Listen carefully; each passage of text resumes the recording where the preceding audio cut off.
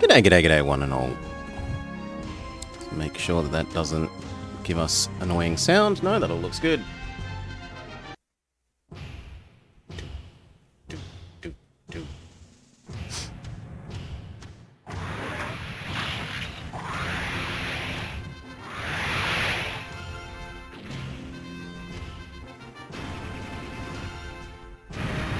What else do I need? I need my Dictator text open.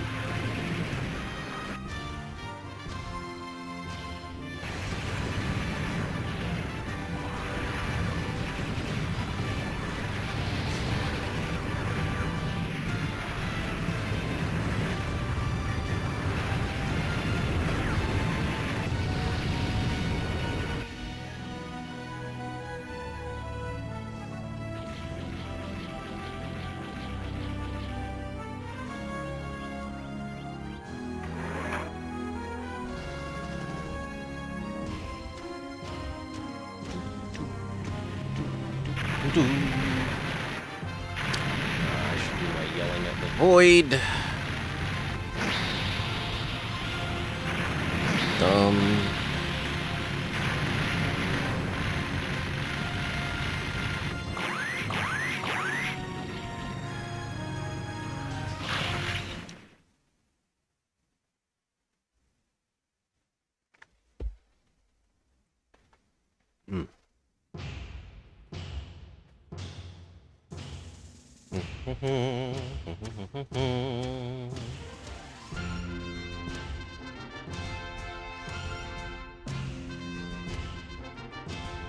Alright, GameCube.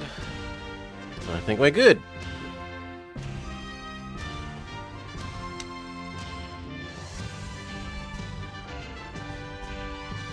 It's maybe a little loud, but we'll see.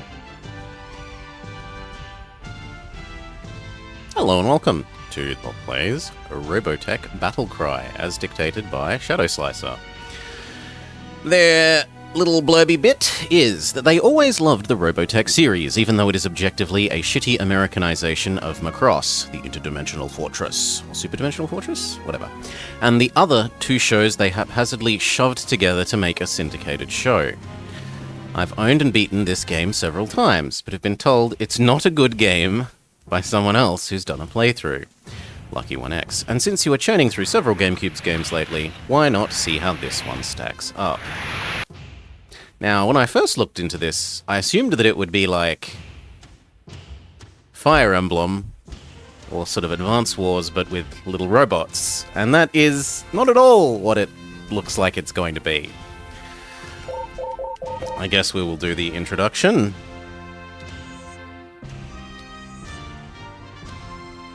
Let's go.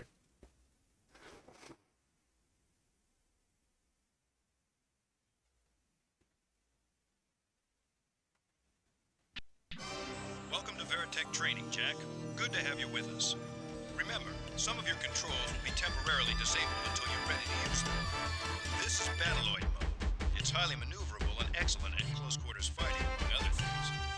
Remember, if you can fly a jet, you can operate a Battleoid. The controls aren't much different. Okay, we can walk forwards. We can turn. It's unclear what I'm supposed to do.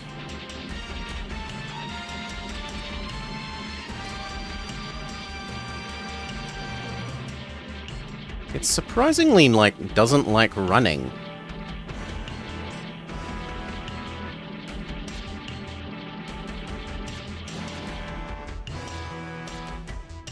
Oh, there's some invisible walls. That's it. See how easy it is? Let's get you familiar with boosting techniques. Boosting gives you an extra burst of speed, which is just what you need for evasive maneuvers. Some more invisible walls. Remember that you can boost in any direction, even when you're strafing. In Battleoid mode, boosting gives you limited flight capabilities. Press the boost button without using the control stick to gain altitude. You haven't told me what the boost button is, game. See if you can land on top of those three structures ahead of you. You haven't told me what the boost button is.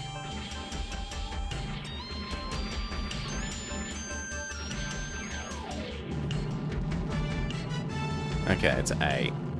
You've got the idea. Jump is essentially Plan boost. on the other platforms. Great. One more platform to go.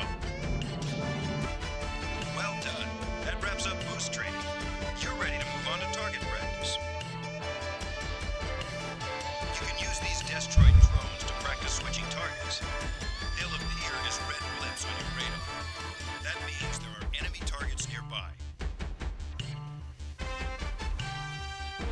Okay, so we're learning to Z target.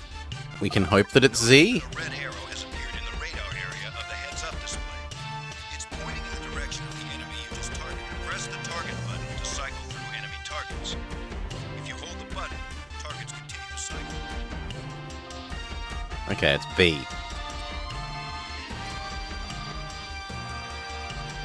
Ah, and you can also change targets with the C stick. It finally actually told us a... Tomahawk drone. Great. Now destroy it by pressing the primary weapon. Take care not to overload I'm your assuming that's shoulder button? No. X? X and Y both seem to do the same thing. Looks like you're getting the hang of this. Let's move on to another exercise. Shooting down enemy missiles is tricky business, but it's a great skill to master. You can target missiles automatically by pressing the secondary weapon button. Get ready. The Destroid is about to fire.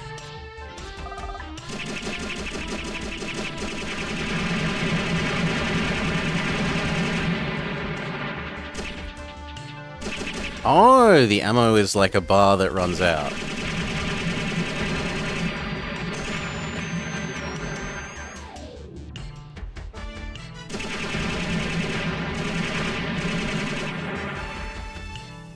I don't know if I did what I was supposed to, but we certainly shot at something. Little sniper trick. It's a handy weapon to use against faraway targets, or if you need to hit something with precision. You can zoom in on a target by pressing R.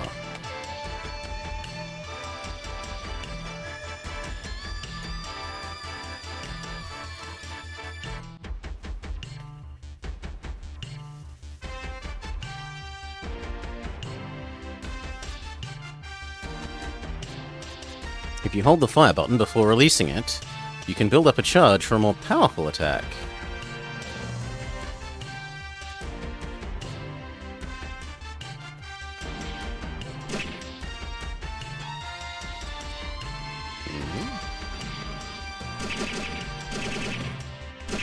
This doesn't seem like...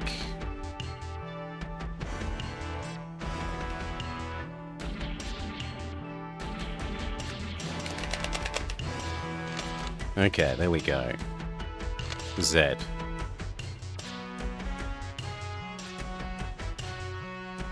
Zoom in and out with the shoulder buttons. That's at least what they said.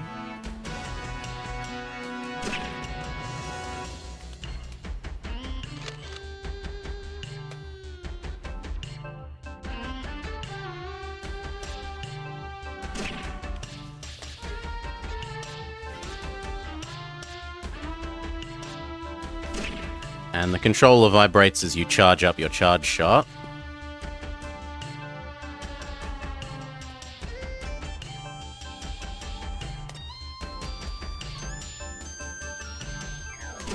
Hail decoy. That's the end of sniper training. This is Mech Warrior first-person shooter game as dictated by Shadow. Continue.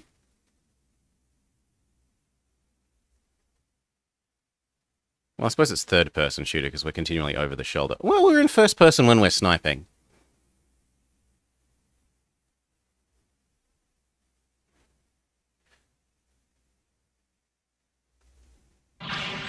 This is the Guardian transformation mode. It has a good mixture of Battloid and jet capabilities. Change your Guardian throttle by pressing up and down on the control pad.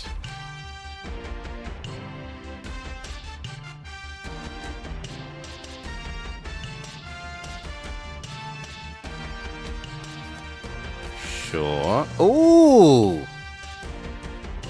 It can fly! Let's practice the controls by hitting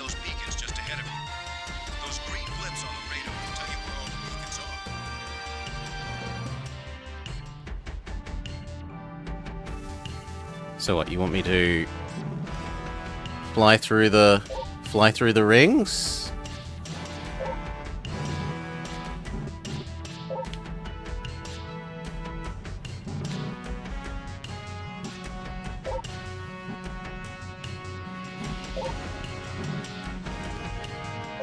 God, the boost makes you go so fast in this mode.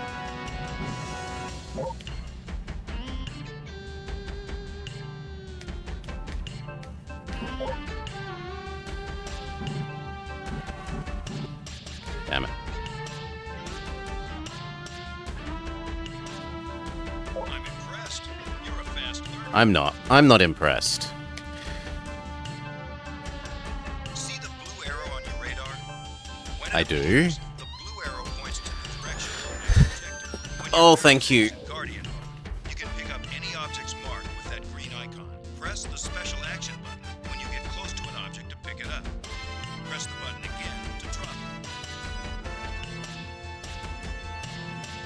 Remember that once you pick something up, you can't transform until you've dropped what you're holding. Yes. Canisters drop them off the landing platform. The D-pad lets you, like, change your default forwards momentum. But I meant more that when you press the A button in this mode, it gives you a huge boost. Now, how am I meant to pick these up?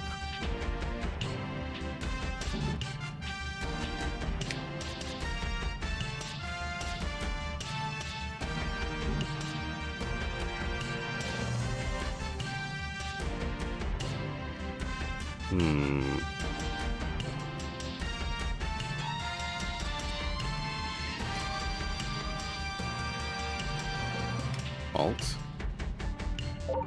Okay. Shoulder button.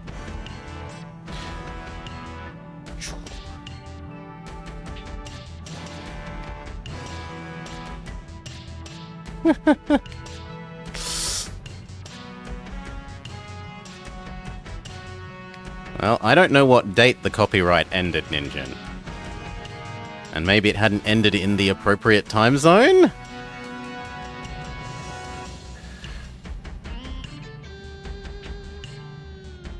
Because it would presumably be based on American time zone.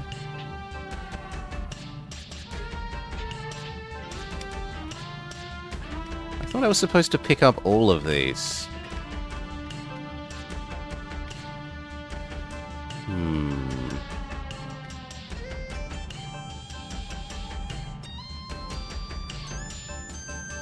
Well, let's go where the supposed place I'm supposed to go marker says.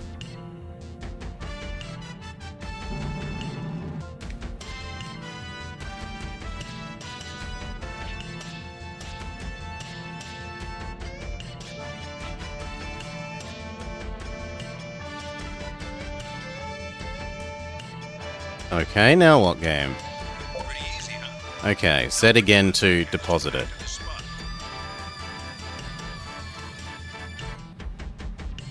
So it's a fetch quest. Pick up thing. Return to home base thing. Deposit thing.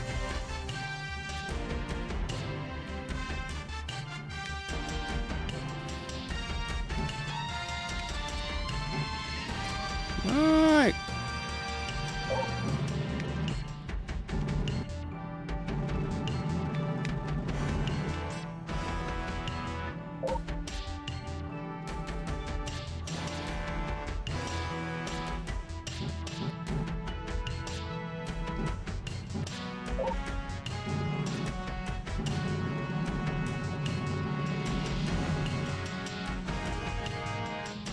Nice work. Done! Now for the fun stuff. Missile practice. The Guardian is equipped with light missiles. They're very maneuverable short-range weapons. You can fire them by pressing and releasing the secondary weapon button. Which they've never actually taught us which it is. Which are represented by those green missile icons you see in the lower left of the heads-up display.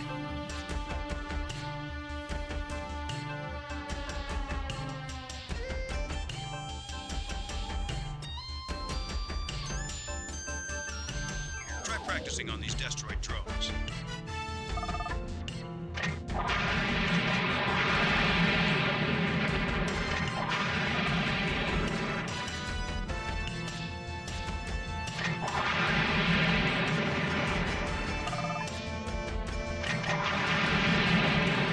Okay, so it's basically a hold down and paint mode. Hold the button down, paint all the enemies you want to shoot, and then shoot them. Man, I think you've got the hang of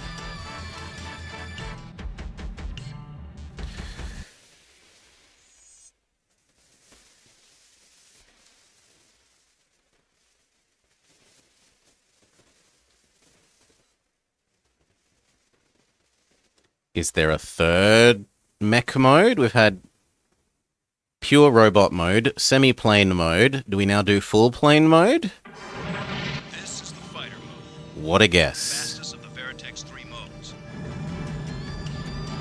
Let's try some simple flight maneuvers. First off, you can boost to increase your speed at any time.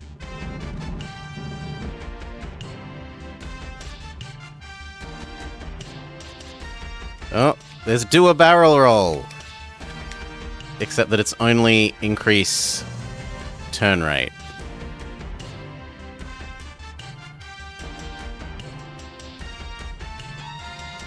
Oh my god, there's actually do a barrel roll, but it's just a boost in the direction that...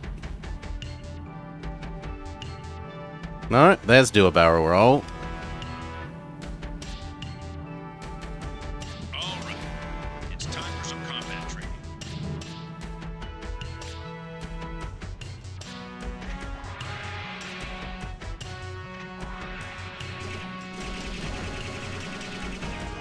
The secondary weapon button launches heavy missiles. They have a greater range and do more damage compared to the Guardian's light missiles, but they're a bit less maneuverable. The special action button launches decoys. They're a good way to keep enemy missiles off your back. Practice your weapon systems by taking out those Veritech drones. Don't worry, they're harmless.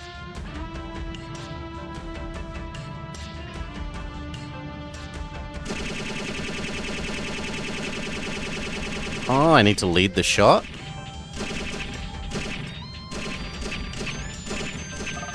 Yeah, you need to lead the shot. And it conveniently tells you where you need to lead the shot, which is quite nice. Great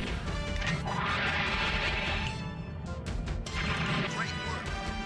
Now let's see how well you do against some of the live enemies. These drones have live ammunition, so stay on your toes.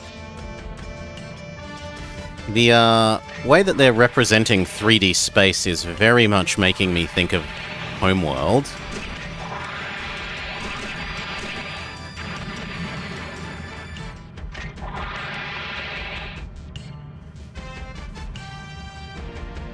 The 2D plane with then a little line that boosts up or down for depending on the height of the enemy in the 3D space.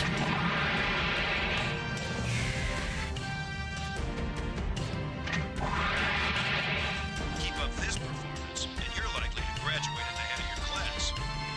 This ends the fighter training session. It's probably one of the better ways to do 3D space with a 2D minimap. A lot of games have done worse. There is no continue. There is no continue. We're allowed to save, though. Jack? Sure, why not? Quit. And we start the real game. I assumed there'd be a spacecraft mode as well. Well, let's get going. Booby trap. Wait, what? Oh, you can customize it. So do I want speed? And... I mean, that one just seems better. It has less armor, but it has more of everything else. My name is Jack Archer. And I'm a pilot of the Robotech Defense Force. I was born just before the global war. My parents died soon after the war began, so I had to learn how to survive on my own. Sometimes I wonder what kind of person I might have been if things were different. It's one of my darkest fears. If you took the war out of me, would there be anything left? The global war had been going on for a long time. All the experienced pilots were dead. My government was desperate, and the draftees started getting younger and younger. I needed a way to escape all that misery on the ground. so I didn't mind much when I got drafted. Flight training came easy to me. It was like I was meant to be a pilot. They said I had a rare talent, but somehow I didn't see it that way. After a few years, the government dissolved. I became a mercenary, hiring out to any nation that could afford me. So we're Star Fox. Fair. Just so long as I stayed up in the clouds where I could forget about all the troubles down on Earth. The war ended in a single day. All it took was a miracle. A gigantic alien spaceship broke through hyperspace on a collision course with the Earth and crashed into a small island in the South Pacific called Macross Island.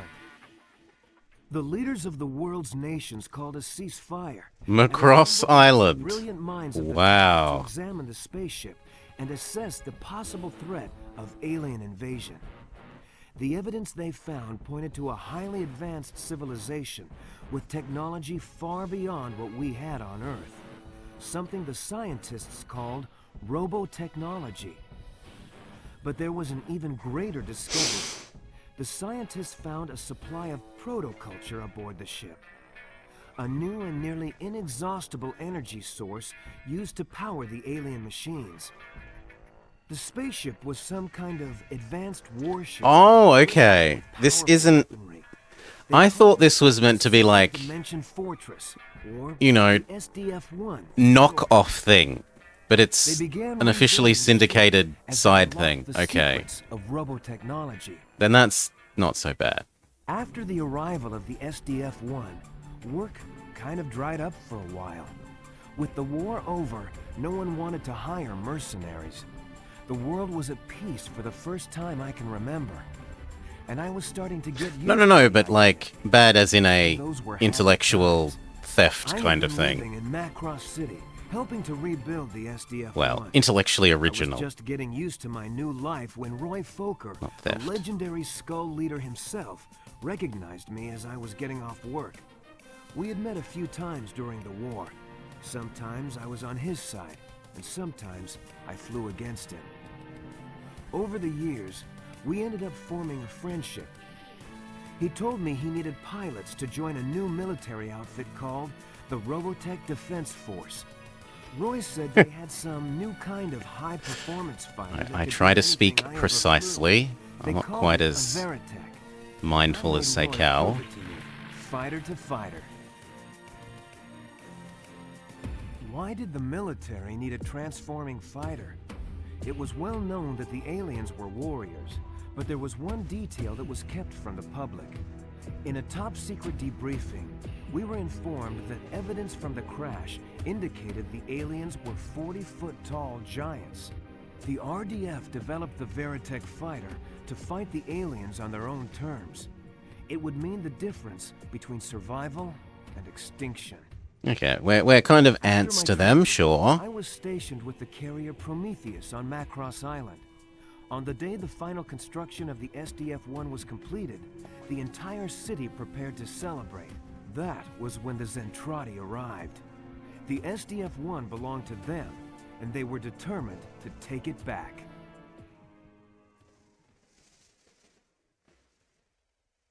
On the day the people of Macross Island were celebrating the completion of the SDF-1, the alien Zentradi arrived in Earth's orbit, determined to take back the space fortress.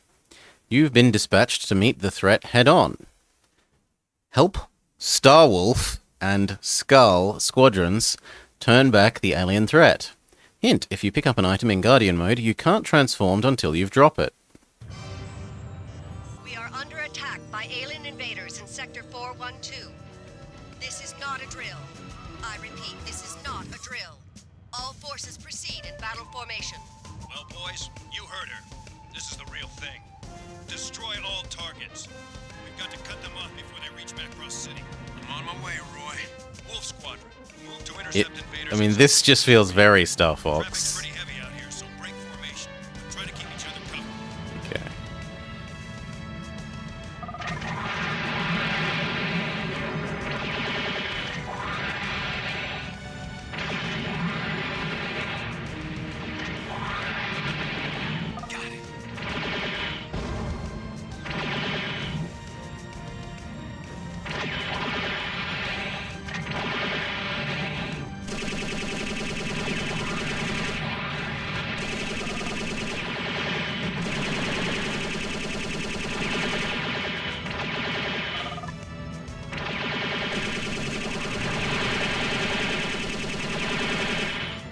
least they aren't continually asking for me to save them.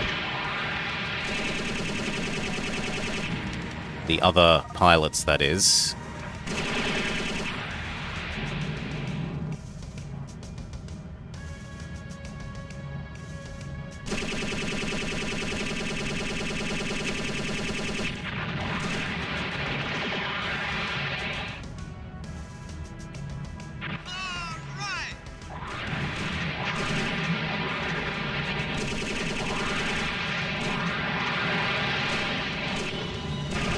Whoa. Ramming speed is acceptable, seemingly.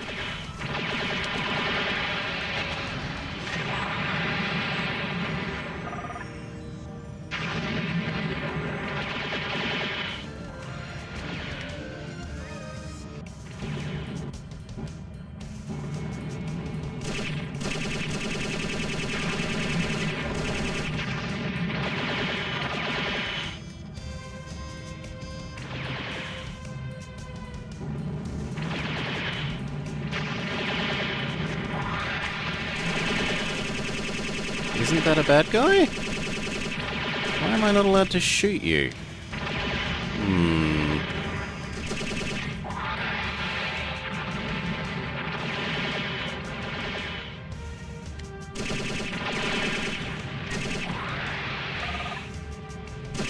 And the other fighters seem a lot more useful than in Star Fox,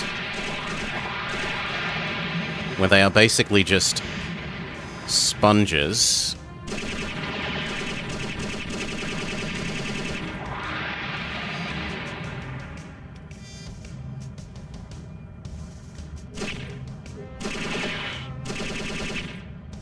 I mean, we were told to shoot fighters, so I'm shooting fighters.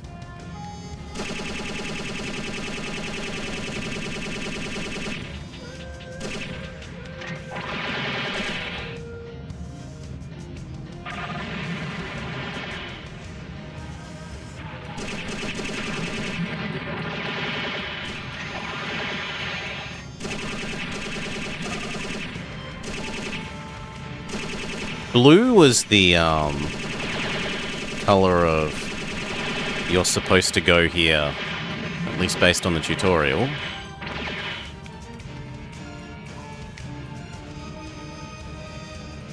For the minimap.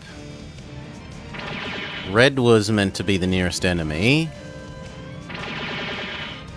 Well, the enemy that you have Z targeted. Oh my god. Fine, let's go. Make some distance between us so that we stop just crossing each other's paths like that.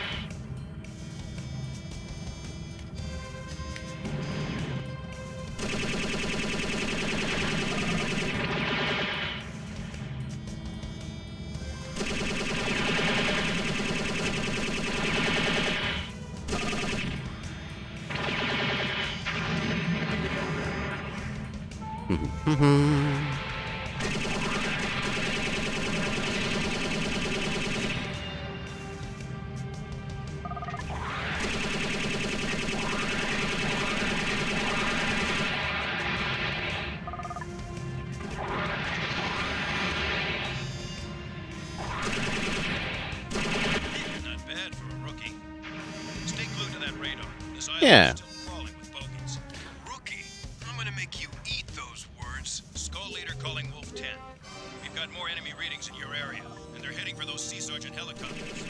Get up there and intercept them. I'm on it.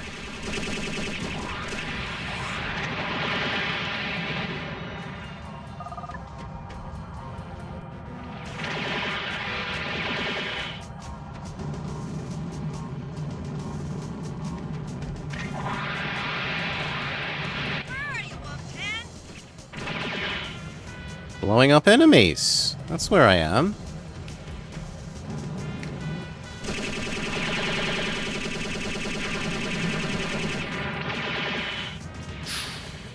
We're under heavy fire. Why am I suddenly not a plane? No. Why am I suddenly not a plane?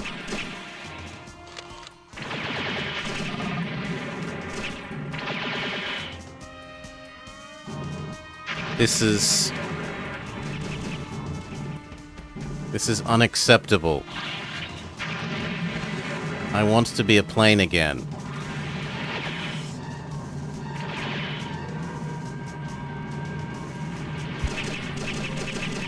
Well, I suppose I can live with being a semi-plane.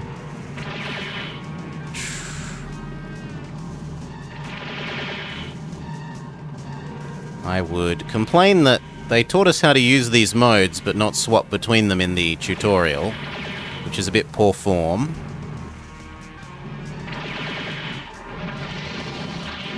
Ah.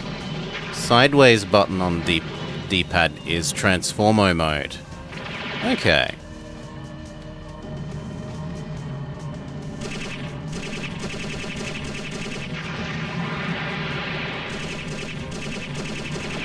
Wolfpack, we need help.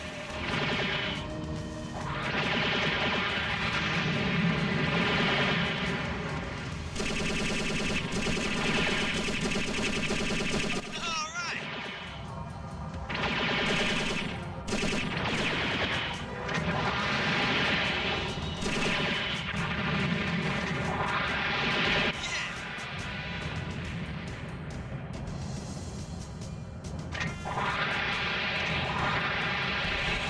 Skull later to crew.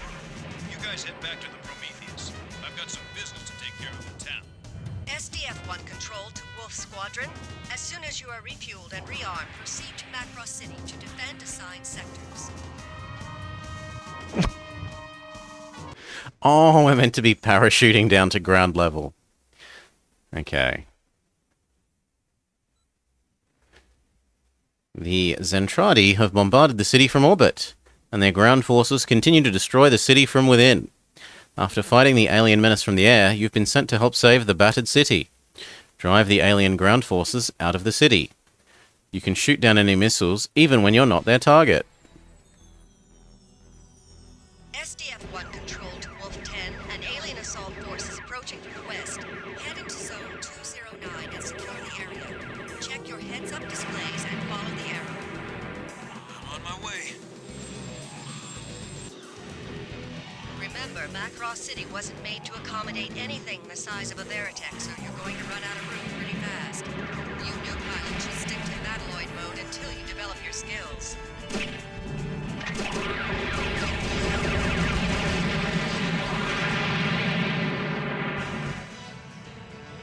Not sure I like the maze-like nature of the level, but okay. I mean, it does feel city-ish.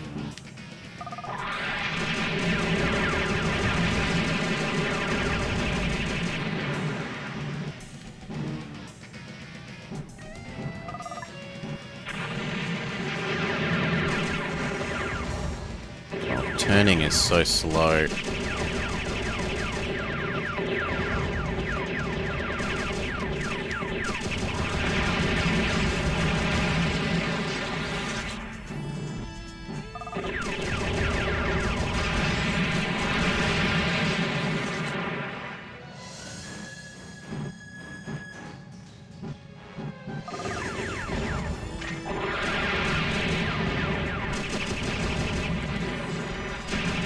Okay.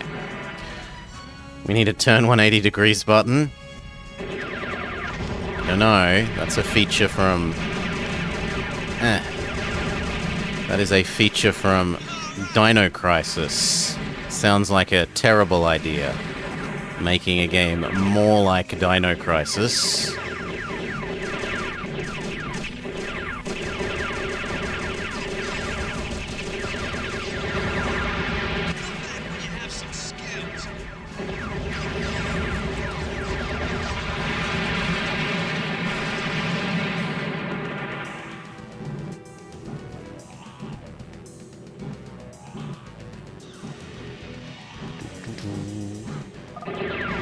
No, the B button was the paint the targets thing, but there doesn't seem to be a lot of reason to.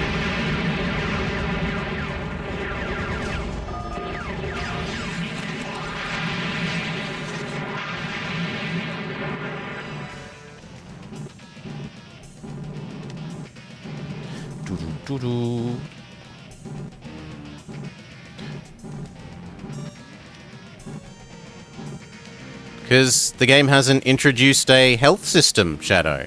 Right? It hasn't taught me what health is. As far as I'm concerned, I have infinite health. There doesn't seem to be a reason to not face tank. If there is, it hasn't actively taught it.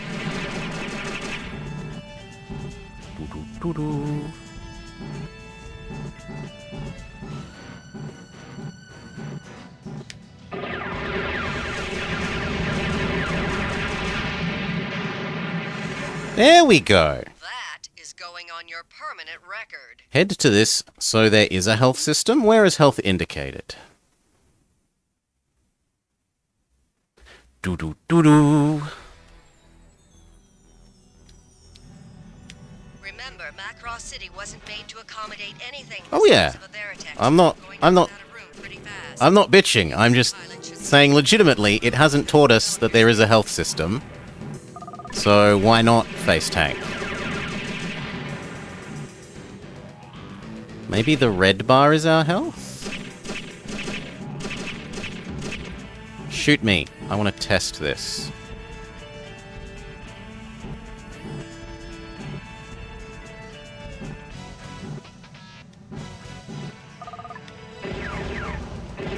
Okay, red bar is our health. In which case, why even fight the enemies? If we're told to get to a place, can we not just go straight there?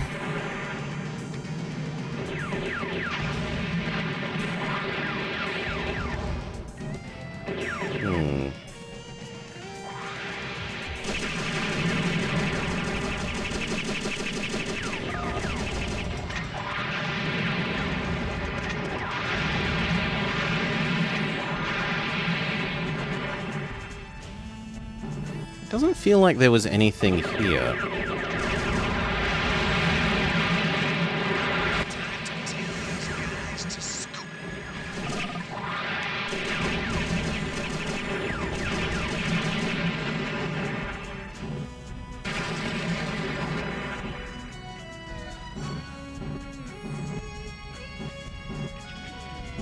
I wonder how you recover health. Are there, like, rings? Are there Star Fox 64-esque rings that you...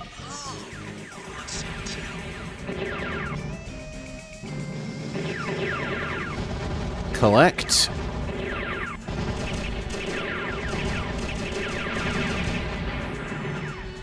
It might just be you have to not lose health for the whole level.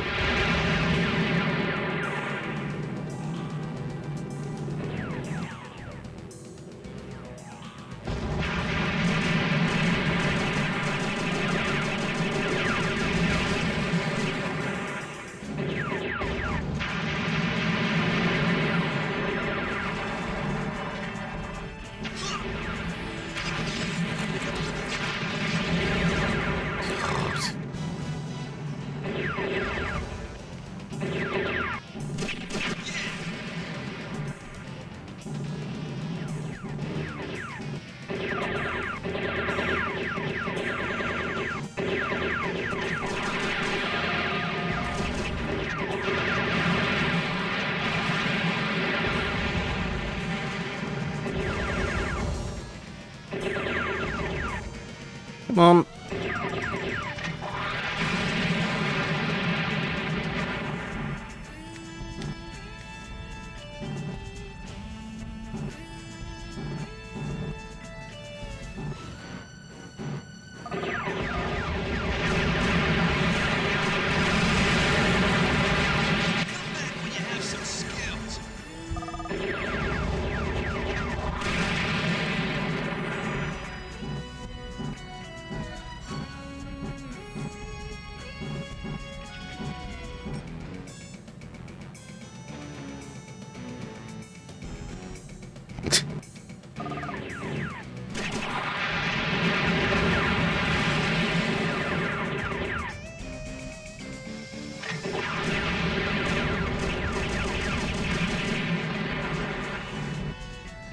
Am I just meant to endlessly go towards the blue thing until it... like...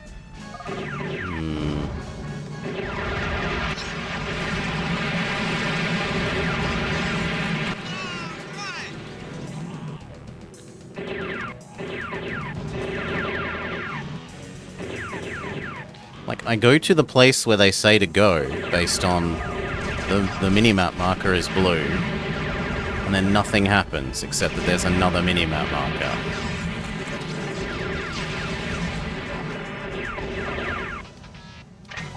Looks like you've got this area under control, Wolf 10. There's a group of destroids requesting backup in Zone 214. Head over there and give them support.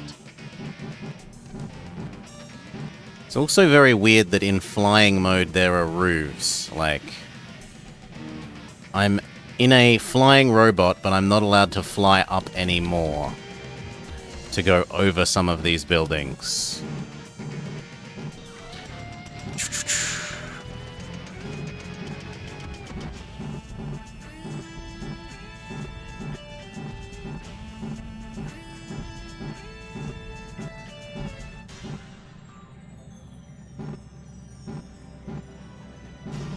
Enemy battle pods approaching.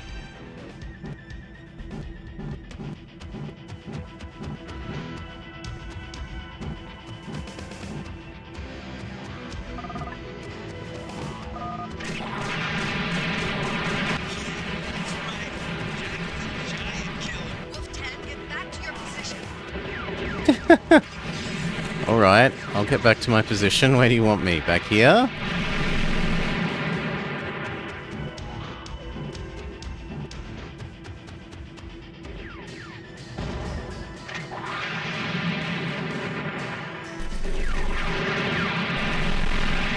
At least my friends seem to be tanking some of the shots.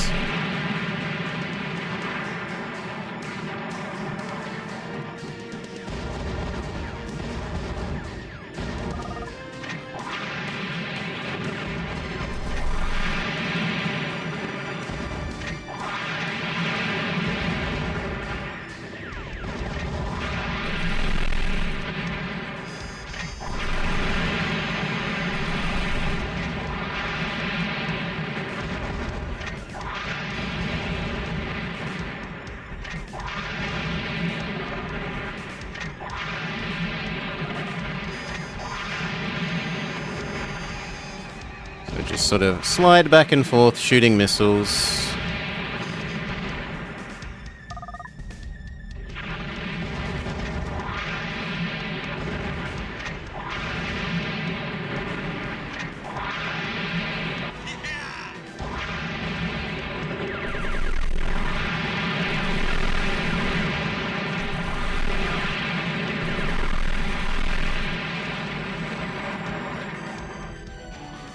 How long am I supposed to guard this point?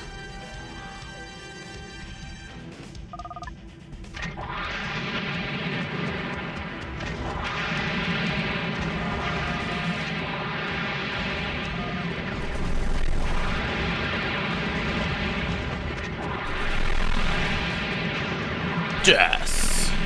Stay focused, Wolf 10. Protect the destroyed units in the zone. I mean, I thought I was doing that.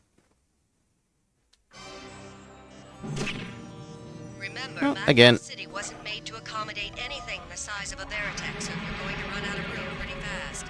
You new pilots should stick to Battloid mode until you develop your skills.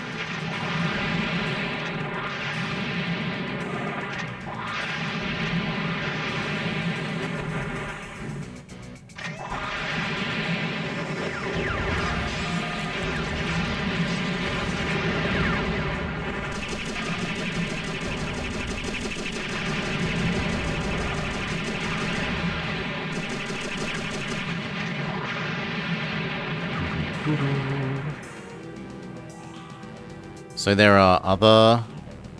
Is this game on other platforms where you can fly over all the buildings?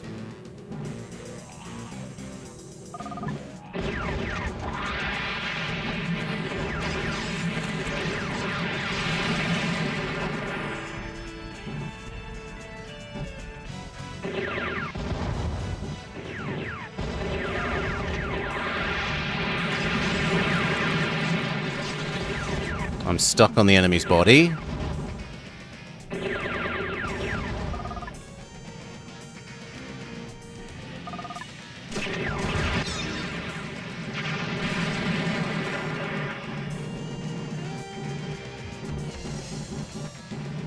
Buildings we don't clip on, but enemy bodies, immovable object.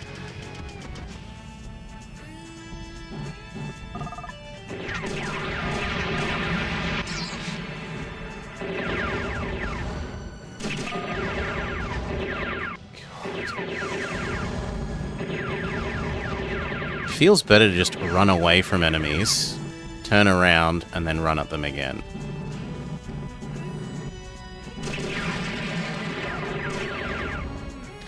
Hail, fish lips. Welcome, welcome. I hope you had a nice time with your, what was it, Skinner, Stalker, something? Something where you're basically just not...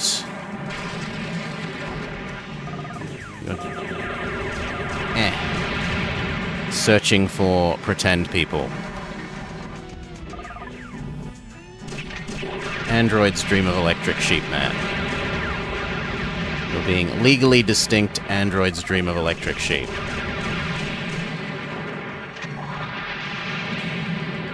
With little robot helper. With cute little robot helper. Well, cute. He is at least a robot helper. Cute a bit more arguable.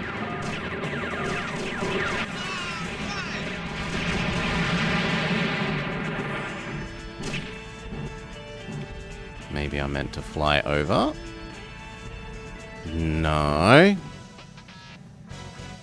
But there's an enemy there.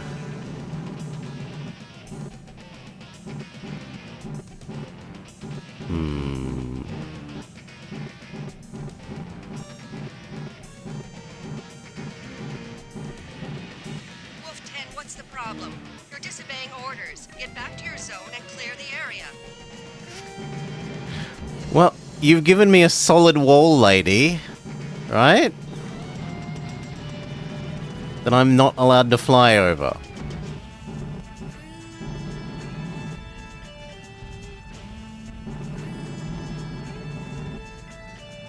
Ah, there's this one little bit that's low enough to fly over. Fair enough.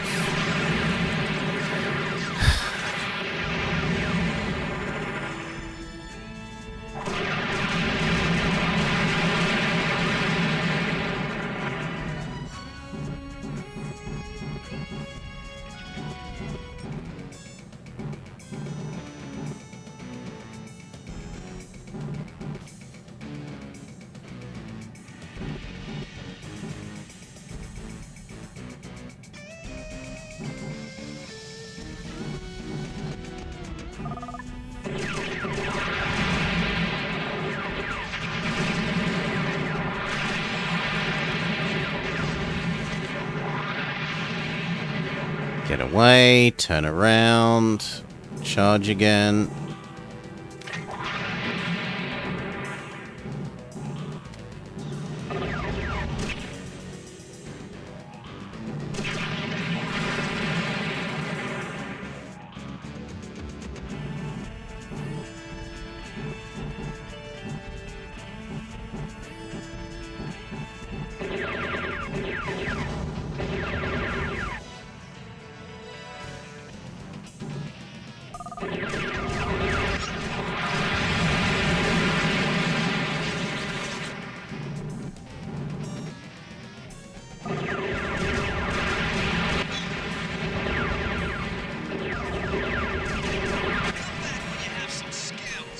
Looks like you've got this area under control, Wolf 10. There's a group of destroids requesting backup in Zone 214. Head over there and give them support. Okay. This was the power plant thing?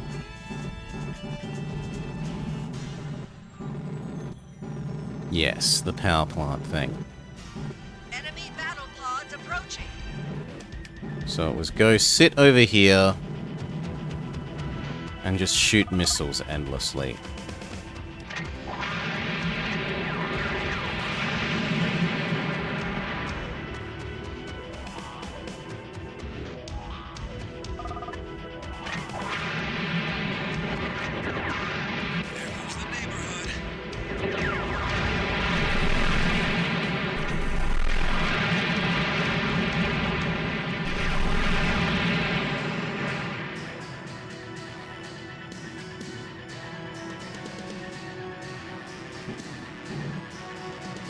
I didn't want to go that far forwards.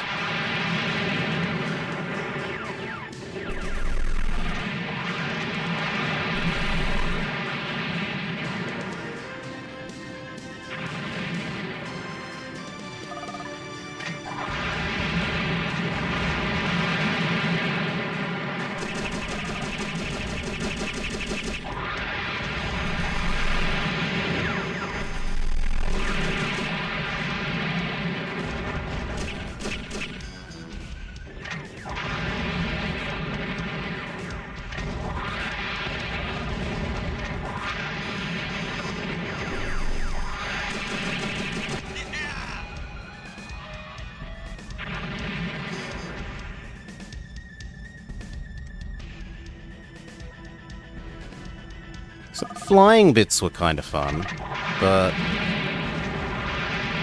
this just sort of strafe back and forth and wait for missiles to recharge is a bit meh.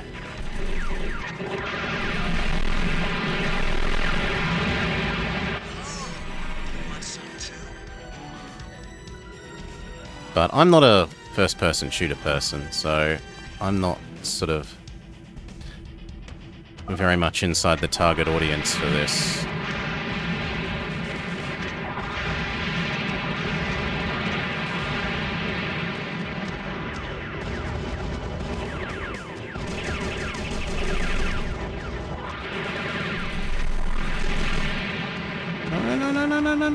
No, I want to be behind my friends. Behind my friends.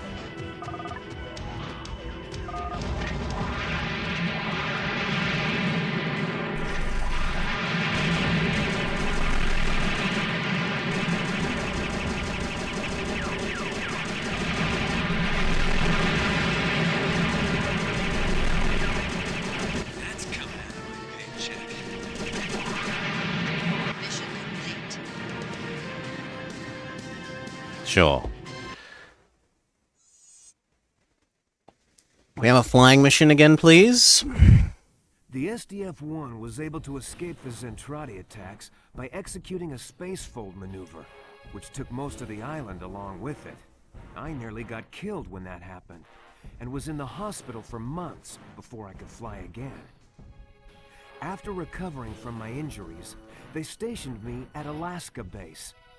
All my friends from the Academy were on board the SDF-1, and I wondered if I'd ever see them again.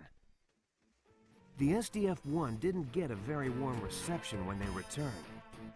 The United Earth government flatly refused to help them.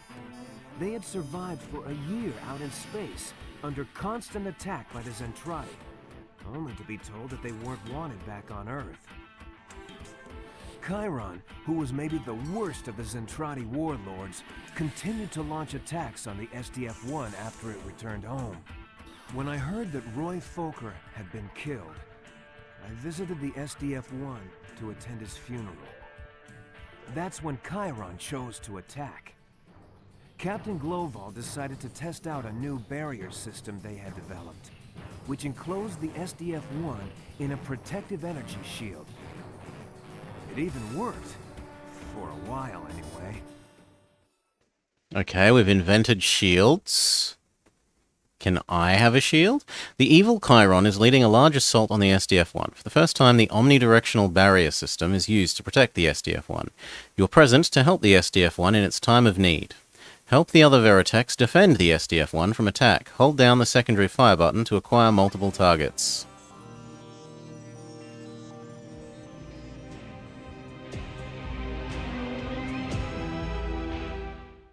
Lego robot. It's good to see you again, Jack. I wish it were under better circumstances. You just worry about those fighters. I'll try to keep you out of trouble. Yay, we're a plane. Yay.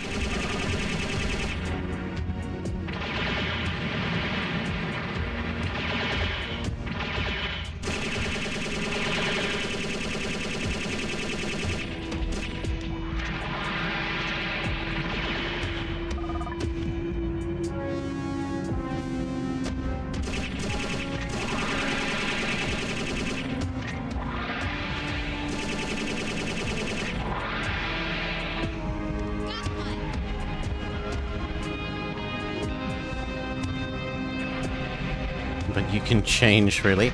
As in, we're doing a in-the-sky mission. Right? Like, we're actively supposed to be a plane.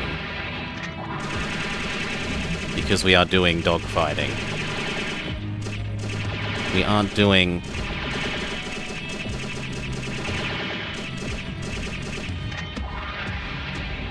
We aren't doing escort quest / be annoyed by being told to get somewhere that is behind a mostly invisible barrier that has one little bit that is not too high to go over.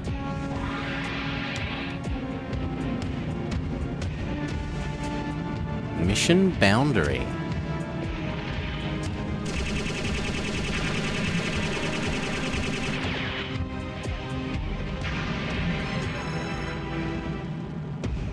Got one. Am I good or am I good?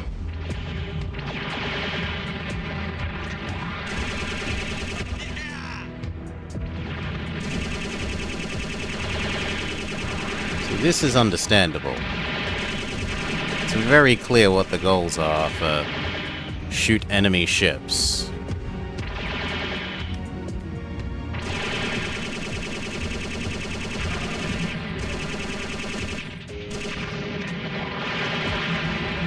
Come back when you have some skills.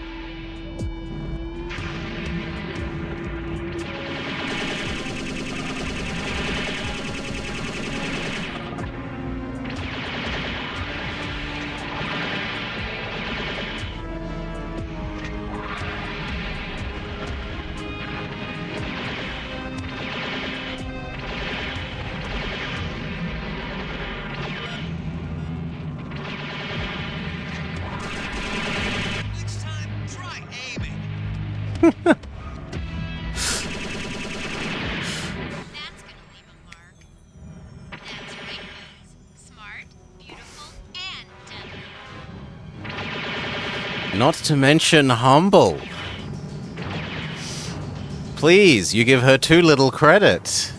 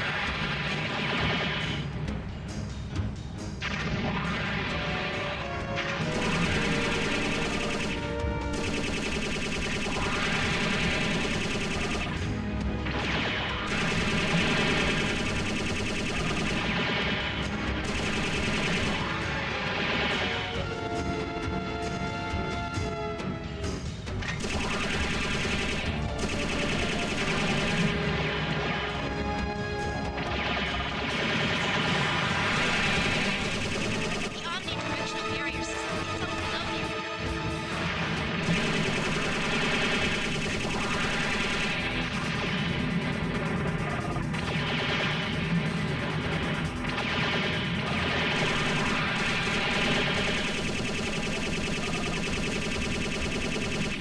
Attention, all Veritech fighters. Emergency. Evacuate the area immediately. The barrier system is about to chain react. You've got to get away from here quick.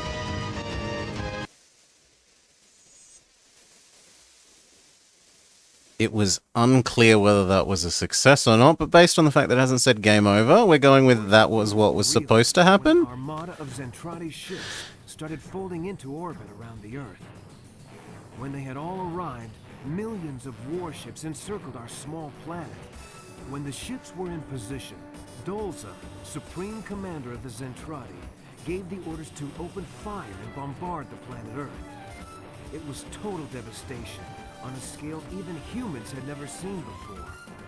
In seconds, everything I cared about was gone. If the SDF-1 had never arrived on Earth, billions of lives might have Delete been Seattle. saved.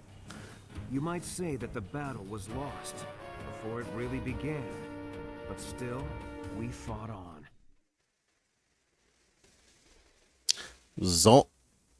Dolza, commander of the evil aliens, surrounds the Earth with an armada of 5 million vessels and proceeds to fire on the planet. You and the RDF, not the EDF, even though it has that feel a fair bit, are fighting a last desperate battle for survival. Assist Wolf Squadron against the immense evil alien armada. The Guardian fires light missiles. They are more maneuverable but do less damage than the fighter's heavy missiles. This is Alaska Base. Squadrons, prepare for battle. Wolf Squadron, see if you can keep those fighters occupied. You've got to keep them off the SDF-1 until the final attack. No, I want to be a plane. How are we supposed to win against a force of this size? There must be millions of ships out there. Yes, let me be a plane. Good. Why anyone would choose to not be a plane at any time.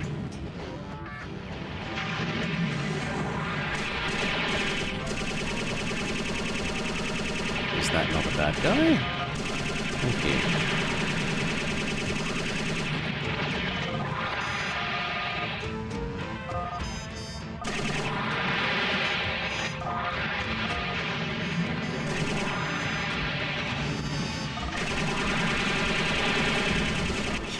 That's right, Jack the Giant Killer.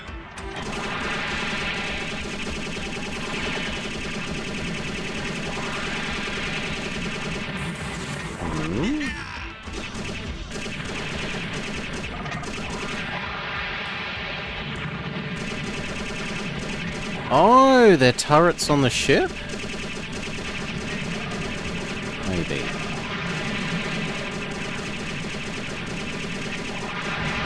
Next time, try aiming.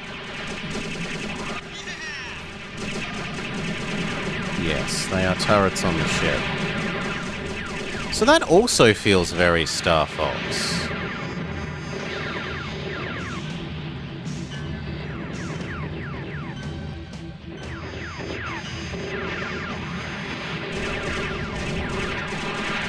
Come back when you have some skills.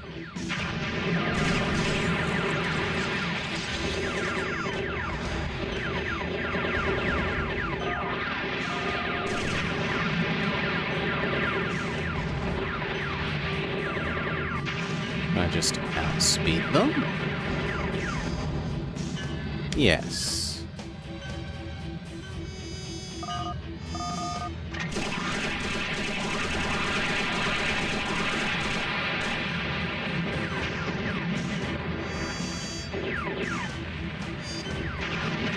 I mean in terms of like the big spaceships with little turrety things that you shoot at them to blow them off. In terms of that it feels very like Star Fox. Like this is the get through the enemy armada level. The second line has been breached, etc., etc.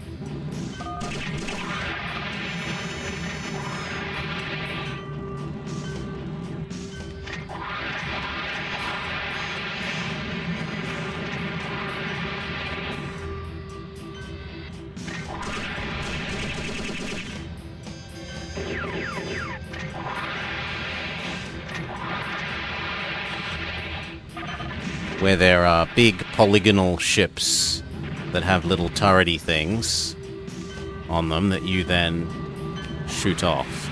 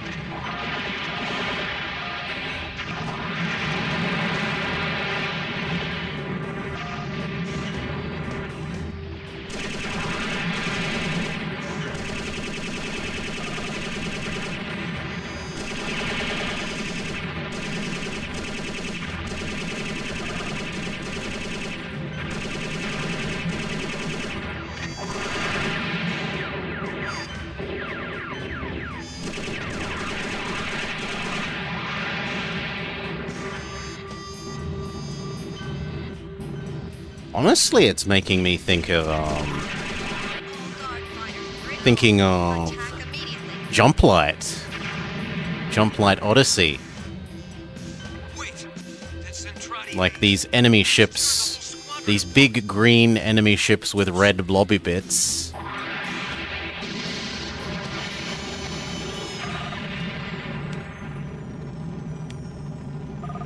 These things.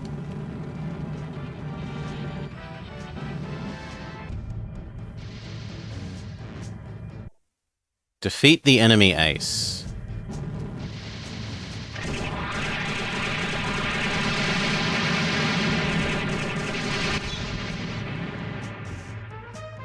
Who can understand the mind of a combat pilot? Okay.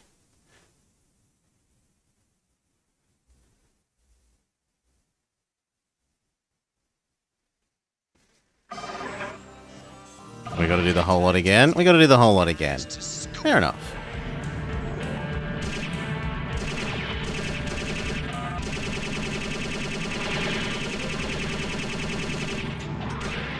Now our next question is going to become, is it a case of you have to kill X number of enemies before the boss shows up?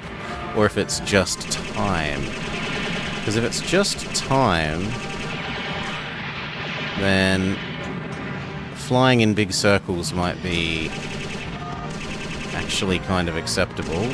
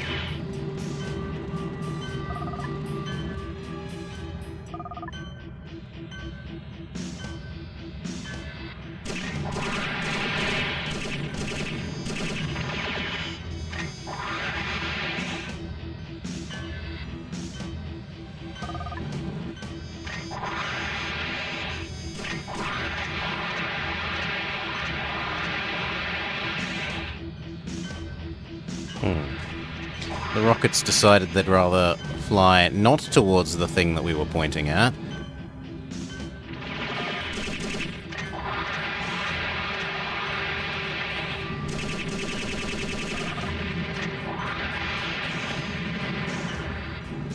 Which is a bit frustrating.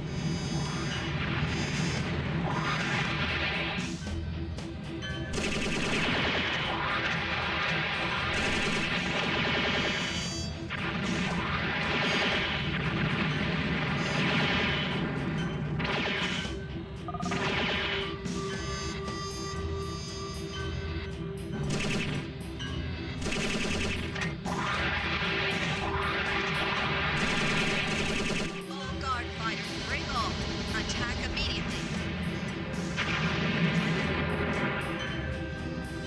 Wait! That's Zentradi Ace. She's tearing the whole squadron apart. We've got to do something.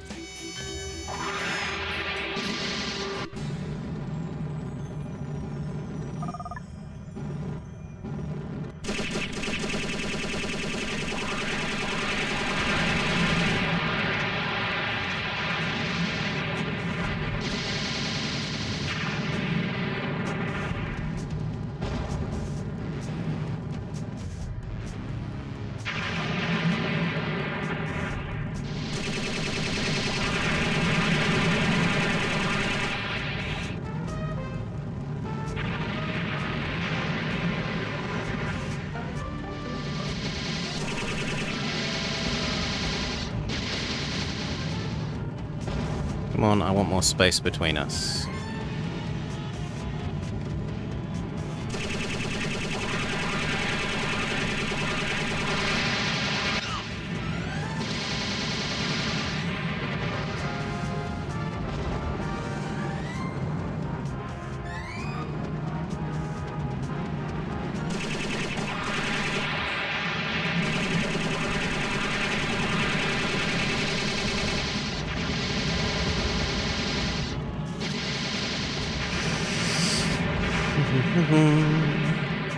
The enemy mech is better in every way.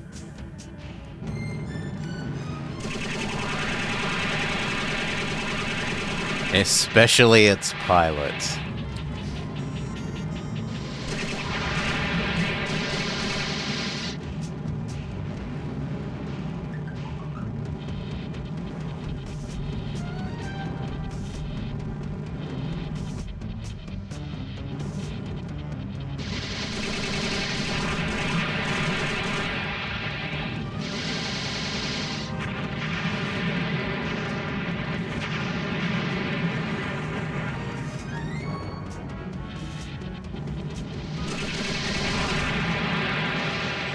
God.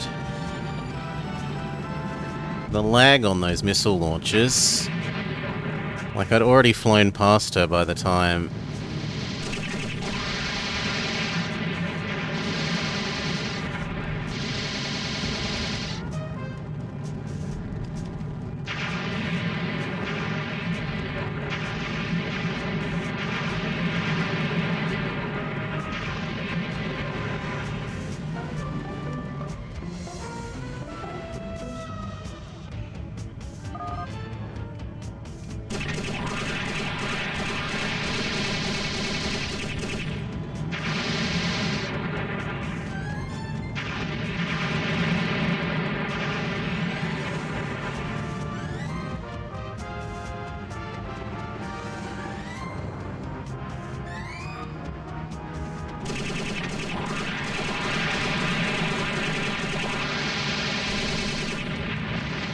Yeah, they got some done. But we're not winning the exchange. You can do a quick turn by switching to mech mode and switching back.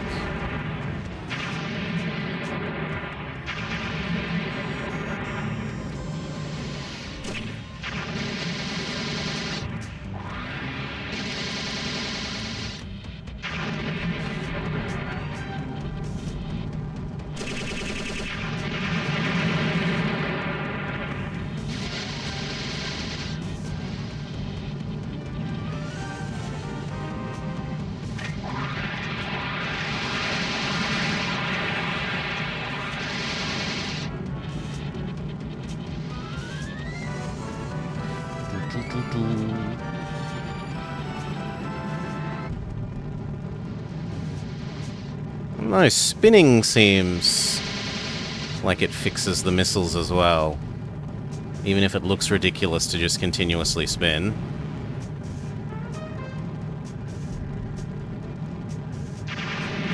Well, maybe not. How do I tell how many of them I have?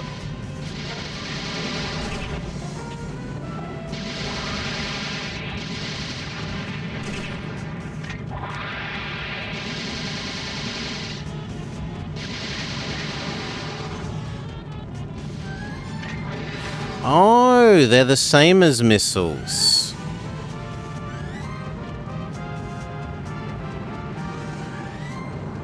Yes, they use the same ammo.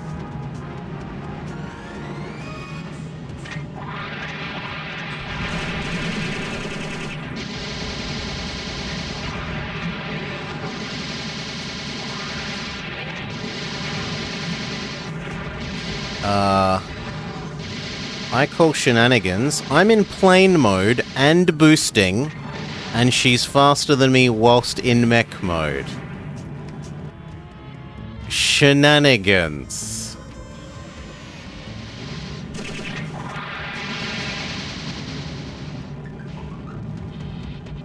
That is some strong imbalance.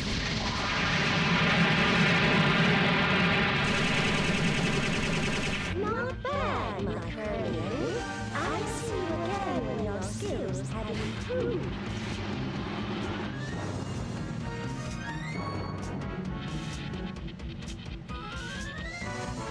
Does this count as winning?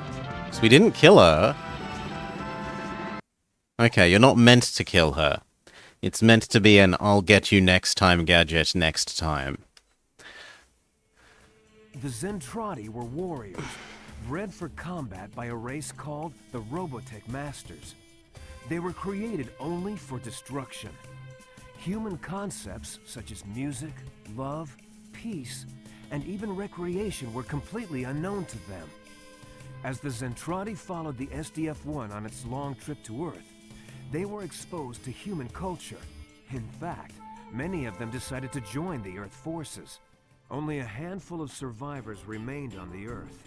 With limited food and resources, the people endured terrible hardships as they labored to rebuild what we had all lost. Shortly after the What happened to the millions of ships in orbit? Phase 6. As luck would have it, my friends Hiro Ishii and Izzy Randall had also managed to survive the war and now served alongside me at the base. Commander Helena Chase was the senior officer at Base 6. She was kind of a taskmaster, I guess, but like all The millions of ships that were blowing up everything in orbit left for no reason. to begin again. While on duty, most of my time was spent running patrols out in the wasteland, looking for any signs of trouble. There was a shortage of food, and it was hard to get replacement parts for my Veritech. But I soon discovered that trouble was one thing that would never be in short supply. You see, millions of Zentradi had now been assimilated into human society. And just like humans, we shared some of the same flaws. There were renegade Zentradi who simply couldn't live peacefully with humans. Many of them became scavengers, wandering the wastelands and raiding human settlements when they needed weapons or supplies. Due to this new threat, the Robotech Defense Force was called upon to protect the scattered communities all And over now the it's Attack on Titan, because there are like giant people. A band of Zentradi scavengers have been preying on the town of Greystone, and they are becoming more violent with each new raid. You've been assigned to track down the scavengers and remove the threat. Clear them out and destroy their munition stockpiles. Earning medals will unlock special items, such as new designs and versus missions. A Star Fox! Star Fox! Oh, if you get enough medals, you get to use a different vehicle in versus. Wolf 10 reporting in. I'm entering Ambush Hills. Roger, Wolf 10. Renegades and Trotty are known to be camping in these hills. They've been raiding Greystone for the last few months now, and the town needs our help. area of scavengers and make sure you destroy their munitions. Without weapons, they won't pose a threat to the town. Sounds great. So, why do they call it Ambush Hills again? Commander? Do you really want me to spell it out for you?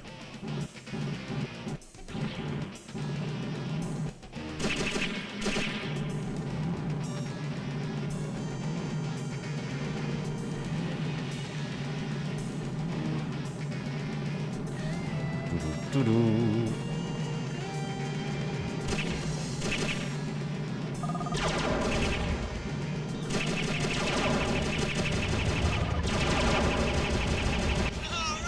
Yeah. Very little interest in being first-person shooter, man. Can I become a jet? Thank you.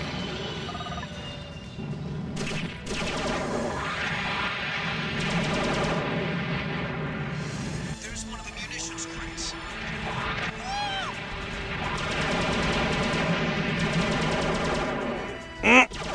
You're not allowed to be an airplane anymore.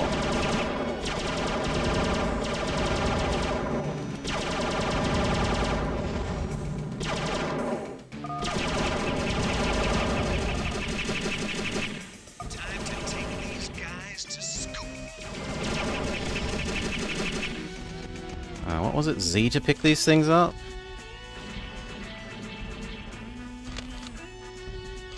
No? I thought I remember Z being pick up things. We have to shoot them? Hmm.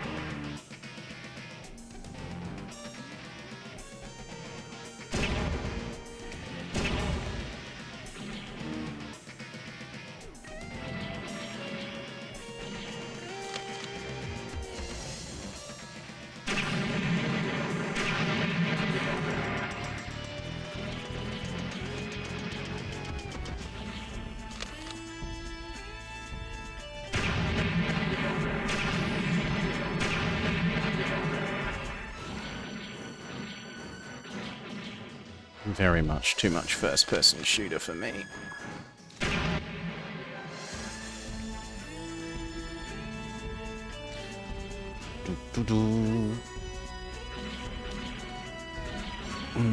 Become an airplane again, please.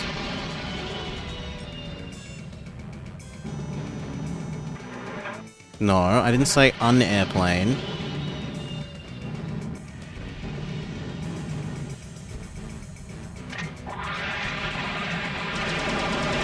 Now I can un-airplane.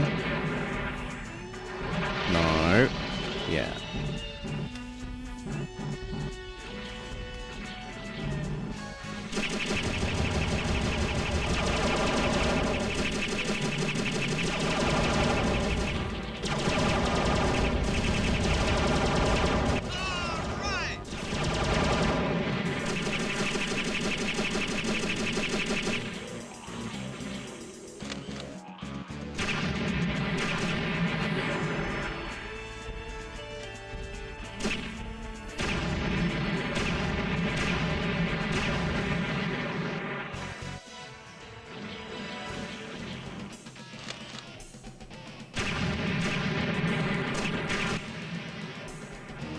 Oh, it's not boxes, it's number of caches.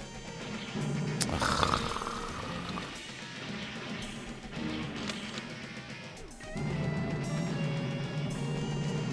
Well, become airplane.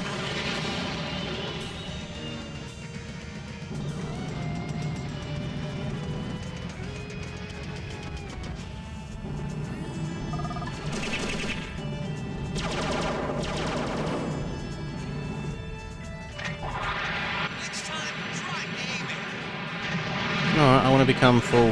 Yes, Full mech man.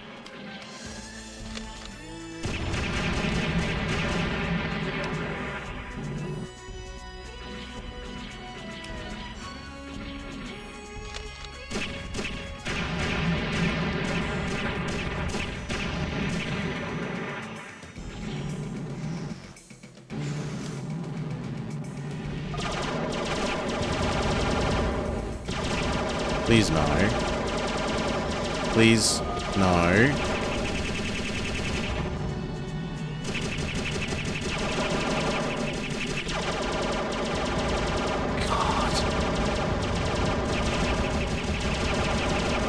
Come back when you have some skills.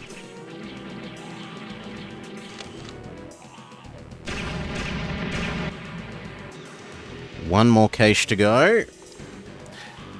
But we have effectively 0 health.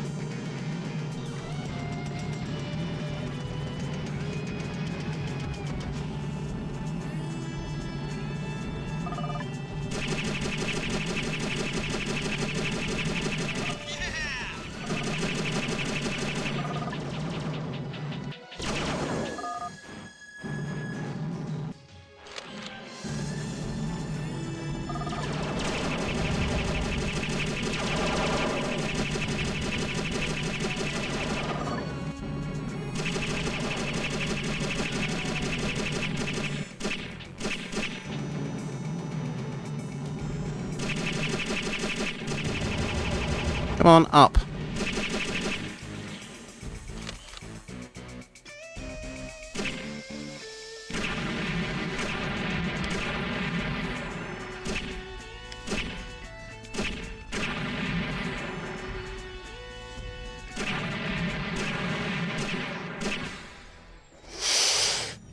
Wolf 10 to base. I've destroyed all their munitions, but I was expecting a lot more resistance. I was expecting giant people. Judging by the reports, there should have been more Zentradi activity here. Why don't you swing by Greystone and make sure the town is safe?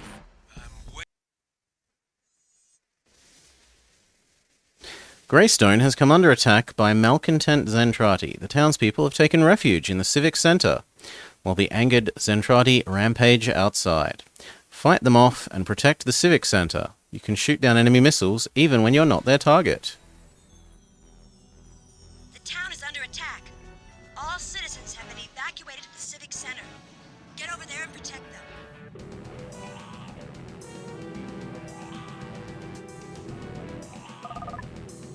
Good lord, no. Absolutely do not be semi-plane mode. Anything but semi-plane mode.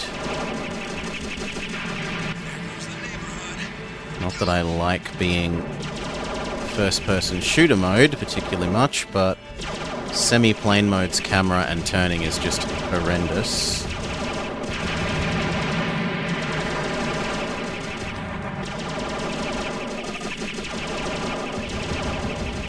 That's coming. Check.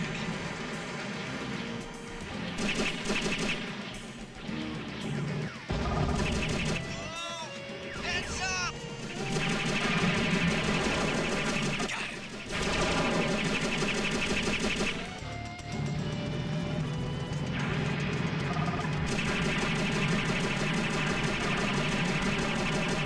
Time to take these guys to school. Stay focused, Wolf 10. You're leaving the target area. It's not allowed. Watch it.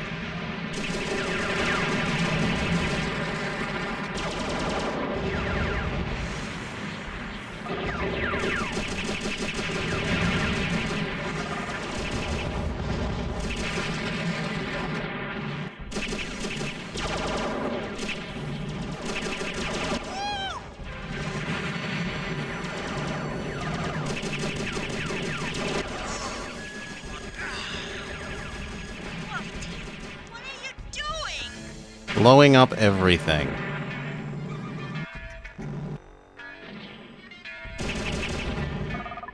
Let me through. Let me through.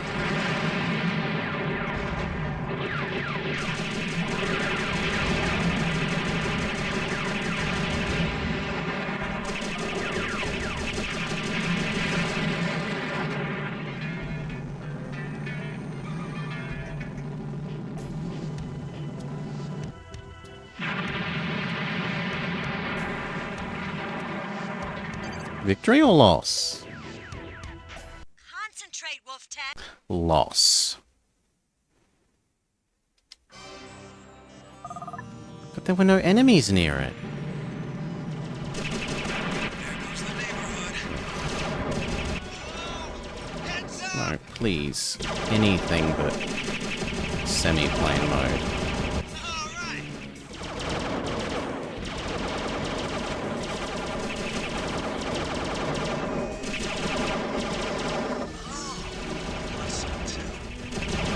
Come on. Target them. Watch it.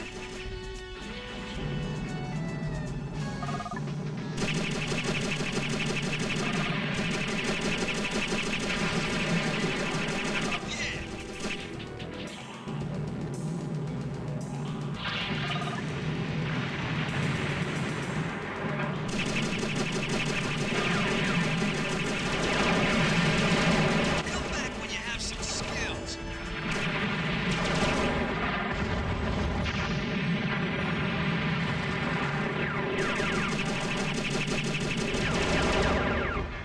Time to take these guys to scoop.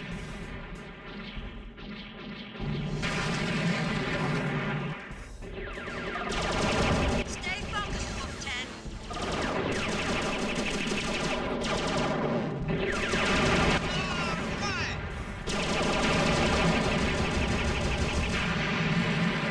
Come on. I want to go intercept them. Quit getting snagged on their body.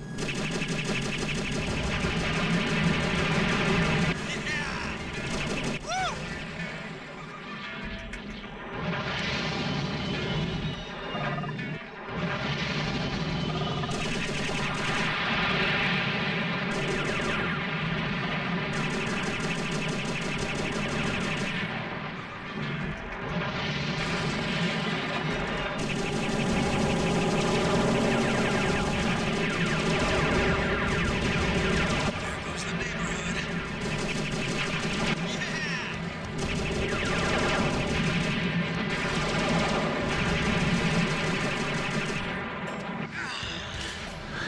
Wolf Tech, what are you doing?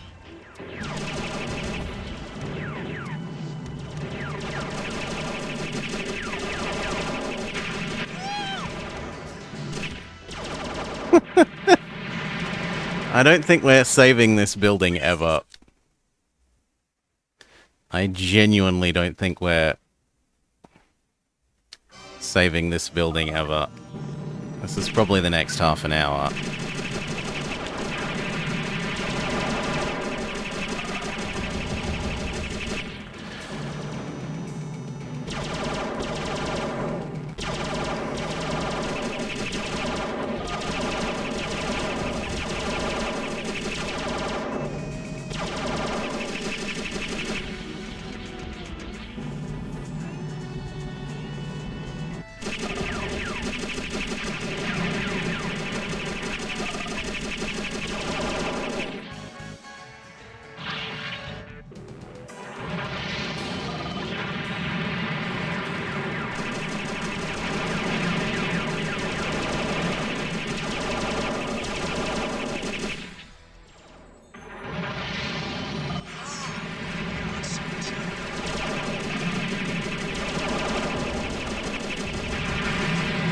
Come on.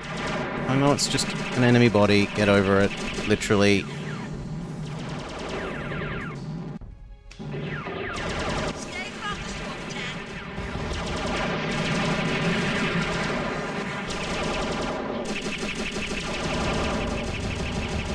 Watch it. Time to take these guys to scoop.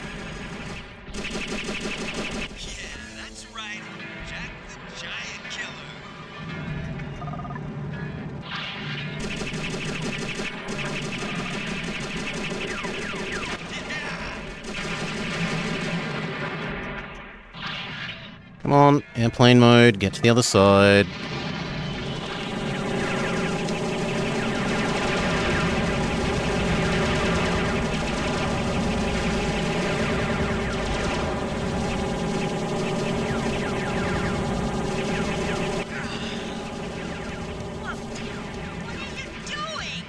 Killing the robots.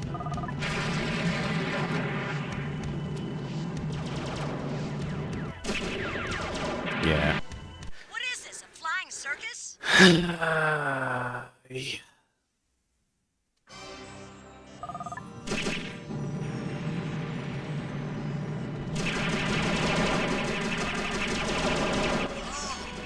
want some too?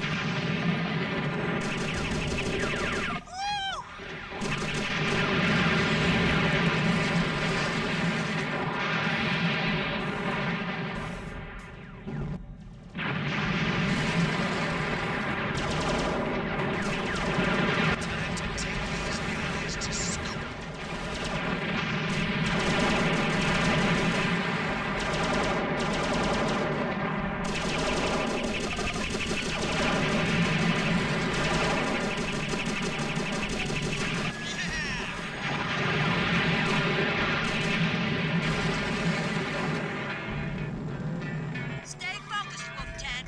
There goes the neighborhood.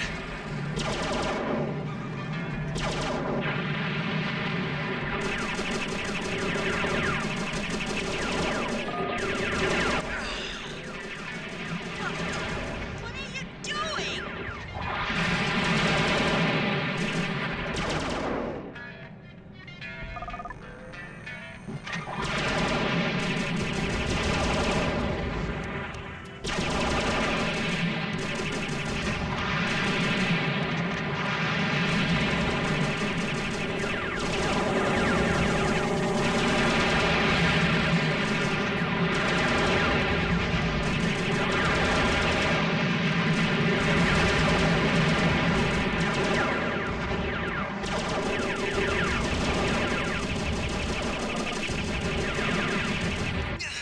Man, that building came out of nowhere.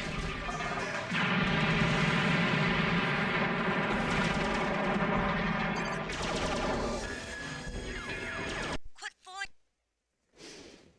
Well, at least we've only got 20 more minutes of this. Of escort the building quest level.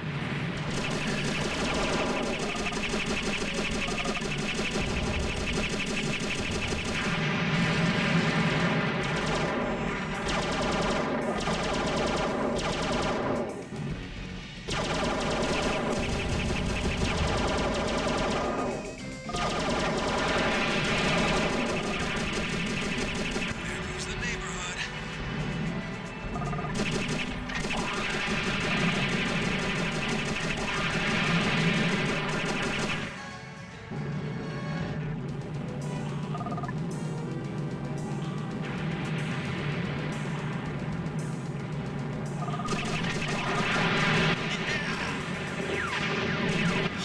That's right. Giant killer. Stay focused, Wolf 10.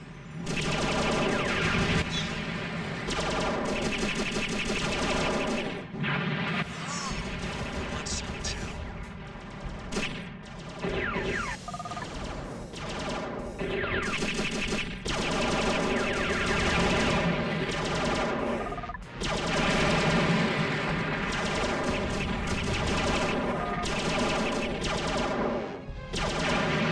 Be on the ground.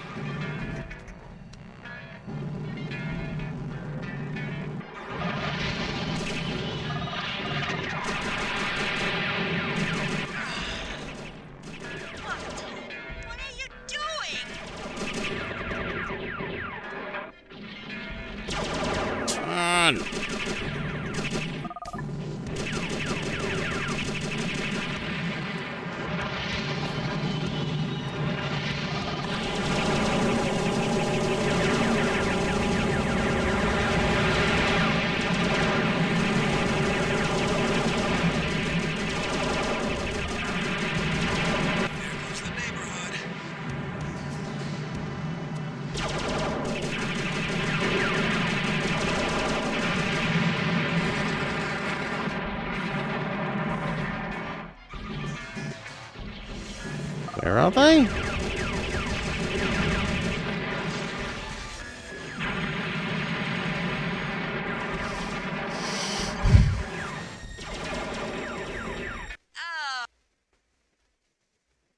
What if we try being only plane, then?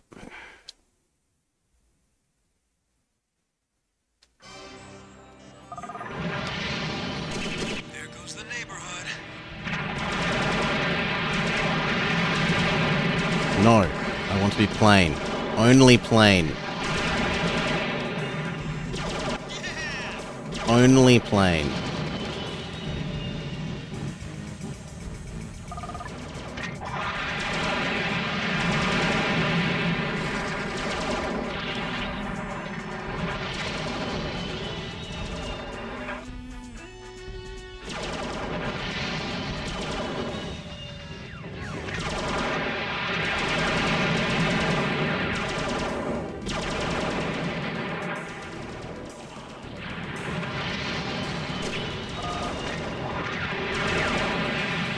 Stay focused, Wolf 10. No, only plane does not seem like the solution. Time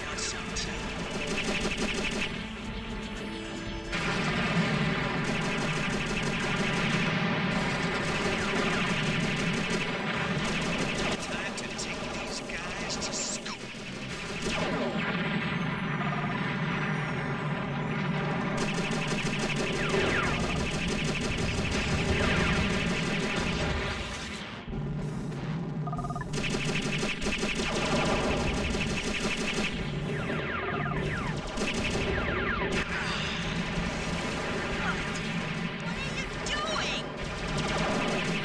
Making the ground flat so that enemies can't hide behind things.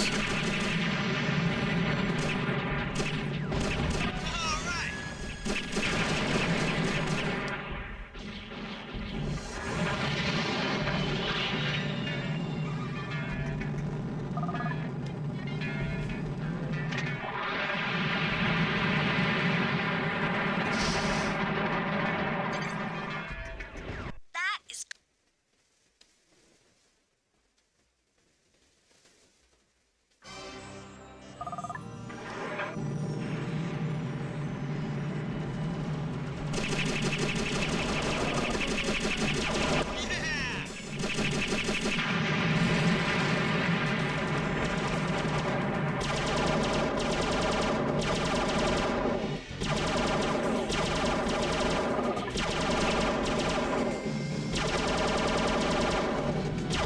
Come on, I'm saying go forwards.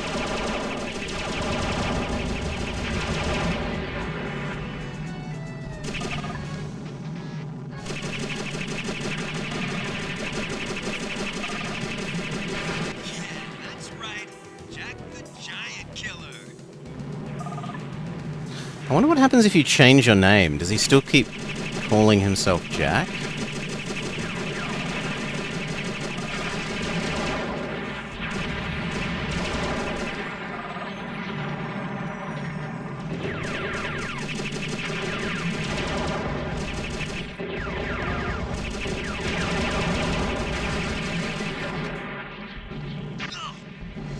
I don't care about the enemy body. Stay focused, Wolf 10.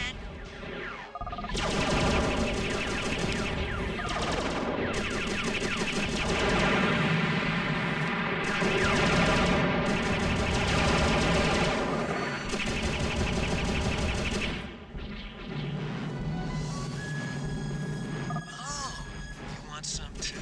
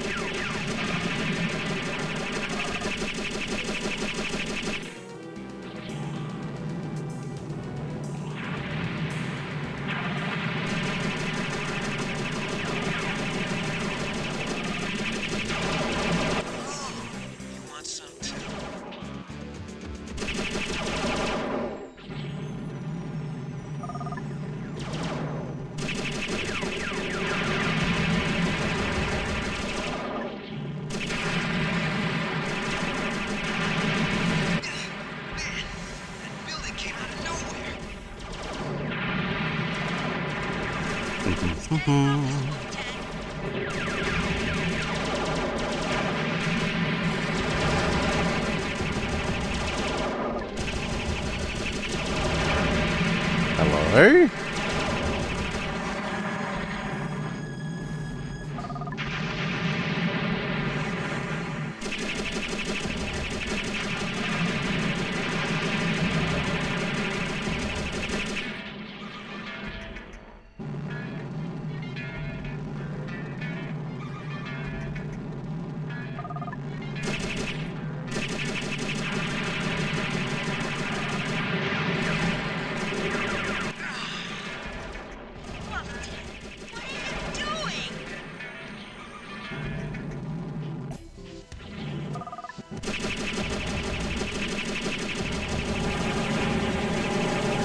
Time to take these guys to school.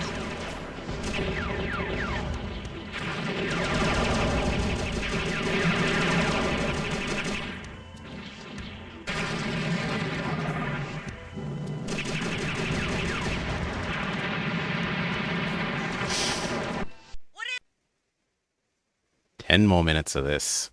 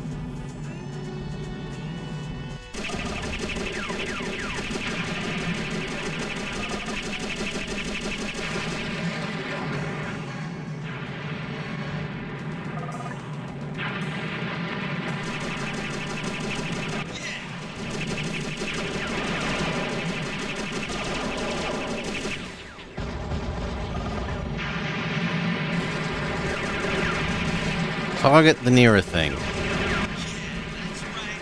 Jack the Giant Killer.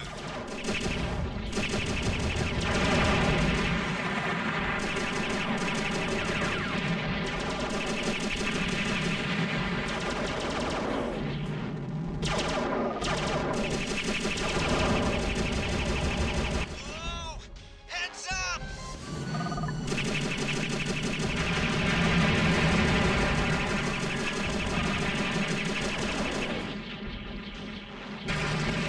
Airplane, go. Get to the other side. Stay focused, Robotech.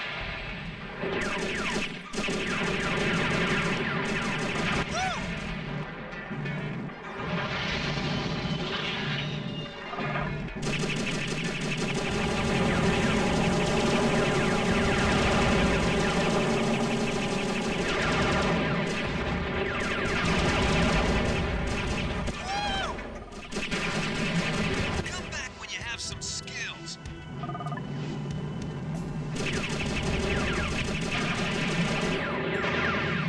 Come on, quit getting caught on the corpse.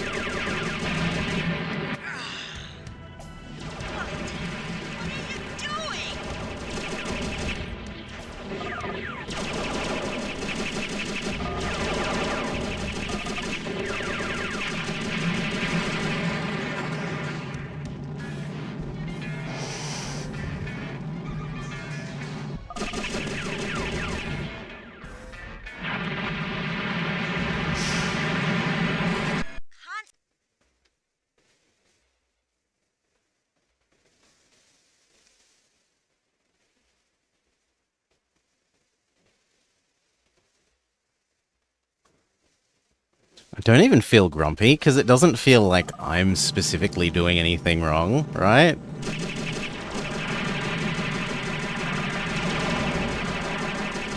It very much feels Jack the Giant Killer. like after a set amount of waves, the building just blows up.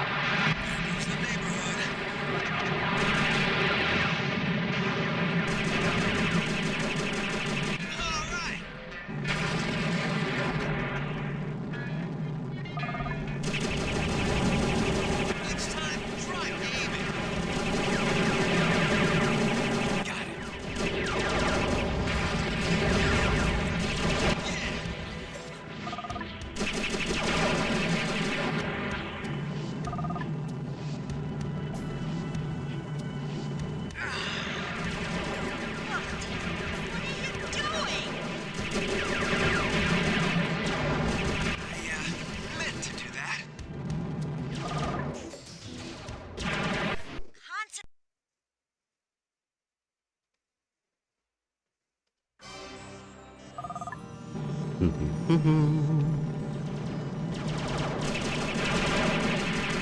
back when you have some skills. Next time, try aiming.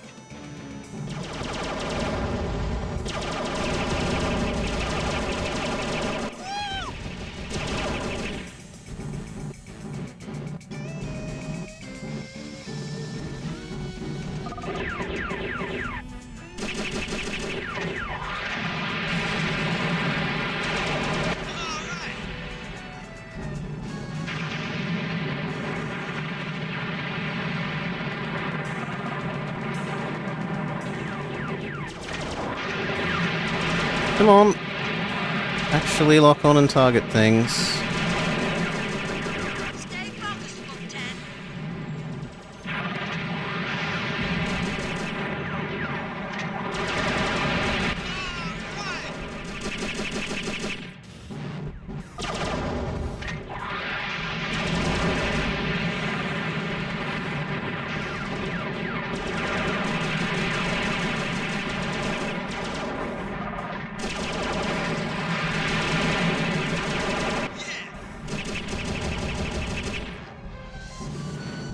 Watch it.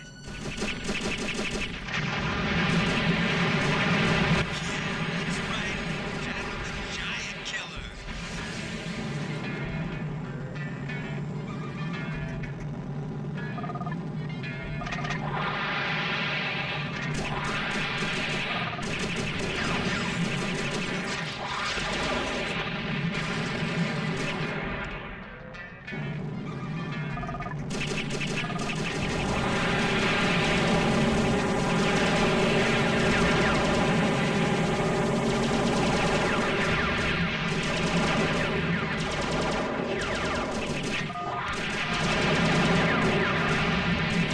That's coming out of your paycheck.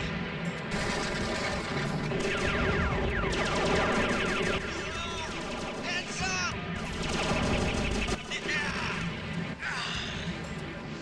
Woof, what are you doing?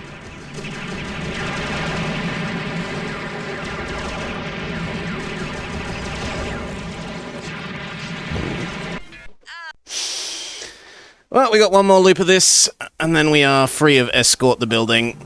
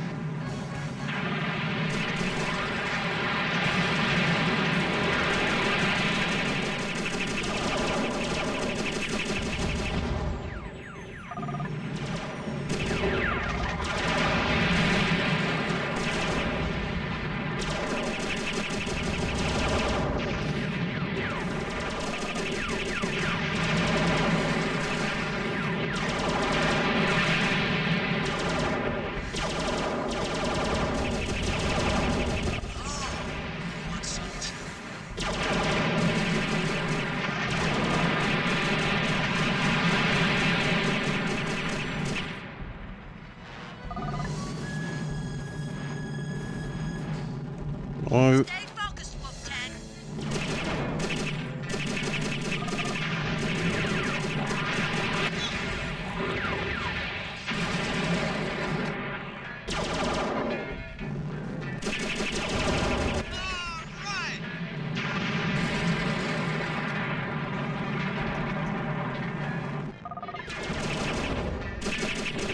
Time to take these guys to school.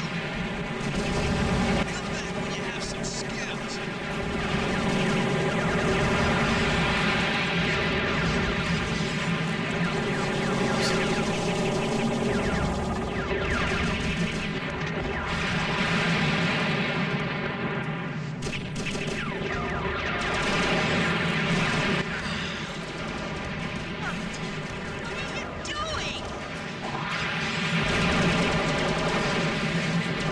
building has lasted fractional seconds more than in other attempts.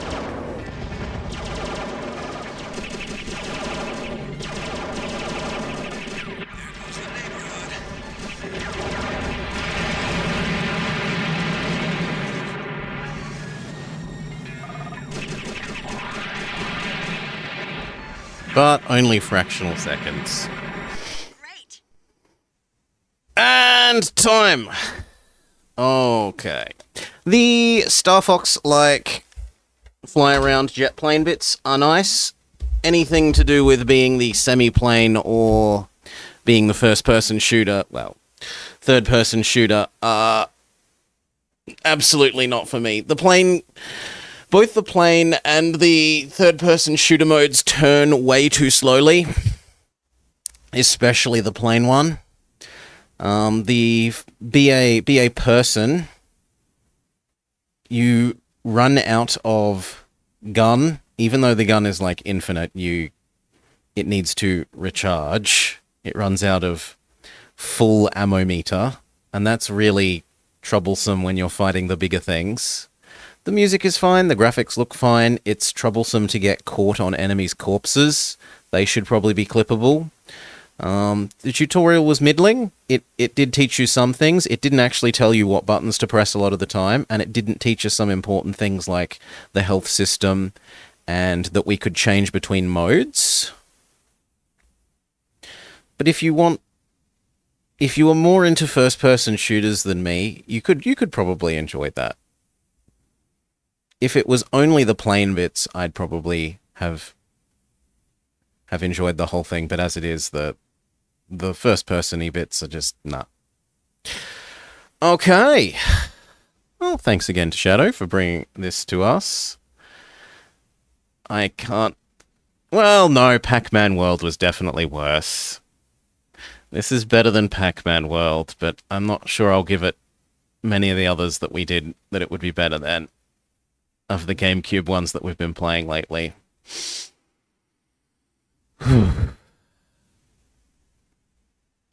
Okay. For the rest of the day, we have Lone Wolf. Other Lone Wolf. This Lone Wolf.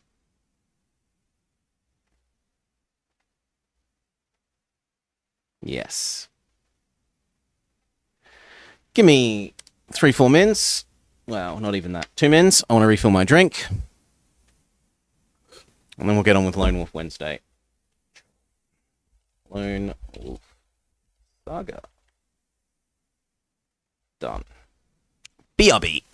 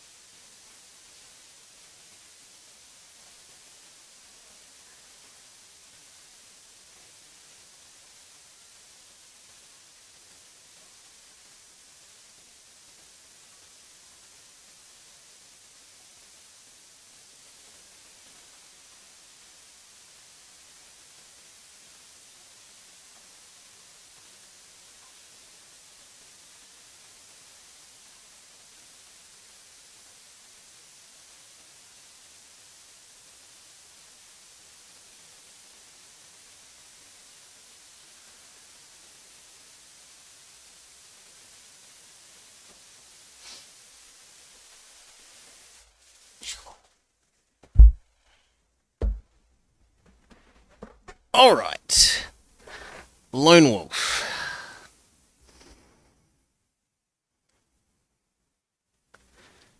Let's knock out that one from our dictator list.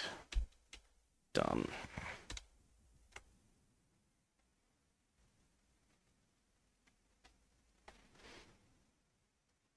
Oh, no, because I want the gentle raining noises.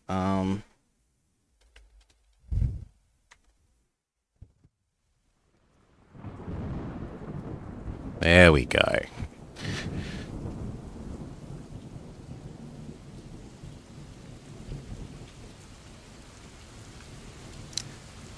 You saying you don't love Robotech, Mama? We won't be seeing Robotech streams from you soon. Finding out where those 5 million ships went.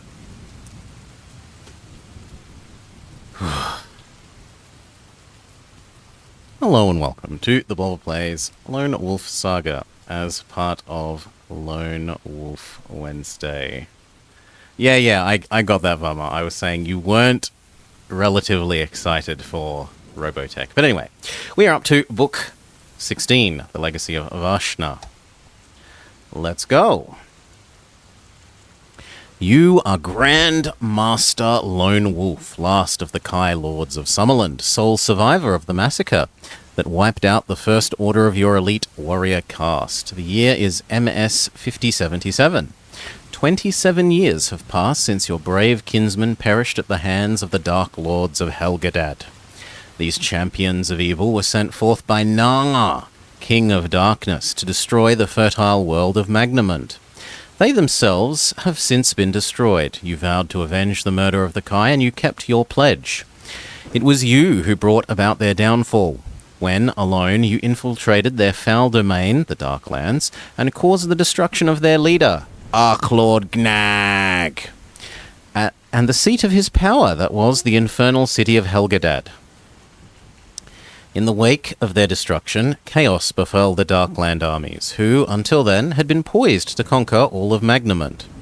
Some factions, which were part of this huge army, most notably the barbaric Dracarim, began to fight with the others for control.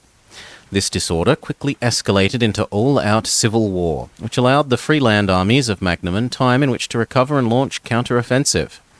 Skillfully, with a single L, their commanders exploited the chaos and secured a swift and total victory over an enemy far superior in numbers. For 7 years now, peace has reigned in Summerland. Under your direction, the once ruined monastery of the Kai has been rebuilt and restored to its former glory, and the task of teaching the Second Order of Kai warriors the skills and proud traditions of your ancestors is well underway. The new generation of Kai recruits, all of whom were born during the era of war against the Dark Lords, possess latent Kai skills and show exceptional promise. These skills will be nurtured and honed to perfection during the time at the monastery, so they may teach and inspire future generations, thereby ensuring the continued security of your homeland in future years. They've made that bit a bit shorter than I remember from the last couple of times reading it. Your attainment of the rank of Kai Grand Master brought with it great rewards. Some, such as the restoration of the Kai and the undying gratitude of your fellow Summerlending, could have been anticipated.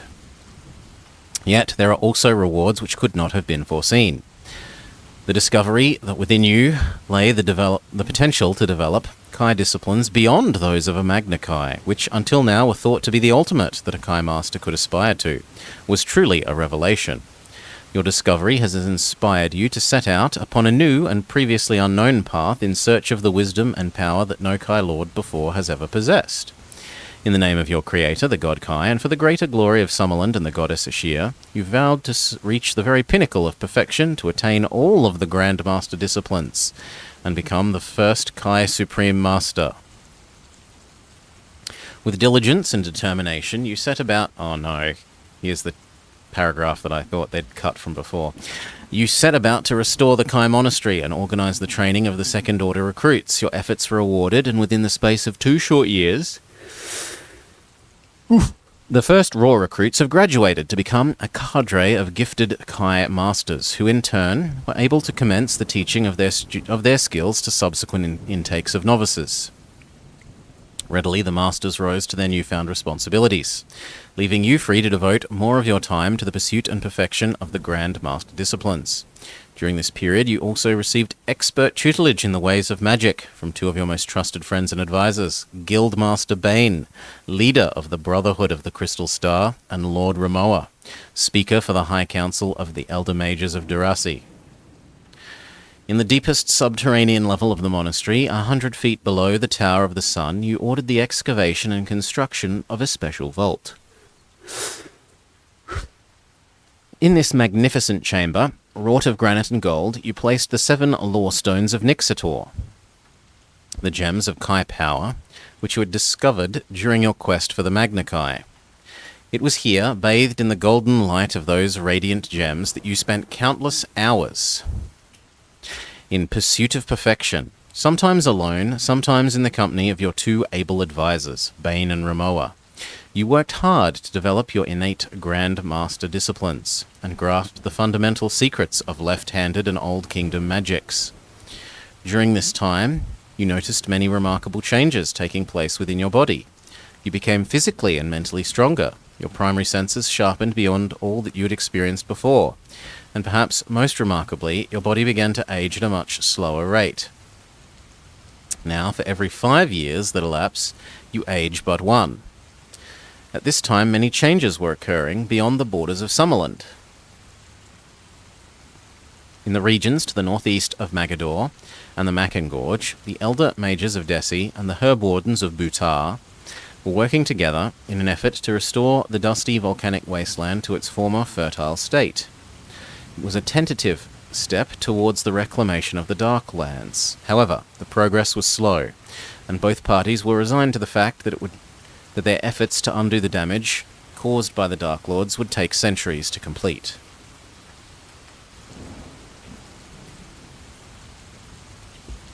Hiccup. Following the destruction of the Dark Lords of Helgadad, the Giaks, the most numerous of Gnag's troops, fled into the Darklands and sought refuge in the giant city fortresses of Nadgazad, Arnak, Gornen, Akagazd, and Kag. Within each of these hellish strongholds, fierce fighting broke out as remnants of the Zaghash, the Lesser Dark Lords, and the Nadziranim, the evil practitioners of right-handed magic, who once aided individual Dark Lord masters, fought for control. It is widely believed that by the time the Elder Mages and the Herb Wardens reach the walls of these strongholds, reach the walls of these strongholds, they will encounter no resistance, and that the occupants will have long since brought about their own extinction.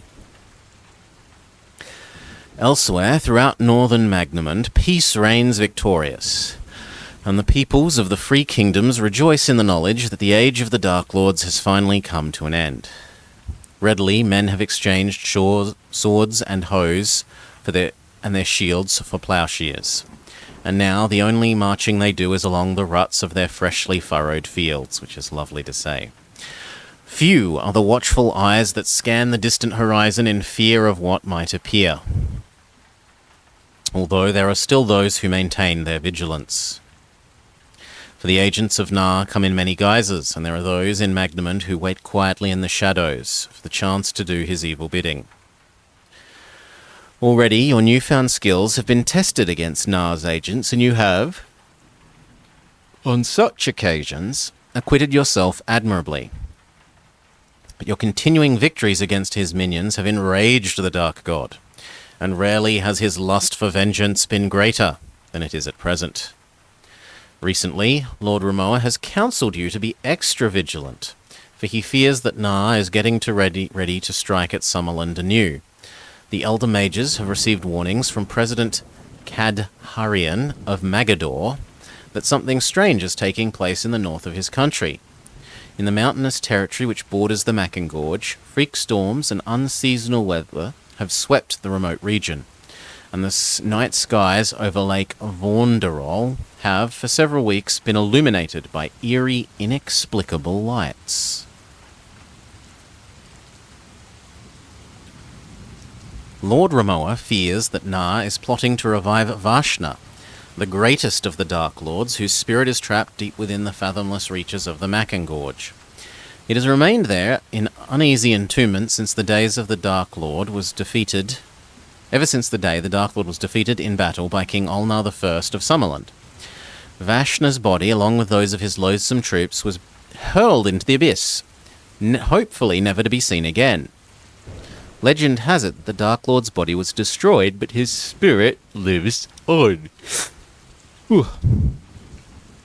He is said to be awaiting the day that he will be made to rise again at the head of a vast army of undead warriors, to set loose a wreckage of his revenge upon Summerland and the House of Ulnar.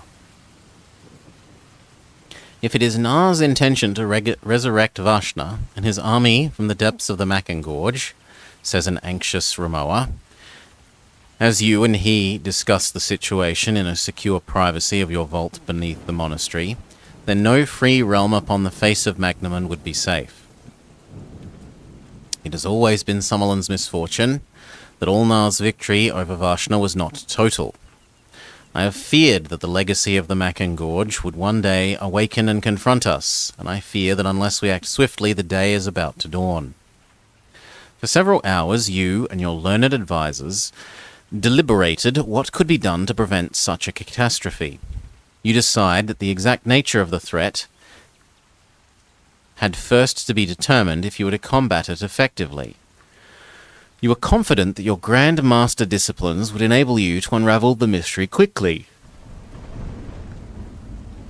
And so you volunteered to journey to North Magador to investigate the strange incidents firsthand.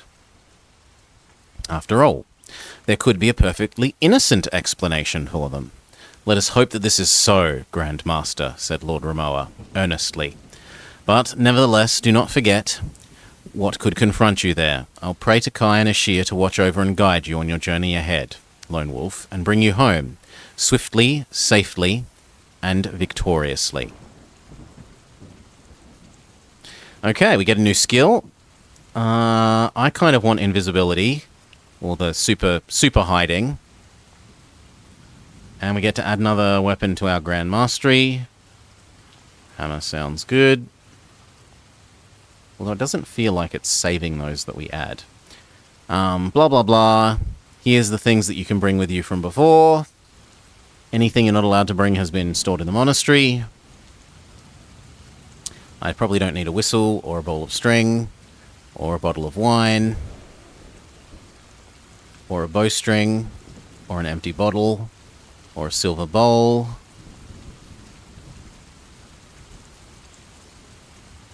Rope is useful.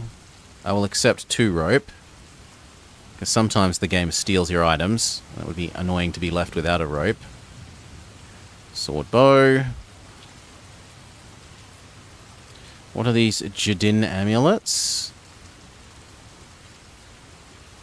Oh yes, those were the things that we found in the city that was being used as a prisoner of war camp. Interesting that I have 2 of them. Well, hopefully they stack.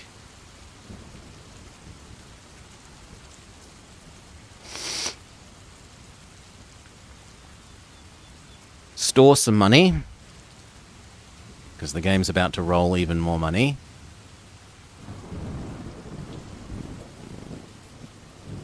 Okay, it's saying please leave another special item behind because you might not have enough space. I'll lose one of the amulets of bonus dodging.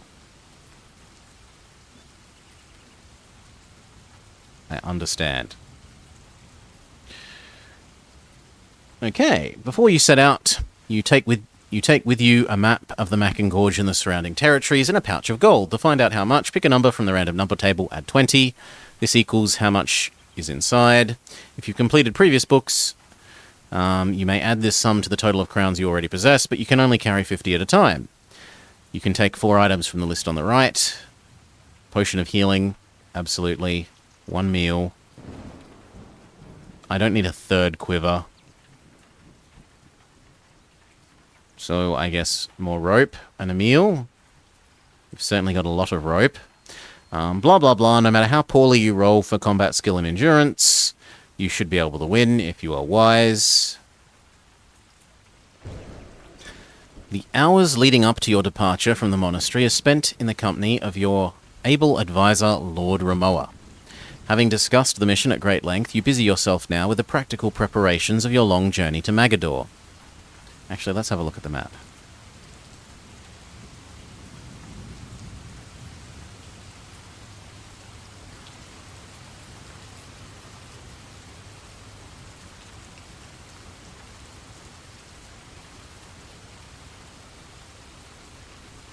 Okay, so we're over here. And presumably we're coming to this. Ooh, and the map even has a little bit of reclaimed wasteland now.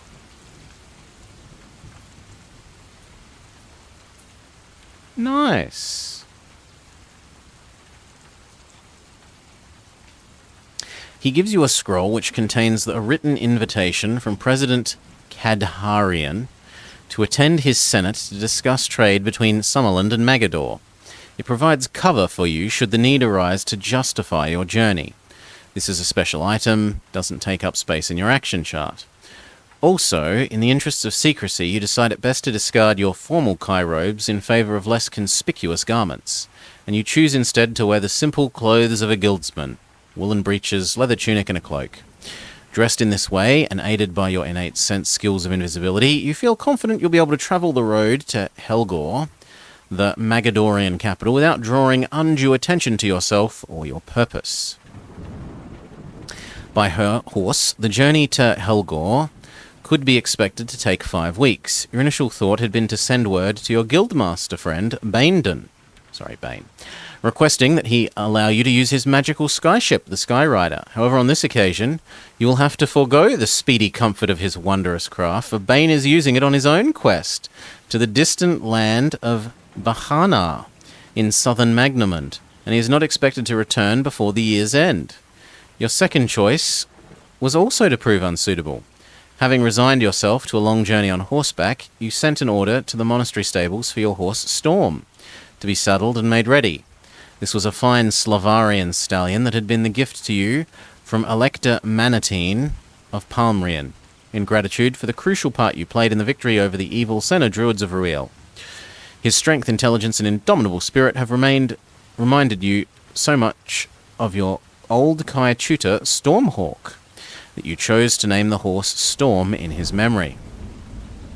But, as Ramoa quickly pointed out, such a magnificent horse would attract undue attention, especially if it was ridden by what appeared to be but a humble guildsman.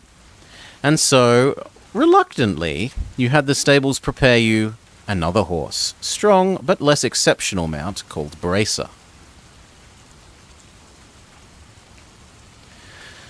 The journey to Helgor takes you south to the city-state of Cassiorn, and then west to the Lyrician capital of Veretta, a road that you travelled years ago during your Magna Kai quest. In the main, your ride is peaceful and uneventful. By choice, you keep to yourself and avoid staying too long in any single place. It is not until you reach Vakovar that the uncertain politics of the region give cause for concern. The squalid, lawless city is home to some of the Stornland's most notorious criminals and robber barons.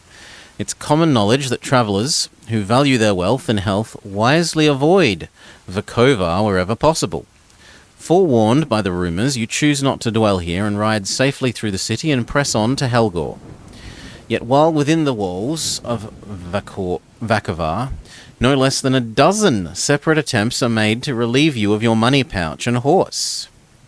There are no witnesses to these attacks, which is just as well. When you ride out, you leave a score of dead robbers littering the cobblestones. It is early evening when you eventually crest a hill and catch your first disappointing glimpse of Helgor. A damp and unwholesome-looking city ringed by a rampart of mouldering rubble. The remains of a curtain wall which has been destroyed during the war with the Dark Lords. Through the gaps in the rampart, you can see the thick fog that swirls through Helgor's through Helgor's brick streets and crooked, filthy alleys.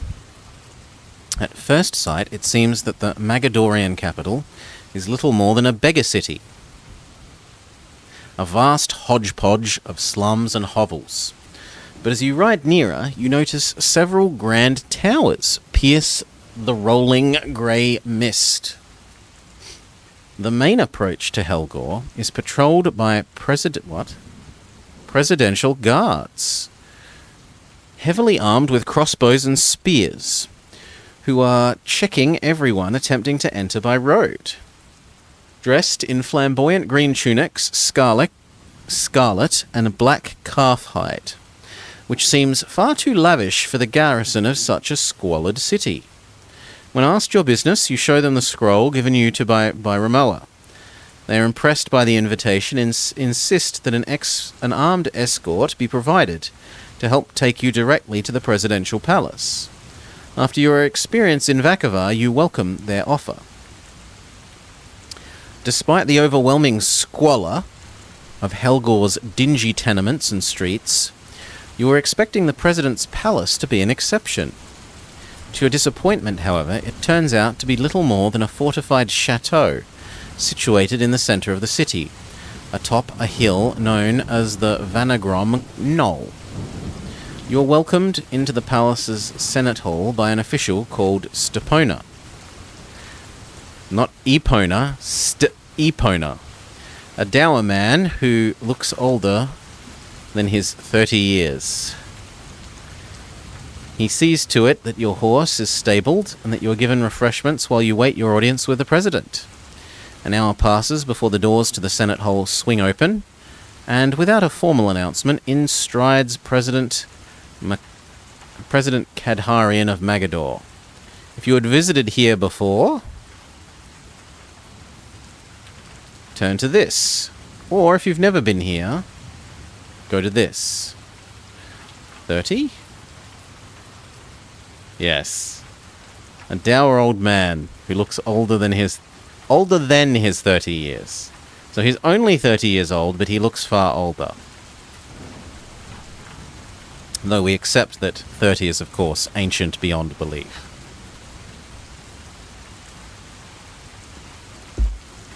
Positively senile. Immediately you recognize the tall, muscular man who stands before you.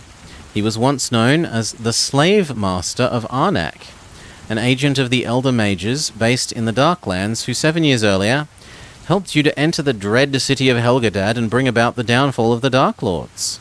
Ah, so that guy who seemed a bit dodgy is now President Kadharian of Magador. Welcome, Grand Master, he says, smiling warmly. It has been a long time and you've come a long way since our last meeting. The President is amused by your expression of surprise and offers an explanation of how he became the leader of this republic. After the fall of Helgadad, the Elder Mages arranged for his safe passage to the Stornlands, where he was granted a commission in the army of Lyris.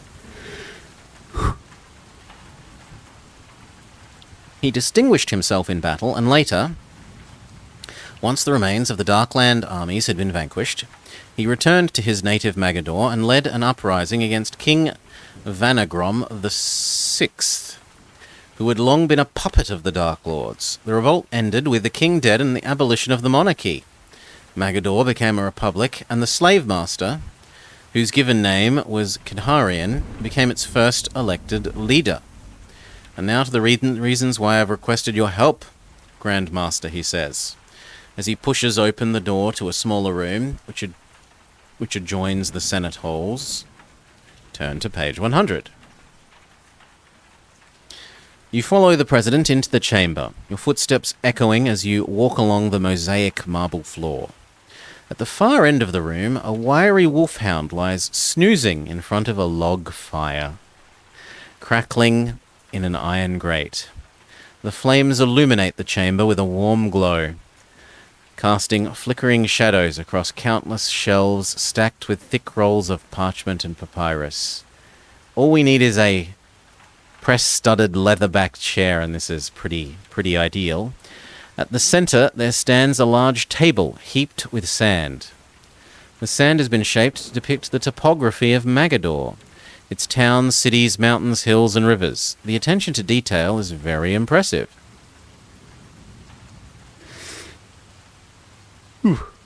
Somewhere here, I fear there is a great evil at work, says Kadharian, pointing to a section of the table which depicts the territory north of Lake Vonderol, an area uncomfortably close to the deep furrow representing the Macken Gorge. 3 moons ago, the lakeside hamlet of Vaughan was reportedly destroyed by an unnatural storm, the first of many that have continuously swept the region. I dispatched a troop of my guards to investigate, but they've never returned. Since then, another troop was dispatched, again without a trace. But what makes you think that a plot to resurrect Vashna is afoot? You say, trying not to sound overly skeptical. With all due respect, President, this is a notorious region infested with renegades and brigands. There may be a simpler explanation for the destruction of Vaughan and the disappearance of your troops. Yes, 'tis so, reports Kadharian. At first, I too thought the same, but then I came into the possession of something which makes me believe otherwise. From a leather pouch hanging from his sword belt, he takes an item which is neatly wrapped in a square of patterned silk. Here, Grand Master, he says, offering it to you. I will let you draw your own conclusions. You accept the package and carefully unfold its silken wrapper to reveal an amulet, oblong in shape, strung upon a length of crude twine. It has been carved from coal-black stone and is flecked with grains of metal which sparkle in the firelight. Where was it found, you ask? In the ruins of Vaughan, replies Kadharian. I don't have telegnosis, and I'm not ultra super giga rank, although actually we might be ultra super giga rank because we've done every book. If you do not possess this discipline, or you have yet to reach this, Upon closer examination, you discover that one side of the amulet is covered in a detailed engraving which depicts a sinister scene. It portrays the rising up of a monstrous creature from the depths of a great gorge, flanked on all sides by a horde of skeletal warriors. At once you recognize it to be a portrayal of the Dark Lord Vashna and his minions arising from the depths of the Macken Gorge. Who found the amulet, you ask? One rogue who goes by the name of Smud. A patrol found him in the mountains close by the River Storn a few days after the second troop went missing. When he couldn't give a good reason for being there, they arrested him and brought him back to Helgor for questions. Kadrian's emphasis on the word questions leaves you to doubt that his interrogation involved no small degree of torture. Where is he now? I'd like to question him myself. He's in Helgor. Stays at the Crooked Sage, an inn in the north quarter of the city. I'll send a detachment of palace guards to fetch him for you, but the quarter of Helgor is rife with villains. Word would be sure to get to him, and he'd go to ground. My men would simply never find him. I'm afraid the only way you could speak to him is by going there yourself. Very well, President. Then that is exactly what I will do.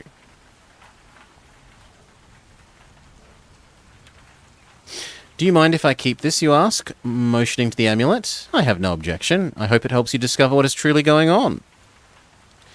Carefully, you rewrap the talisman and slip it into your pocket. We pick it up and put it in our purse. Record the black amulet as a special item on your action chart. You don't have to discard anything for it if you're already at the maximum. Then, after a meal and a soothingly hot bath, you bid farewell to the President and take your leave of the palace by way of the stables. Night has thickened the blanket of mist which lines the narrow streets and alleys of Helgor. Guided by your Kai instincts, you set off northwards. But soon you have cause to regret not having thought of asking Kadharian for directions to the inn. Helgor is an old city, and its chaotic streets follow no obvious plan. After several wrong turns, you come upon a square where the vanes of a rotting signpost point to 3 exits.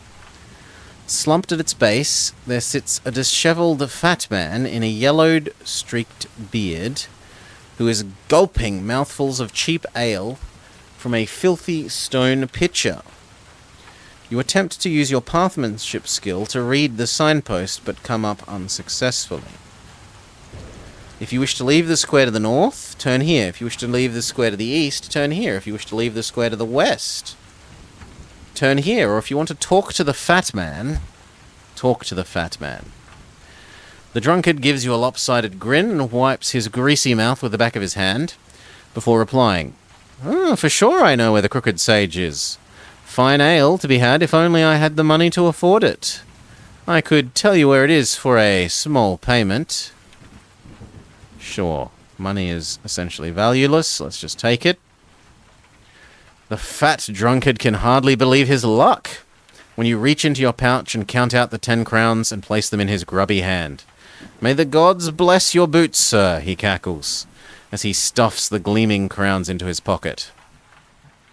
Well, if it's the crooked sage you be wantin', you needin' Tavern Lane over there, he says, enthusiastically pointing to the street which leads to the east. With the drunkard's gleeful laughter echoing in your ears, you spur Bracer to a canter and enter the foul-smelling street.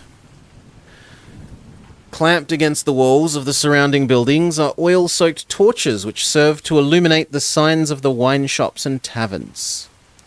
They are crudely painted with emblems: a bloodied battle-axe, a winged horse, a watery sun rising from a broken skull, and there is not one that resembles a crooked sage as you had begun to suspect. You have been duped!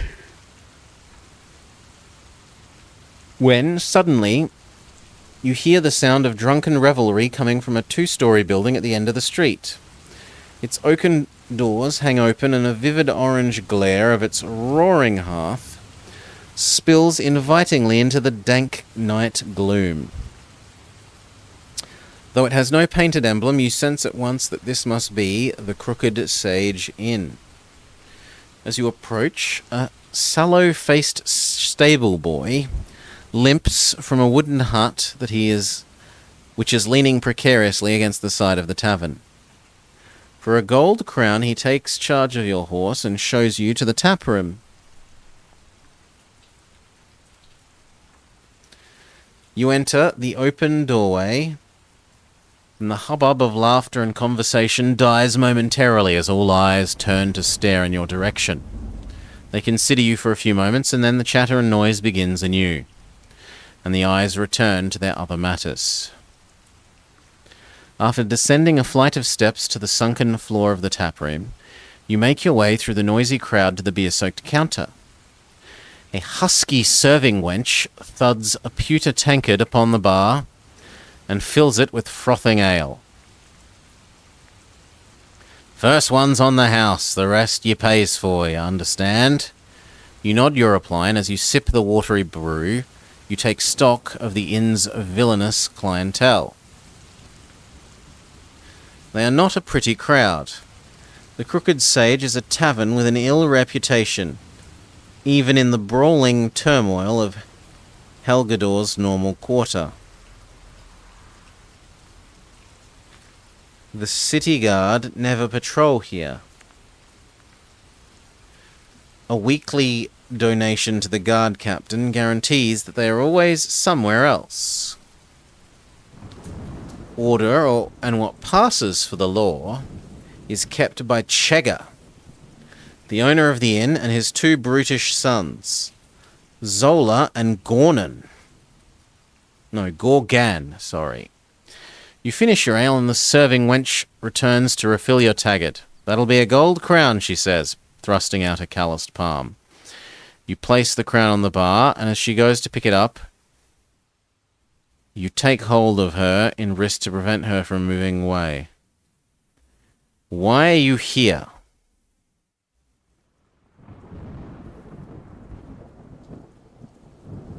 Tonight, you ask. No? Where's Schmud? Is he here tonight? Over there, she growls, pointing to a shadowy alcove at the rear of the tap room. Now, let go of me or I'll call Chegga.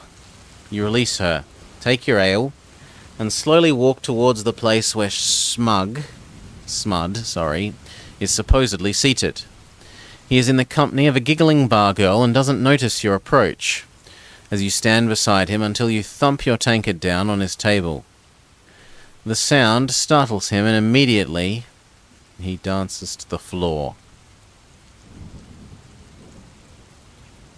What? No, immediately he reaches for his sword. He has a desperate look about him which reminds you of a cornered rat. If you were to avoid a confrontation, you will have to say or do something to assuage his fear. I will give you a spare rope. Yes. Calm yourself, you say, letting your hands drift away from your weapons. I mean you no harm and just want to talk. The knave stares at you with deep suspicion. Look, I've even prepared to compensate you for the privilege. You unshoulder your backpack, unbuckle the flap, and offer him our rope. After some hesitation, he eats the rope. He's clearly impressed by your generosity. He removes his hand from his sword, and the scowl of fearful suspicion softens into a smile as he lowers himself back into the seat. With a flick of his hand, he dismisses the bar girl. She leaves without process, and as you watch her walk away, he leans across the table and says, "How could I help you, sire?" Well, stranger. What do you know about a little hamlet called Vaughan? He asks quietly. For an instant, the look of suspicion returns to his beady eyes. He sneers and said, "I know it no longer exists. That's what I know. There's rumours on the street that it was destroyed by a storm, but there ain't nothing more to it than that. Though there's more than I care to remember." You show him the black amulet that the president gave you. President / sword master guy.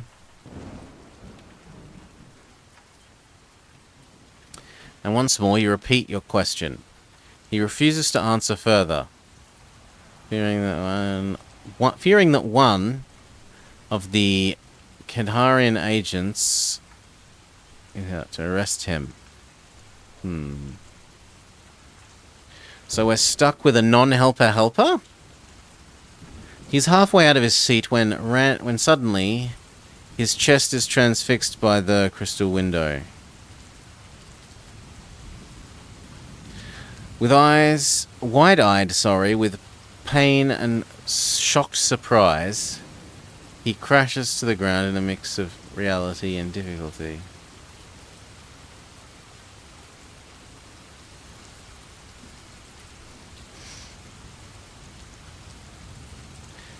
He's halfway out of his seat. Sorry. Show him the black amulet. You repeat your question. He refuses to answer, fearing that you're one of Kedharian's agents out to arrest him. He kicks back his chair and tries to stand. He doesn't make it. He's halfway out of his seat when suddenly his chest is transfixed by the crystal arrow. Wide-eyed with pained and shocked surprise, he crashes to the floor amid a spray of blood and spilt ale. A wave of panic sweeps through the crowded inn. Women shriek hysterically, and gruff voices shout in anger and confusion, demanding Smud's killer be found. You back away from the alcove, and as you turn to the counter, you catch a glimpse of a figure running along the gallery which overlooks the trap room floor. He is clad from head to foot in a close-fitting black tunic and carrying a bow. You watch as he disappears through a door that leads off the gallery. If you want to chase him, or if you want to leave via the front door, Chase him up the stairs. You race up the stairs and kick open the door. Inside you discover a group of gamblers standing around a table. They've all risen from their seats to look at something on the far side of the room. Once you follow their gaze, you see it's the archer. He's climbing through an open window. I do possess my own bow. Swiftly, you shoulder your bow and draw an arrow from your quiver. You take hurried aim as the man in black leaps from the window ledge into the balcony. Pick a random number from the random number table. If you possess Grand Weapon Mastery, add 5. So we'd have to do really poorly to fail. The tip of your arrow clips his calf and you hear a yelp of pain. However, the wound is superficial and it doesn't prevent him from making his escape. With weapon in hand, you climb out of the window. You're expecting the archer to attack you the moment that you appear, but the balcony is deserted and he has disappeared. With your keen eyes, you notice fresh blood stains on the balcony rail, and you capture a glimpse of movement from on the roof opposite. It is the archer. Despite his wounded leg, he has leapt across the narrow street and is now making his escape on the rooftops. With the grace of a panther, you spring onto the balcony rail and leap across to the roof opposite. Without breaking a sweat, you set off after the fleeting assassin and pursue him to the edge of a flat-topped warehouse at the end of Tavern Lane. Here, a plank of wood has been laid down to span the gap of 50 or so feet to the rooftop opposite. The man limps across the plank. He then kicks it away to prevent you from following him. If you are determined to follow him and try to leap across the gap, turn here. You sheath your weapon and run towards the edge of the warehouse. You launch yourself towards the roof of the opposite building.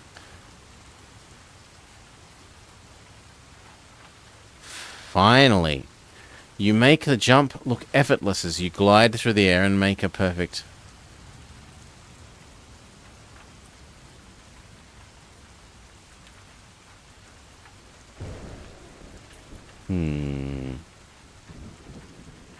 You make the jump effortlessly and glide through the air to make a perfect landing on the opposite roof. One moment, the black-clad archer halts beside a tall chimney stack and turns to look at you.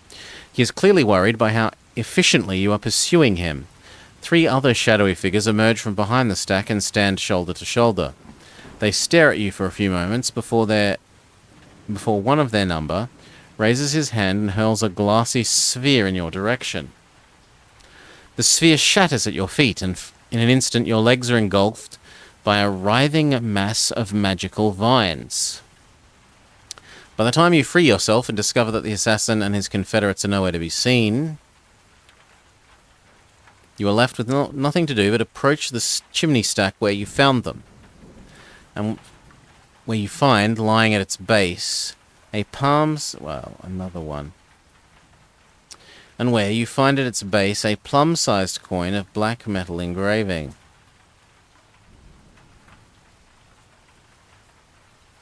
Cautiously, you approach the chimney stack where you find, lying at its base, a palm-sized coin of black metal engraving.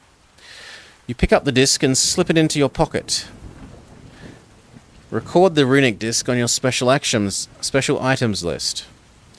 You must discard an item in favor of it if you are already at the maximum number permissible. Having lost sight of the 4 shadowy figures, you decide now to call off the chase. You make your way back down from the roof and retrace your steps back to the crooked sage in order to collect your horse. As soon as the stable boy has saddled Bracer, you mount up and leave the inn at a gallop. You decide to forego sleep and begin your journey north without any delay. Shortly past midnight, you pass through Helgor's ruined east gate and head off along the rutted track that winds a northeasterly route towards the River Storn. The moon is full and the rough trail is illuminated clearly by its cold, ashen light. Far to the north, An electrical storm is brewing. Flashes of forked lightning light up the horizon and the sky, and the hills echo to the rumble of distant thunder. You've covered little more than 10 miles when the trail gradually peters out. You continue on as though nothing has happened.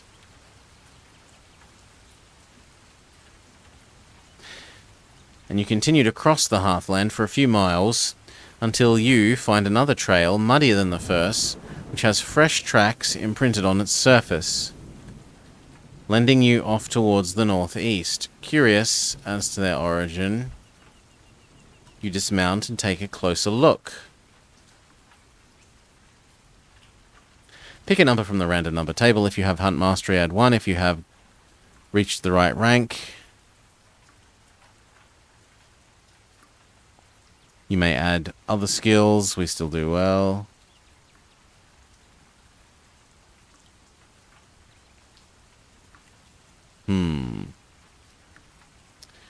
Your advanced Kai skills and the mud make it easy for you to tell that the tracks were made by humans travelling on foot. You count 8 different pairs of footprints, 6 made by sandaled feet and 2 made by heavied hobnailed boots. The tracks are 2 days old and they're all heading in a northeasterly direction.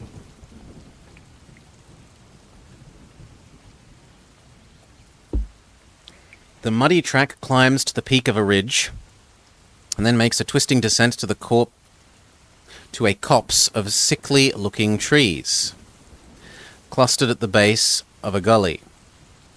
You've noticed that the night wind was gradually getting warmer, and as you reach the copse, a few drops of rain begin to splatter the shoulder of your cloak. Within minutes, the gentle shower is transformed into torrential downfall. Suddenly, thunder booms overhead,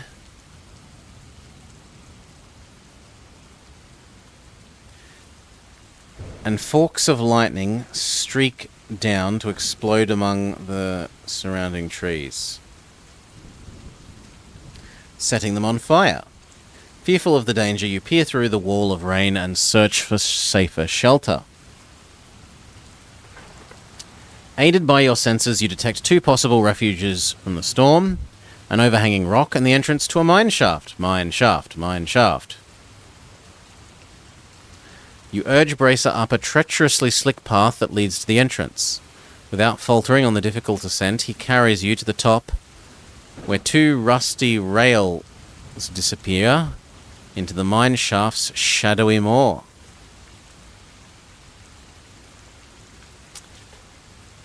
You approach, and the instant you are out of the rain, your keen sixth sense alerts you to the fact that you are not the only one seeking shelter here. The scent and greasy fur and the glint of 2 green eyes in the gloom tells you that you've stumbled upon the lair of a mountain wolf.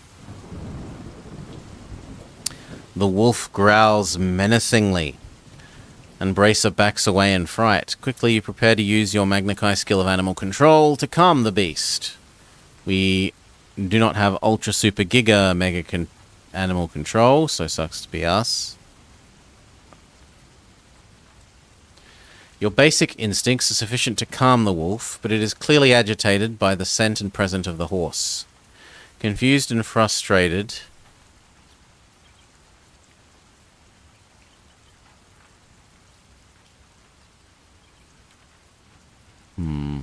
Confused and frustrated by its conflicting instincts, the wolf retreats into the depths of the mine shaft, where it howls through the remainder of the night.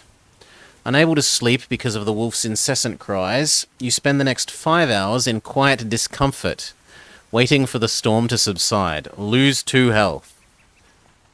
Well, we sleep really, really badly. The first light of dawn brings with it a dramatic change in the weather.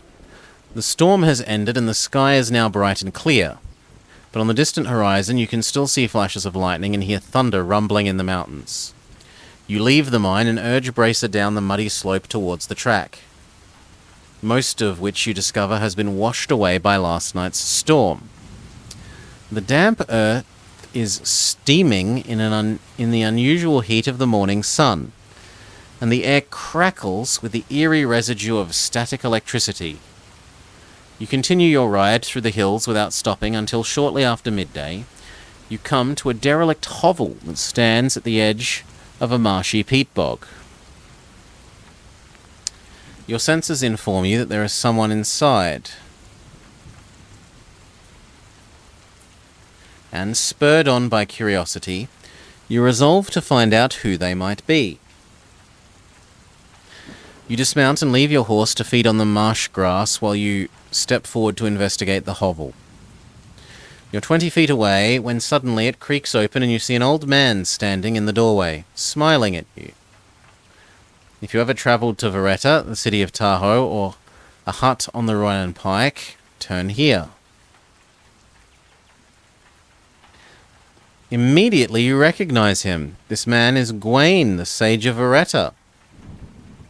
Welcome, Grandmaster. It has been a long time since we last met. Come into my humble abode. The time has come for us once more to discuss the future. He leads you into a derelict hovel and offers you a seat next to an ancient table carved from stone. Then he lowers himself carefully into a chair opposite and looks deeply into your eyes. Lord Ramoa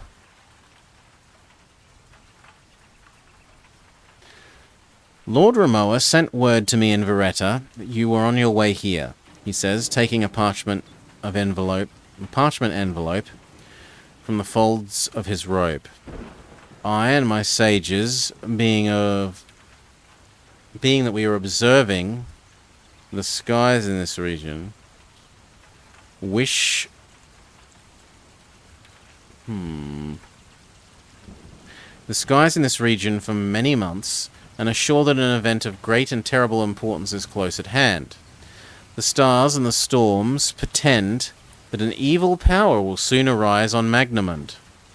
Could it be the rising of Vashna, you ask, daring to voice your fear? Indeed, we believe it is Vashna, unless you could prevent it, Lone Wolf. The Dark Lord and his army will rise from the Makangord. If you possess a black amulet, turn here. You remove the amulet from your pocket and hand it to the sage. President Cadrian gave me this. It was found on the shore of Lake Vaunderol, near the ruins of Vaughan, by a rogue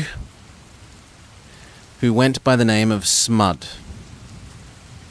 I tracked him to a tavern in Helgor, but he was assassinated before he could tell me anything more about it.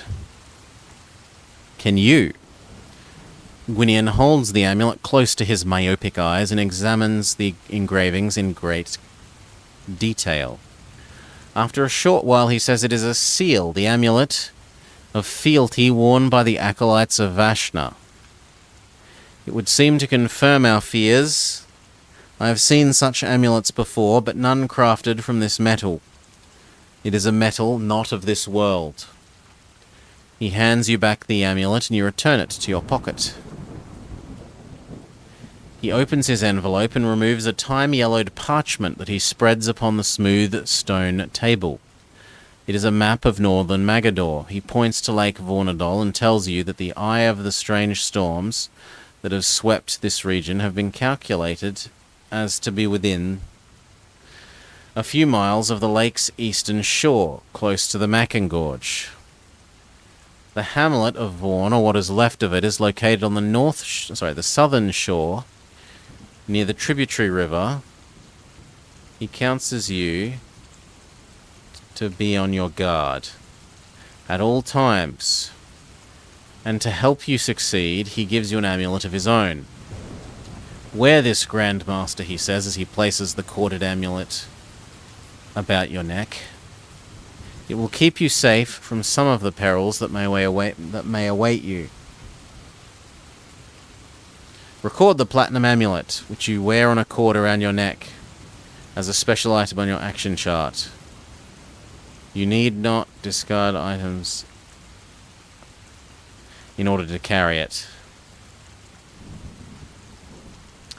You thank Gwinion for his help, and he waves farewell. as you leave the hovel and walk back to your house. Your horse, sorry. Good luck, Grandmaster. My hopes and prayers go with you.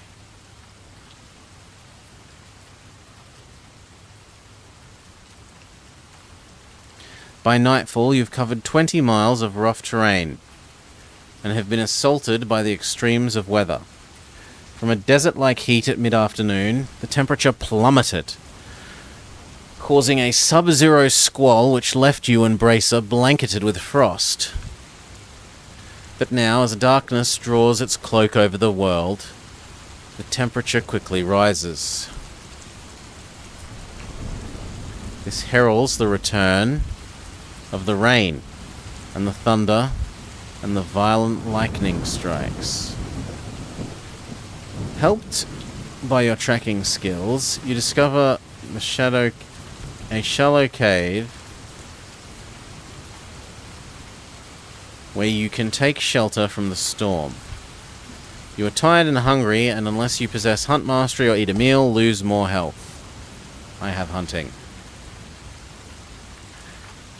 You thank Gwinian for his help and wave farewell as you leave the hovel and walk back to your horse. Good luck, may my hopes and prayers go with you. No, sorry, we already did all this. I thought it had counted as clicked, but it didn't. The cave offers adequate protection, but you are plagued by a feeling of unease. A familiar tingling sensation. Oh no. Oh no! We better beware of the undertow. A strange tingling sensation runs up and down your spine. It is your sixth sense warning you that danger lurks ahead. You stand in the mouth of the cave and scan the surrounding storm-swept hills. When you're unable to detect any obvious threat, you shrug it off and step back to the dry inside of the cave. Fatigue and the strange weather must have begun to affect your senses. Pick a number from the random number table. If you possess Grand Pathmanship, for every level that you have attained above the rank of Kai Grand Guardian, add 1 to the number you have picked. RNG. We RNG badly. You are woken in the middle of the night by an excruciating vice-like pain that engulfs your head. With great difficulty, you sit up and open your eyes, assuming that the new day must have already dawned, for the cave is awash with a vivid white light. The pain in your head begins to ease, and you look at the surrounding landscape. You see that the light has a far more sinister origin. The sky is alive with hordes of glowing wraith-like phantoms. They swoop down from the roiling storm clouds, skim the treetops, howling and screeching like insane banshees. A trio of them are hovering just a few yards from the cave mouth, from which they are assaulting you with their psychic bombardment. You muster your skills to erect a psi screen and protect your mind. But your reflexes are pain-dulled, and you lose 6 health before your defenses are complete. The trio of phantoms break off their attack and take to the sky to rejoin their unholy siblings. As their wispy, glowing forms disappear into the storm clouds, you get to your feet and quickly gather up your weapons and equipment. They have gone, but not for long. Within minutes, they return with 7 more ghosts in train. We have got Super Psychic Shield, and we are Ultra Super High Rank. You sense a hostile psychic presence, an evil mind energy, becoming stronger as they draw near. You draw on your own formidable psychic skills and erect a defensive wall around your mind, keeping you safe from their first bombardment. They move upwards and vanish into the clouds for a few moments, but then they reappear and swoop down for another attack. If you have Ultra Super Giga Psychic Attack, and also have played lots of books, click here. So we do. You open the depths of your mind and summon forth a glowing ball of energy, which you project at the leading phantom. The fiery ball of psychic power rips into its form and causes it to shriek in agony. Your devastating blast has wounded the entity, but it has not yet stopped attacking. It gathers itself and swoops down upon you. Like a hungry vulture descending on a corpse. This time, not a copse. For every level, or for every rank you have above Guardian, add 2 to your combat skill for the duration of this fight. If you have the summer stored, you get to have 5 health back.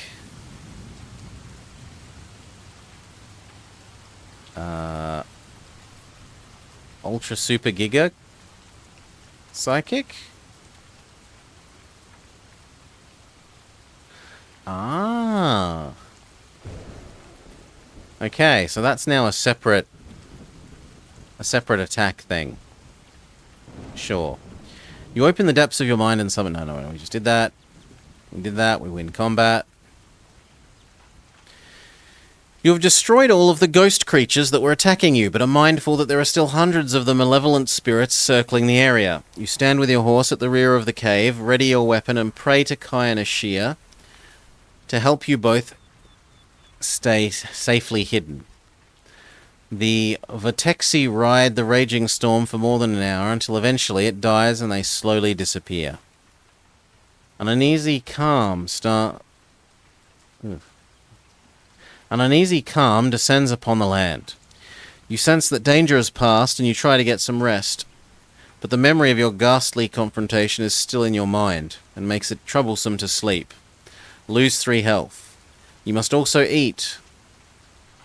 I have hunting. You leave the cave at first light and continue your trek towards Lake Vonderol. Before dawn, the icy winds swept down from the north and spread a thick blanket of frost on the trail, freezing the mud beneath. To your surprise, this makes the going easier and swifter than expected, and by noon, you find that you have covered more than 30 miles.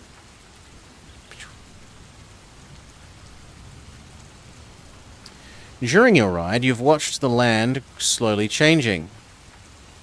The trail is steeper, and the granite outcroppings have begun to appear, tinged with moss and interspersed with pine trees and grey-green underbrush. You're approaching an area littered with huge, gigantic boulders.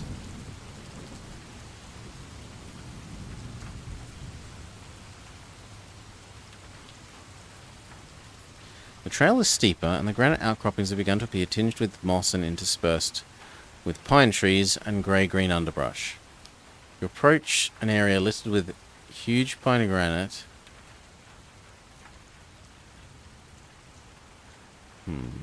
When suddenly your pathmanship skills alert you to danger. You sense there is an ambush ahead. Random number table. We do not do poorly enough to critical fail. Hurriedly, you leave the trail, steering Bracer through the undergrowth towards the dense cover of a pine copse. Here, you quickly dismount and rein him to a tree before going forward to see what you can find. There's a band of brigands lying in wait with arbalists.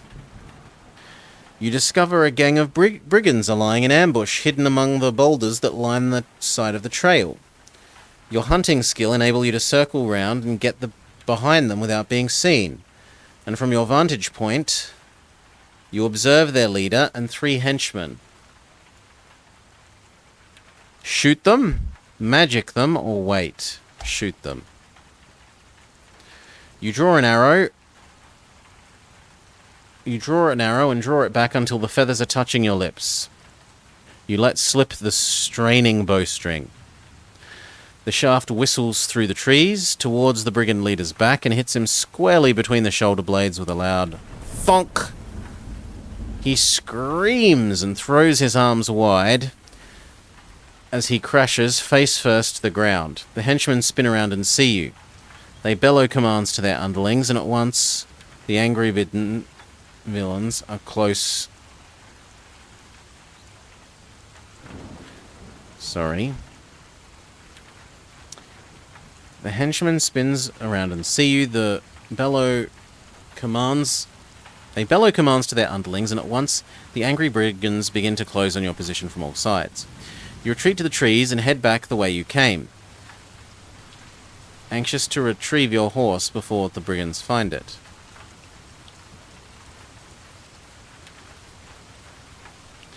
You were within a stone's throw of your horse when suddenly you are confronted by more than 20 bandits, hungry for revenge. They attack you in a frenzy and you are forced to fight all 12 at once. Sure. Ultra Super Giga... What the hell is... I don't know what that is.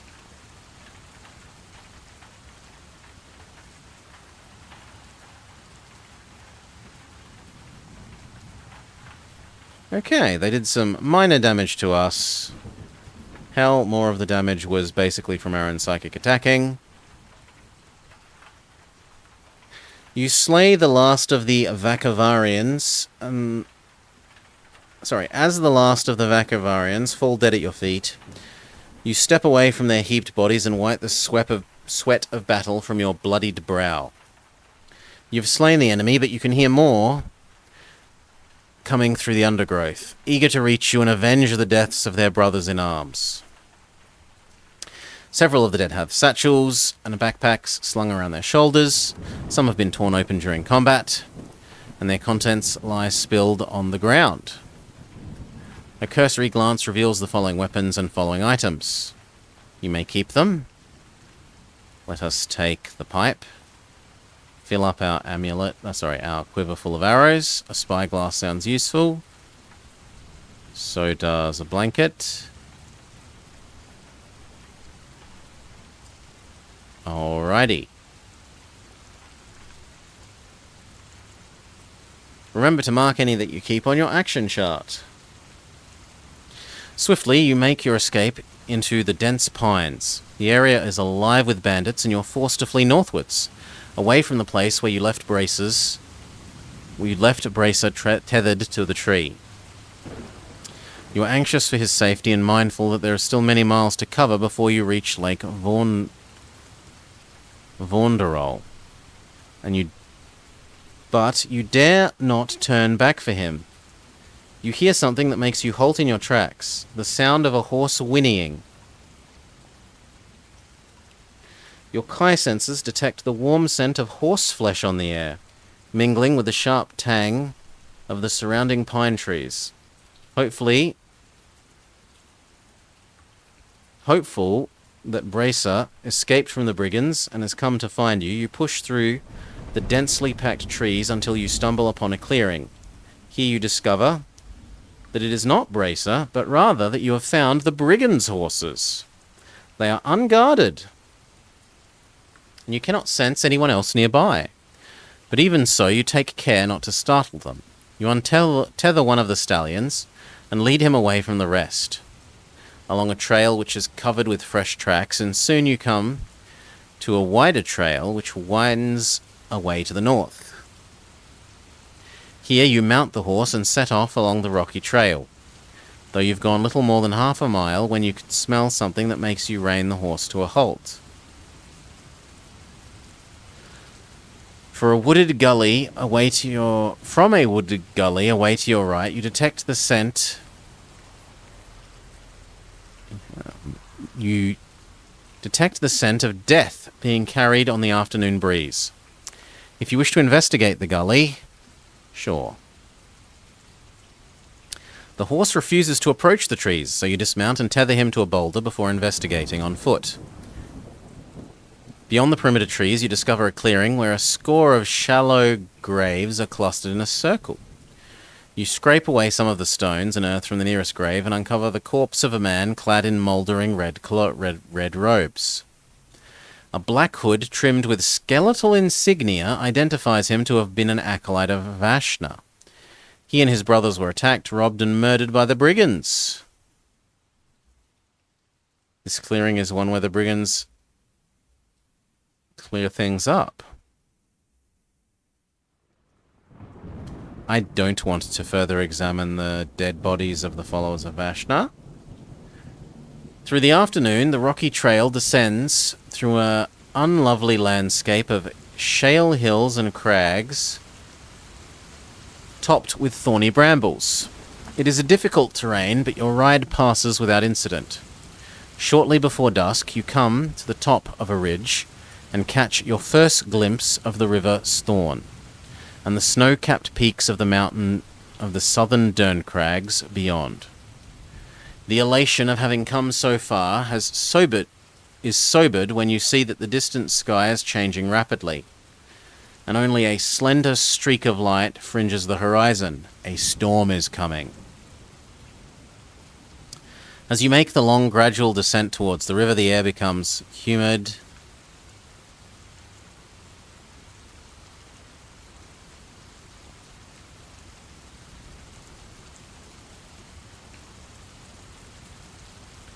As you make the long, gradual descent towards the river, the air becomes humid and the dark clouds appear overhead. The turmoil of moisture quickly changes... The turmoil? Okay. The turmoil of moisture quickly changes the atmosphere. Lightning flashes without warning from the clouds to the earth, and arcs skyward once more, its energy echoing in a slow roll of the...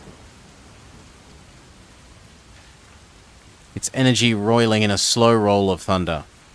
Then the heavens open and a deluge of rain saturates the land. You calm your startled horse and urge him through the pounding rain, praying that all the while you'll be able to find shelter before the night closes in. You're within a mile of the river when the darkness is almost complete.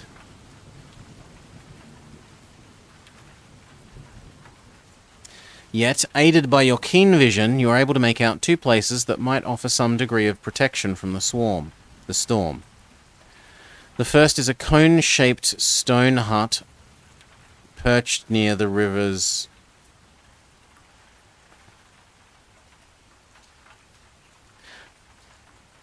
edge. The second is a rocky hollow close to the trail. Sure, we'll look at the hut.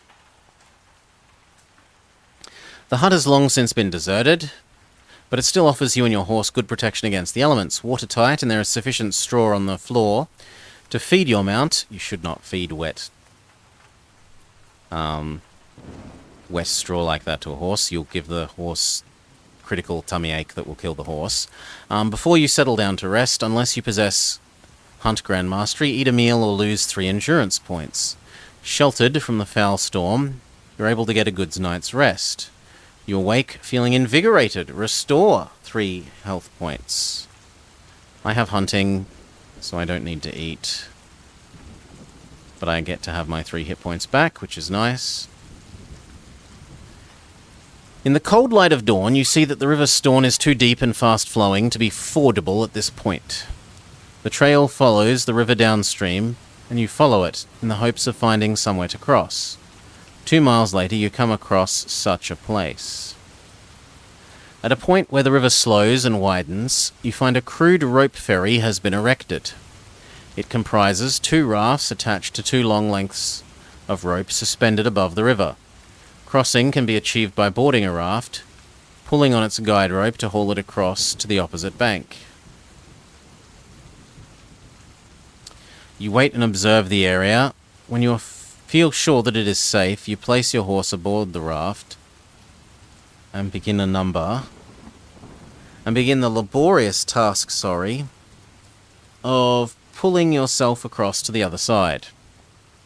Random number odd. The crossing is laborious and tiring. Lose 2 health.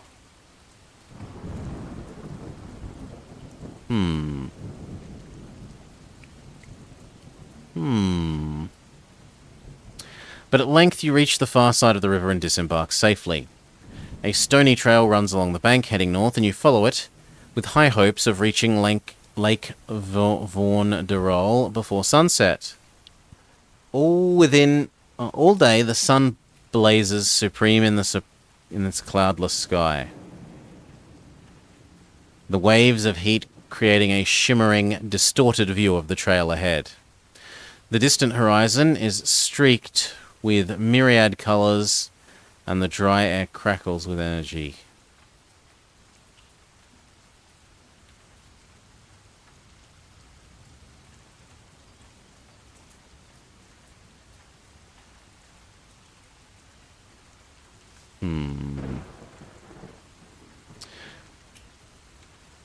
The distant horizon is streaked with a myriad of colours and the dry air crackles with electricity, the legacy of last night's violent storm. Late in the afternoon you come to the ruins of an ancient settlement and stop to allow your horse to rest while in the shade.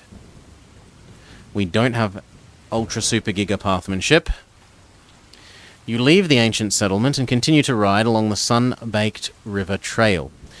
Dusk approaches, you keep an eye open on the weather for the sign of more storms.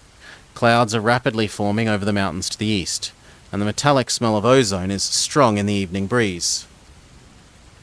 In the middle distance, you see a large herd of vithas, the timid goat-like mountain animals rarely seen at this time of the year, yet here are more than 200 of them drinking at the river's edge. You sense that they are nervous and confused. The eerie weather has disrupted their natural migratory instincts, and they have descended to the river a season earlier than is usual. Suddenly there is a flash of lightning, and a mighty clap of thunder explodes in the sky overhead. The herds scatter in all directions. Then, an incredible ball of light shoots down from the heavens and hits the trail, scattering stone and like shrapnel, and leaving a huge smoking nose. You pull your horse off the trail and run with the fleeing monster things. As more lightning balls streak down from the stormy sky. We have the summer sword, so we can just bat them away. A lightning ball is hurtling directly towards you. Desperately, you pull your horse away to avoid being hit, but the fiery meteor changes course mid-flight as if guided by an unseen hand. You make one last attempt to dodge, but to no avail. It impacts the hilt of the summer sword, and you're thrown from the saddle, amidst the shower of glowing sparks. Pick a number from the random number table. You've lost points equal to the result. Sure. You are left stunned and smouldering by the impact of the lightning ball. Drunkenly, you stagger to your feet and use your Magna Chi discipline of Nexus to extinguish those parts of your cloak and tunic that are ignited by the blast. You draw the summer sword and examine the hilt, but to your amazement, you find no sign that she's damaged. Your terrified horse has halted at the river's edge, and you call to him, using your skills to calm and control his fear. He responds and returns to collect you. Swiftly, you climb back into the saddle and gallop away along the river's trail, anxious to put distance between you and the deadly storm.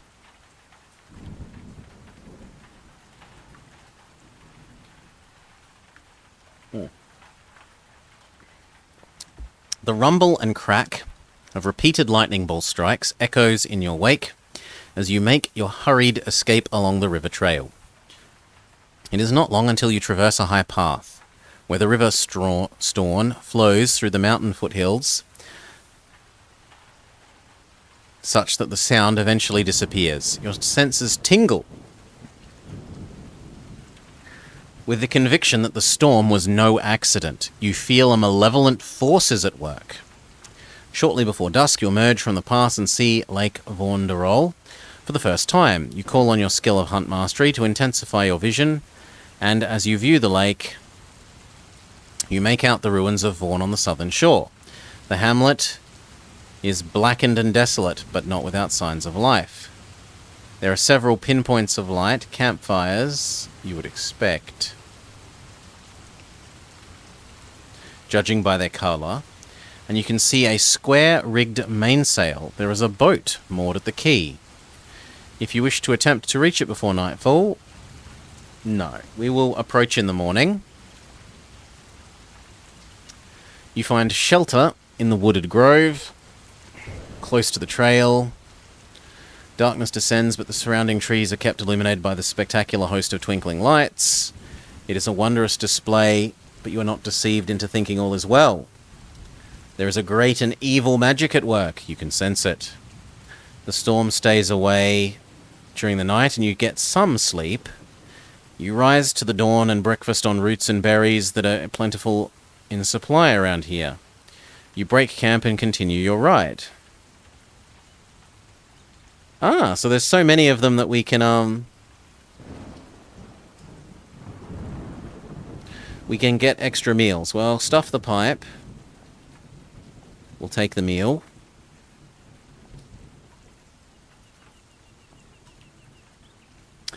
You've ridden to within 5 miles of the hamlet when you're forced to leave the trail and take cover. Ahead you see a group of Vakovarian bandits encamped on a bridge which carries the trail across a fast-flowing stream. Rather than risking a confrontation, you follow the tributary of the river a mile downstream until you happen upon a shallow bend where the water is fordable by horseback. You cross, making a wide detour, and then return to the trail a mile beyond the encampment. The trail gradually descends towards the burnt and derelict hovels of Vaughan, clustered in squalid disarray around a grey stone quay. The Vakovarian bandits occupy the ruined hamlet, and you decide it would be wise to leave the trail in case they have someone posted as a lookout. A copse of stunted firs offers you a good hiding place for the horse. You tether him and then gather some grass and roots for them to eat while you are scouring the hamlet. You have no difficulty entering Vaughan unseen. From the first floor ruins of a burnt-out inn on the outskirts of the hamlet, you make a careful observation of the Vakovarians. They seem to be systematically looting the ruins and transporting their ill-gotten booty to a fishing boat, moored in the quay. You're watching the boat closely when suddenly your concentration is broken by the sound of a yapping dog. We do not have animal mastery. An ugly, one-eyed mongrel is standing in front of the inn, barking defiantly at the first-floor window, through which you are observing the Vakovarians. You curse under your breath, and mentally you command it to go away using your innate skill of animal kinship. The hound ceases its yapping and runs off, whimpering pathetically, but its noise has already attracted unwanted attention.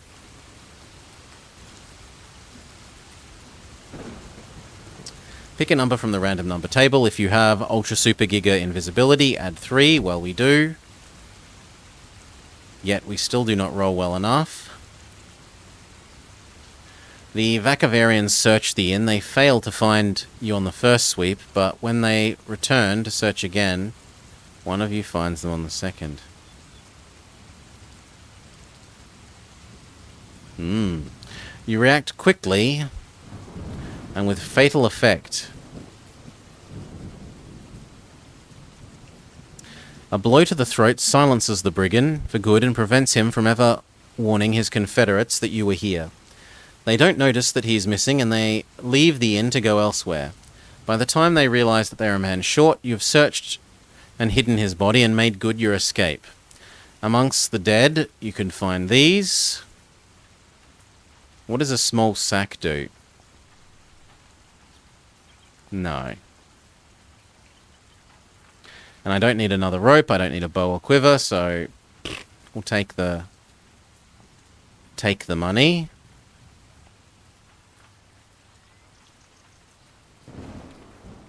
After leaving the inn, you make your way down through the ruin towards the lake, taking care to avoid other Vakovarians who are looting.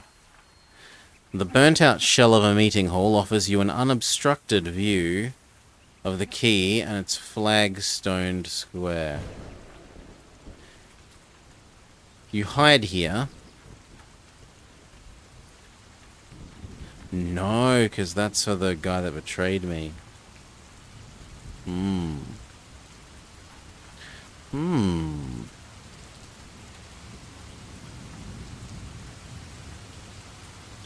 You hide here invisible among the charred roof timbers and watch a curious scene unfold by the quayside.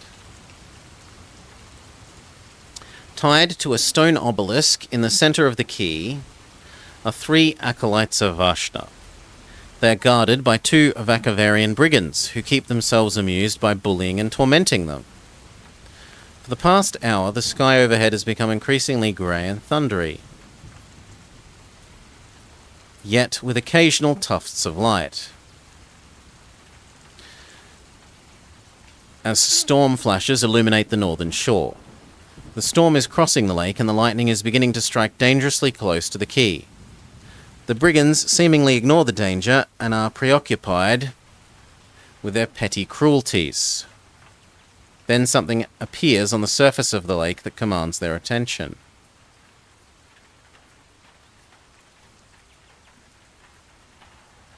A massive bank of grey-white fog is rolling across the water towards the quay at an unnatural pace. When it is only a few hundred yards from the shore, a volley of lightning bolts comes hurtling from its core to explode against the quayside wall with devastating effect. Several brigands were incinerated where they stood, leaving nothing but glowing piles of ash to mark their passing. Then, suddenly, a massive longboat emerges from the wall of fog and comes speeding towards the quay. Glowing bolts of energy dart from its prow to explode upon the deck of the Vakovian ship. One of these bolts passes high between the masts and arcs through the air towards you. You watch with mounting horror as it comes... RNG... No, summer sword... You unsheath the sun sword and strike out the opposing bolt, as if attempting to deflect it. It strikes the edge of the blade and causes you to be all but... What? It strikes the edge of the blade, and you are blinded by the eruption of searing light. The summer sword has negated the force of the bolt, rendering it harmless, but the shock of the impact sends you reeling backwards. As you fall, you knock your head on the charred timber. Lose 2 health. You stagger to your feet and shake your head to clear your blurred vision. The first thing you see when your sight returns is the attacking longboat collides with the Vakavarian ship. With a deafening screech of metal twisting and shearing timbers, it shudders along the length of the starboard side, sending the brigands who are aboard cartwheeling helplessly from their decks. Grappling lines are cast and boarding planks are lowered before the Vakavarians can recover. A screaming horde of tiny... No? Cole is apparently... not Cole. We're apparently fine. Grappling lines are cast and the boarding planks lowered before the Vakavarians can recover. A screaming horde of red-robed acolytes are among them, slaying all without quarter. On the quayside, the Vakavarians are gripped by panic. Many flee to the ruins, but there is a core of battle-hardened ex-mercenaries who band together and attempt a counterattack. Bloody fighting rages along the quayside as the acolytes try to recapture the 3 that are tied to the stone obelisk. The prisoners are eventually saved by a trio of acolyte elders. Safe. Close. Acolyte elders, each of whom is armed with a glowing wand that discharges an incinerating blast of energy against any brigand foolish enough to stand in their way. The elders retreat to the longboat with the freed prisoners, but the fighting has started to spread beyond the quay. There is a sudden noise to your left, and when you turn to face it, you see 2 acolytes of Vashna racing along the street towards you, with bloodied swords held ready to strike you down. We do have a bow, let's shoot them. You draw an arrow to your lips and fire it. With blinding speed and accuracy, you pierce the heart of the leading acolyte, killing them instantly, and causing the partner to skid to a halt. Unnerved by your deadly prowess, he turns and runs back to his brothers. Suddenly, a piercing note blares out above the din of battle. It is a war horn, and it is sounding the recall of the acolytes to the longboat. You see the acolytes of Vashna, who are fighting in the ruins, suddenly break off from their combat and race back to the quay in answer to this command. Their mission having been achieved, they've recaptured their 3 brothers.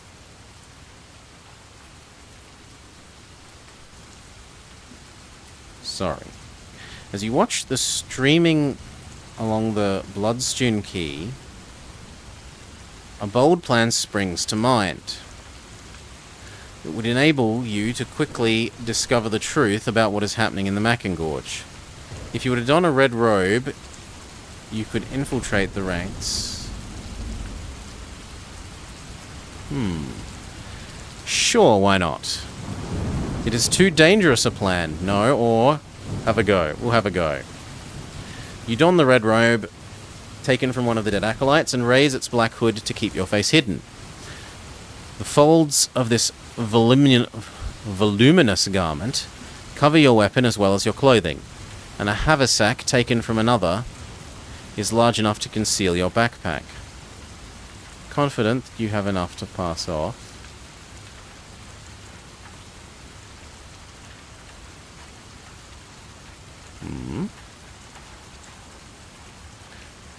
Confident that you can pass off for one of them, you run to the quayside and join with the acolytes climbing back aboard the longboat. When your turn comes, you leap from the quay onto the deck of the ship. You land close to the sandaled feet of one of the 3 acolyte elders, and he glares at you, though he doesn't seem to know your disguise.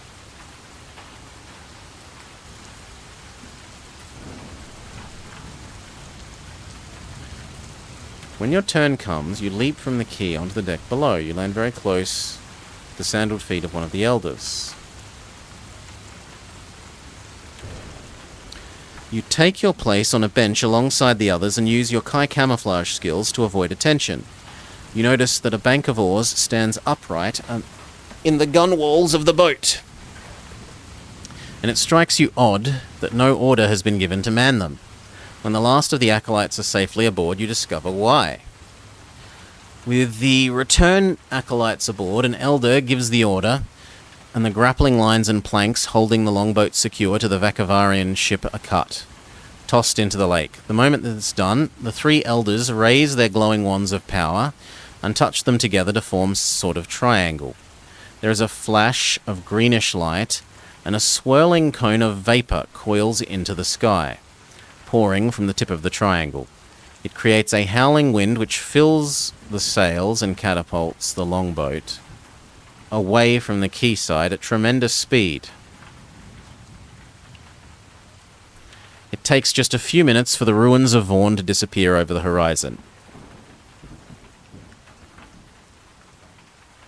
Aboard the longboat, the victorious acolytes busy themselves as the cold waters of Lake Vaughanderole speed by beneath the keel. Some are attending to the wounded in battle, others chanting a somber dirge, or sitting quietly with their heads bowed, lost in unholy prayer. The remainder clean their weapons and stare vacantly at the distant mountains. You keep your head bowed and pretend to be praying. The deception seems to be working until suddenly someone grabs you.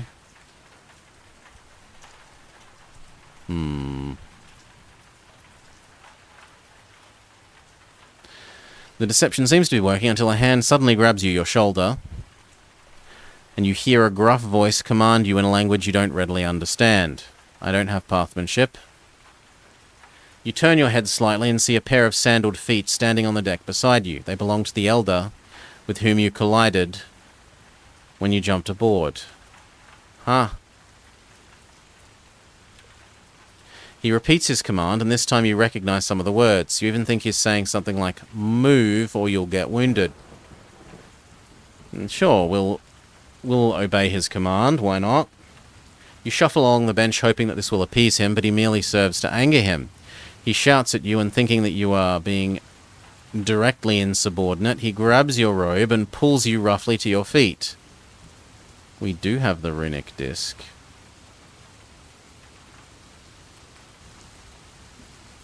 So now we're going to get to pretend to be not who we are. The runic disc that you found in Helgor falls from your pocket. As the elder hauls you roughly from the bench, it bounces off the deck and comes to rest at his foot. He releases his grip on your robe and stoops to pick it up, thinking that this is booty you've looted from Vaughn. But his temper quickly cools when he reasons that it has to be a mask from the Great Guildhall.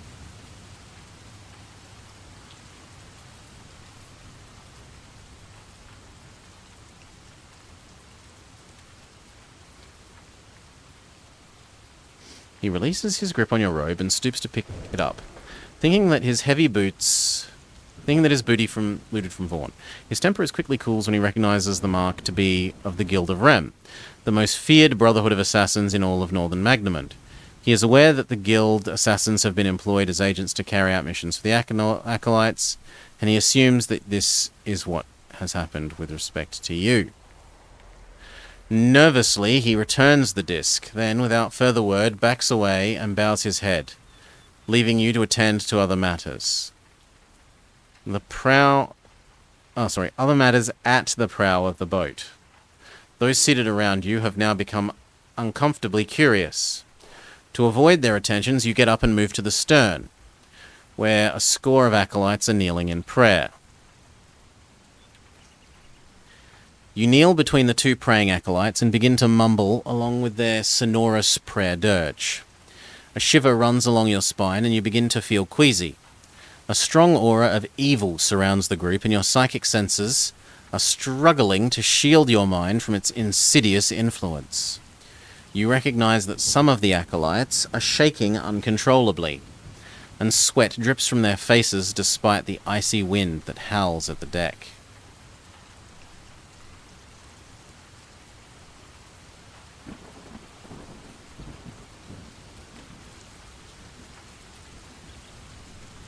You recognize that they are suffering the after effects of using Adgana, a potent and highly addictive poison which increases skill and ferocity in combat. You hazard a guess that many of the acolytes were made to take the narcotic before the assault, to stir them into a battle frenzy.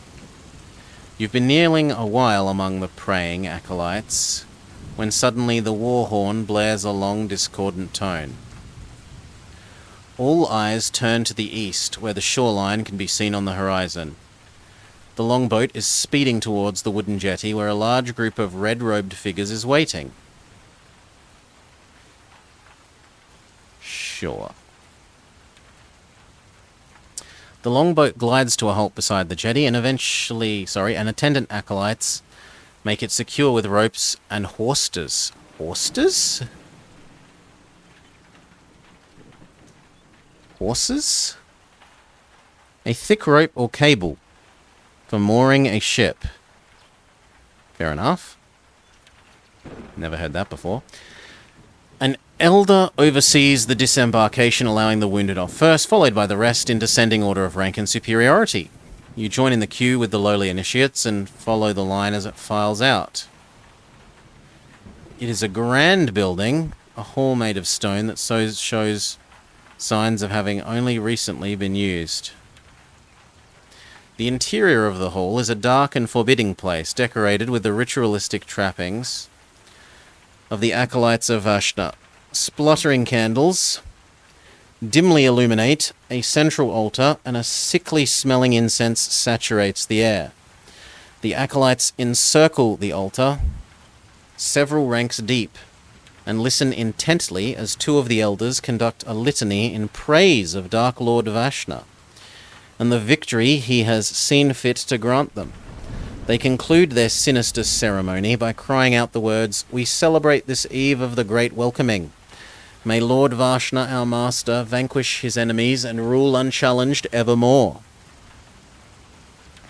The acolytes respond spontaneously by repeating the master's name. "Vashna, Vashna, Vashna," they cry, as they slowly shuffle out of the hall single file.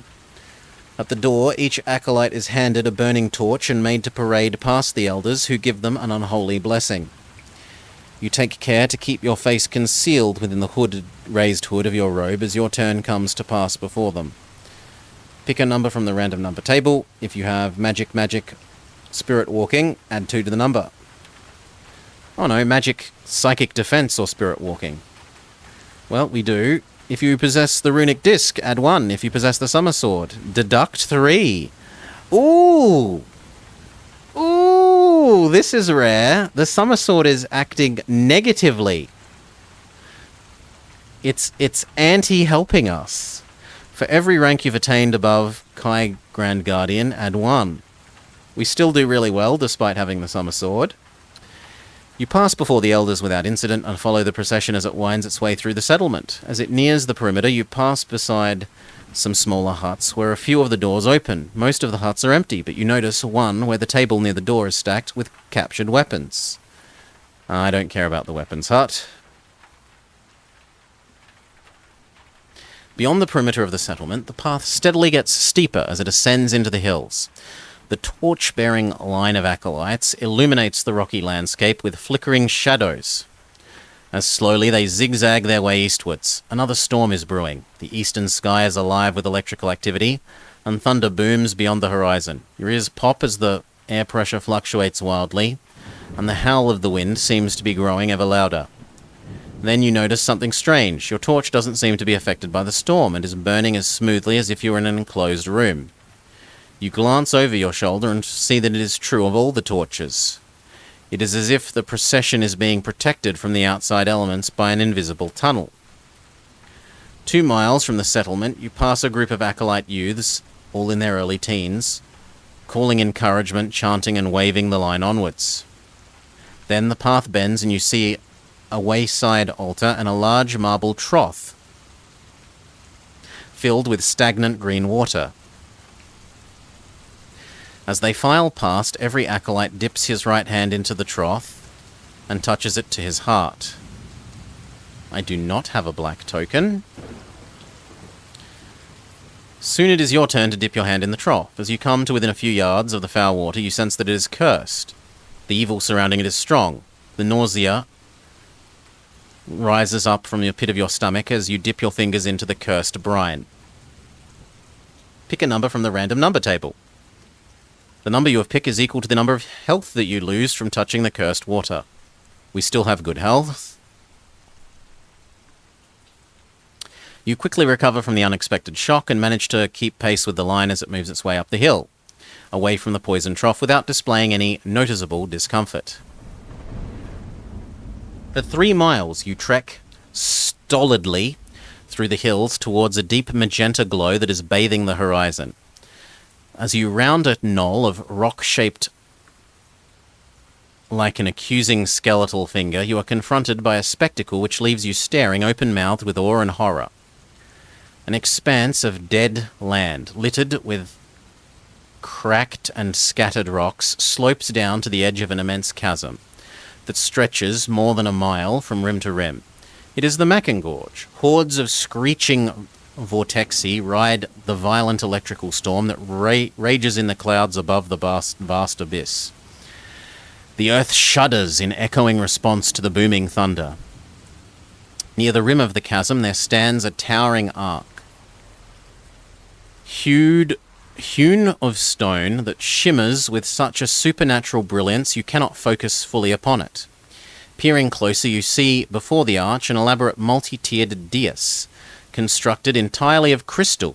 Around it kneel hundreds of acolytes chanting devoutly. Their dreary voices add to the dreadful tone.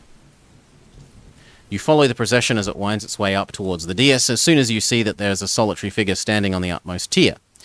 He faces the shimmering arch, his hands outstretched, and with every movement of his fingers there's a subtle shift in the spectrum of colours within the angry clouds above.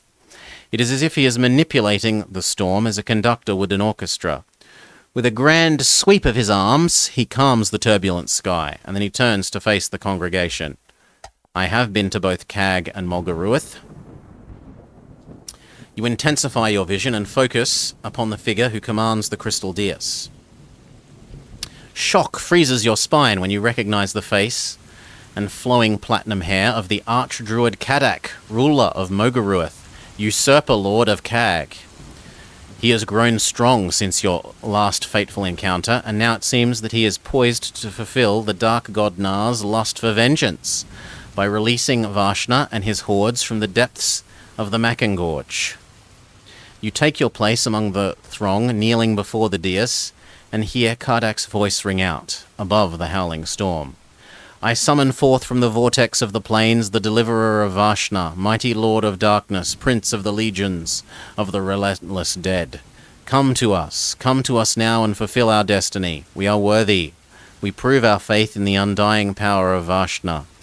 With these words, the acolytes utter a chilling cry of affirmation and rise to their feet. By rank, they follow the elder in single file towards a small, shimmering metallic arch which stands to one side of the crystal dais, almost obscured by the glare of the larger one. One by one, they file through it, under the watchful gaze of Kadak, and then return to their places where they kneel and pray. As you approach the arch, you sense a curtain of power draw across it. You pray to the god Kai-Initiate to protect you. We do have the Summer Sword. The moment you step through it, you feel an electrifying jolt run through your body. Snake-like tendrils of blue-white energy arc from the rim of the arch to the hilt of the Summer Sword. A gasp of astonishment rises from the acolytes, audible even above the howling wind.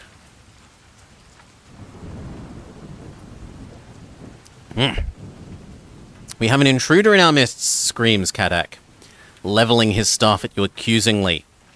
You fight the paralyzing effect of the current and tug the Sun Sword free of its scabbard. For a moment, the current weakens as it is absorbed and neutralized by the Summer Sword's divine energy. But then the tip of Kadak's staff ignites with crimson flame and the current intensifies, numbing your limbs with its insidious effects. I know you, intruder. Lone Wolf, the doomed hero of a doomed realm. You are a fool to come here. Your powers are no match for those of Na, the King of Darkness. With this he turns to the acolytes and throws his hands up triumphantly. This night we shall celebrate a double victory, the resurrection of Lord Varshna and the destruction of Grand Master Lone Wolf. The acolytes scream their approval, but their cheers are drowned by the ever-increasing noise of the storm. Then you see that the storm itself is changing. A huge vortex of swirling cloud is descending from the heavens, a tornado, whose deadly funnel is reaching down towards you. Then the tip of the roaring plume touches the ground at your feet, and with a terrifying suddenness, you are torn from the energy curtain and sent hurling through the air towards the dark center of the towering arc. For countless minutes you hurtle into the whirling abyss of darkness and howling gale, torn by freezing winds that cut to the marrow despite your Magnakai protections. Then, as if waking from a dream, the sensation of falling ceases, and you find yourself standing on a plateau of black volcanic rock, cratered and split by rivers of blazing lava. You take a tentative step forwards and feel the ground sag beneath your feet. The thin crust of cooled lava wrinkles and tears, and a jet of flickering yellow flame shoots upwards to engulf your legs. Your Nexus skills are sufficiently developed to protect you from the flames and hellish temperatures, but you're amazed that your boots and clothing have not ignited. Then you sense that your entirety is being protected by a field of energy radiating from the platinum amulet given you by Gwinian. Silently you thank him for his gift, for you suspect now that even your Kai skills would be hard-pressed to keep you safe in this alien domain. With difficulty you cross the semi-molten terrain and reach an island of blue-grey basalt rock, strewn with cubes of obsidian and jet. At the island's center, you discover a huge, untidy pile of cubes which make a crude temple. There is a yawning hollow at its base, and as you draw closer, you sense something lurks therein. Suddenly, a trio of horny-skinned creatures emerge from the dark hollow and take flight on wings that glimmer like burnished gold. You watch them ascend, but you have difficulty following their flight, when their bodies begin to flicker in and out of existence. We have Hunt Mastery and our super high rank, so check. You scan the brooding sky, you're using your ability to see in ultraviolet and infrared. Your advanced skills enable you to see and track the creatures as they circle around their lair and come swooping down to attack you. You draw your weapon and in the ultraviolet spectrum detect that an aura of protection is sheathing it from the extreme temperatures of this domain. Then a hideous shriek splits the air and the first of the beast dives upon you.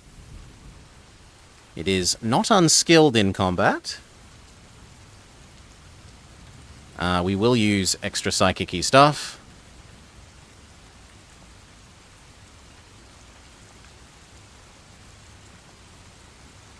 Okay, we defeated it without taking too much damage.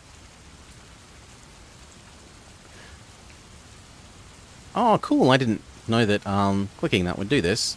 Silver braces, law circles, Grandmaster discipline, silver helm, base number. Does that mean this does the same? Yes, it does.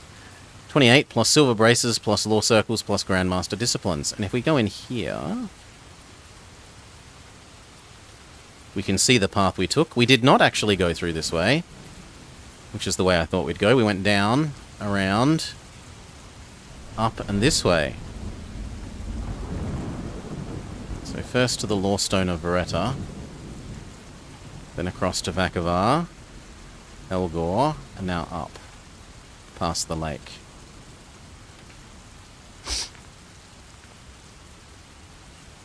And what was the other thing? It was here, and then I wanted to look at the circles.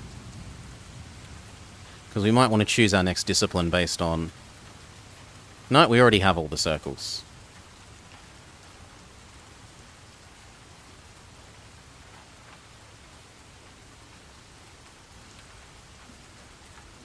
Unless there's more. Ooh! We actually get to see the law stones, which we've never seen. Like this. Okay. Still, back to it. We've defeated the flying dragon golden things.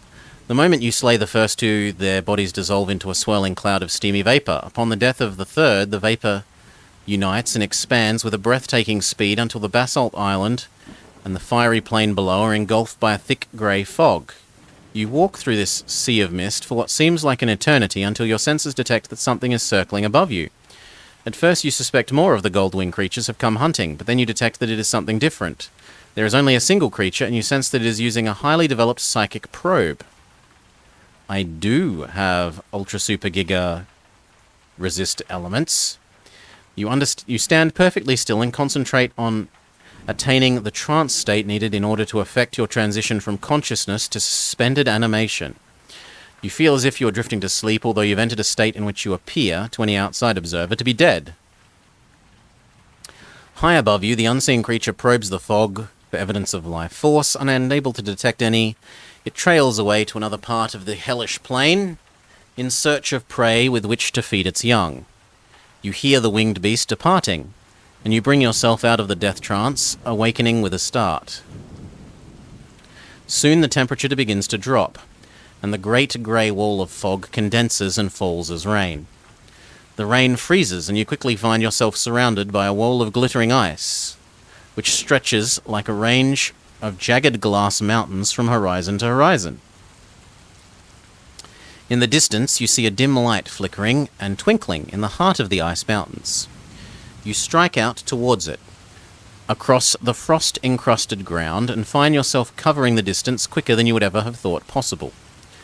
A mile slips by in a single step, and the surrounding terrain becomes impossible to focus on. Suspecting that you are the victim of a powerful illusion, you stride up to the flickering ice wall and thrust your hand against it. Effortlessly, your palm sinks into the glassy blue surface, and you fall headlong into the icy mountainside.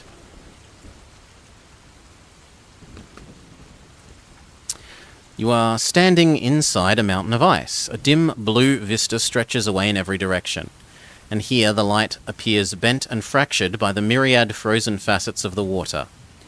You are encased, yet you can still move. You are able to stride forwards through the seemingly solid walls as if you are moving through air. Confidently, you walk through the strange and beautiful beauty of this crystal world, striding on towards the distant dim twinkling light that first drew you to the mountains. Slowly, the icy vastness begins to change, and you see new wonders. There are treasures, veins of gold, gemstones, chests, coins, pearls, rubies. Rubies aren't a gemstone? And there are graves and lost tombs, where corpses watch your passing with burning eyes. Their ghastly stares bleed the warmth from your body, and leave you shivering with psychic shock. You take 4 health damage. At length you pass beyond the ice and emerge into the shadowy recesses of a vast cavern. Here you discover the source of the light, and in its dim glow you witness a scene that makes you tremble with fear. Before you stretches a gigantic cavern. Its walls of ancient obsidian rise to a high-arched roof where hangs a circle of stalactites, 12 huge luminescent spears of lime-green stone. Bathed in the pulsating glow of its many-tiered crystal dais, identical to the one on which Archdruid Kadak stood before the great shimmering archway at the edge of the Macken Gorge. To the right of the dais you see a dark tunnel. The entrance appears like a black semicircular shadow upon the cavern wall. Standing upon the uppermost tier of the dais is a creature which is both mesmerizing and repulsing. It is the semblance of a human female, yet is more than 20 feet tall, strikingly beautiful, but you sense at once that she is wholly evil.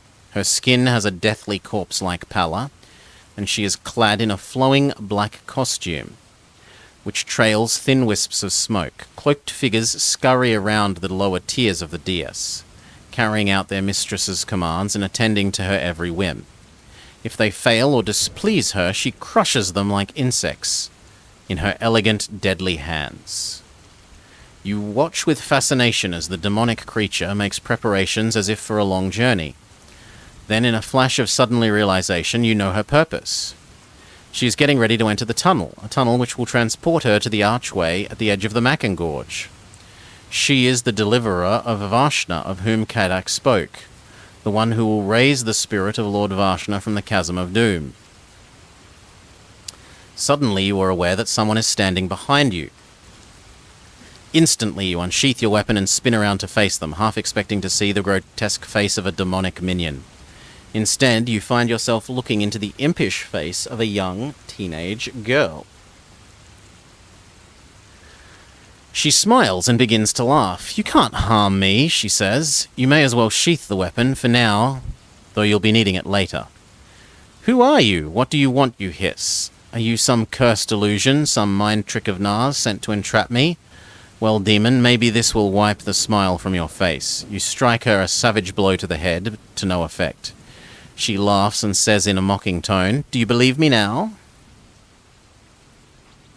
You back away, looking to either side for a way of escaping, but there is none. She advances, and you regard her with fearful caution. She is wearing a leather-worn jerkin and ragged trousers cut short at the knees, and doesn't appear to be armed with a weapon. You should be more respectful. After all, if I should decide to leave, who will keep you hidden from the gaze of Shammath? She points at the giant demoness. Trinket or no, she continues, pointing at the platinum amulet, you wouldn't last long against her. What do you want from me? Your attention would be a good start. I wish to help you. I don't have spirit walking. Okay, how do you intend to help me? She begins by confirming your suspicions. The demoness Shamath is indeed preparing to go to the Macken Gorge in response to Kadak's summons. She will make the journey by entering the tunnel. It is a shadow gate, which will transport her from this plane of existence to Magnamund, to the great shimmering archway through which you were hurled by the storm. She will take with her an artifact of great evil, the Death Staff, a device forged by the dark god Nar himself and imbued with the powers to resurrect the spirits of his long-lost champion, Lord Vashna, from the depths of the Chasm of Doom. Nar has labelled long and hard to create the Death Staff. Can you see? It is there, resting beside Shamath's feet. You look towards the dais and see a staff of twisted black metal. Its 6-foot length looks insignificant lying beside the huge booted foot of the demoness. The time has come for the transference. Shamath must be stopped, and only you can stop her. But how, you reply? Simple. Steal the Death Staff, and enter the Shadow Gate. Use the staff to destroy Kadak's crystal dais, which will close the gate and prevent the demoness from entering Magnamund. But I warn you, you have precious time to accomplish this. Do not delay. Once you return to your world, you must destroy the dais as quickly as possible, or Shamath will enter. She has great strength and power, here, but on Magnamund her powers would make her all but invincible. She looks over her shoulder as if being pursued by an invisible hunter. I wish I could tell you more, but I have my own battle to fight. Be brave, but be swift.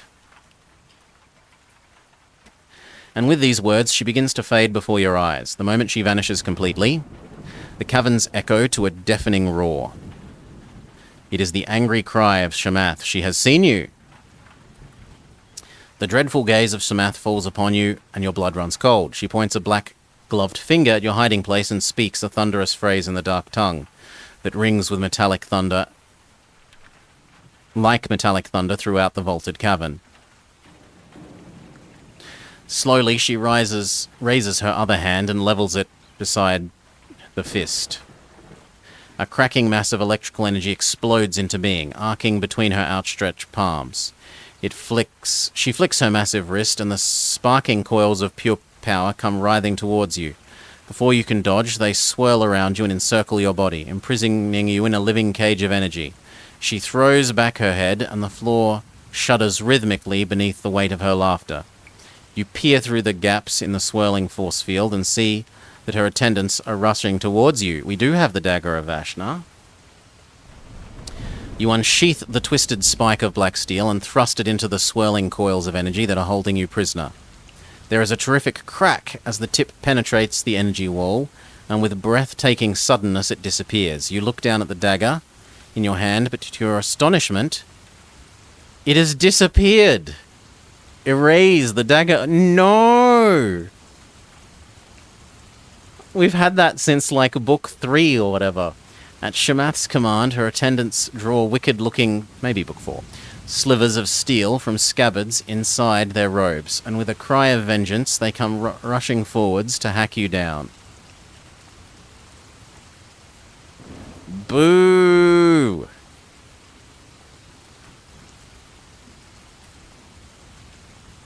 Okay, we win the combat, we're barely scratched.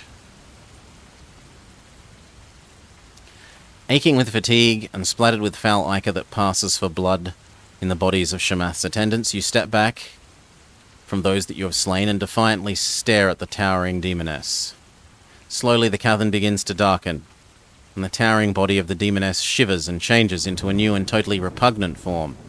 She has taken on the guise of a huge crawling worm. Her slimy flanks are studded with a multitude of tiny tendrils, and her head is equipped with a sphincter-like maw which drips loathsome green saliva. She slithers closer, and in the half-light you catch sight of her ghastly face. It is like that of an infant, wholly black save for the eyes which are aglow with hellish red fire. The worm thing rears up, and as the head sweeps past your eyes a second time, you recognize the facial features, and a paralyzing blast of psychic shock rips through your mind. It is the face of your long-dead brother Jen. We have advanced screen. The sight of your dead brother's face leaves you dry-mouthed and shaking, but your mastery of psychic defenses protects you from further psychic shock. The face on the worm is changing. It no longer resembles your brother. It has taken on the haughty visage of the demoness Shamath. Ha! How puny and insignificant you mortals are. There can be no sport for me in the easy slaying of your kind. This is no challenge, therefore I shall devise one. I challenge you to a duel of intellect. The great worm thing retreats through the dais and the darkened wall of the cavern, and suddenly it is illuminated by 1,000 jets of flame which roar from jets set into the smooth glassy floor. Very well, let the combat begin. Attend with care to what I say. When I have finished, I shall ask you a question. While I am here to do Nar's bidding, how many loyal servants guard my throne of power? Shamath notes the look of concentration in your face, and she allows herself a sneering laugh at your expense. She is confident that you will not defeat her in this intellectual contest. She begins. I possess 2 dwellers of the abyss. My loyal servants are equal in number to the months in a Magnamund year, less the number of my dwellers of the abyss. When my loyal servants and the dwellers of the abyss are counted together, their total number was doubled when my lieutenant of night arrived.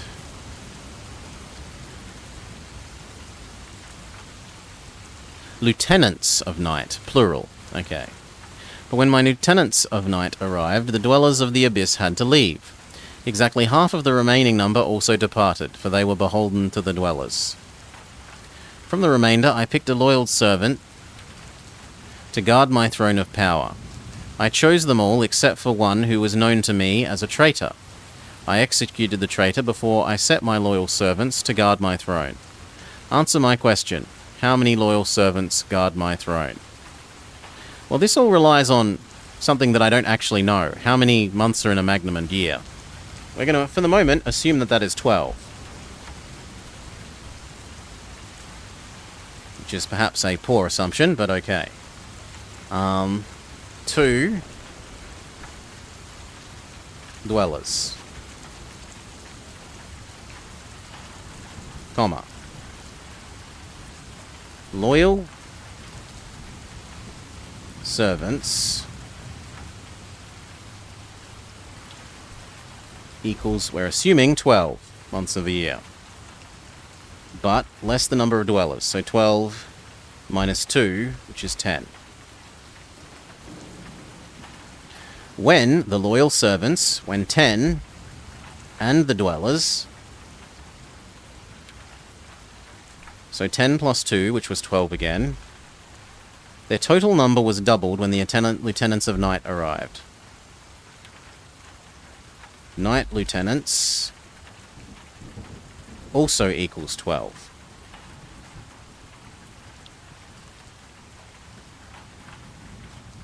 But when my lieutenants of night arrived, the dwellers of the abyss had to leave. So we went up to 24, but then we minus 2 to go to 22.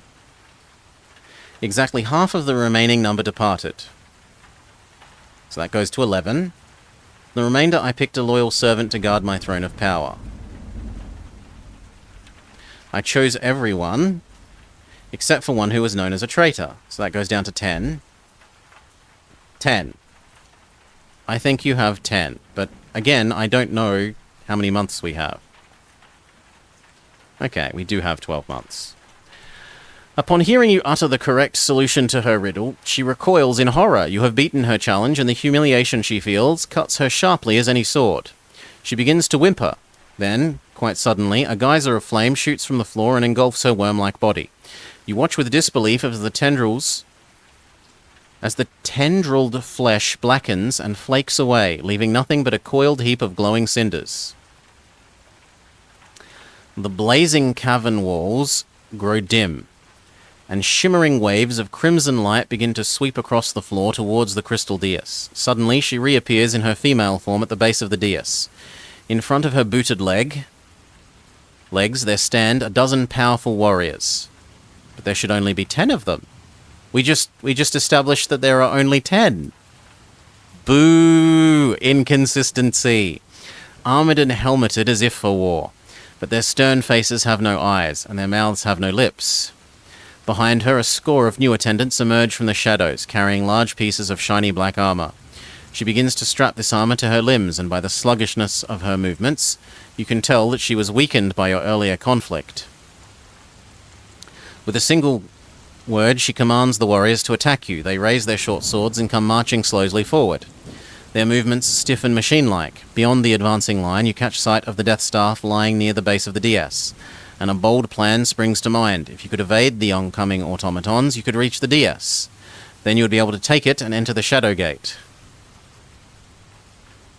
Inspired by your plan, you run towards the advancing line of automatons, taking care to keep a watch on the eye of the demoness Shamath, and your goal, the Death Staff. Pick a number from the random number table. If you have super invisibility, add 2. If you possess Pathmanship, add 1. If you possess Spirit Walking, add 1. For every Kai Mastery you've attained, also add 1. We barely make it to 6.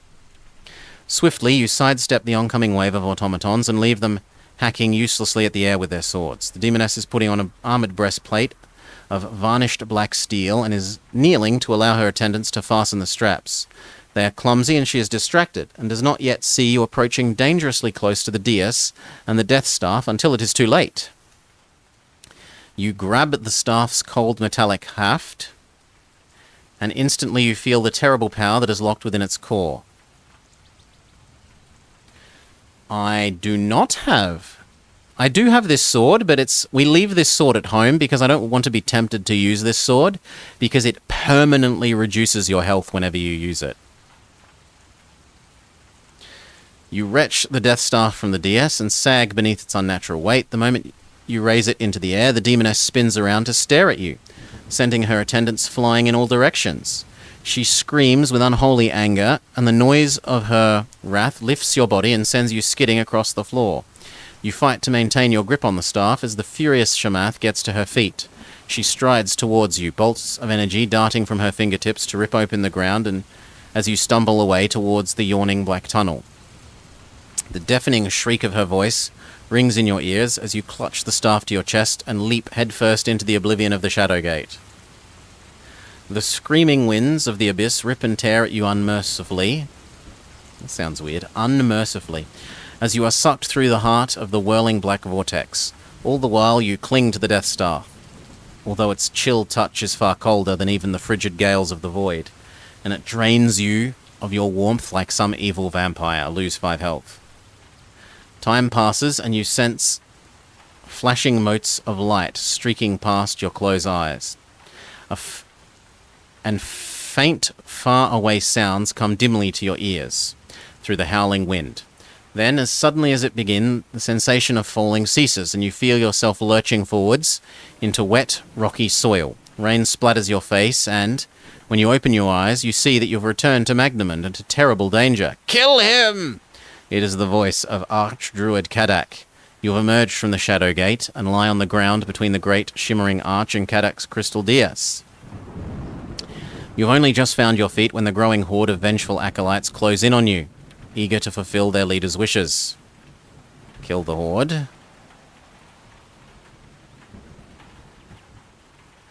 Next. Insta-kill by critical success. I'm not going to use the Death Staff, by the way. Win without using the Death Staff. The few acolytes who survive the fight count themselves lucky and flee for their lives. Fools! Must I do everything myself? Screams Kadak. With these words, he bangs the tip of his staff 3 times against the floor of the dais, and a gout of crackling energy arcs through the rain-laden air towards you. Instinctively, you raise the Death Star and catch the arcing bolt on its heft. There is a flash of sparks, and the crackling energy flickers and disappears. Kadak curses loudly and promises you that you will die.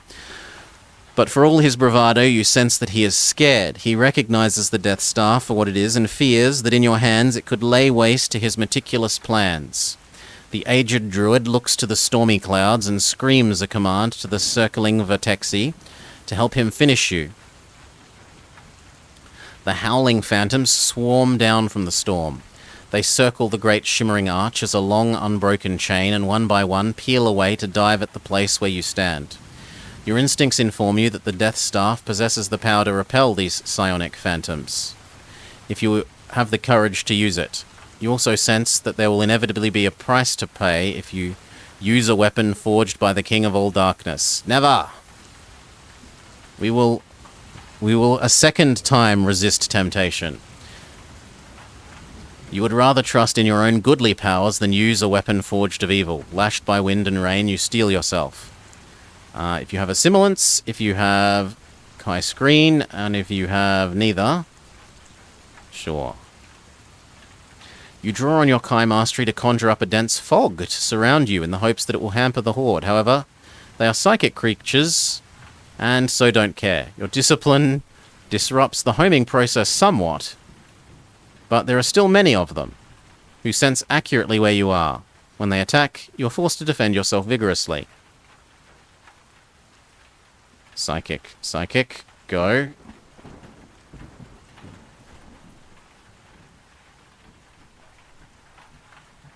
Okay, they do marginal damage to us. You have destroyed the power of the Vortexy Horde. They shrink and fade, and their faint wispy remains are whipped up and dispersed by the winds of the raging storm. For a few moments there is a break in the roiling clouds, and a few rays of sunlight burst through to bathe you in a warm yellow glow. This warmth greatly invigorates your mind and body. Restore 6 health. Gradually the clouds knit together and shut out the sun. Once again you are plunged into the teeth of the storm. You hear a low scream carried on the wind and turn to see Kadak, blazing with anger, striding down from the dais, wielding his staff like a fiery lance. He approaches to within 20 paces and bangs the butt down twice upon the rain-drenched earth. On the second strike, an umbrella of spectral lights explodes overhead and falls to earth to encompass you both. "Nothing can stop the arrival of Shamath," screams Kadak. "You have only delayed her, that is all. You have not stopped her. Soon she will set foot upon the soil of Magnamund, and Lord Vashna will have his revenge." You scan the flickering walls of this rainbow-coloured prison for light, searching for a chink in its armour, through which you may escape. "You will not escape," shouts Kadak, as if reading your mind. "Not while I am alive." I have the summer sword. You draw the summer sword and point it accusingly at him, expecting him to wither in the face of its goodly light, but the blade does not glow as radiantly as before. It is as if its powers are being subdued by Kadak's spectral prison.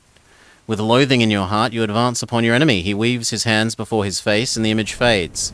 He is using a spell of invisibility, but it does not keep him entirely hidden. You can see the outline of his staff and his body flickering as he moves against the background wall of the light. He has a lot of combat skill, but he doesn't actually have very much health.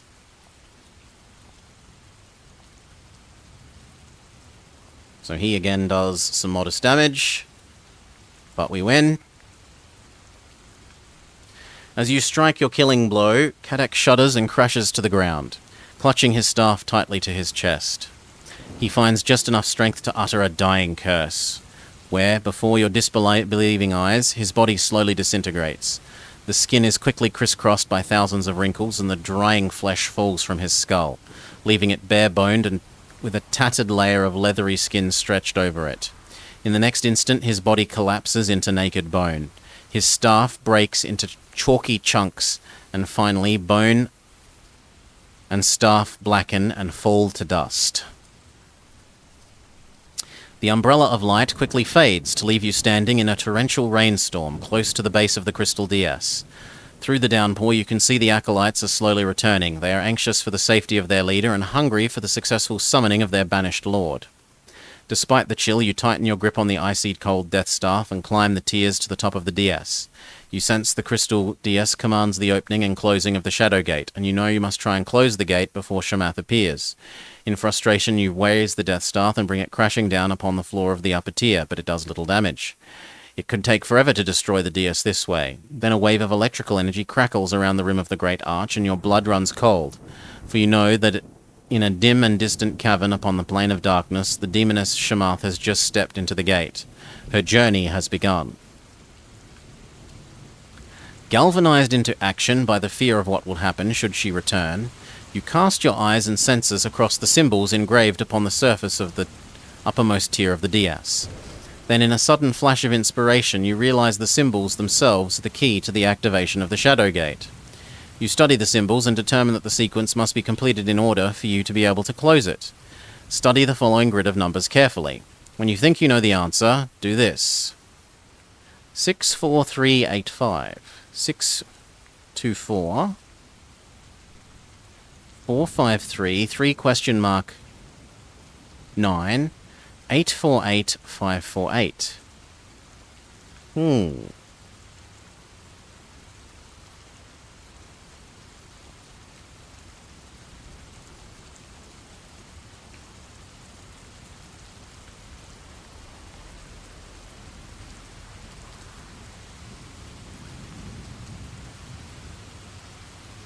I'm not seeing an obvious pattern.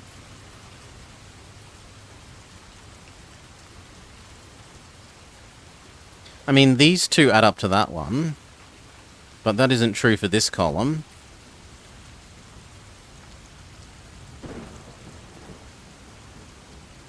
I suppose the difference of these two is that. The difference of... No, the difference of these two is not that. Maybe it's to do with how much they add up to?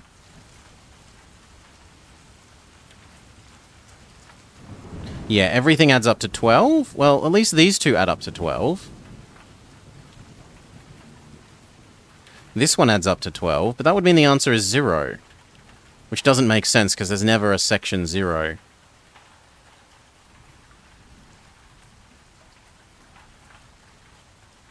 So that one adds up to 21. This one adds up to 20.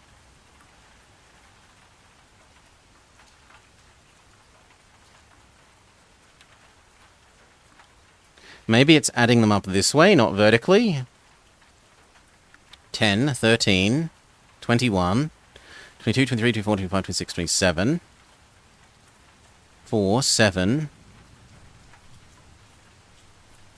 16, 24, 32, 32, what was the top one? 10, 13, 21, 26.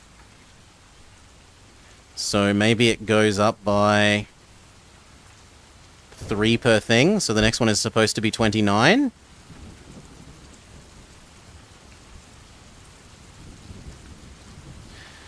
Uh, 29, but minus 9 plus 4, 13, 13, 14, 15, 16, 17, 18, 19, 20. So I think the missing number is perhaps 9?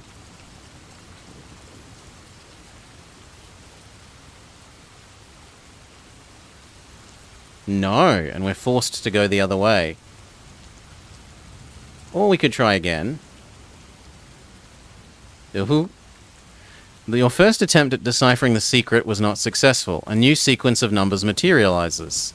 The sequence appears harder. You will now need to bring to bear all your skill and intelligence to break the code.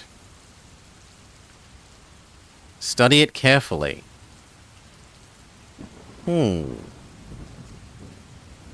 Okay. Adding them up vertically. 6, 7, 8, 9, 10. You know what? I'm even willing to use calculator for that. So 23, 86, 141, 250. Next. 41, 86, 68, 192. 301. That doesn't feel like a pattern, but we'll keep going. We don't know the next one. X. 88. 129, 216, 44, 433. And 31, 135, 337. 493. Then take the difference of these consecutive numbers, which is 51, unknown, unknown, and 493 minus 433, which is 60.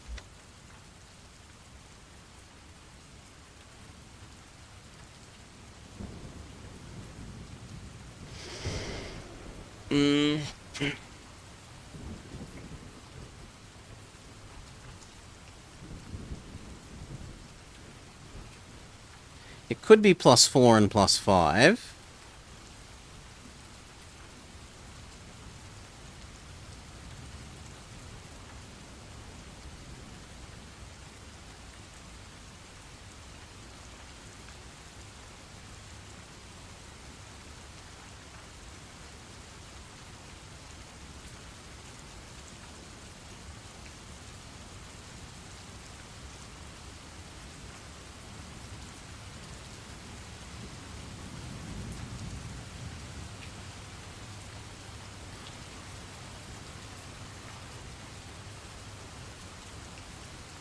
So what, I maybe want it to be 54 and...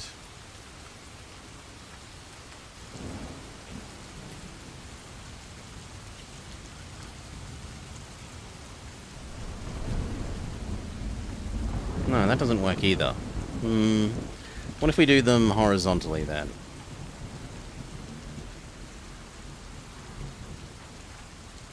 If we instead look at them horizontally, it is 23, 41, 55, 88, 31, 238. It is 86, 68. Well, we can't tell because it's... So X and 141, 192, 220, 216, 337.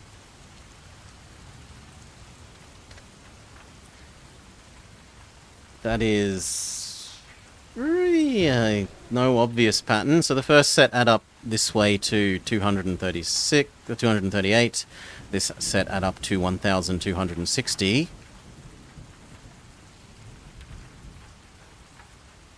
It's not obvious how that's a progression.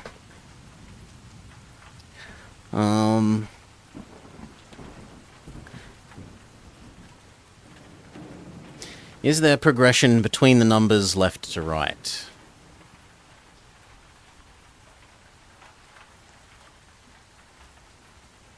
So 41 take 23 is 60... No, take. Stupid calculator. 41 take 23, 18. And then the next one is 14.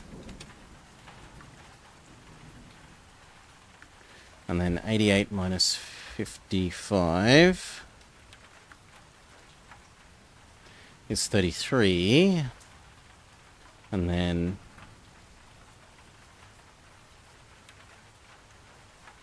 it's going to be some big minus number, which doesn't really make sense either.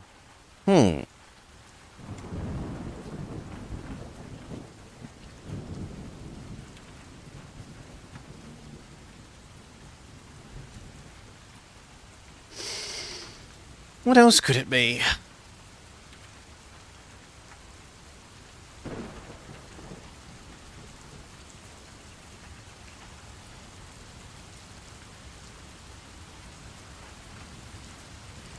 The frequency of the digits?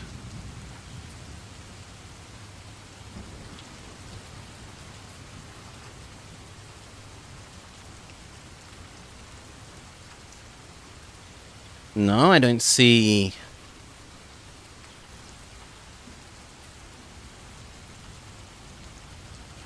Like, I was thinking maybe the digits in one row then somehow correspond to the digits in the next.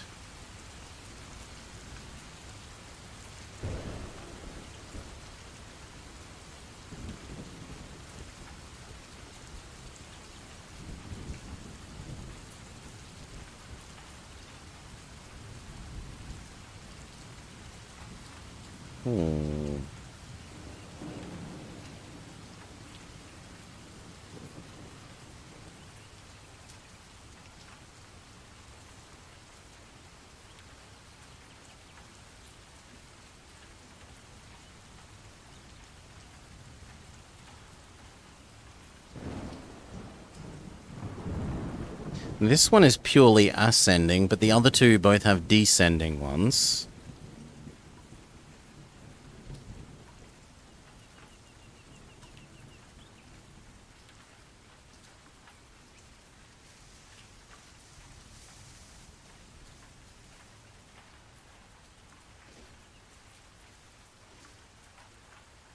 Well, enjoy, Remy. I hope you have a lovely time of it. And yep, it's always easy to be watching and think, oh, that looks easy. And then you've actually got to do it for yourself. And you find out that it is not so.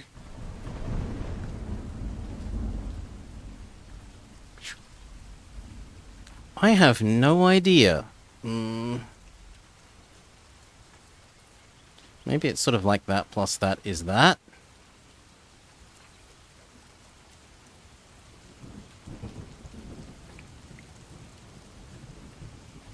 That might work.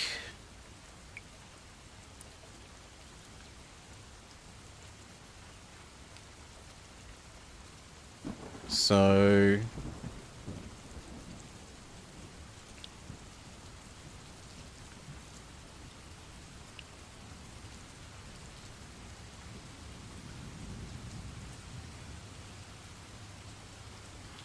what was I saying? I'm saying 23 plus 41.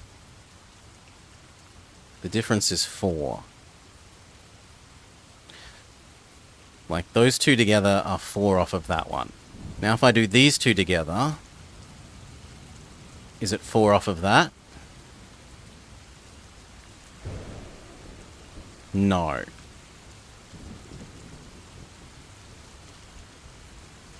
It is 14 off of that.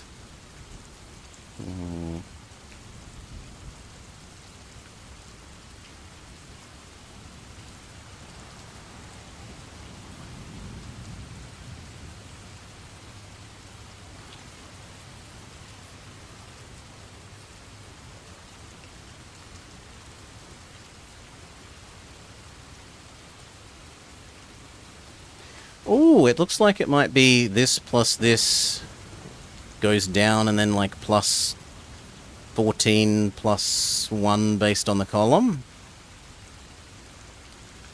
So 23 plus 41 is 64 plus 4.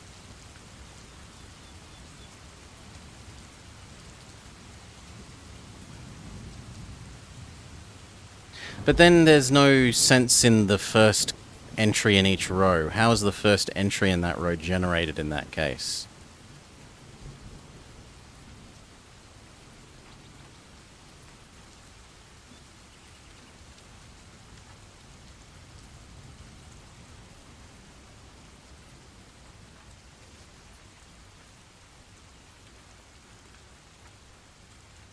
Right, this would need to be... These two... Well, this one would need to be blank for it to be like that.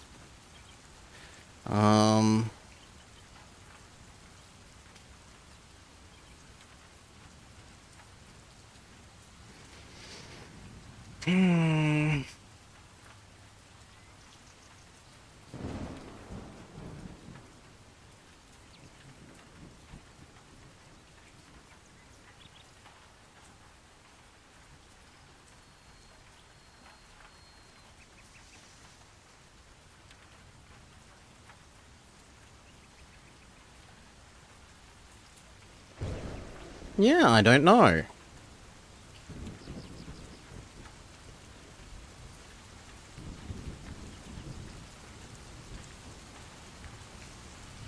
I mean, I can't imagine they'd make you do multiplication. That would be too big. They would only make you be doing addition and subtraction. At most.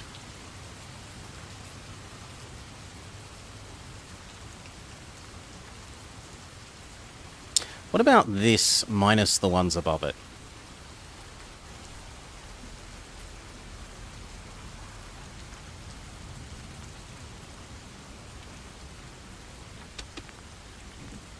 So the first column would be 32 by that rule.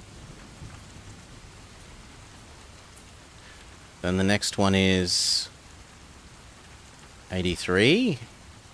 It doesn't feel like a pattern. And then unknown. And then...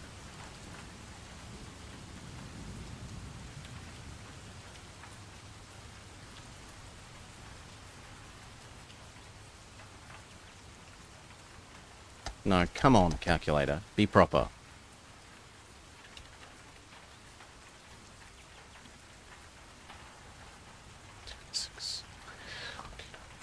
Minus 88. No, that doesn't... That's not a sensible pattern either.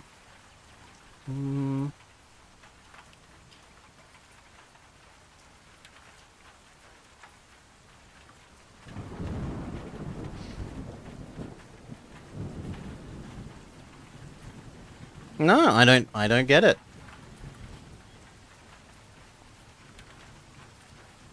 You insta-die. Wow.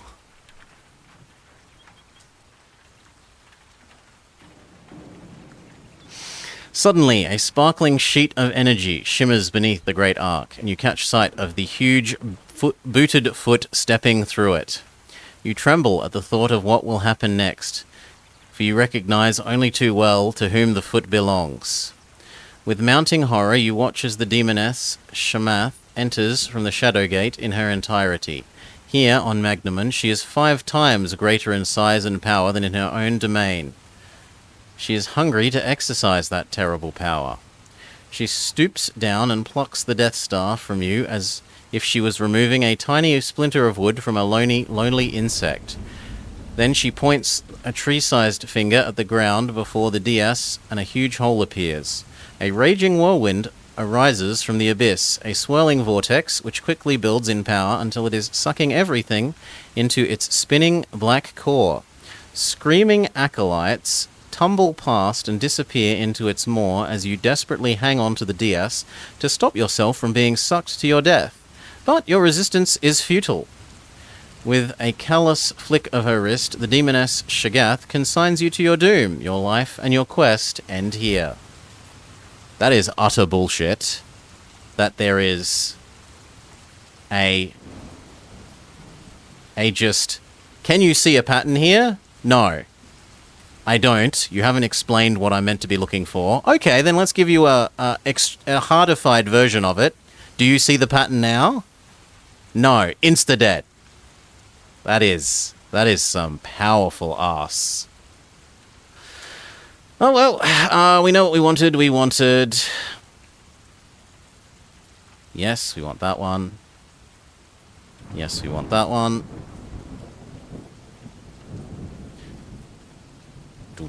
There is no saving, Remy. We get rid of the whistle, we get rid of the ball of string. Get rid of the ball of wine. Bowstring. Bottle. Don't need a silver bowl. Go across to our money. I don't need 2 of these amulets. We'll get told off if I have them. Deposit a whole bunch of our money.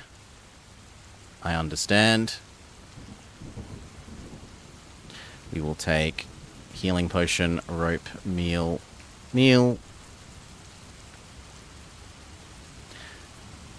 Boop.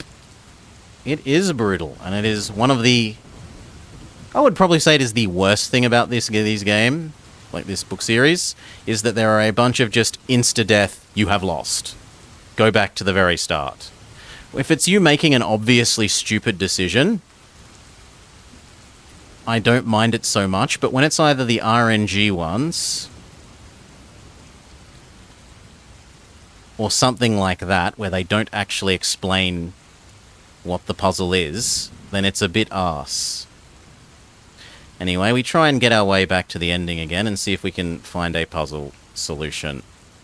We asked him for money, we asked him for directions, he demanded us money, we give him the money, he takes us... Oh, this guides us to here. We offered him a backpack item. He steals one of our ropes. The ninja comes. We chase the ninja. We shoot the ninja.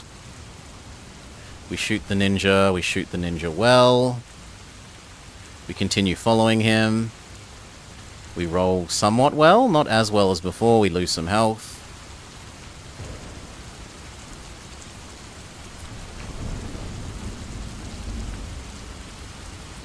You continue tracking him.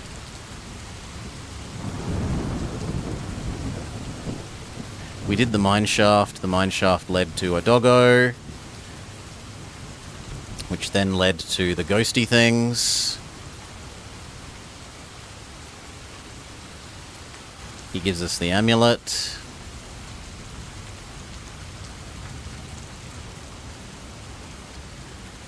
I can eat a meal. We cannot control the animal. We have rolled poorly this time. Oh no, this is the same. The same thing, we're attacked by the ghost things.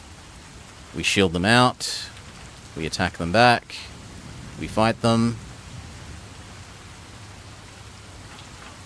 We win.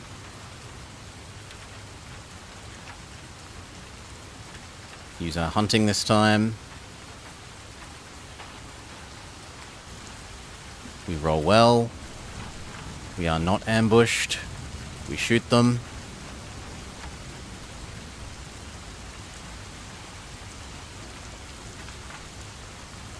They do modest damage to us.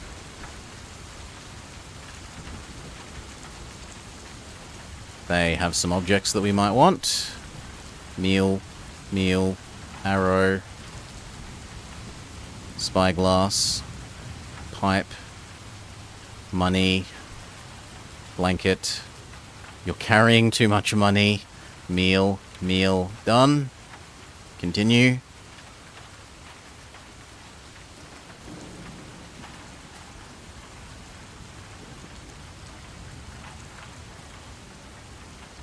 I think we skipped it?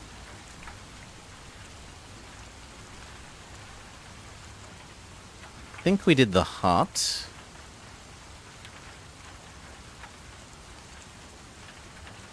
Yes, we crossed the river on the little pull dolly.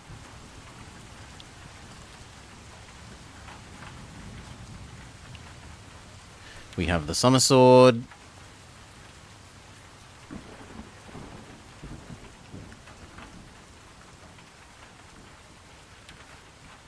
We approached them in the morning. Another meal that I don't need.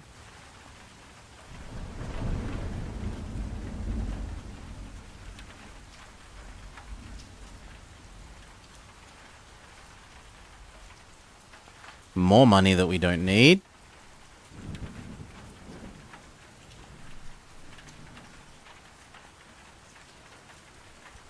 Okay, we find the magic pirates trying to free their brothers.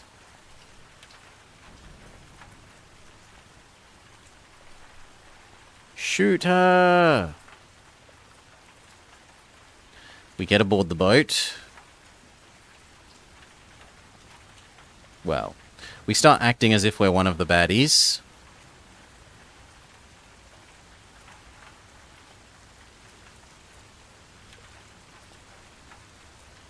We wander up the hill.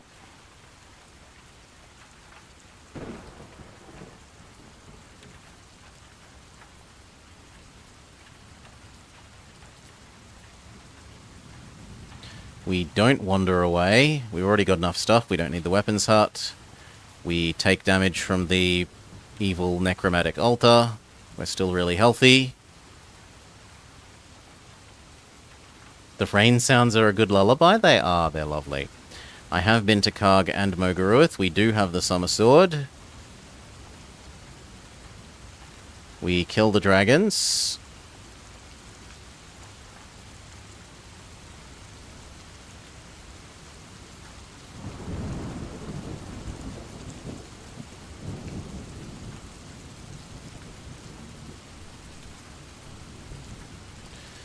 We talk to the little girl.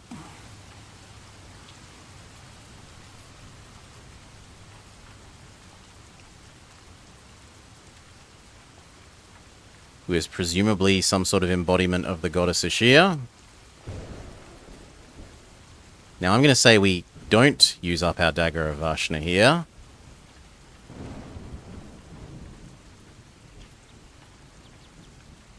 I will use the summer sword, though.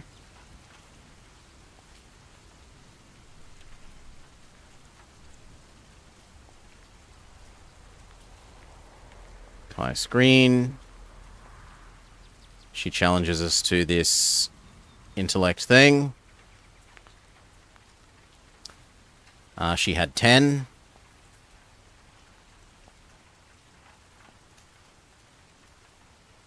See, the linear algebra problem, trivial. We got that instantly.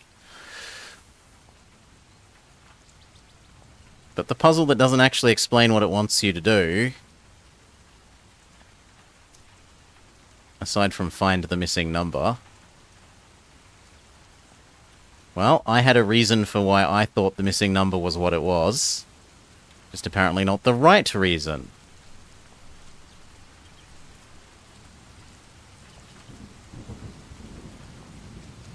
We don't use the Death Staff. We don't use the Death Staff.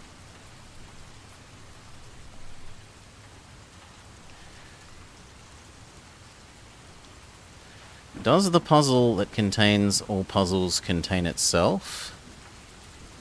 Yes, set theory says set of all sets includes set.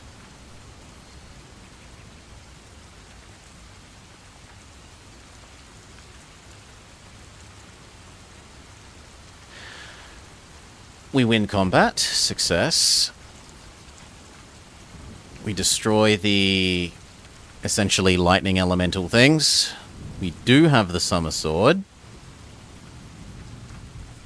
He uses his anti-Summer Sword bubble. We fight him.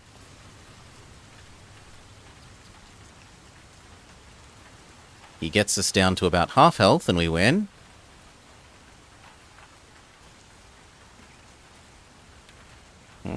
I remember watching a little educational video thing about set theory on that topic.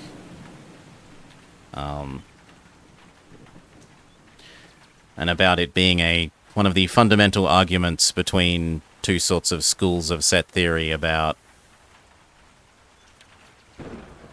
One of them is that it's a irreconcilable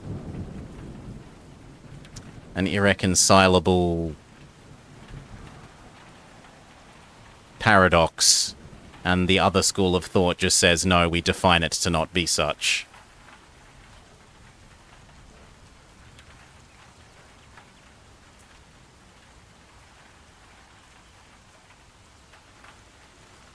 Okay, we've defeated him. We step up to the DS, and we get the easy version of whatever this is supposed to be. Okay.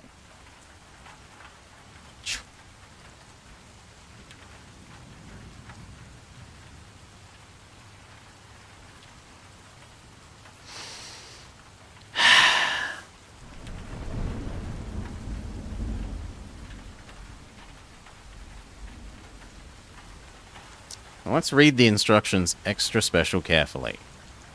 You study the symbols and determine that a sequence must be completed in order for you to be able to close the shadow gate. Study the following grid carefully.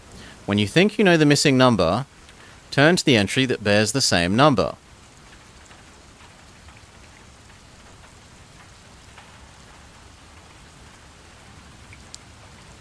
Now, we said adding them up vertically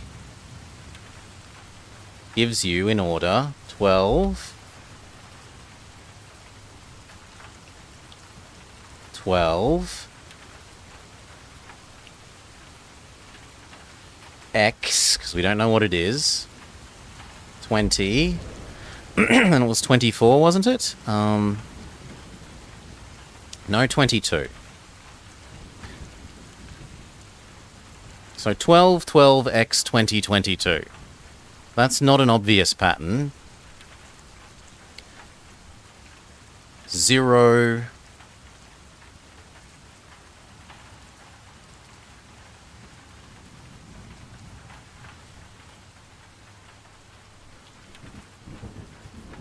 Like, the difference between those is then 0, comma, X, comma, well, let's call it Y, actually. Y, Z, 2.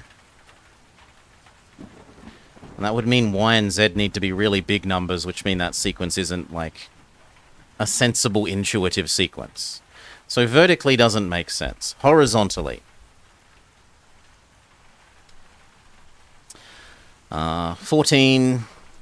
10, 13, 21, 22, 23, 24, 25, 26. Is that correct? 6 plus 4 plus 3 plus 8 plus 5. Yes, 26. 2 plus 5 plus X plus 4 plus 9. 20 plus X. And 4 plus 3 plus 9 plus 8 plus 8. Oops. It's not the calculator, that's Notepad. 4 plus 3 plus 9 plus 8 plus 8. 32.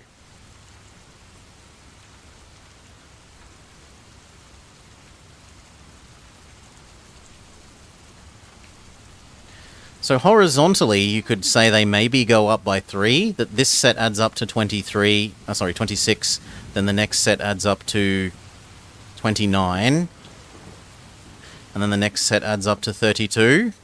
That might be reasonable. Double check that. 6 plus 4 plus 3 plus 8 plus 5, 26. I'm saying the magic answer is 9, which is then 2 plus 5 plus 9 plus 4 plus 9. 29. And 4 plus 3 plus 9 plus 8 plus 8. 9 is one reasonable answer based on horizontally.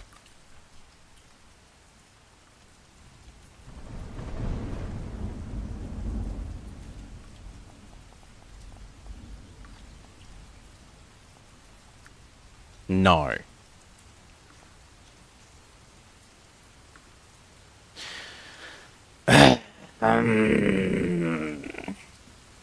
This time the sequence appears to be harder.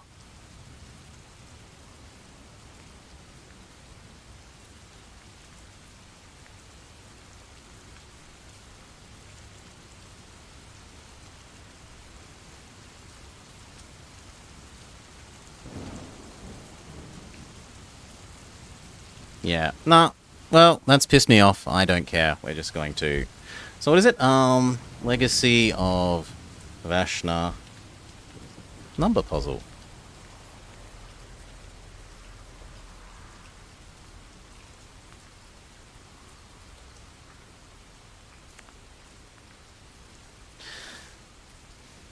What is it supposedly? Because it is... Yoink. The sum of the first 3 numbers in each row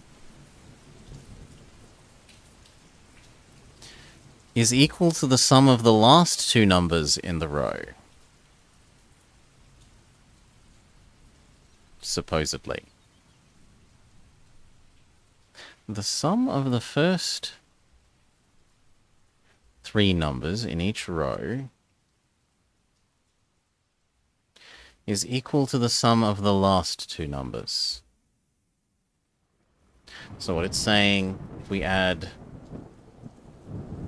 23, 41, 55, is supposedly equal, that's 119, to 88 plus 31. That is true.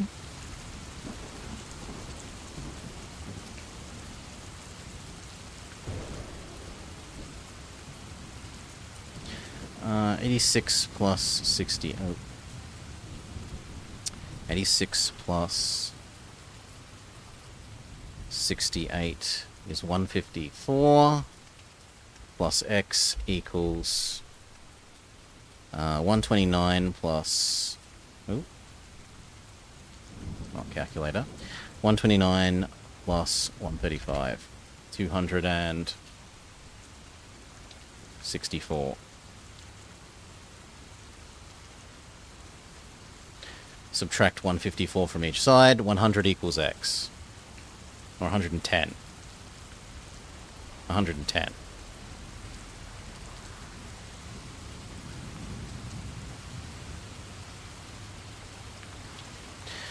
All of the other times that we've had puzzles like this, it has just been rows and columns. It has never been subsections of rows and columns compared to other subsections of rows and columns.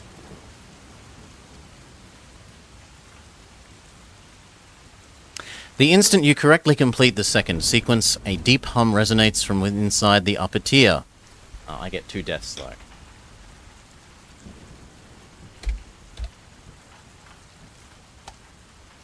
One from the first time it killed me, and one for looking up the silly answer, because it's a ridiculous thing. From inside the upper tier, and slowly it opens to reveal a hexagonal crystal plinth with a circular hole in its center. Your Kai sensors inform you that by inserting the tip of the Death Staff into the hole, you'll cause the Shadow Gate beneath the Great Arc to close. Trembling with fear and exhilaration, you raise the Death Staff above your head and bring it down with one mighty thrust, driving it deep into the hole.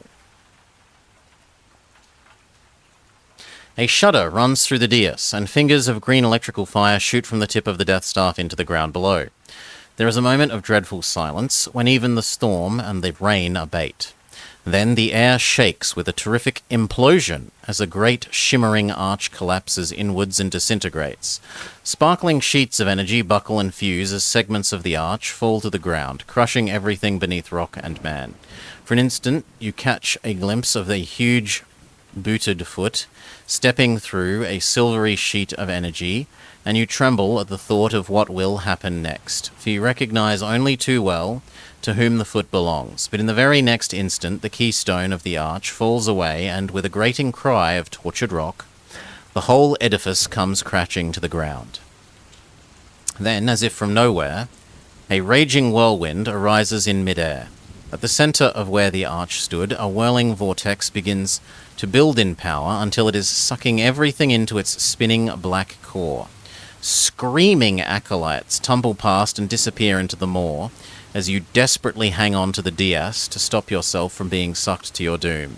Pick a number from the random number table. Boom. If your health is above set numbers, add more. If you have magic, add more. And if you have a high enough rank, add even more. Suddenly, the raging winds cease and you fall unconscious to the floor of the dais. When you awaken, you discover that you are entirely alone. The collapse of the Shadow Gate and the whirlwind from which have followed have consumed everything except yourself and the crystal dais. There are no acolytes, no trace of the Grand Archway, no Death Staff, not even the storm itself remains. Virtually all trace of Kadak's evil plan has been wiped from the surface of your world. Congratulations, Grand Master Lone Wolf. You have triumphed. You have defeated the plan to resurrect Vashta and saved Magnamund from its rule of terror. But the fight against evil is not yet over. The collapsing Shadowgate destroyed everything it consumed. Everything except one exception. And that exception returns to haunt you in the next Grand Master adventure entitled The Death Lord of Ixia. Clap, clap, clap, clap, clap, clap, clap. Mostly pretty good, but that ridiculous number puzzle at the end, it should be more like the number puzzle with the demon, where if you get it wrong, the bad guy is just stronger. Or it should give you enough examples that you can rule out the other options. Like my add them up horizontally, and they have a set difference between each, or a uniform difference between each row. Guess, which proves to be wrong. If there were more rows, then I could disprove that guess and try and work out what the true rule is. But you aren't really given enough... You aren't given enough rows/columns to be able to exclude all the reasonable guesses that you might make as to what the rule is, and the fact that getting it wrong just says insta-die, start the whole book over is really bad. Really bad as a final puzzle. Yeah. Well, otherwise, a nice book. Otherwise, this was a good one. Ooh, join us next week for more Lone Wolf Wednesday with the Death Lord of Ixia. For now,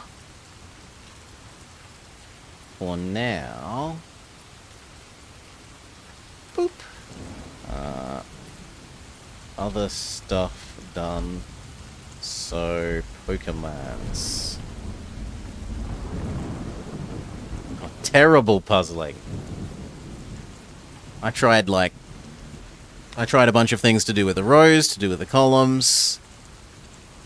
2 reasonable guesses. And the fact that it makes you click through the whole book again. to get there to test another idea is just too painful. So yeah, look it up. Bad puzzling. Bad puzzling. But good keeping my sanity and not getting tilted at it. Anyway, other stuff done, so Pokemons.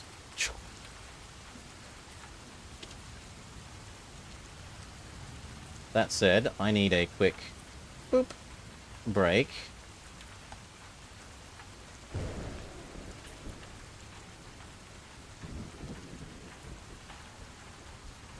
So give me a minute, refill my drink again,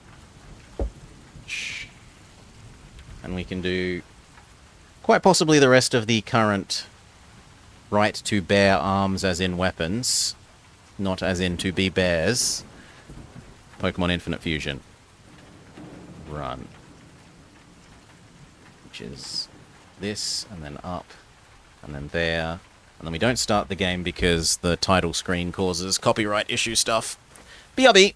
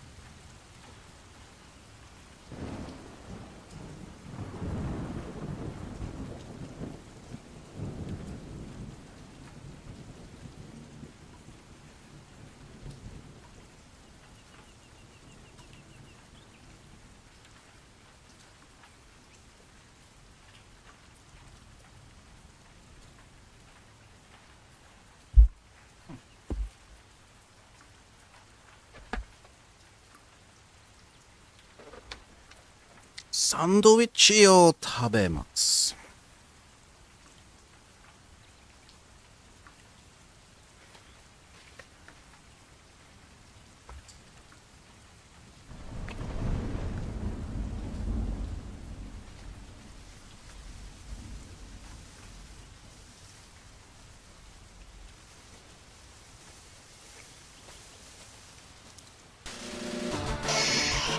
Alright, quickly, before it causes copyright issues.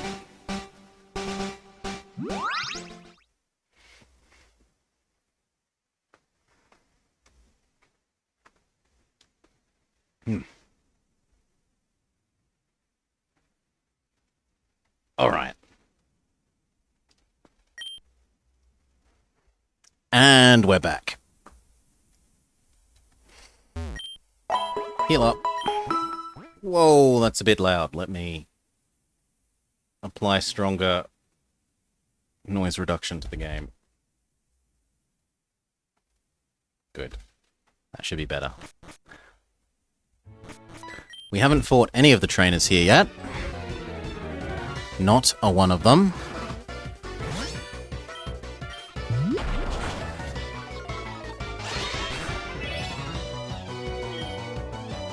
Bats, you're immune to ground attacks.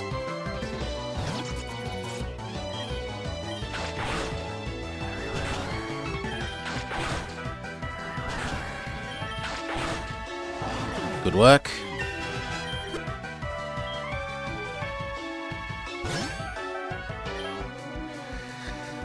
The right to arm bears? No. I'll stick with Aerial Ace. I think you'll die. Globular. This thing should not like your Aquatail.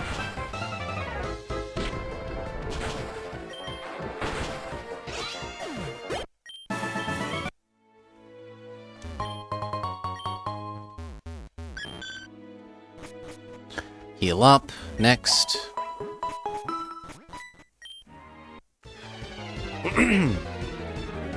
You've got Neato looking. You're like a pair of maracas.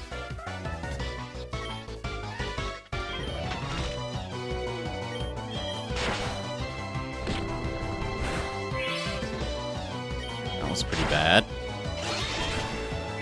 That's better. Okay, we're tormented, so we have to use alternating attacks.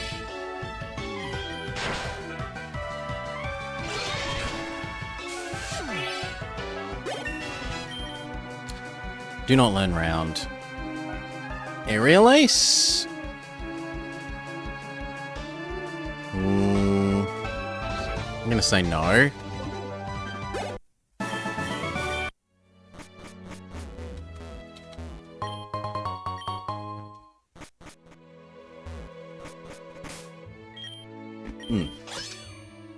So yes, we have our Kirby knockoff thing.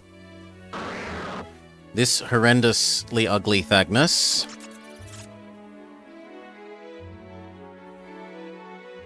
A flying sword bat. A pair of maracas. A sheep sword. Cubone with a sword, which is just so cute. And that's team.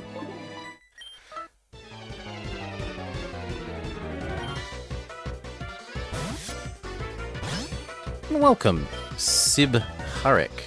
No? Sibharin, sorry. Disarming voice. And again. Bugger, fine, pursuit. Disarming voice. Stay. Toxic? Disarming voice. Disarming pursuit. So I'm allowed to do the same one twice in a row. Dawn Treader needs to run away. Globular is the best at resisting bubble.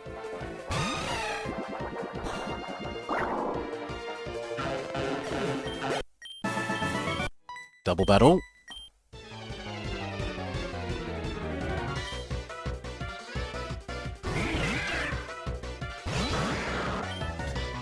You need to run away, Dawn Treader. Become Globular.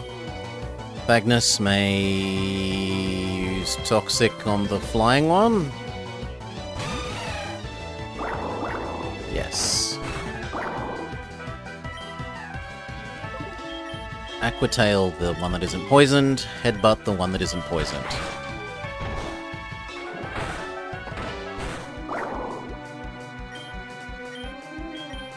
Thagnus needs to run away, become bats and cats.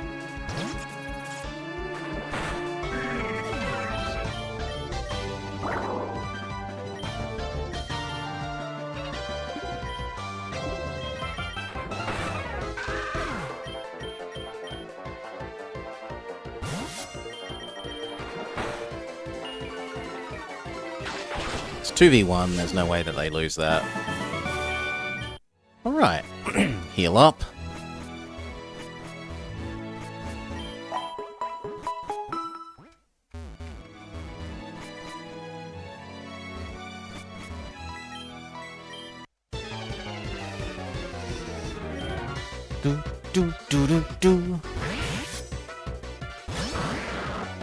Pawn seed. Bone and Club the pawn seed.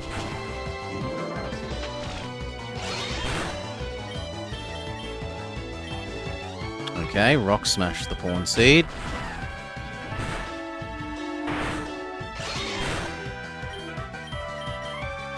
Runaway Thagnus, because I want you to live.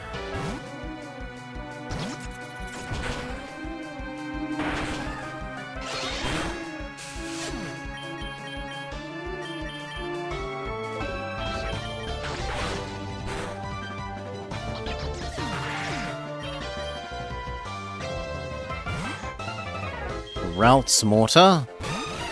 Globula is extremely well positioned for destroying that. Aquatail. Single hit KO.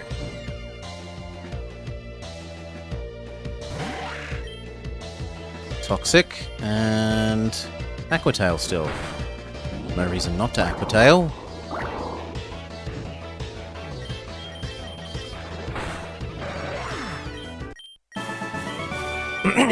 Success.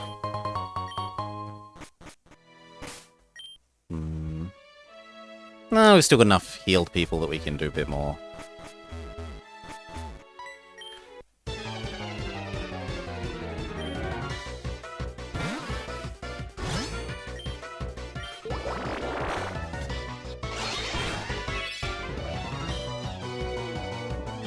Find out if it's poison or grass.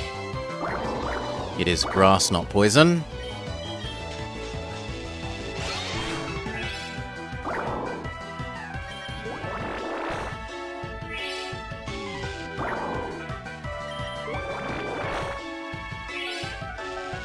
Come on, Dawn Treader. 2 paralyses in a row. 3 paralyses in a row.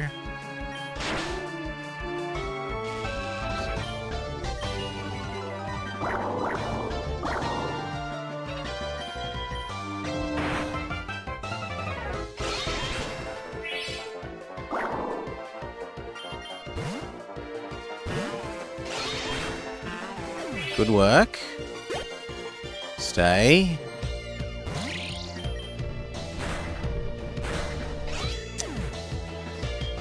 Globula. Aquatail, it's part Cubone.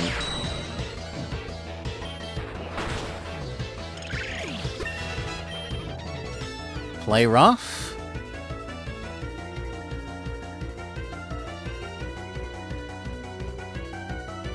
I should probably get rid of Rock Smash. It's like twice as strong as Rock Smash. And in theory it has miss chance, but in reality Globula cannot miss. So the miss chance doesn't mean anything.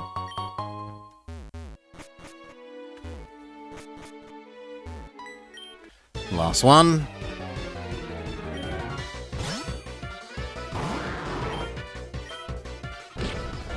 Thagnus misses and dies for his stupidity. Globula wouldn't miss.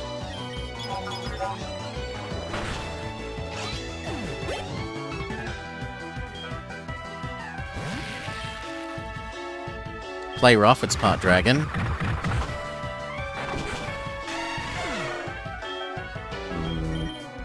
ECL. Bone Meringue.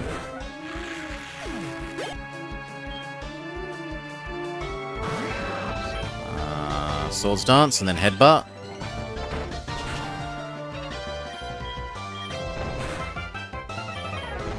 Good work.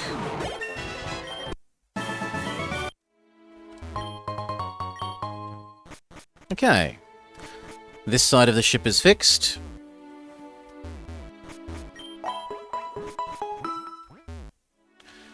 Go get our second fossil.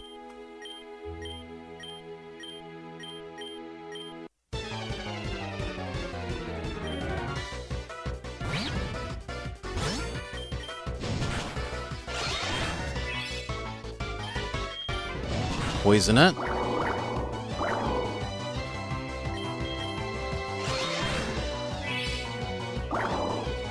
Next round should be a win.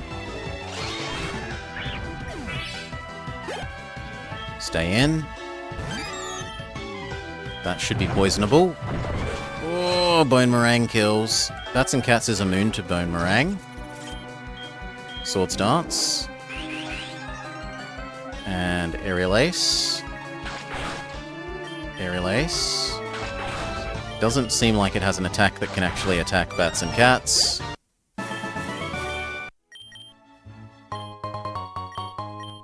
Stone Plate. Oh well, better than nothing. Start working our way through these.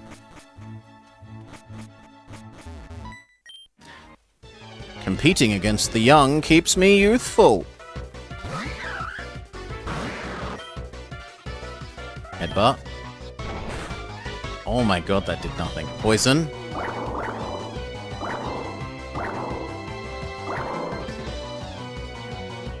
Runaway Thagnus. Aerial Ace.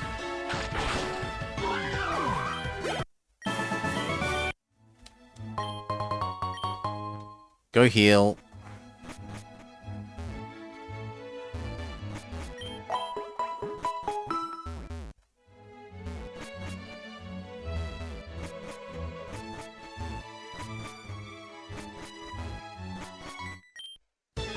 Do you like strong Pokemon or rare Pokemon? ¿Por qué no los dos?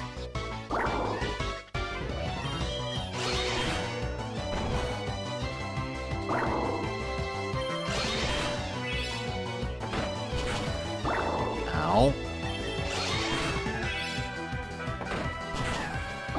Yes! Well done, Dawn Treader. Holds on with 1 HP. Alas, the enemy is faster than Dawn Treader. ECL Nano.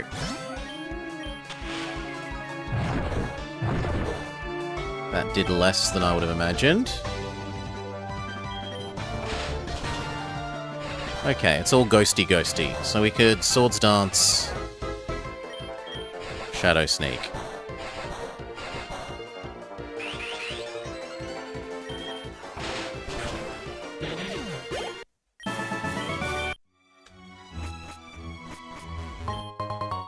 Dragon Claw.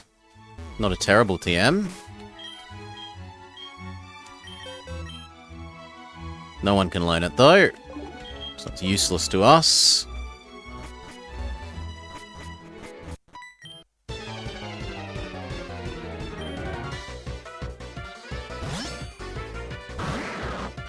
Honini.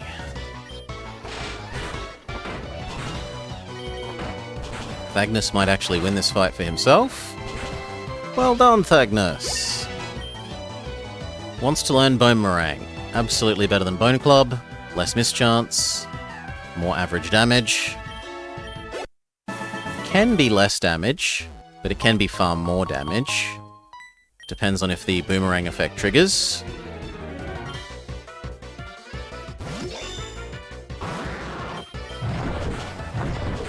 Like that.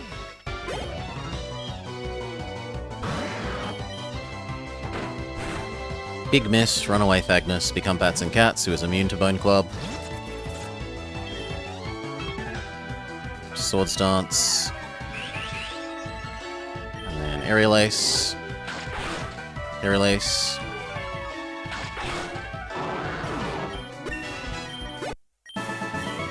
Good enough. Last fight. Then it's heal up and beat rival. Thagnus is too slow. Go ECL Nano. Good work. Stay. Same thing.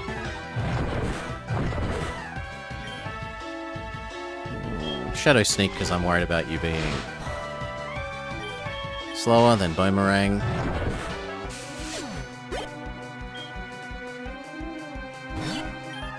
Swords Dance. Bone Meringue.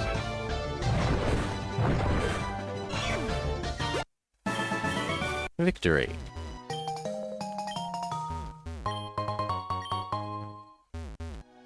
Manky Paw is something that can actually make Globular miss.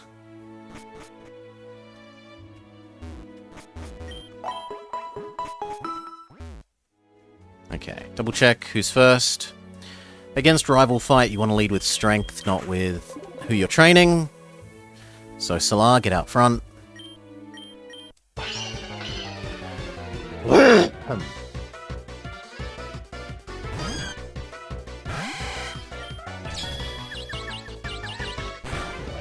I actually wanted Thunder Shock.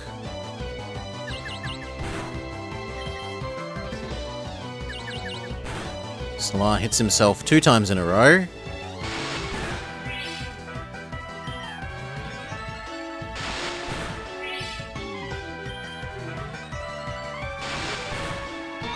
Looks like the opponent didn't have a move that could hit Salar, maybe?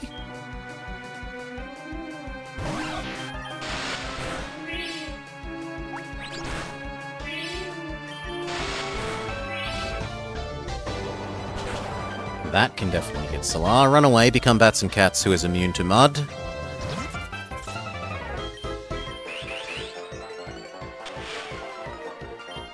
Aerial Ace counters your sand.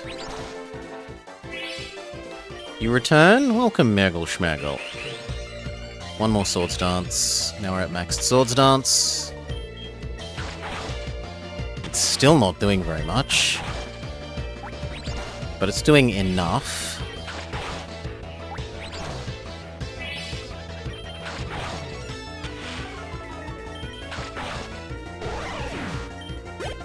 Stay, your max Sword Stance, and you have a move that can't miss, even if you do have lowered accuracy. I'm gonna risk the Shadow Sneak missing.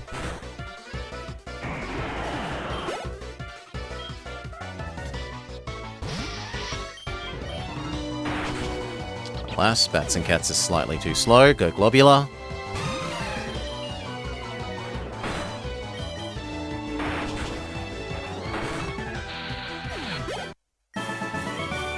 Right, Jerkface defeated.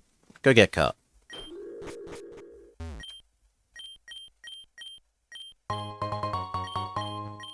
Thank you. And then it's time to do Surge.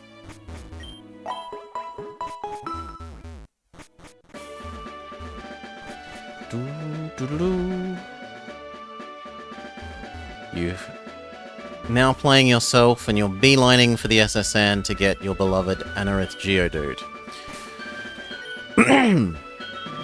Who do we teach? Cut.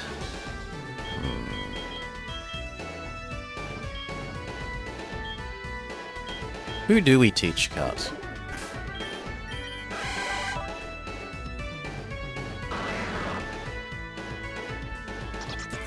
We could get rid of Headbutt.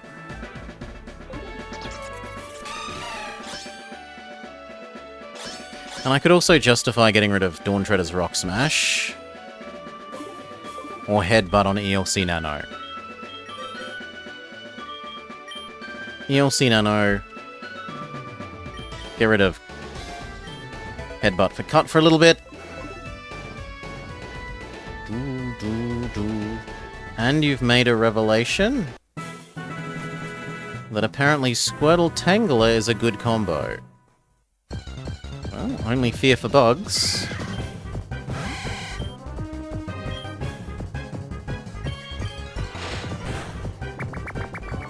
Salar doesn't need to be in the front of the list anymore. With, we're ready to go back to, say, Thagnus.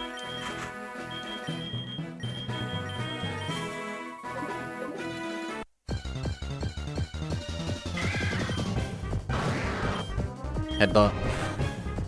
Headbutt. Maybe capture it so that we've got enough mons for the sake of making the second Professor Oak's aide happy.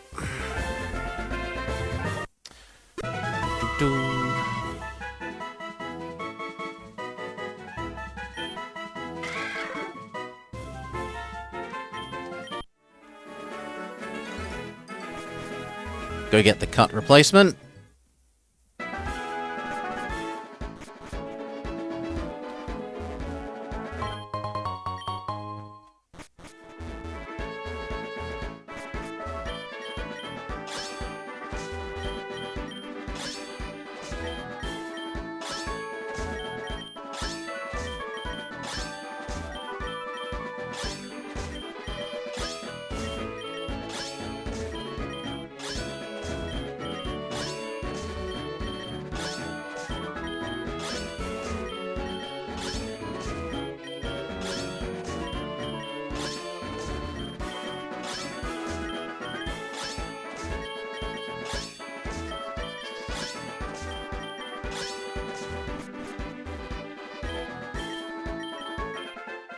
Thank you. He gives us the replacement cut.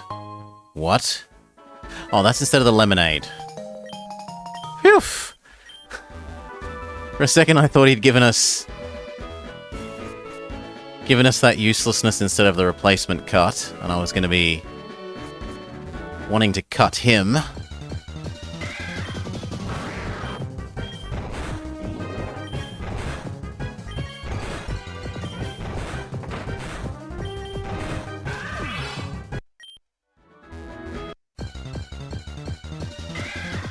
Oof. Wait, you're flying? Yeah, you're flying. Good for you. Go away.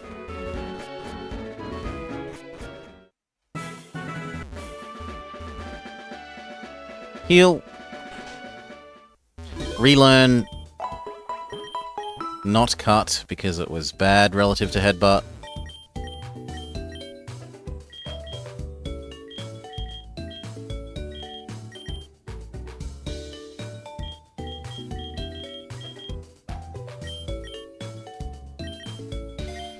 Less power, more mischance, it's just worse in every way. And we're ready for search.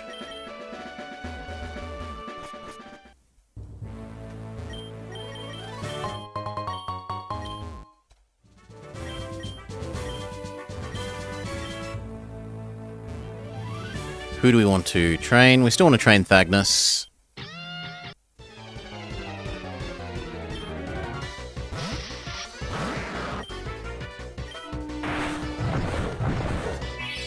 That did less than I thought it would do. Well, you're going to need to run away. The trouble is it's pursuit, isn't it? No, it's feint attack, okay. Swords Dance. Aerial Ace.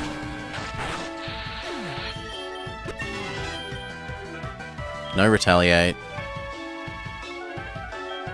Stay in, you've already statted up. You might as well stay in now. Aerial Ace. Not allowed, so Swords Dance again. Aerial Ace. Bats and Cats is too slow after that. Fair enough. Dawn Treader. Ugh. Rock Smash. Yeah. Punch. Okay, and then this guy.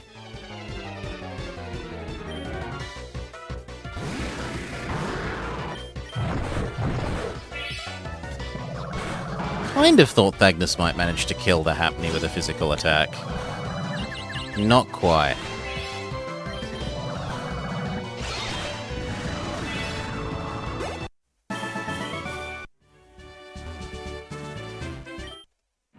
Last guy, then we can go heal.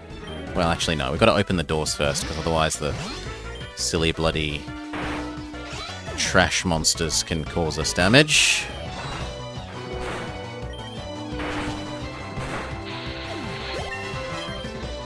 No retaliate.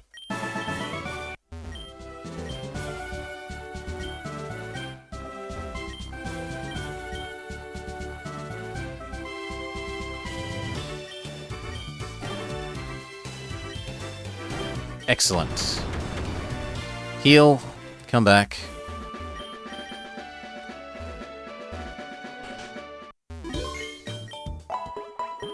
Now, I haven't been paying enough attention. Is he steel?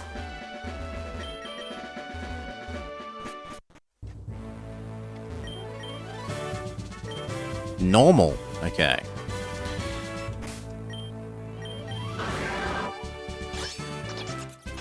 Then... sadly, we're going to pick based on strength, not on who's good at this fight, I think. So I go Globular, Bats and Cats and Solar. Done.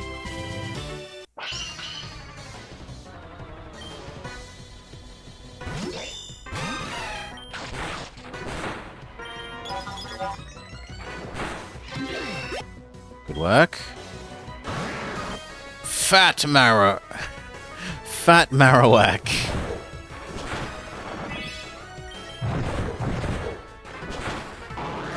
Good job, Globular. Swap out. You've done your job for this fight. Swords Dance. Aerial Ace. Oh, it does nothing. Fury Cutter. Start chaining that up to a big Fury Cutter bonus.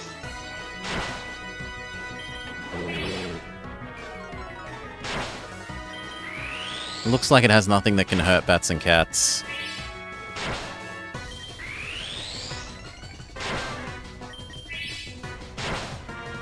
Shouldn't that be absurdly powerful by now?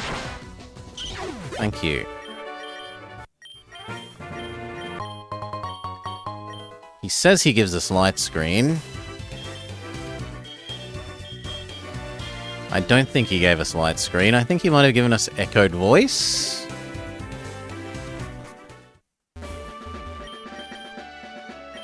We get given our teleport.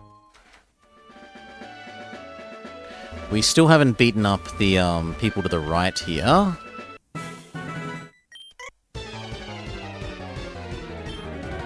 And then it's time to do Rock Tunnel.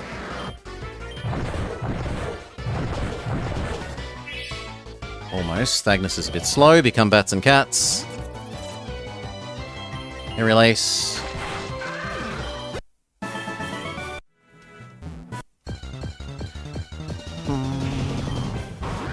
Kill a wild slug or two to heal you up.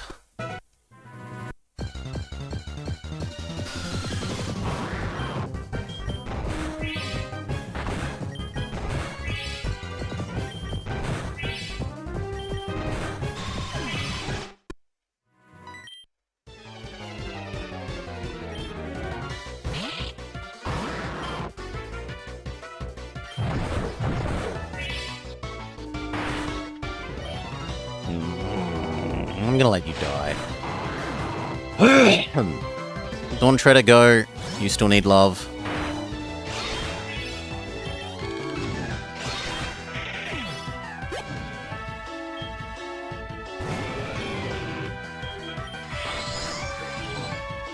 Okay, it counts as steal, so Rock Smash.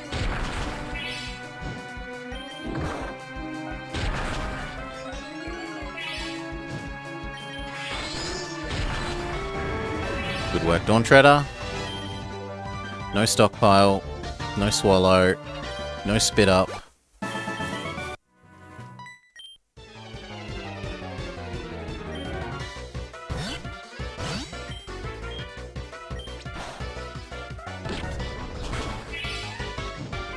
Did less than I thought, but it looks like we'll still win.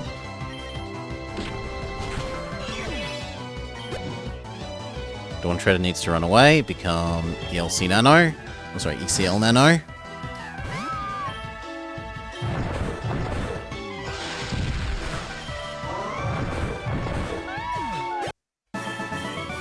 Good. Yeah, we can let Dawn Treader die. Not that bothered.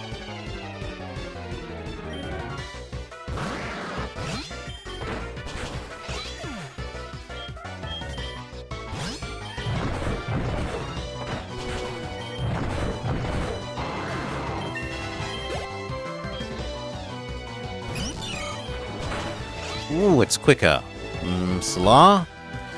Electricity to death.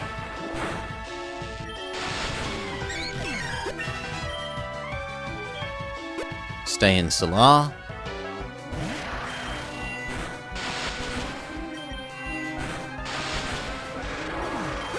Okay, we kind of do need to go heal now. Before we finish off this area.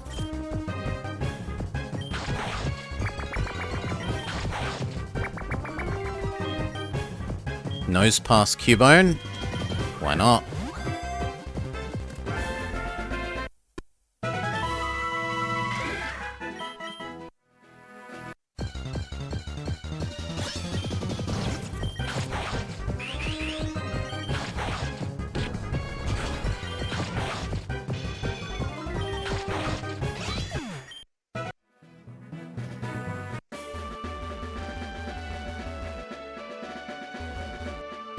Good. Heal up.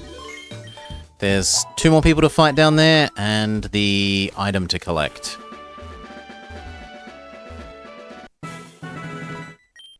Okay, there's 3 more people to fight.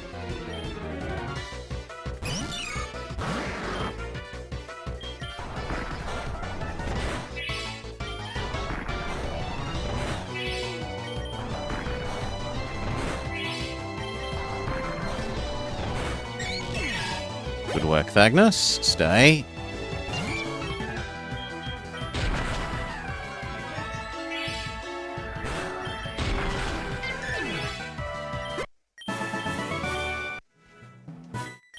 This guy.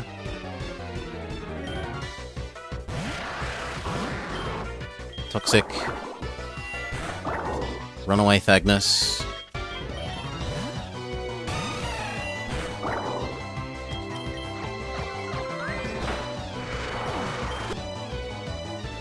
Go Dawn Treader. Oh god. Pursuit? Thank god.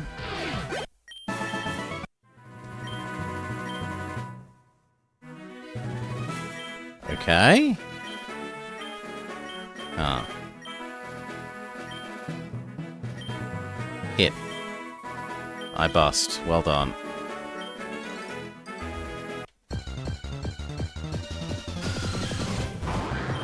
Headbutt. Headbutt. Goodbye, Thagnus. Hello, Dawn Treader.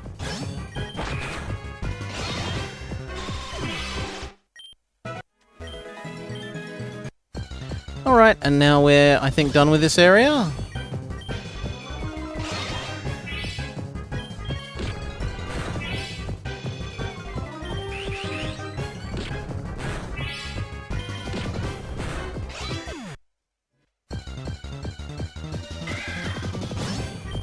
If they'd let me leave.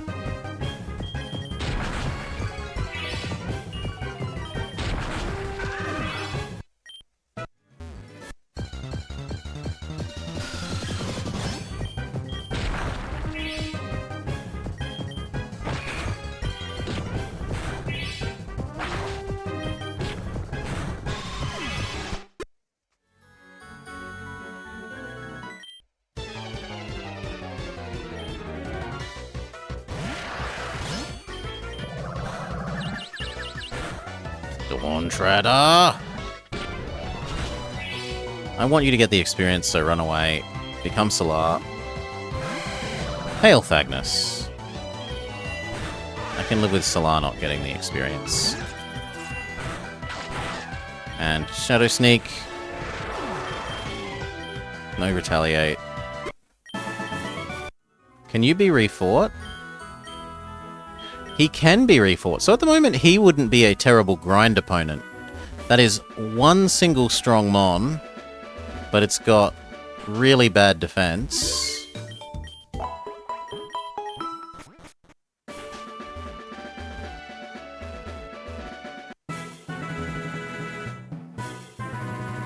Let's have a look at doing one or twice. Once or twice against this guy before we move on.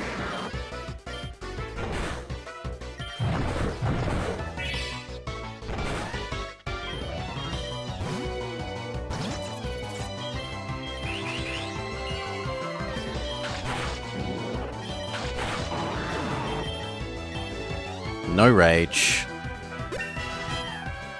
Roost? I kind of feel like I want to get rid of Fury Cutter for Roost.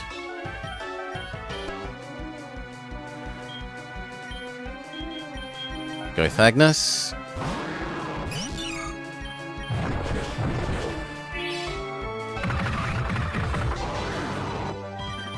You tried.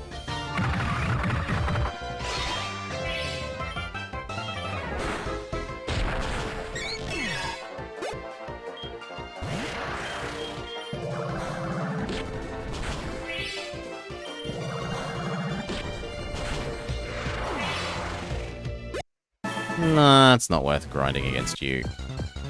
Let's just make our way to Dark Cave.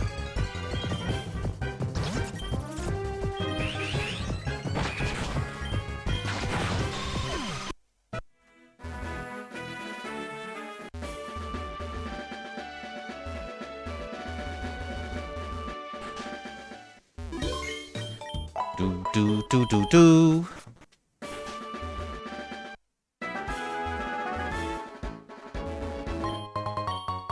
More shell bells are appreciated.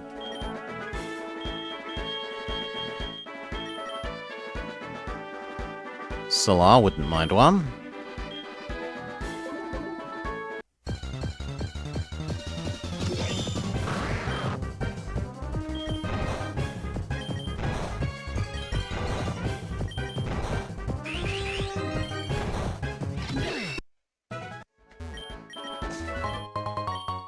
Draining Kiss, not overly useful, and I don't think anyone can learn it.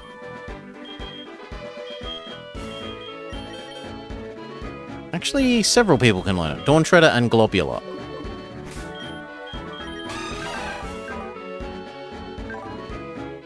Maybe?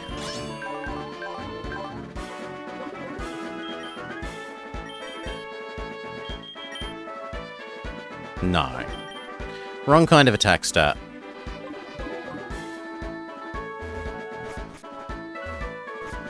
If it was like Draining Punch, but fairy, then maybe.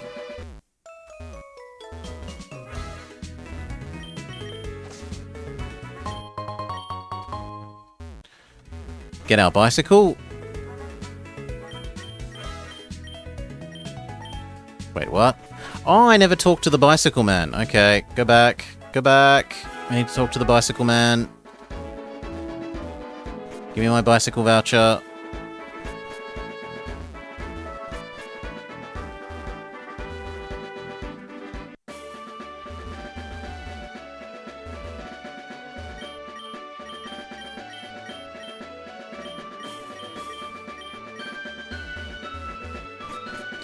Now we can get the bicycle.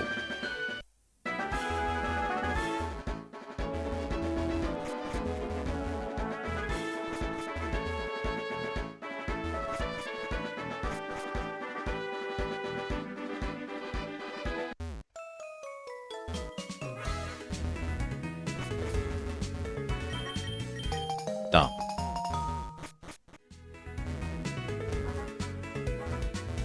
Did I get your flute? Thank you. It's Mosaic Mail, utterly useless.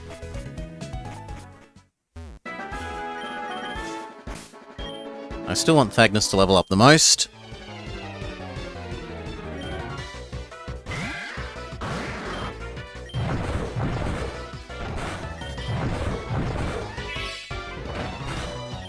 Don't risk the miss.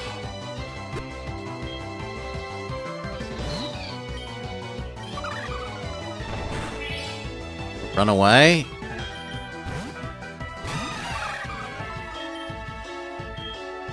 Shadow Sneak? Okay, play rough. Looks like it might not have any attacks.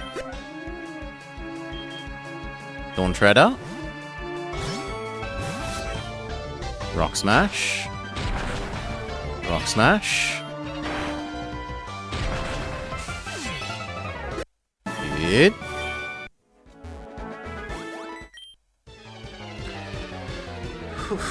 Now we don't have the lantern. Morning Solar. Headbutt. Headbutt. Headbutt. Headbutt. We're having a maging flinch. But Thagnus then dies. I was gonna say we're having amazing flinch triggers. Ow. Stay. Poison. Too slow. Some luck, but not enough. Hail, Death's Head. Play rough.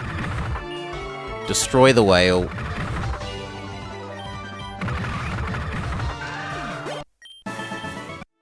Get the item. Quiver Dance. We don't have any butterflies, so we're not allowed Quiver Dance. Sword Stance. Sword Stance. Aerial Ace.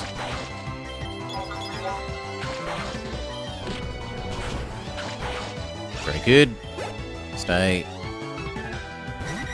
Still more aerial ace. You got so much snow during the night. Any snow is so much snow. It never snows here.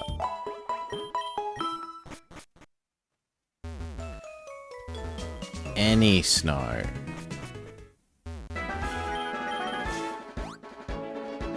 I still need to beat Mr. I Have Cocoons Man. Literal pile of garbage. Come on, Thagnus. You can beat a literal pile of garbage.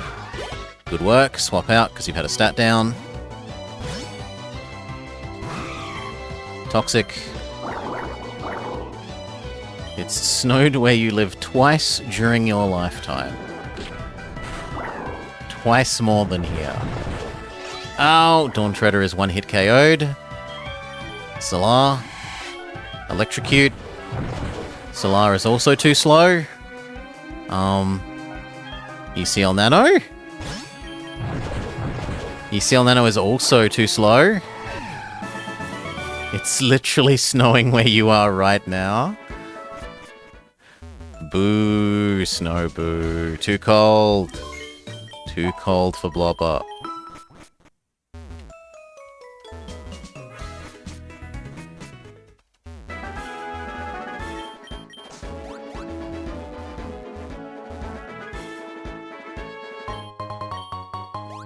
Swiftwing is like Carboss. We've learnt. Or at least somewhat like Carboss. Where is it? There. Who do we want to be faster? Probably Bats and Cats. You'll take cold over hot.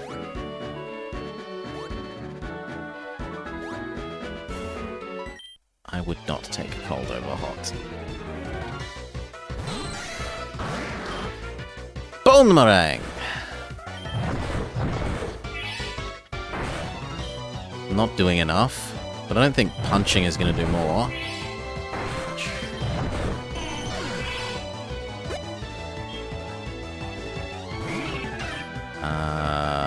Toxic. Headbutt. One more headbutt plus Toxic should... Yep, Thagnus earns himself a whole level. Run away.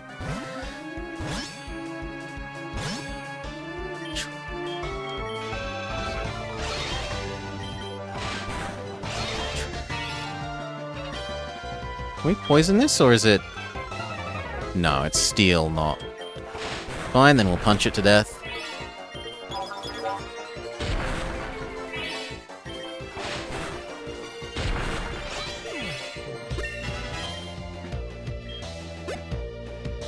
Dawn Treader is actually now the same level as the other people that we were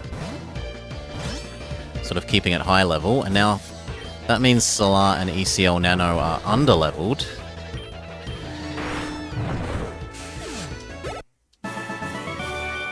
No, I don't want humidity either, Mergle.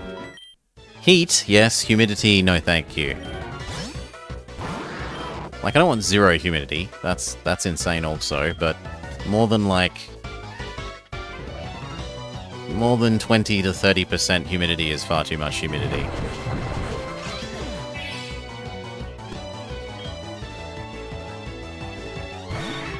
I certainly don't want, like, 70% humidity. It's like you're constantly sweating.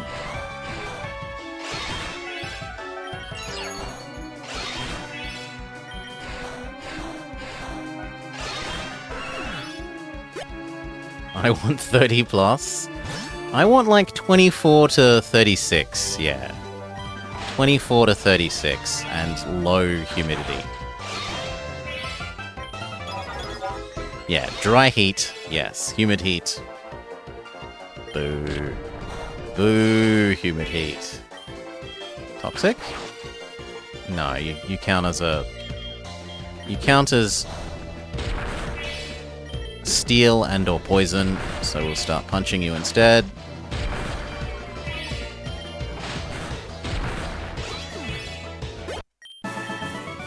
Alright.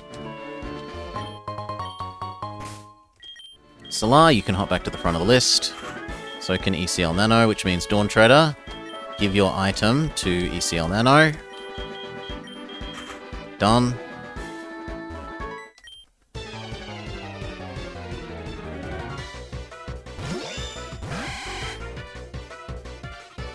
Actually, this is one time where Bug Move might actually work.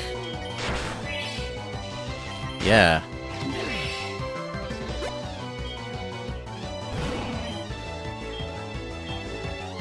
Bug Move is less good there. But Shadow Sneak is okay.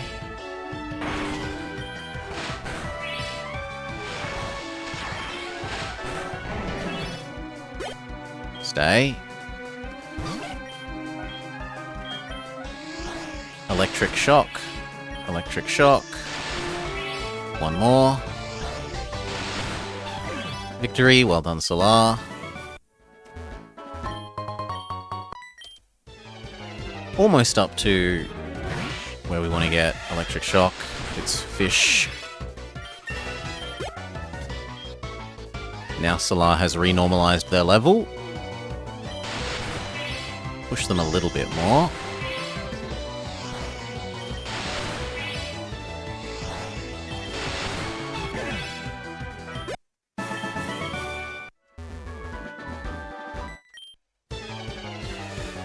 Okay, and then we get to find out what Voltorb is.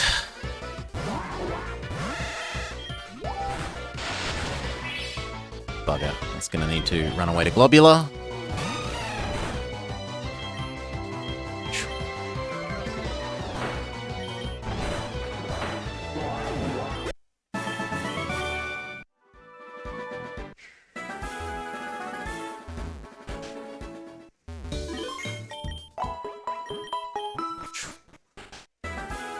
Feels like being charged up like a solar panel.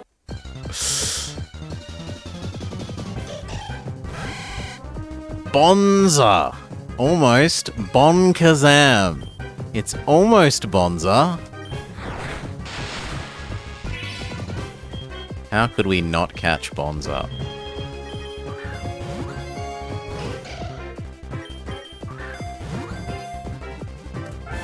Lovely. We don't actually care about it. We just want it for the sake of more merges and demerges.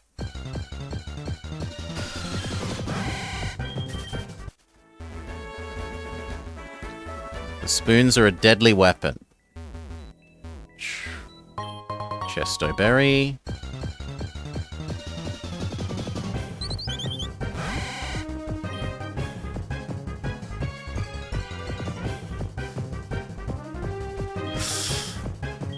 Swords Dance. Shadow Sneak? Flinchwhack. Oh, this is the Voltorb. I don't know, they like it. They think that it makes them stand out. Could be all sorts of reasons. Oh, you can manually do it, Death Set. It's like /IM.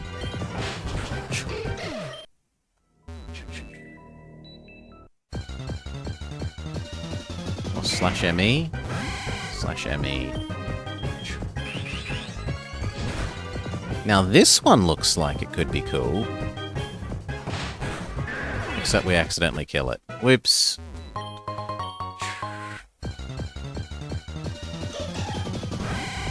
Run.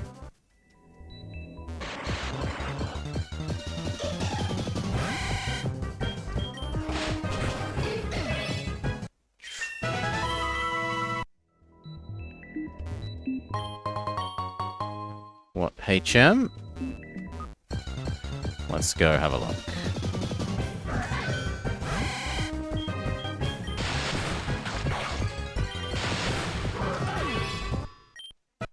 So some interesting things, but nothing that we actually want.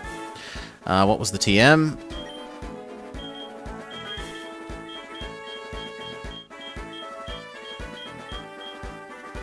I am unsure.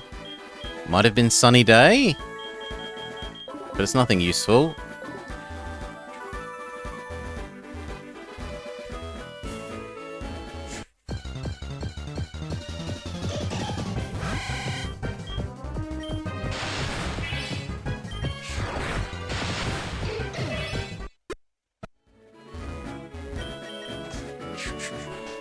Heal up. Who's gonna learn Flash? Who's gonna be our temporary HM specialist? Magnus? Can we convince you to learn Flash? No. Well, Solar. I guess Fury Cutter is going.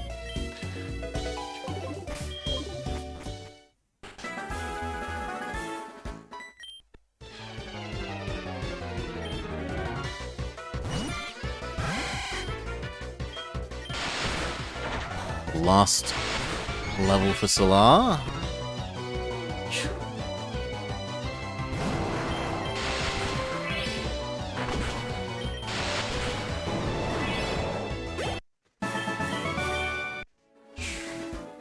We already had Cut and Rock Smash and Headbutt. Someone had 2 before. They had Headbutt and Rock Smash. Yeah, here we go. Thagnus. Thagnus has 2.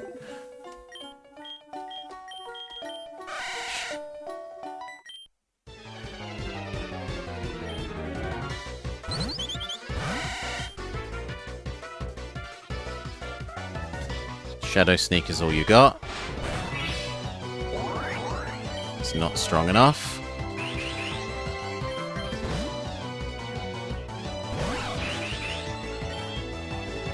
That should be Thunder Shockable.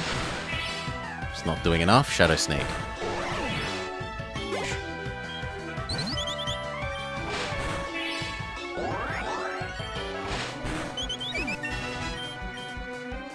Okay, now Solar has learnt all that...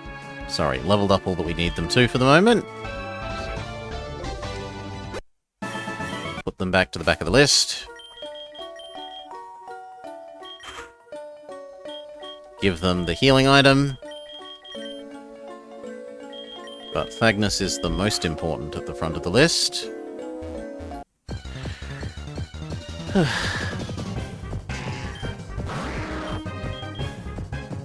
Punch. Punch. That was worth a disappointingly low amount of experience. Punch. Punch. Ow. Well, ECL Nano. Boomerang.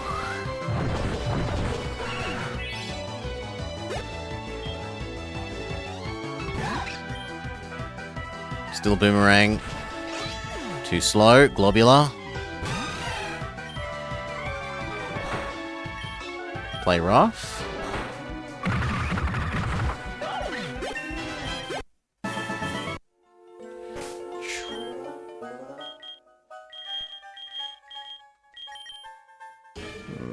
No, it's not worth burning a water yet.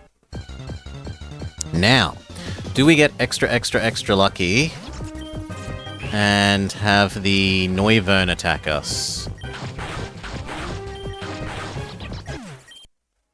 And if so...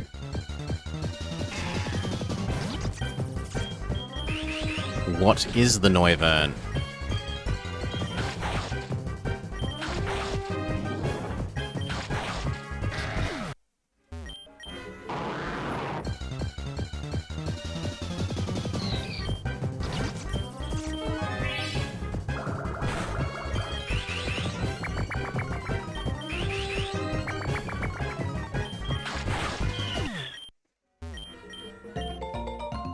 Nope, no Noivern attack. Oh well. Can't happen every time.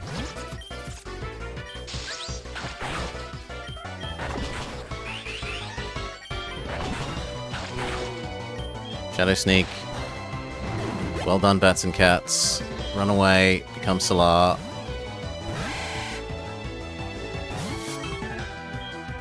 Swords Dance. Shadow Sneak. Swords Dance. Shadow Sneak. Swords Dance. Shadow Sneak. You're max statted, you might as well stay in.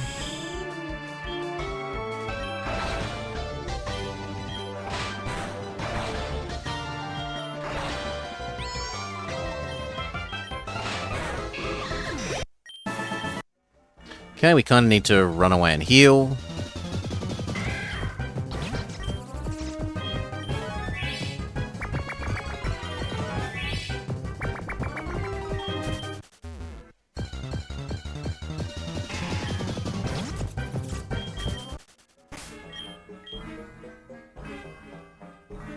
Yeah. The two people that we want to level up are dead. We need to leave and heal.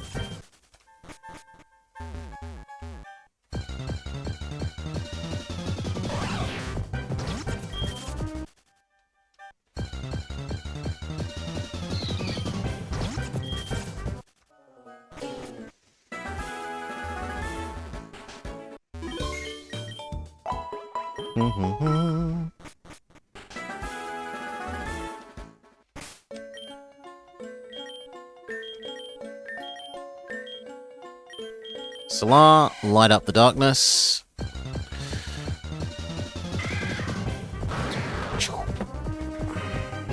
Just a sec. There we go. Bone meringue. Barely worth anything. Not worth the PowerPoints it took to declare that attack, realistically.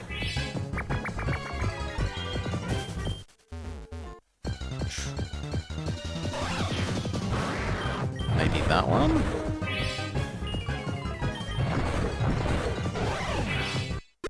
No, that's also not worth it.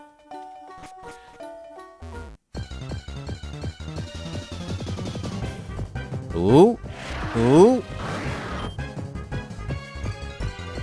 Toxic?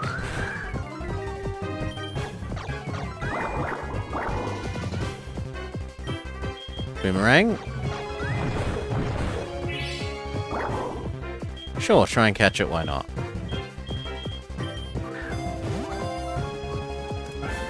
Good work. Don't care, you're just more fodder.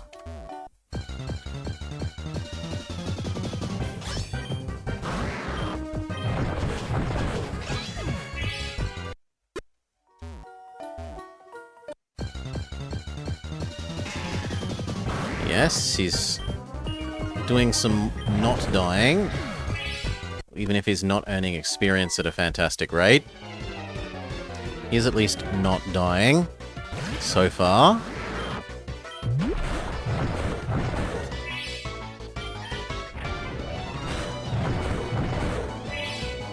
Swap to bats and cats.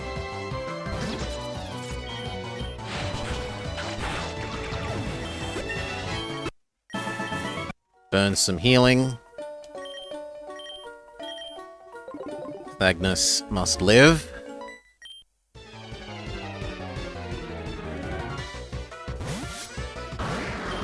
Punch. Ugh. Punch. Punch. You're gonna need to run away. Become... Solar is the most resistant to bug cut.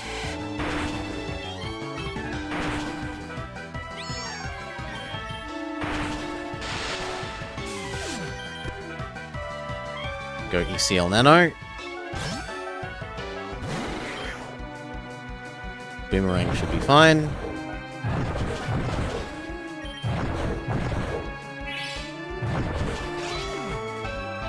Globula. Heal up. Solar needs some love. Thagnus needs some love. Unparalyzed Thagnus.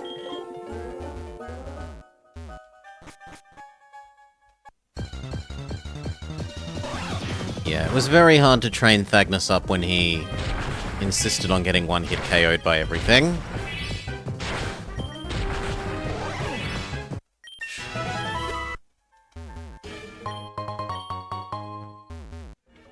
What level does my Lotic in this evolve? Pokemon, Infinite Fusion, Pokedex. My Lotic. 35. He's a bit like a fish out of water. Boo! Boo! He's still got 10 more levels.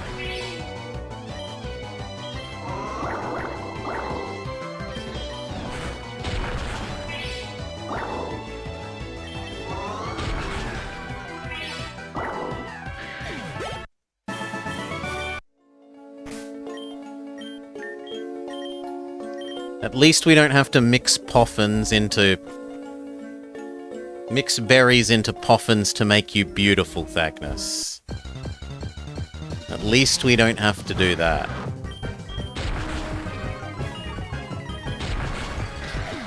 Play the little Cooking Mama minigame on the DS to mix up the poffins.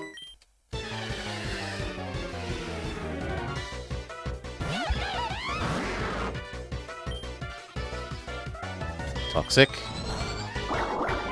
And then run away. Become globular. He has an item that helps his survivability. When he attacks the enemy, he gets a little bit of health back. That's the best we can do for him at the moment.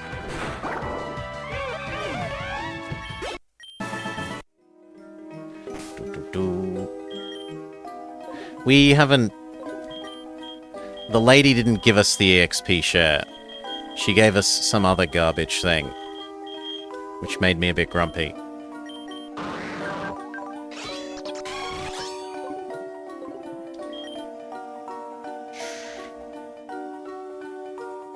Nope.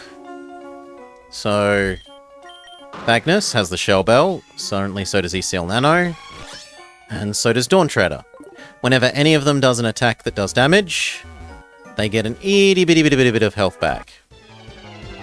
Itty bitty bitty bit.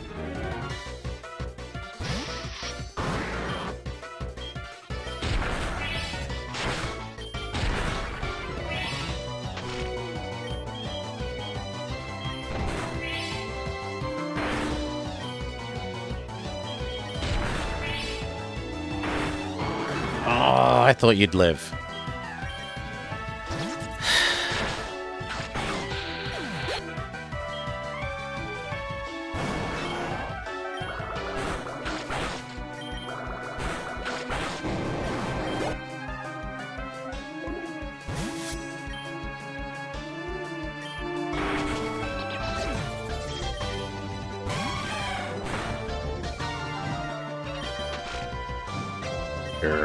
Play rough then. We need to leave and heal. Come back.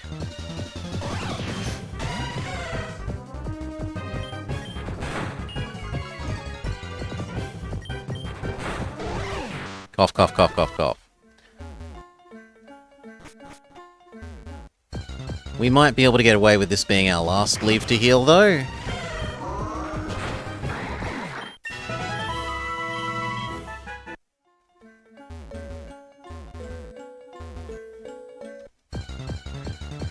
Looks weird when that thing plays rough, not like the teddy bear. It's bigger than the... It's bigger than the, like, cartoonified ball of smoke that it's meant to be hiding the fight with.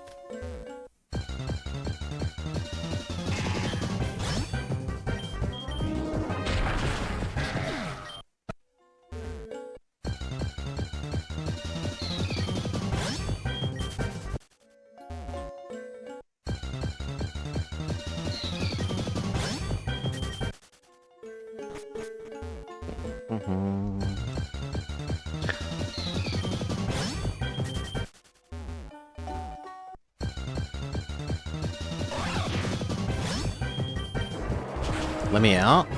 Thank you. Heal. Hopefully our last one.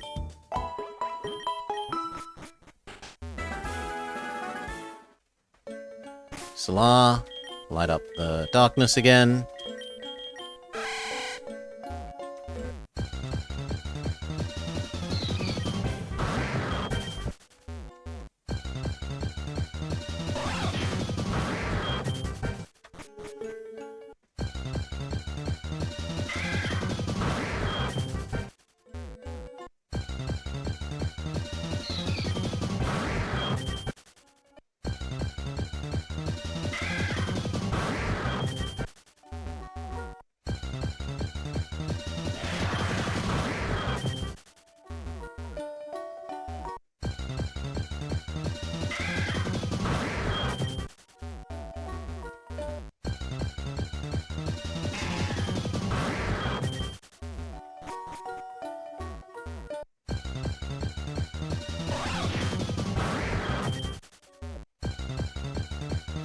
And finally we're back to progress.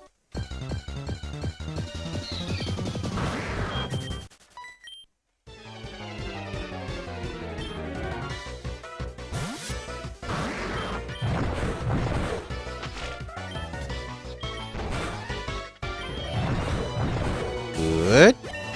Magnus levels up. Same again. Okay, headbutt first then. Good work.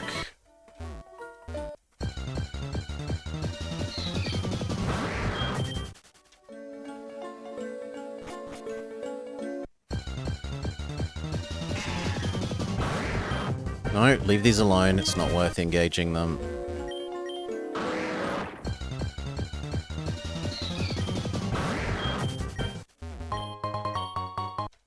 HP up. That would actually go well on Thagnus. His eventual job is to be a bit of a sponge.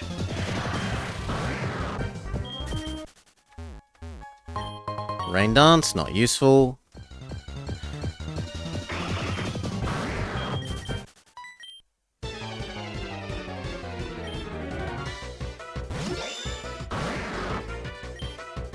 Bone Meringue. Bone Meringue. Jiggly Bra. Toxic.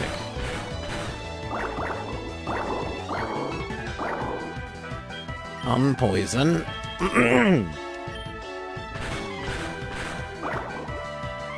Runaway. ECL Nano. Oh, instead of a spoon, it's got a microphone. Shadow Sneak. Why didn't Shadow Sneak do anything? Oh, you're normal type. Okay, fair enough.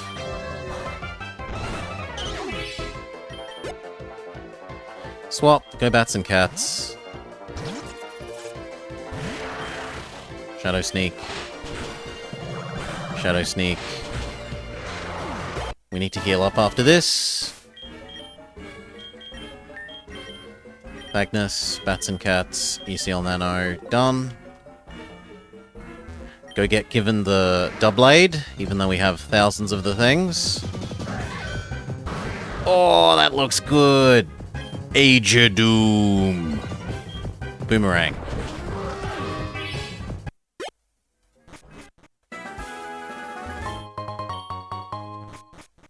It's dangerous. You shouldn't go alone. Take your chin bone. Salah, light up the night again.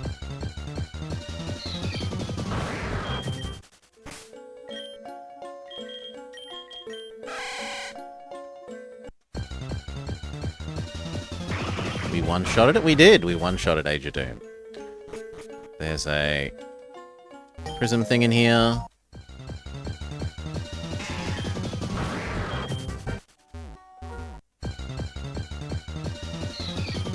We will fight Optional Man.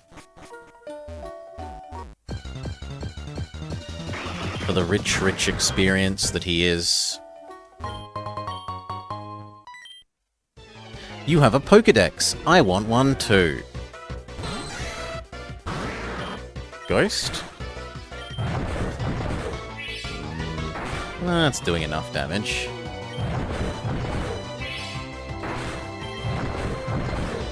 Good work, Thagnus. No false swipe for you.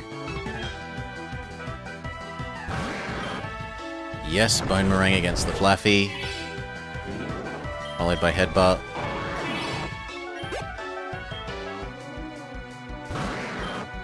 Rock Smash is going to have to do. Nope, run away, Thagnus. Become Bats and Cats. You're immune to Bone Meringue. Swords Dance. Aerial Ace.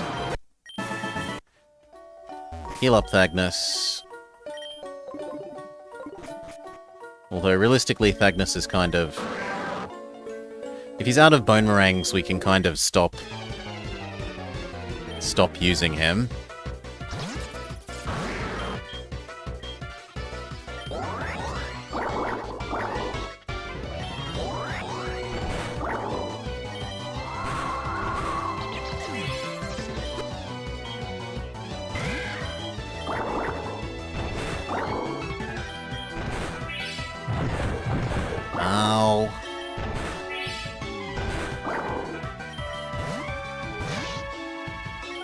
Wonder Guard? None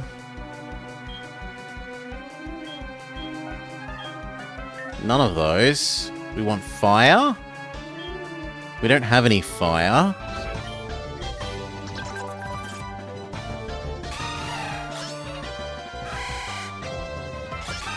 Ooh. Honestly, making it miss endlessly might be our best at the moment.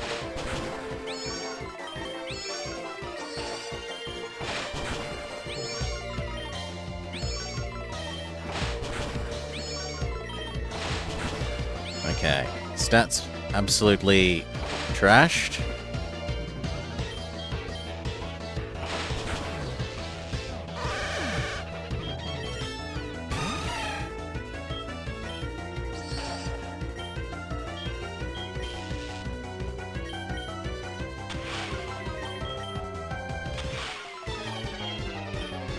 Yeah, nothing. Bats and cats.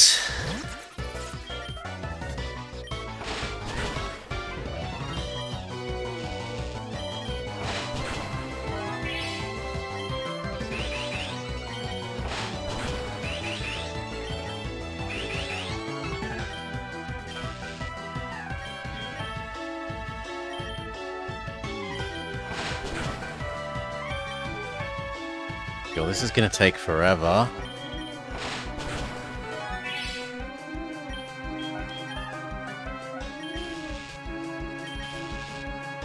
Especially because paralysis keep triggering. Like the one time you don't want the enemy having paralysis triggers.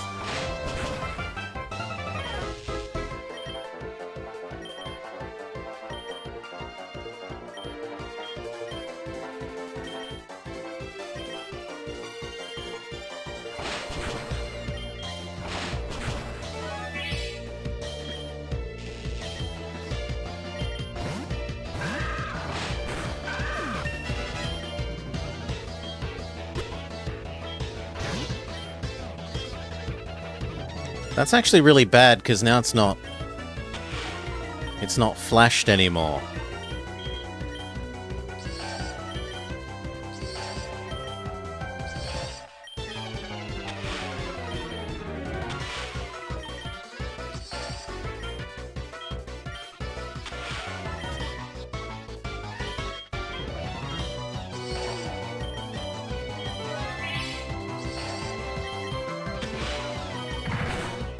Well done, bats and cats.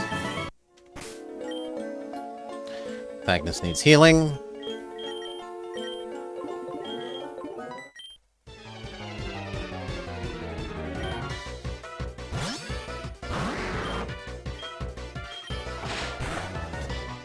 Oh, you counter steal, good for you. Then I should punch you. Oh, it's meant to be Naruto.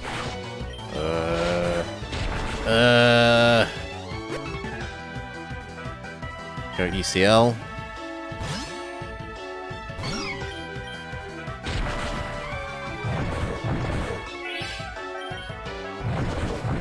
Ow. Globula.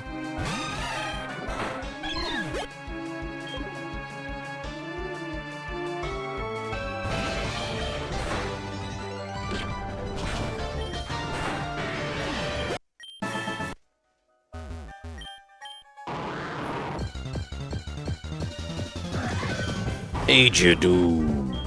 Punch him. Too slow. Globula.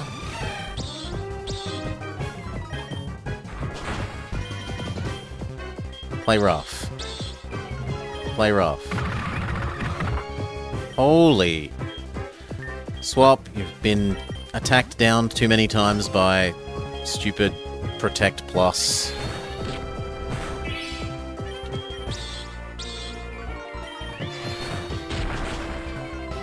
You know what? Can we catch you? Thank you. An Agedoom pack, the one with the horns raked sharply back, serves a leadership role. According to legend, whoever it recognizes is destined to become king.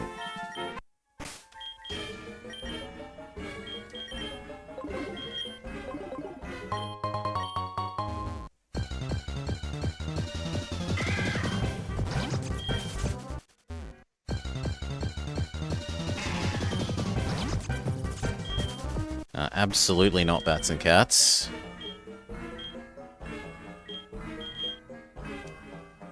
Although, we could just spend one of these on bats and cats. Done. Normally using an elixir like that would be extremely wasteful. But because our elixirs literally grow on trees, we can be a bit wasteful.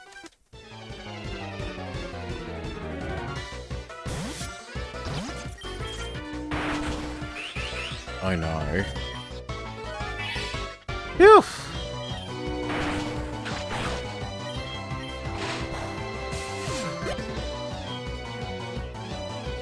Please be slower. No! Go to Shredder.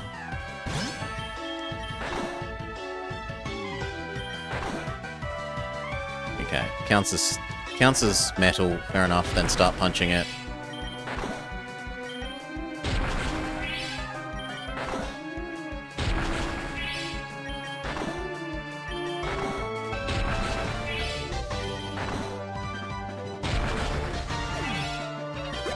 Really bad luck on not getting the special effect of Rock Punch to work.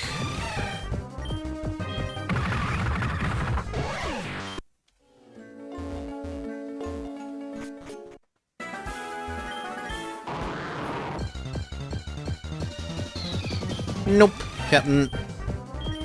I don't tend to find those interesting on the grounds that I don't want to just go into Viridian Forest and grind up to level 99. And say, oh look, I've won. You enjoy them? Great. Go play them that way. I do not enjoy playing that way.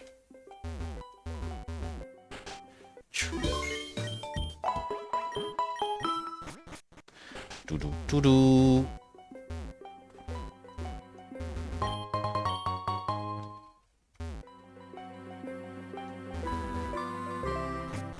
And yes, there's the odd thing that can even screw that up, like Destiny Bond or whatnot, but for the most part, that's pretty true.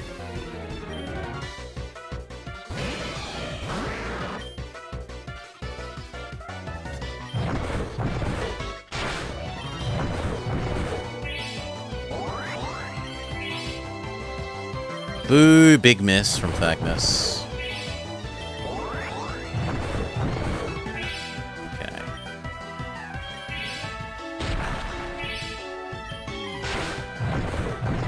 Hey, at least Thagnus is tempting out all of Jerkface's potions.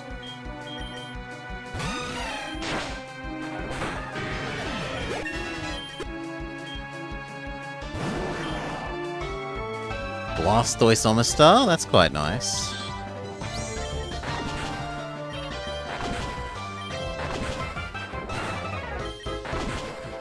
It's troublesome that it's quicker than us.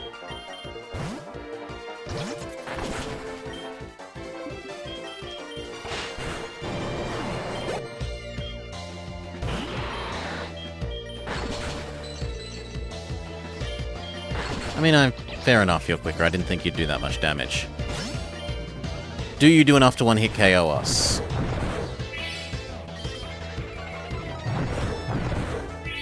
Why aren't you using Ice Bite? Yeah, thank you. It should have been using Ice Bite to begin with. Triple flinch. Oh, on your ground, so I'm stupid. Fair enough. That's my fault. Dawn Shredder. Poison. And punch.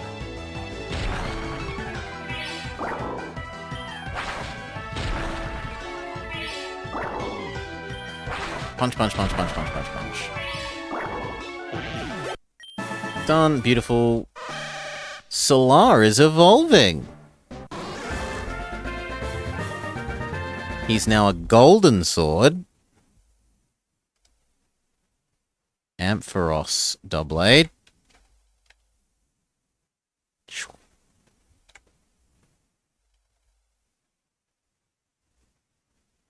Boop. Save image as. Gotta wait for the image to actually load though. That one. Do.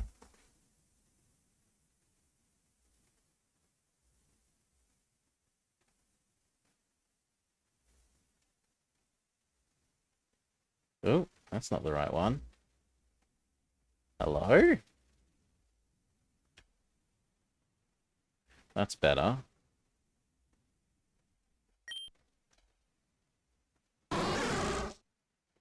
Oh, no, you're only still a single sword, not double-blade. My bad. I thought you were double-blade. You're only on edge. Well, then we're ready for when you evolve. There. Wants to learn Thunder Punch. It's better than Thunder Shock. Okay, Team Rocket Bully, Mr. Fuji. Rival says, go grab the Sylph Scope.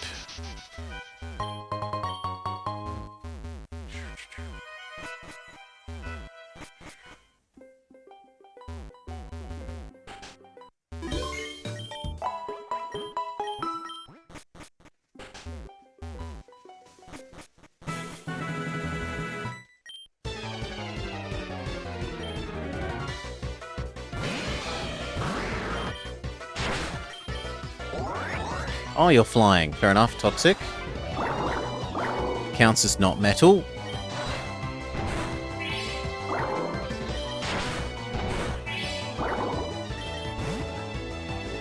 Well, that's annoying. Run away!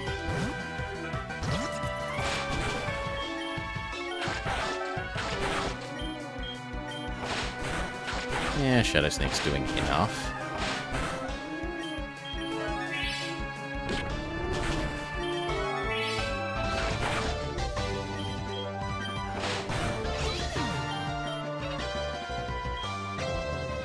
Go ECL.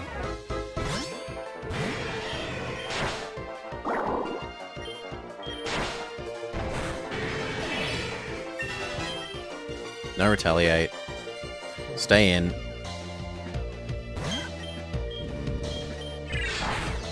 Oh. Solar is probably the best against that. And even then he's not fantastic.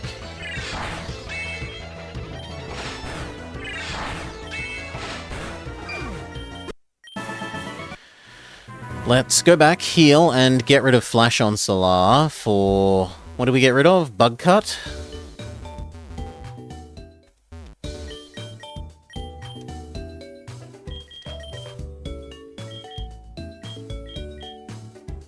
Could also do Aerial Ace. Zap Cannon! Fire Punch? Fire Punch is actually really good coverage.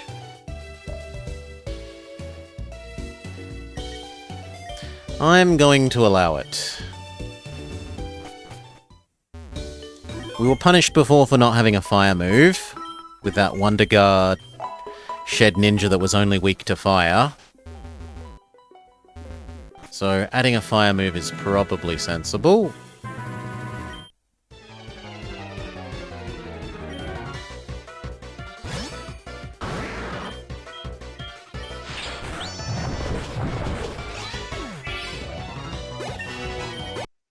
Oh, is this guy reversible?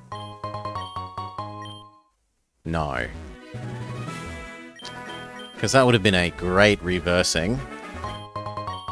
A great little grind person.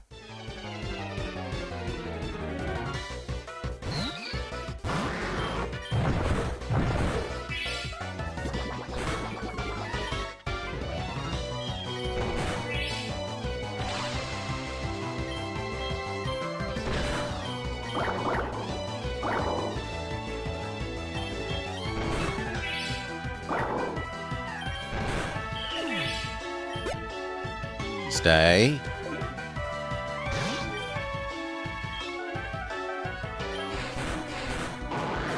We were just talking about adding in fire. Solar. Punch with flame. Good job. We don't have the flute. We can't wake up the Snorlax yet.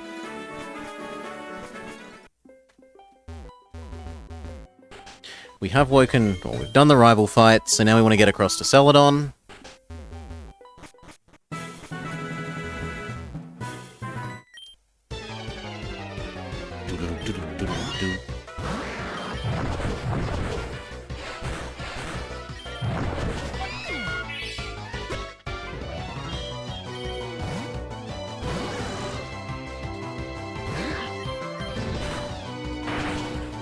Really?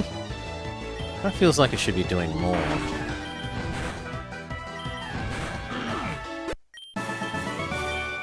Yeah, whatever.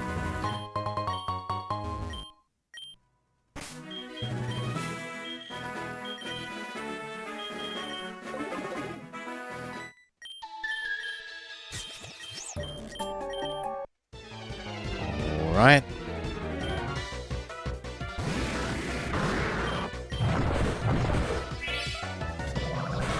Headbutt, don't risk the miss.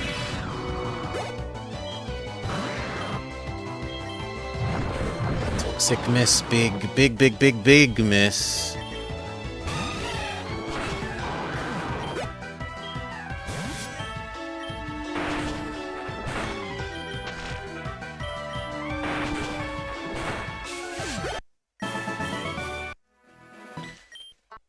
This guy, heal up.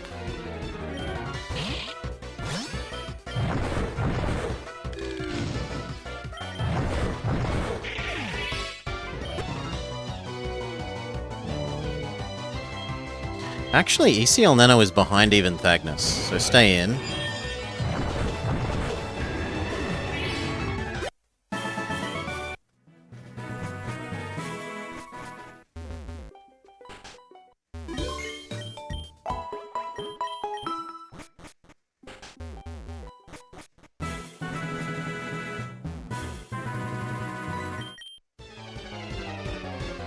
Twins.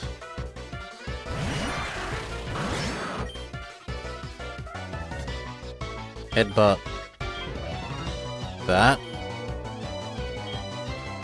Swords Dance.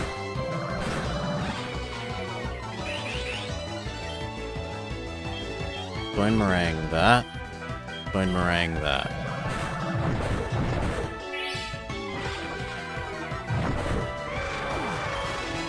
Good. No false swipe.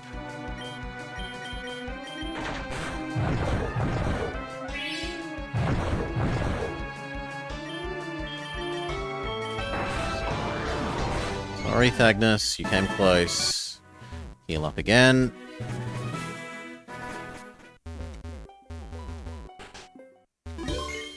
Doo-doo-doo.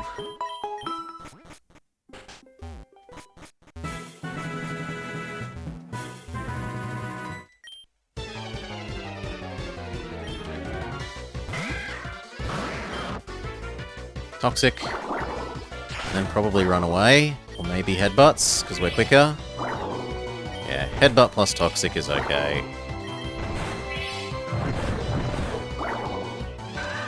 Only just, though. Toxic. Now run away.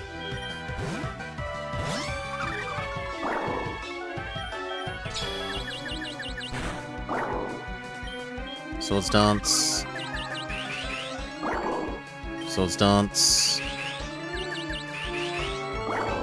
Swords Dance. It dies if it does nothing. Count as normal type. Good for you.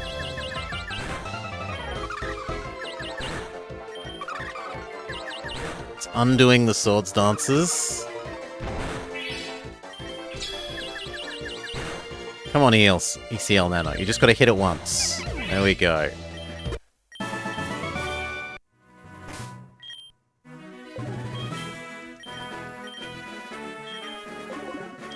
Okay, next fight.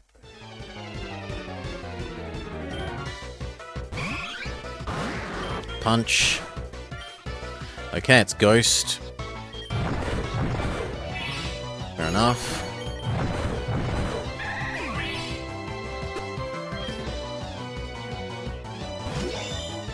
Punch. Punch. Punch. Punch. Punch. Good work, Agnes. Swap. ECL Nano.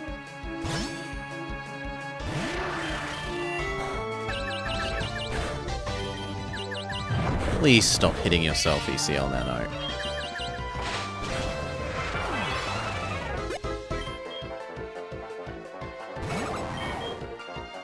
Sword Stance.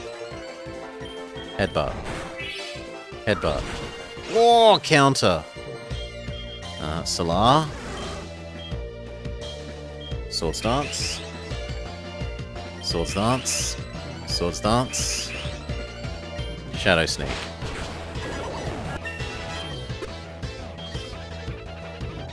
Stay in, you already started up.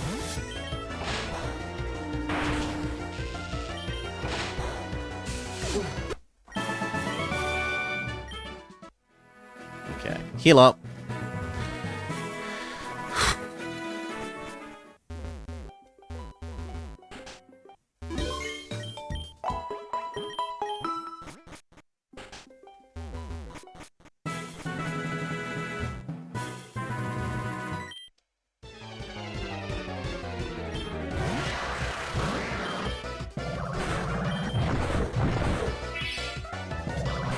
Magnus is not doing enough damage there. Run away.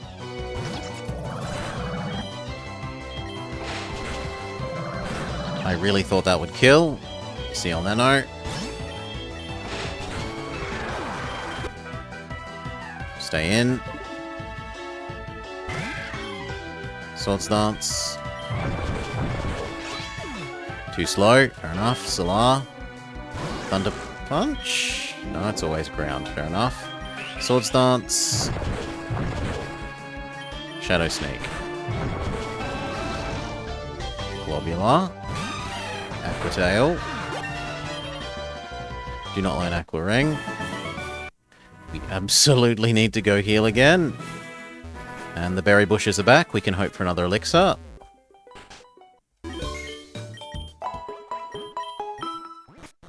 Would be nice to have... I feel like 2 more would be nice. No. For the League, eventually. So we can be super safe about not running out of any kind of PP. Okay, you count as flying. Except that now we're slower. Become Bats and Cats, who's immune to that. Except that he used... Wow. Roost? No, it's quicker than us. ECL Nano. Boom. Opponent used Suicide Attack.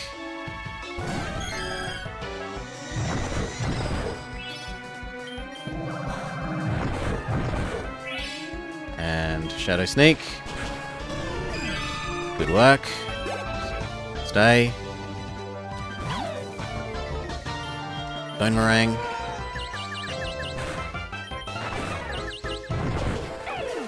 Good work, little ECL Nano. ECL Nano is evolving! Marowak, crossed with Honedge.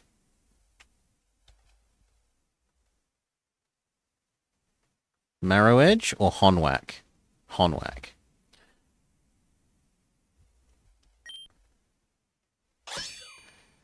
A Honwak is the evolved form of a Cubone that has grown tough by overcoming the grief of losing its mother. It attaches itself to people and drinks their life energy. Save. Save. Save.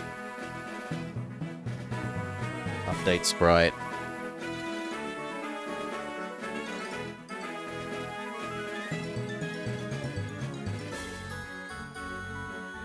Done.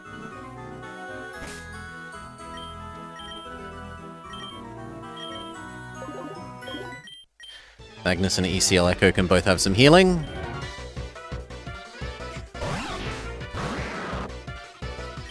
Defeat the literal pile of garbage. Good work, Magnus. No flailing. 5 more levels, and Thagnus becomes beautiful.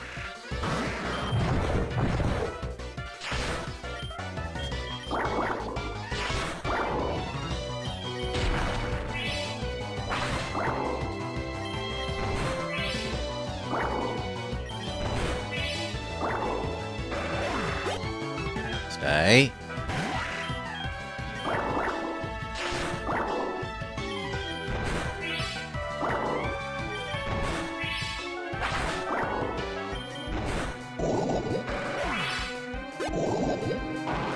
Hey, you got your experience, that's fine. Go ECL Nano. Let's check out your new body. Yeah, that was okay. Headbutt. Nice. Slash. Instead of headbutt. So do I want flinch or crit chance?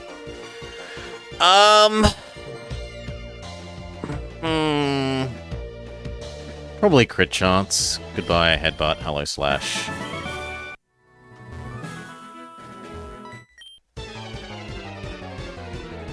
If it was someone that had toxic on them, I'd stay with a crit chance, but ECL Nano doesn't have it. He has Swords Dance.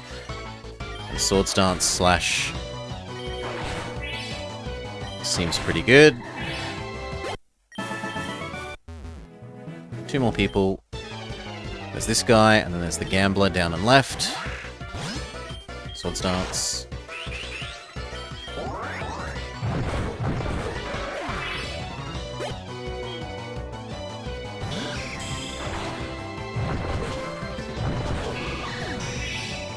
One hit KO.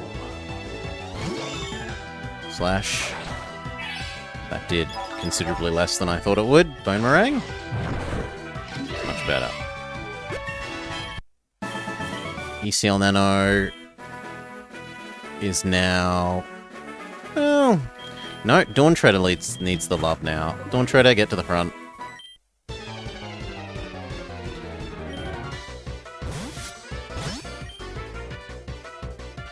Smash.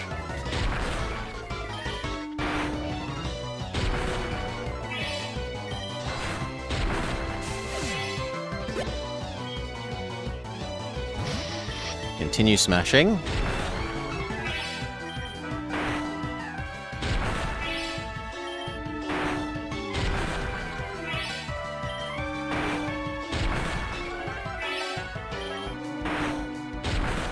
Good. Learn real slash? I don't think so. Angry fish. Globular. Cool.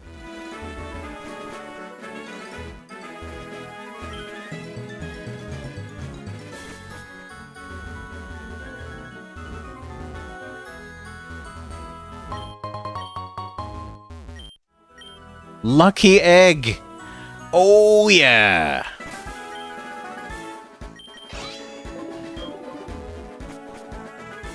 Magnus, you're going to be giving up your healing item. Because we're giving you Lucky Egg. You're getting back to the front of the line, even though that you nominally don't need it as much as some of the others, because I want you to evolve. I want you to be more than a useless lump of fish.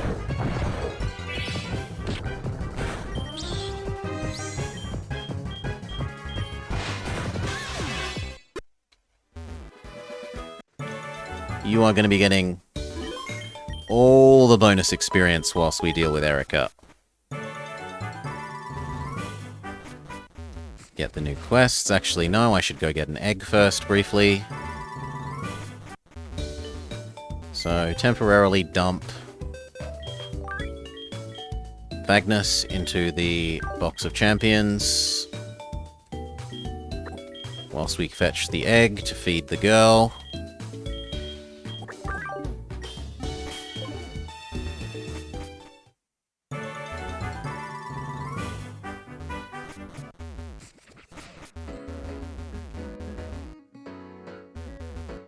Here, have the egg.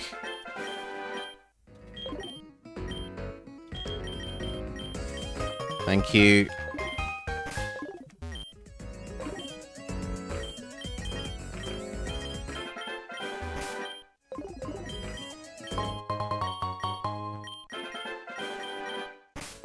Okay.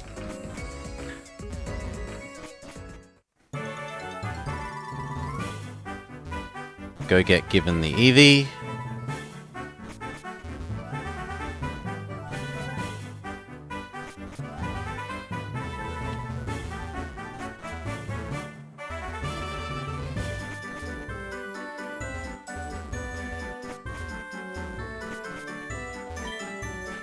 Don't you steal my Eevee. Take him for a walk instead.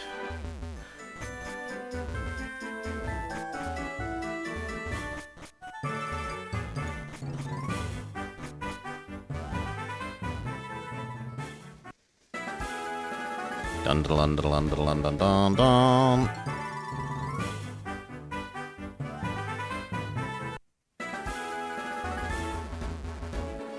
Really? That's a bit silly that those are somehow one-way stairs.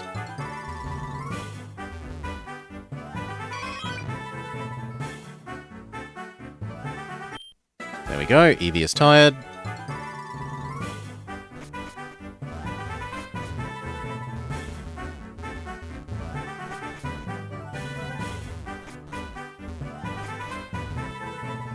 Oh my gosh, you took such good care of Eevee. How about you keep him? And instead we get a Tangela crossed with a Pawniard. No thank you. It is still more good fodder for the great Mergening though.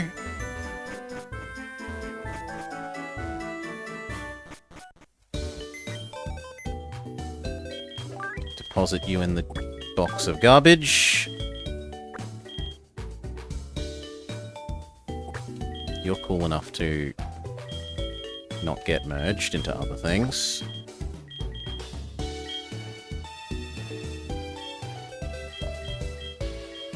Get Thagnus back. Done.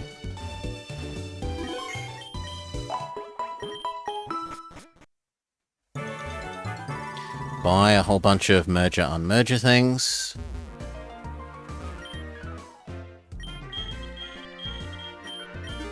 There, that should be enough to do all that we need.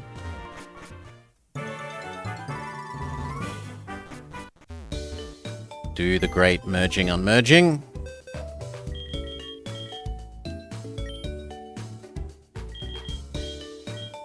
Oh my god. Unfuse, yes. Select this, are you sure, yes. Unfuse, yes. Select this, are you sure, yes.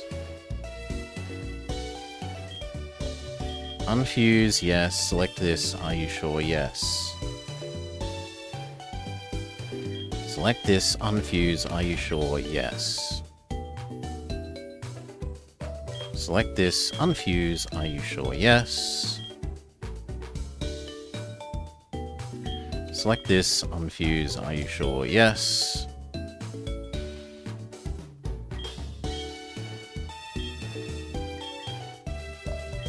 Select this, unfuse, are you sure, yes. This is going to take a second, but it means that once we get up to once we get up to the Fuchsia City's east side gate, we can make the Professor Oak aide happy, and she will give us the EXP all. Which the game seems unfortunately to be balanced around you getting.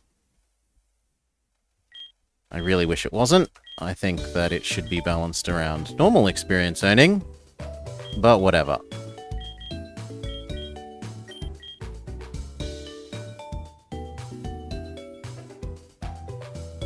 Why can't I yeah, thank you. Unmerge you.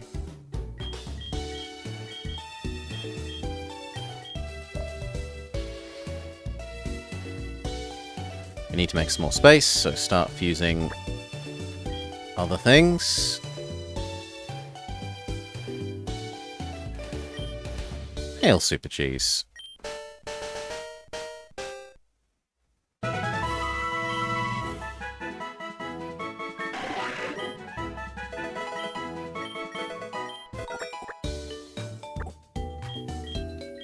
Unfuse you.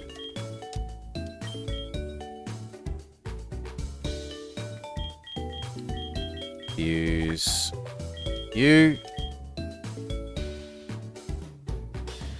You've been having fun playing in the OTTD multiplayer? Glad to hear you've been having a good time. Confirm, don't care. 2 more to unfuse. 1 more to unfuse.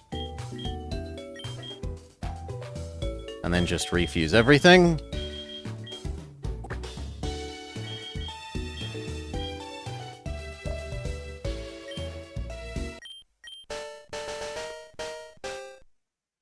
That's pretty horrifying.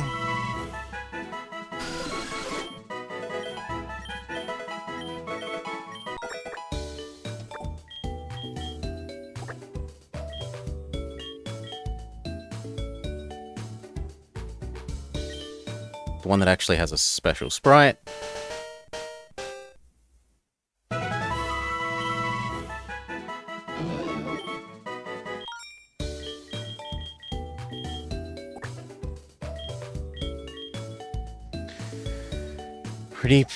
Pretty horrifying as 80% of them.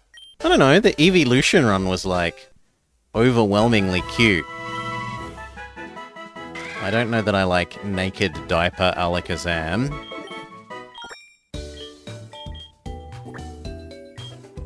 What's a double Kabutops?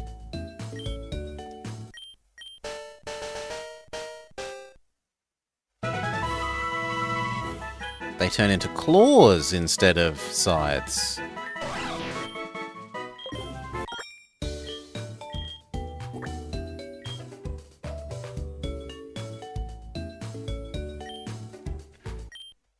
Clawbootops? Clawbootops.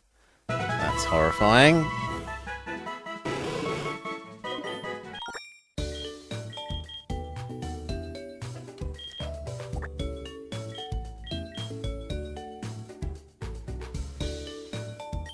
That one's got a unique sprite. Go for it. It's a Tyrogue, but it doesn't have arms. Someone's cut off its poor arms.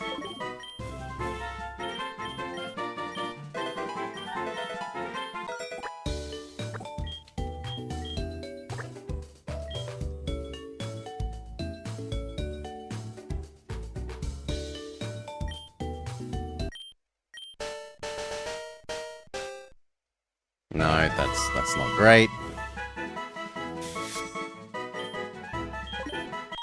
The face is wrong. Otherwise, it's good. I don't mind the I'm using knives instead of having my little Cubone bone.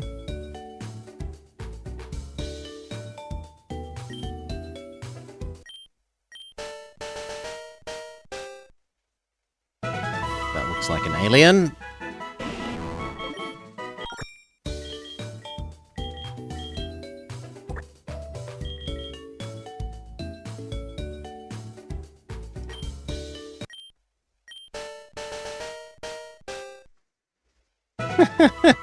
Evil Beaver.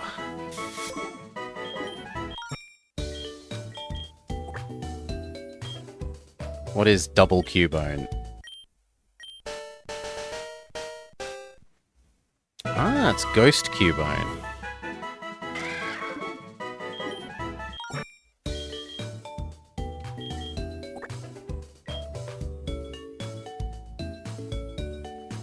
That one looks more interesting to me.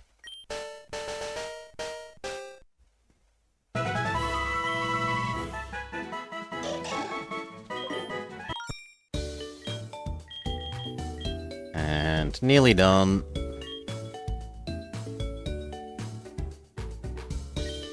The Cubones killed each other, and now they're a ghost Cubone. Horrifying. It doesn't have a face.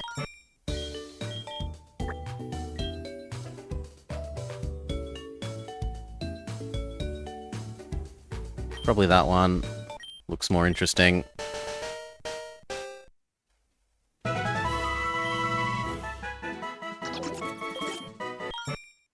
And very last one.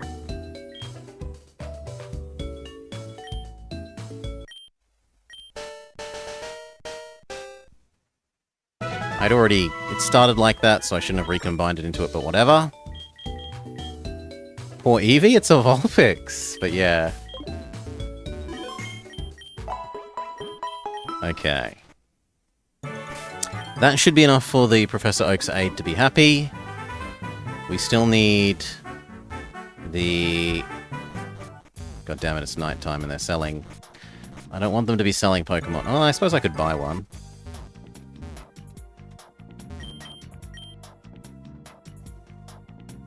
Sure, why not? I've got $15,000.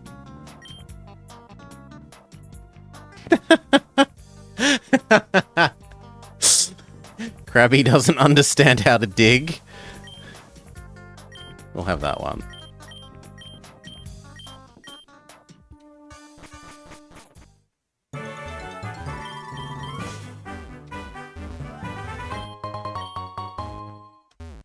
Okay, Jerkface beats up Team Rocket. Then Erica shows up and says, let's beat up Team Rocket together. Let's go.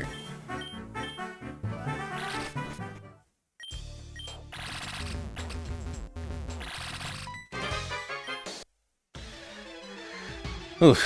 Smeagol only run?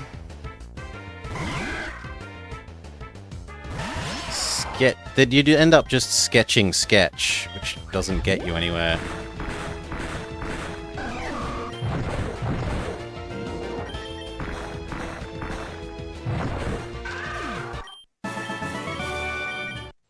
Oh, ELC Nano isn't meant to be out front.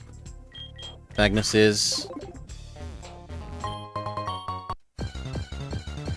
Oh, a party of 6 Smeagols. Blah! Terrible stats. Bone Meringue the Grimer, why not? Okay, Bone Meringue the Magmortar. How does Fusion handle Shed Ninja? I mean, you can put Wonder Guard on something, Remy. Wonder Guard and 1 HP are tied together, though. So you can't have Wonder Guard and non-1 HP.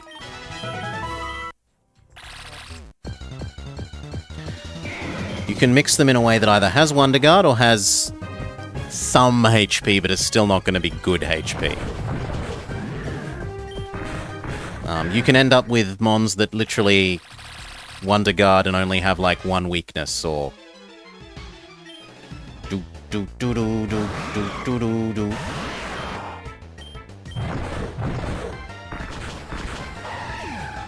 Or that potentially has no weaknesses after you use, like, Levitate or something. Not Levitate. Magnet Rise.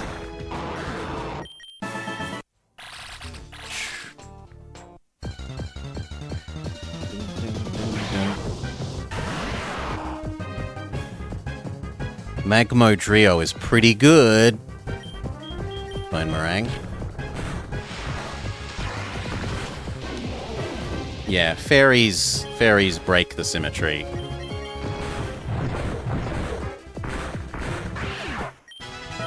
Normal Ghost is pretty good. Multiple immunities and only 1 weakness.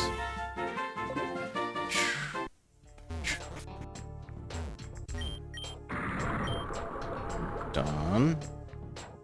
Wait, we did that too early. It needs to be up for the moment. Because I want to go into the sewer and get the TM.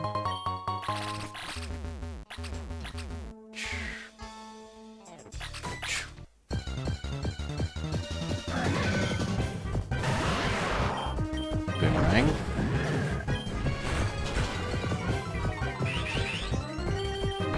And you can always overpower it with things like, what is it? Mold Breaker? Things that stop your opponents from not taking damage. So even then, it's not a perfect defense. Mummy. Soak.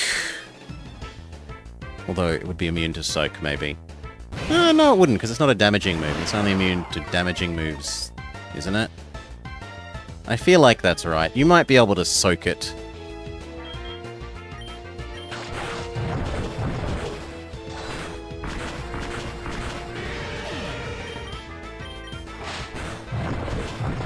even if it had no weaknesses. And you can always struggle. We've defeated like 3 of them so far this run with just struggle.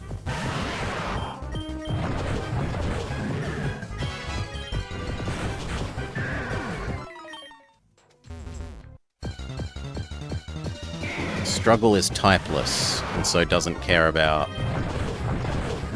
Wonder Guard.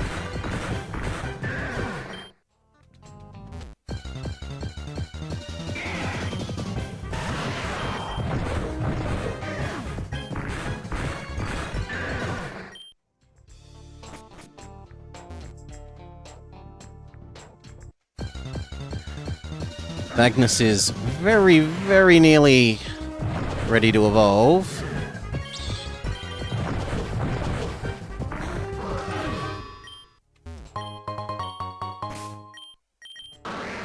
$1,000 experience left.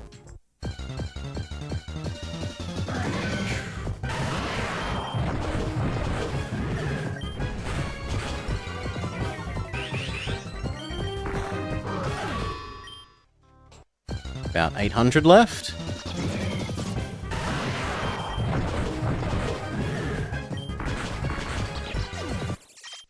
Mm, 600 something?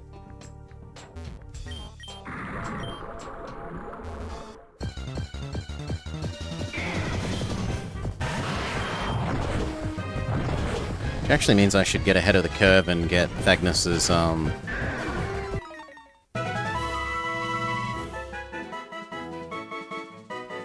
There we go.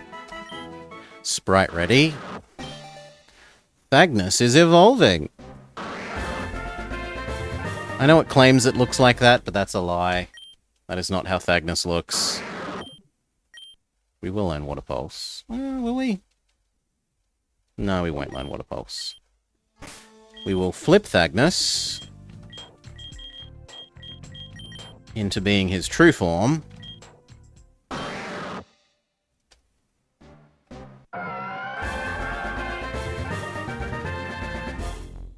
There we go. Milowhack. A Thagnus is evolved form of a Cubone that was grown tough by overcoming the grief of losing its mother. Considered to be the most beautiful of all Pokemon. No Water Pulse.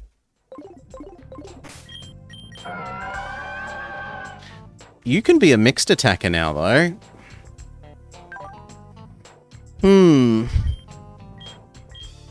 Nah, I still think physical. There's not really very many good ground special moves. Yeah, much better than the skull-headed slug, yes. Okay, who's next, though? Probably next most important to evolve is ECL Nano.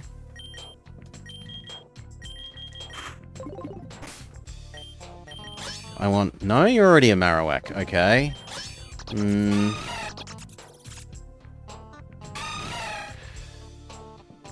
Yeah, you can probably have Surf. Dawn Treader? Dawn Treader's probably next.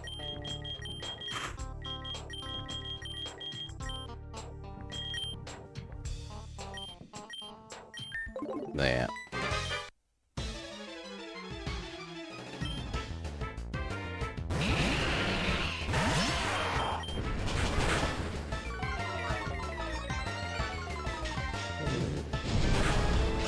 Well, Dawn Treader is dead. Go Bats and Cats.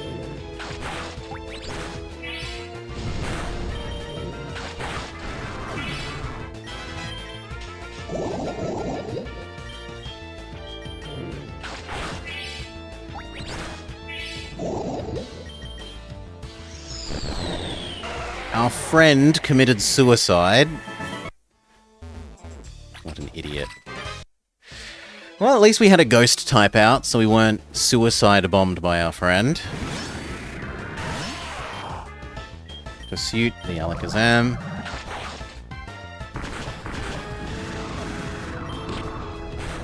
Will fail because the opponent has, or friend has already killed it. No rest for Dawn Treader.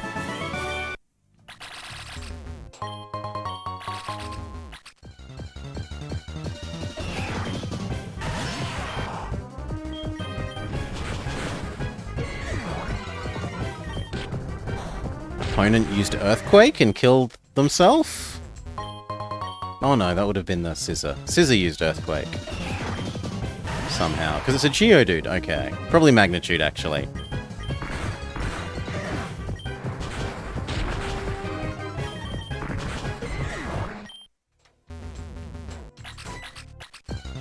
Re-raise the water.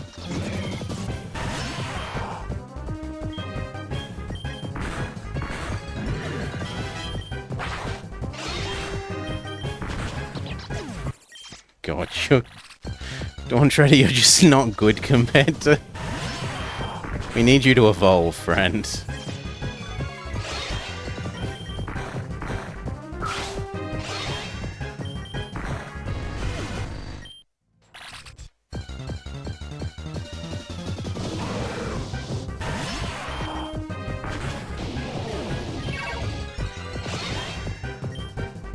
Did nothing! Body Slam? It's a good move. Yeah, I think we get rid of Rock Smash for Body Slam. No Iron Defense.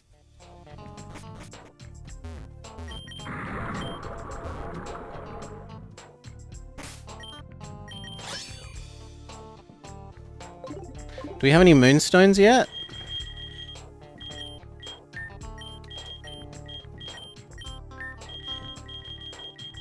No. We cannot evolve that side of Dawn Treader by force.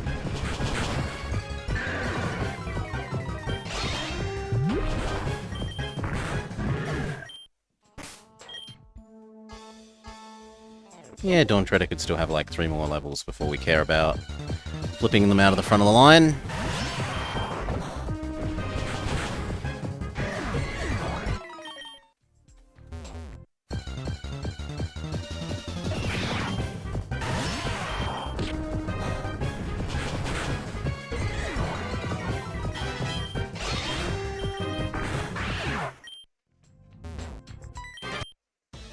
Last fight before we lose access to infinitely healing Erica.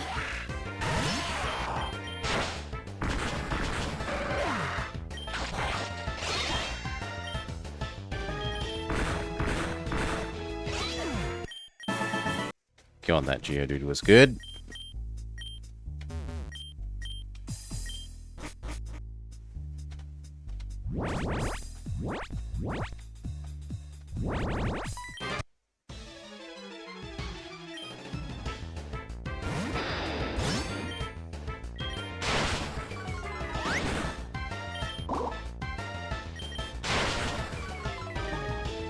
Oh, come on. Boo! One accuracy down into double miss. That's bull.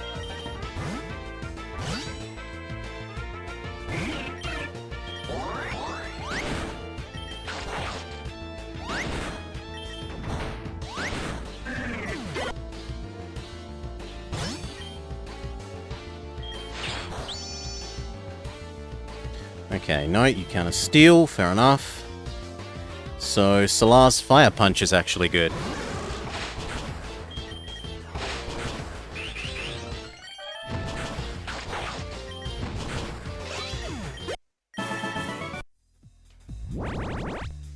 Well, sucks to be me.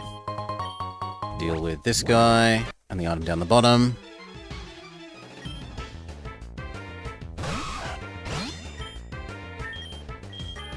Absolutely globular.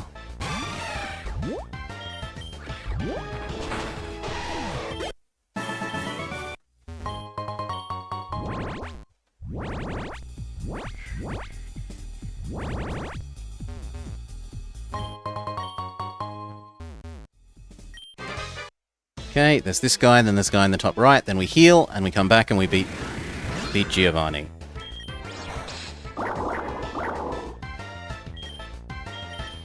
Runaway Dawn Treader.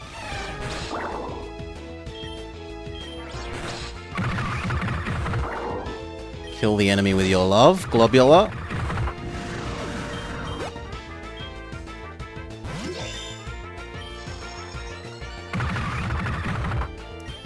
nothing without water. Yeah, water at least does something. ECL Nano. Bone Meringue.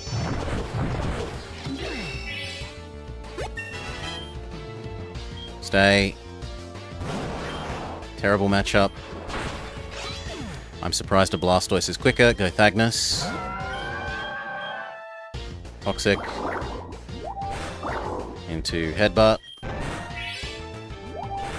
Headbutt. Headbutt. GG.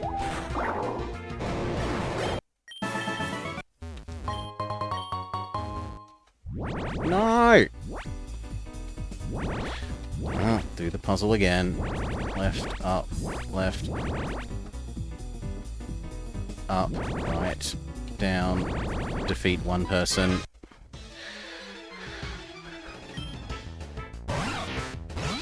That one looks good. Toxic. Too slow. Fair enough. Solar. Thunder Punch. Didn't do as much as I assumed it would. Bats and Cats, you're immune to Mud Shot, Swords Dance. You don't care about Sand Attack because you've got Aerial Ace.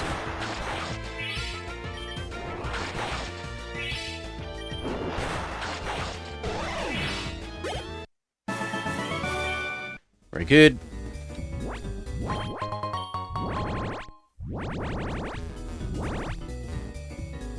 Go heal up.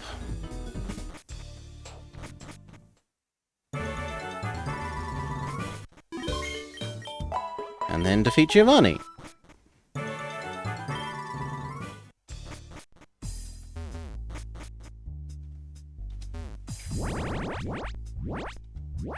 Bugger. No, again. Okay, you know what? Slow movement. There, I can't stuff it up now.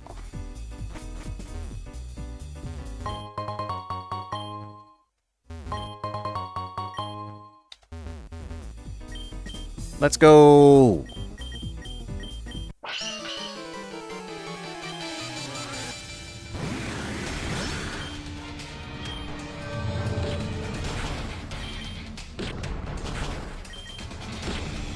I don't know why it thinks ally switch is a good choice, but whatever.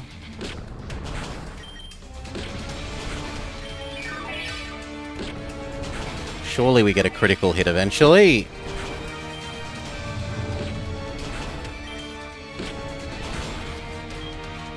You know what? What if we poison you? Then you stop using Recover. No Gyro Ball. No Night Slash. Stay. Toxic. Miss. Boo. Toxic. Good. Start body slamming.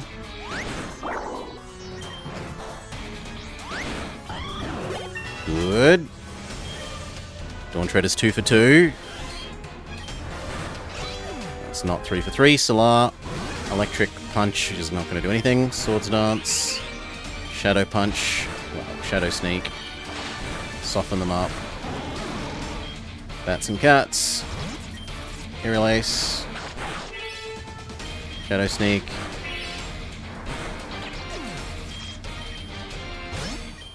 Bone Meringue, hope that you don't get one hit. Does get one hit KO'd. Thagnus, go. Toxic. Headbutt. Unfortunately, Thagnus is too slow, but Poison does its job. Dawn Treader is evolving. Shiggly. He now has 2 swords instead of 1. Doublade.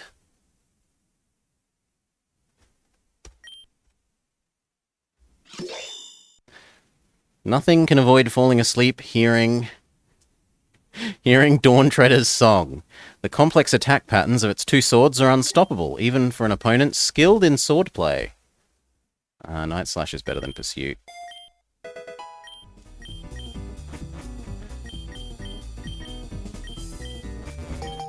Get the Sylph Scope.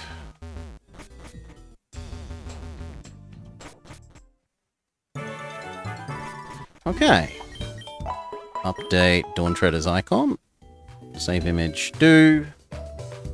Dawn Treader, image, browse, update, do.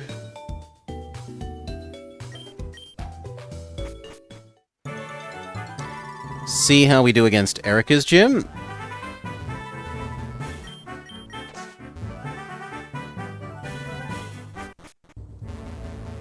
What kind of gym are you? Could be ghost, could be steel, could be normal, could be flying.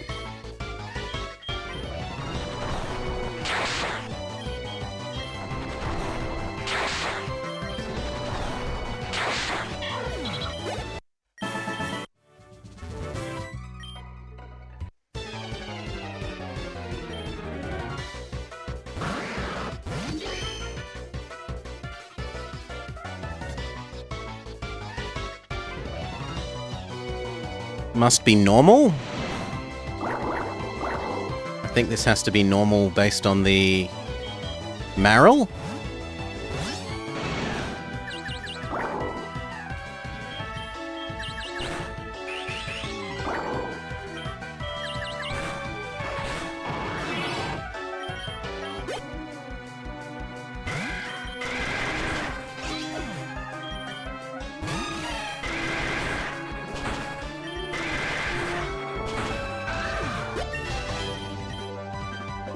No iron defense. Heal up.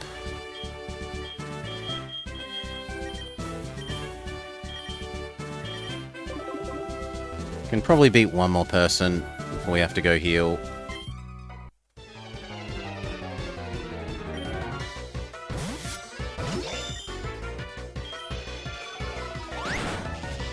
Good. Solar, Fire Punch. Oof. Even Fire Punch didn't do that much. But multiple paralysis triggers keep Solar alive.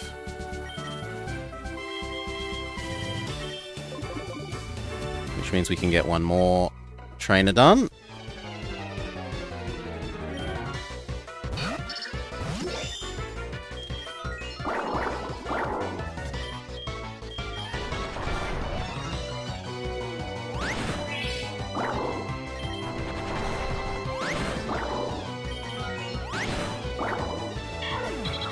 Very good, stay.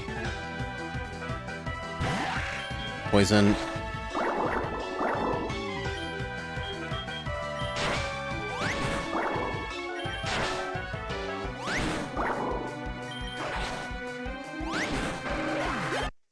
Good work, Dawn Treader. Another heal. We might be able to defeat another trainer. I think there's still 3 more.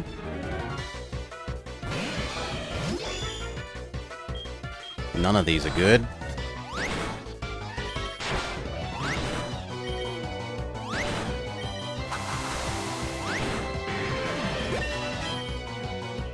No mimicking.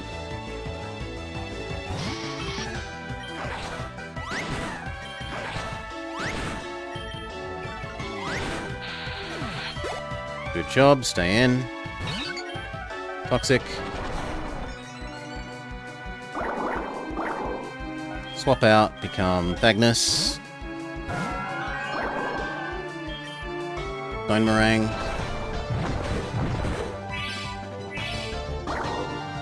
Bone Meringue.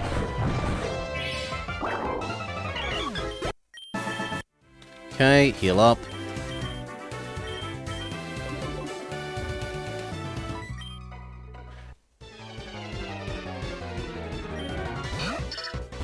Poison.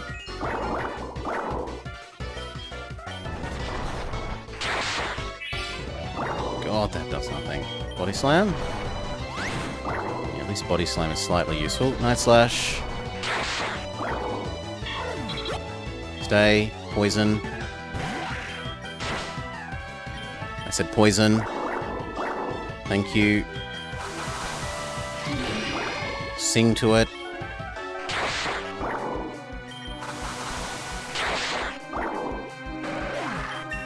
Good work.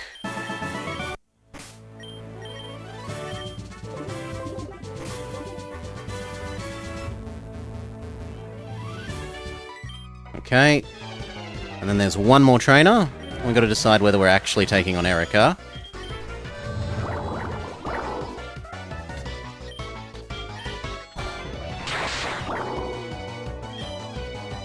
Probably Thagnus.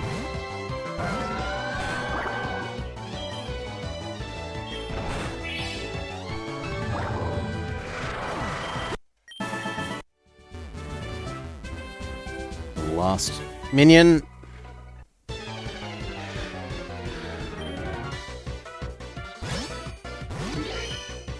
No. All of these are garbage against you, Thagnus.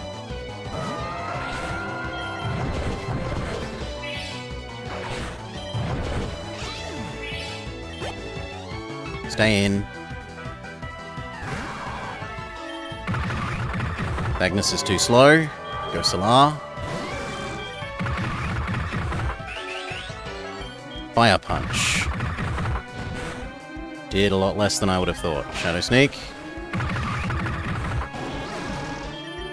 Bats and Cats. Shadow Sneak. That is not Shadow Sneak.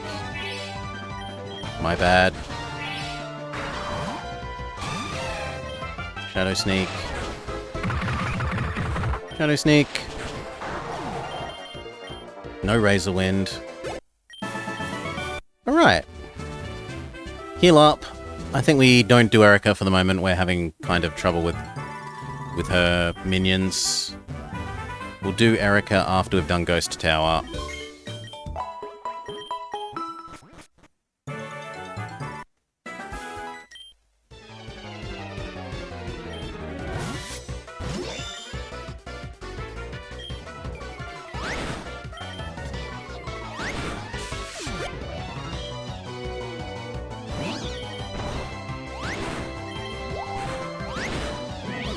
And Dawn Treader hits high enough level relative to everyone else that they should no longer be being trained. We'll train Globular.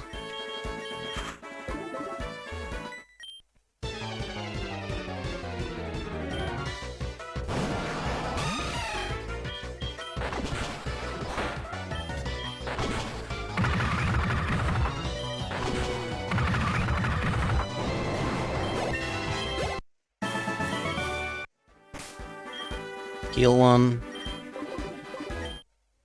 There's her, there's the teacher, and then there's the 3 children.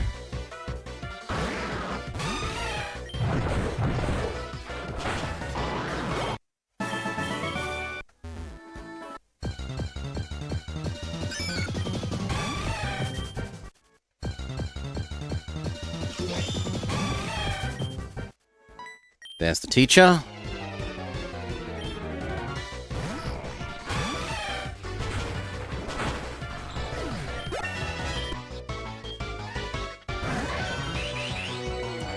He's got a teeny tiny sword and shield.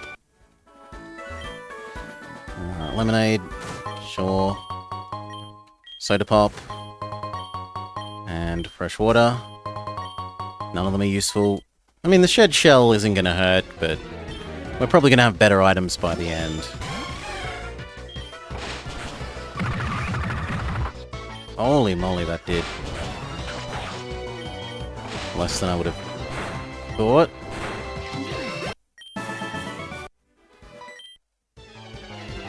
Two more.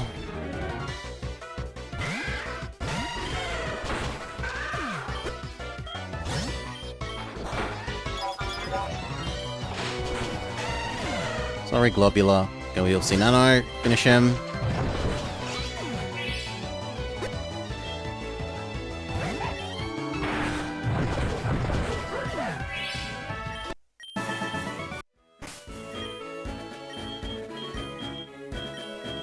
Move it to ELC Nano. ELC Nano move to the front. Defeat the last child.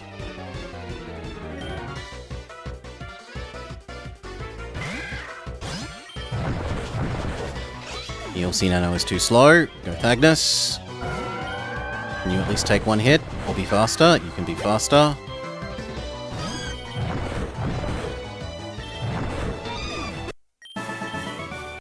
Done. Children destroyed.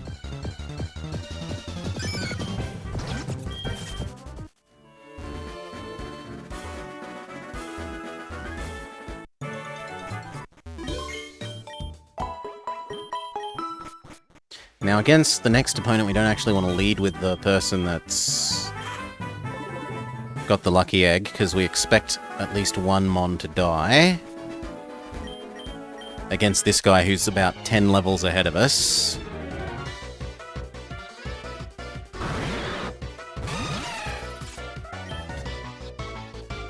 So, Aerial Ace the plant. Swords Dance.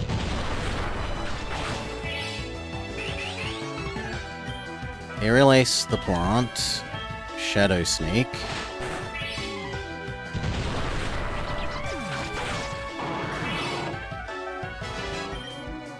No Rain Dance. Now you can go.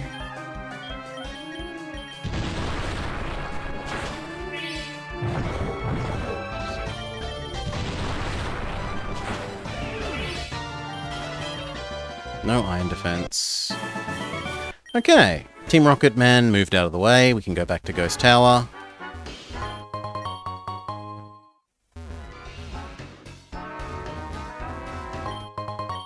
Thunderbolt. Let's take another look at Solar. No, your special attack is better than your physical. So we should get rid of Thunder Punch for Thunderbolt.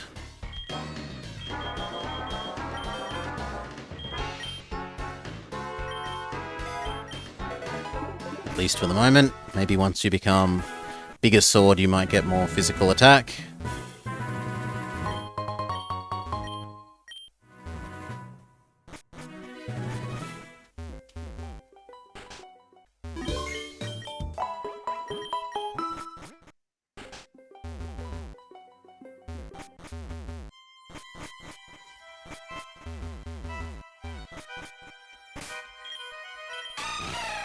We do want the person that's being trained to be in the front again.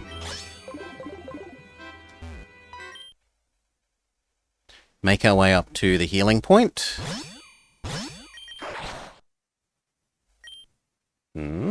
Oh, you count as flying. Okay.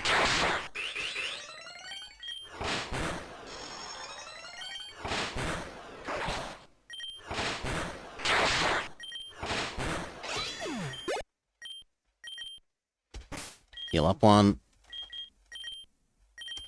That'll do.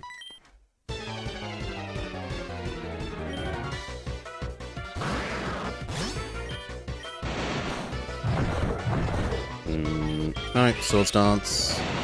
Swords Dance. One more Swords Dance. Sweep time. Holy, Shadow Sneak. Do not learn Thrash.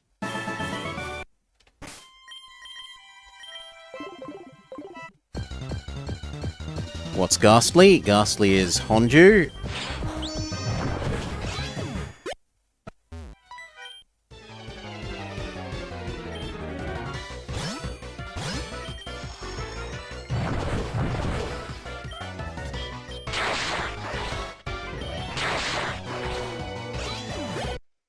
So much damage from that slash.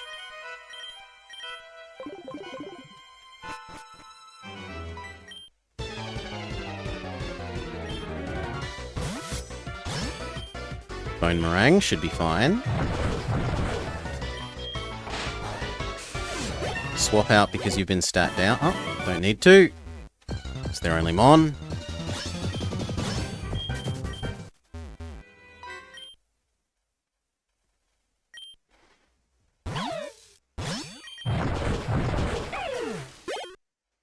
If you're a multi-trainable, you would be a fantastic person to grind up against.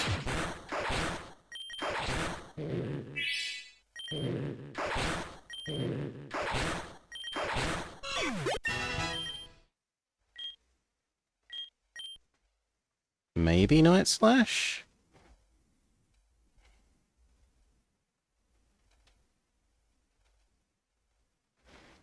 Hmm. Is it better than Slash? I'm going to say it's better than Slash.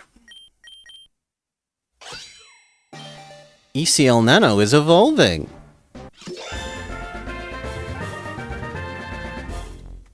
Dubblade.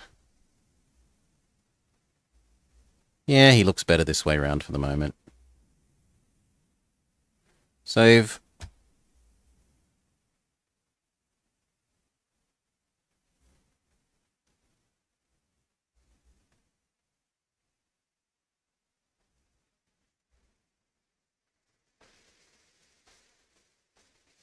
Done. An ECL Nano is the evolved form of a Cubone that has grown tough by overcoming the grief of losing its mother. Its complex attacks patterns of its two swords are difficult to defeat, even for someone familiar with swordplay.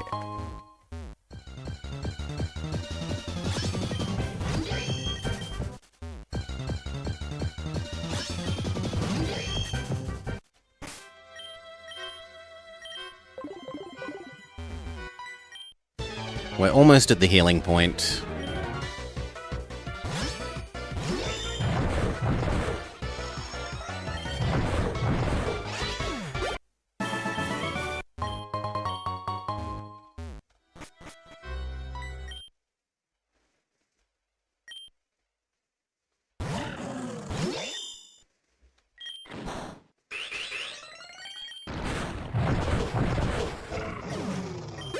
Good work.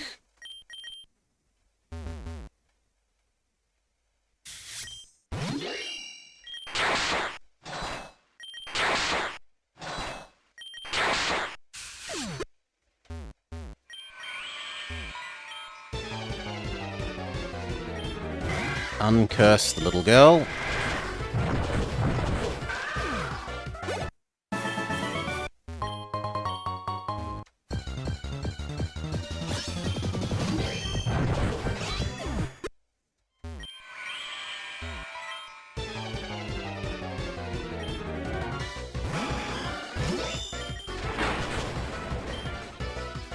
Yuck. Shadow Sneak. ECL Nano is very dead. Solar. Except that it's part Marowak, so no. Globular.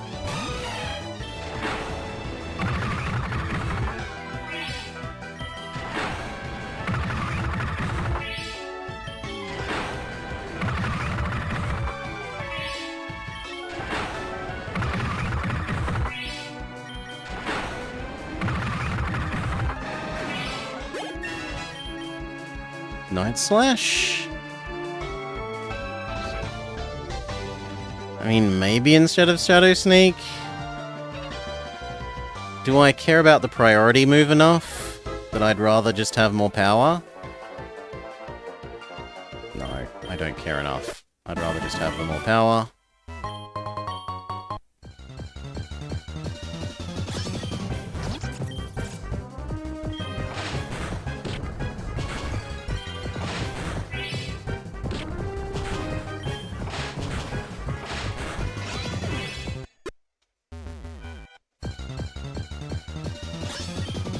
I don't care about the wild things.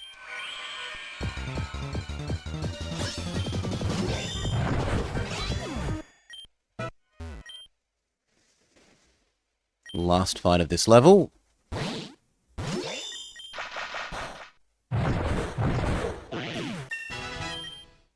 Do not fling. Good job, ECL Nano.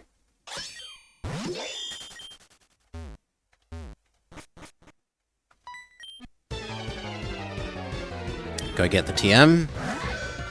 Holy Bone Meringue. Shadow Sneak. One hit KO'd. So about those priority moves that I just gave up. Solar, you've still got one. Shadow Sneak. Well done, Solar.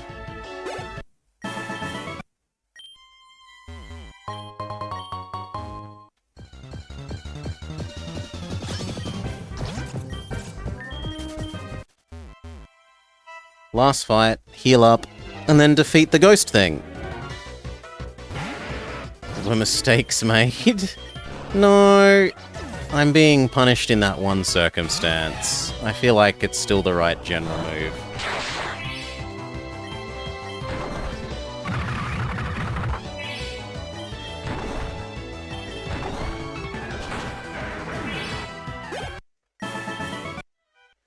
Do-do-do.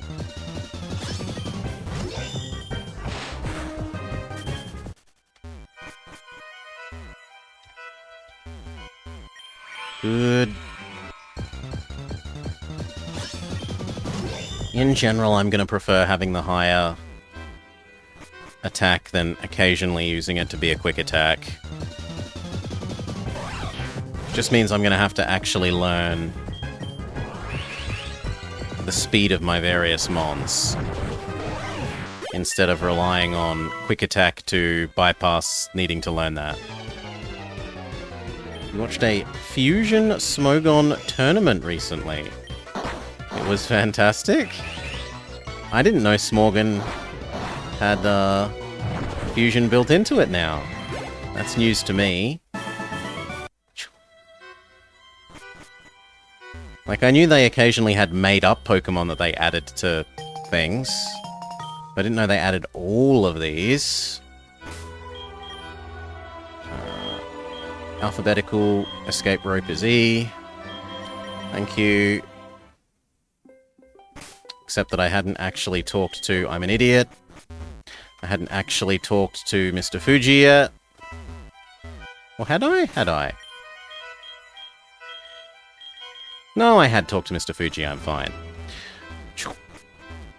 Go wake up the Snorlax and see if it's worth catching.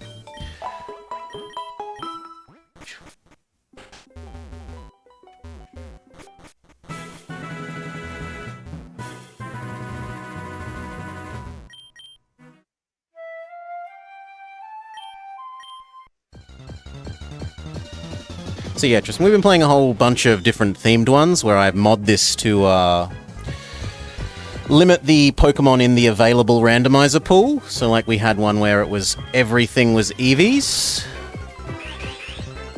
Or everything... We're going to do... One of the ones that we have coming up is everything is Mareep.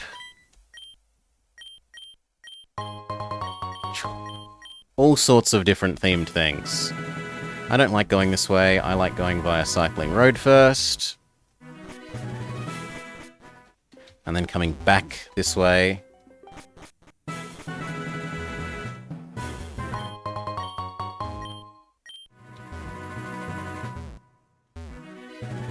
And we still need to go beat up Erica, so do that on the way through as well.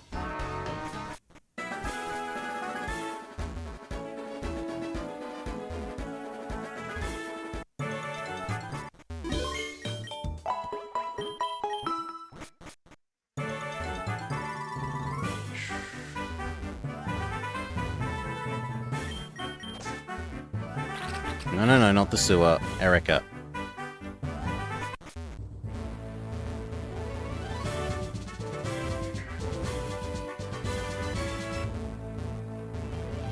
Okay. Who will we use? ECL Nano, Dawn Treader, Globular Thagnus? No, just Globular. Okay.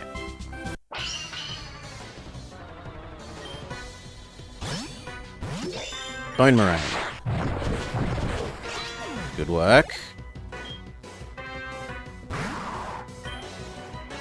Still Bone Meringue, but expect to die.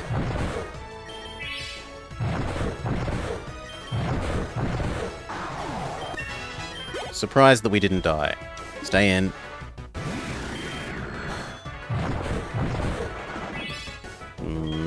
Conceal Nano's dying. Shadow Sneak. Get in the little Night Slash. Holy, that didn't kill? Okay. Night Slash. Yeah, it doesn't kill. Fine. Nah, we're dead. Defeated by an Alakazam.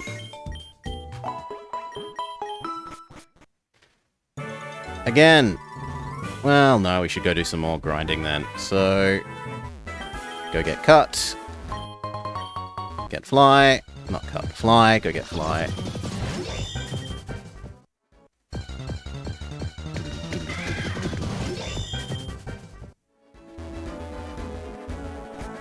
Goes to show you why we so often leave Erica until after Koga. Even though in theory Koga should be the harder of the two.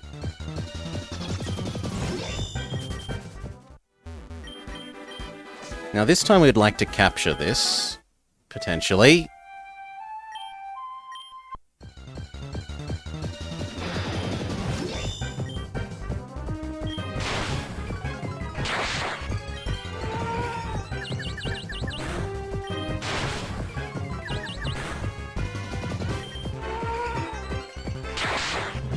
Well, the enemy wanted to make ECL Nano kill them. No capturing it. Heal, start Bicycle Road.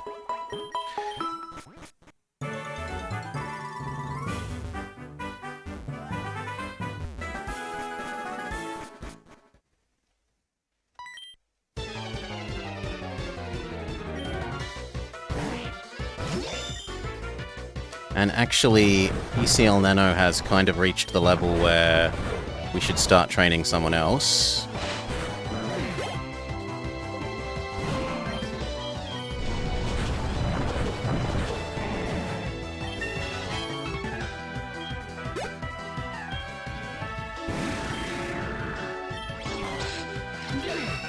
Globular.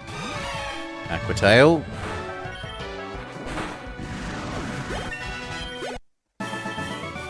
Move the experience item over to Globular.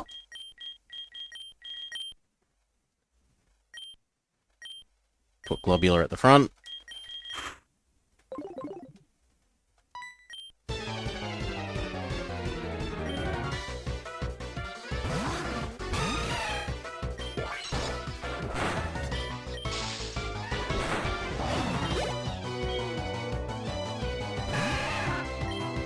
Yeah, Aquatail won't be great, but it'll be... Okay, I was going to say okay, but no, we'll trade over to Solar. Thunderbolt. Solar is too slow. Magnus. Bone Meringue. Big miss from Thagnus, which was not punished because of a paralysis trigger.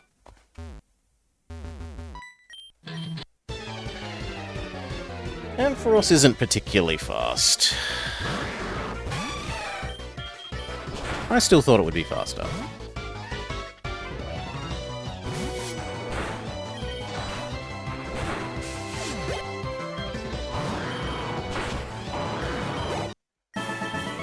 Go down, HP up, use the drugs. On Thagnus. Magnus is HP up to the max.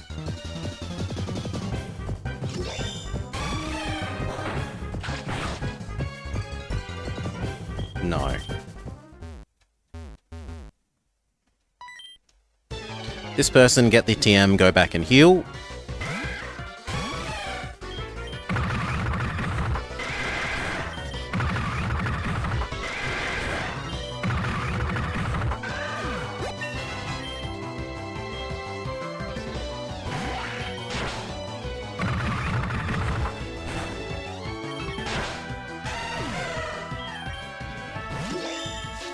Sing to them, Dawn Treader.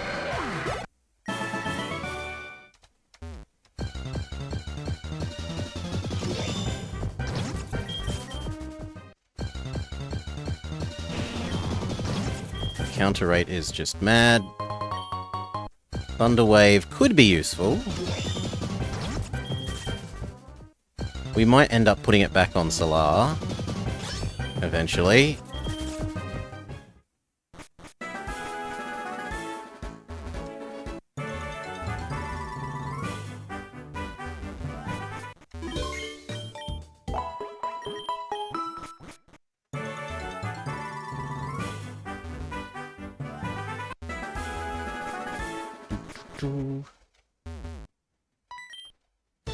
Now I kind of actually want to avoid the rest of these fights and go straight to...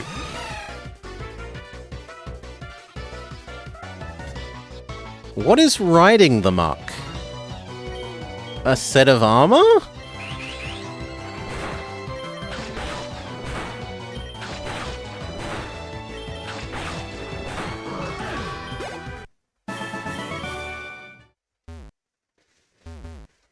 Good, because this way I can maybe get the XP all to be triggering on everyone.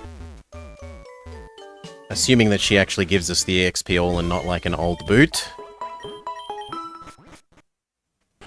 Come on, give me the XP all.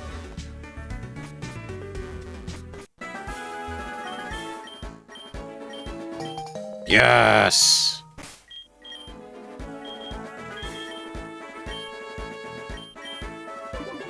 Okay.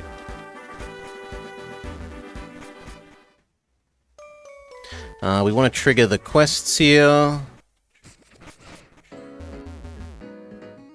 Which are... Race me on Cycling Road. Clean up the Grimer on Cycling Road. Find the owner of this Chansey. We go do the Cycling Road things.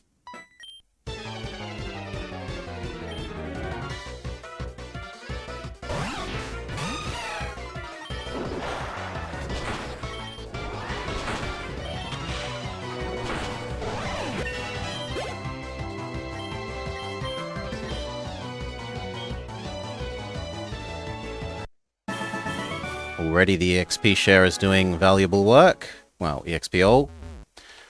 Game slow down, because we're going to do the race.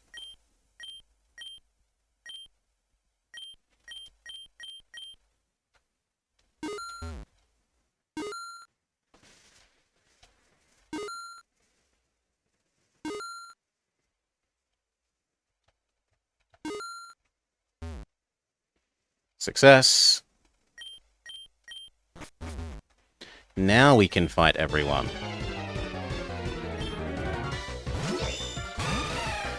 Pikachu with lightsabers.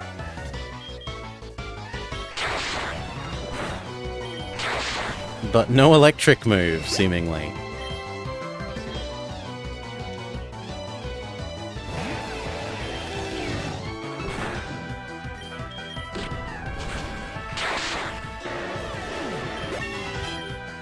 No power trick.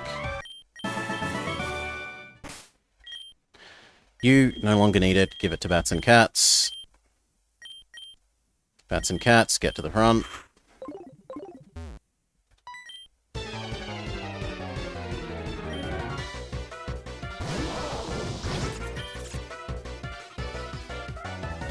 I don't think this is a great matchup. I was hoping it didn't have a fire move. Fair enough. Agnes, go. Boomerang, win.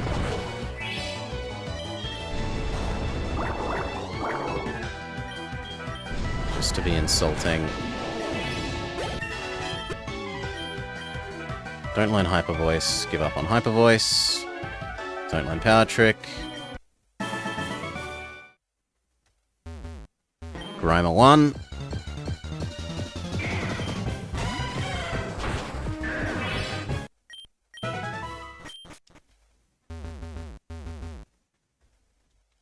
Grimer 2.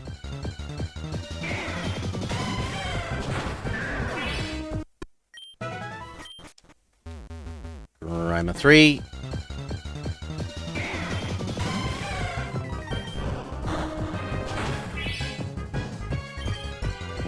Aerial Ace will have to do.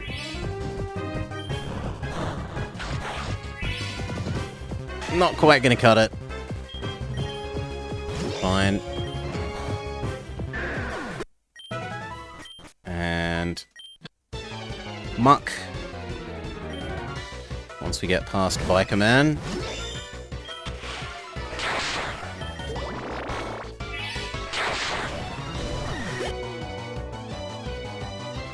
Good enough.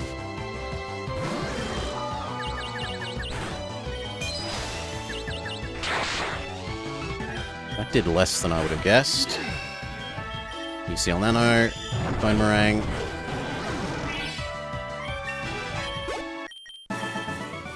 Okay, Muck is...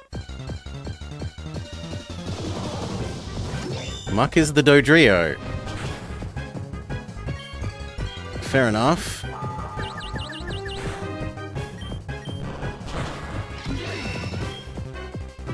You can't escape. Go Thagnus. Toxic. Headbutt. Headbutt. Doesn't matter, because I think now even if it attacks, it dies to the poison. Yeah. Night Slash. No, I can't justify giving up Shadow Sneak on you. Power Gem.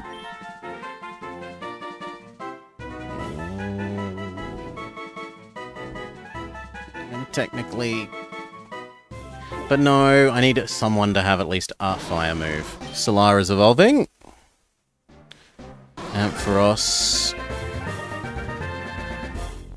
Doublade. 18132 something.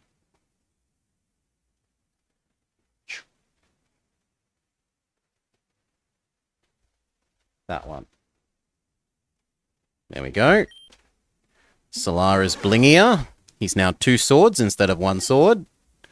Wants to learn Thunder Punch again? Absolutely not. Wants to learn Power Gem? We just said no to that.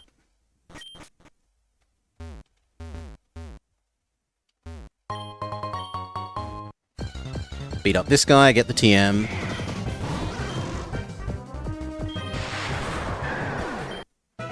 You're doubly as deadly. You're doubly as deadly. Sword stance. Or don't. Oh, I forgot how close to dead we were. Well, that's my greed. Go hand in the 2 quests. And see if Questman has my reward. And you... Ghost Gems. Don't care.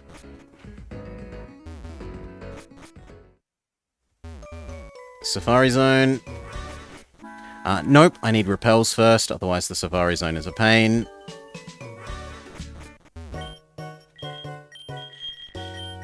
That'll do, and I wouldn't mind some revives and some... I'm not allowed to have them yet, fair enough.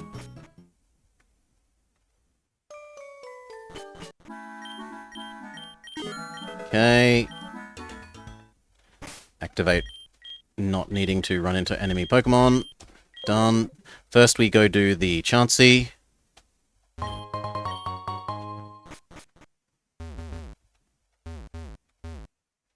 As well as picking up all the garbage we can along the way.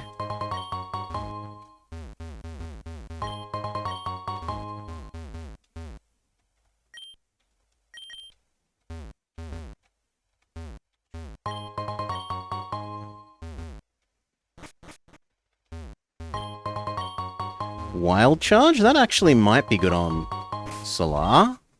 Can you learn Wild Charge, Solar?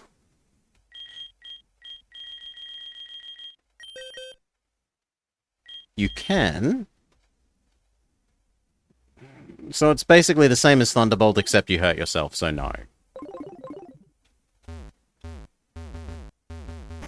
Unless your stats change now that you're 2 swords. But no, your stats haven't changed now that you're 2 swords.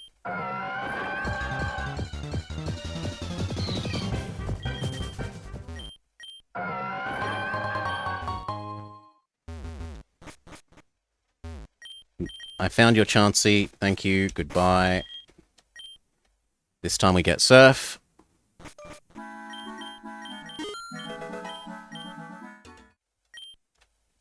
Always more repels.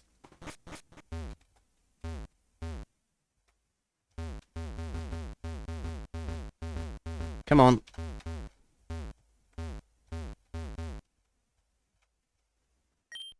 Another repel.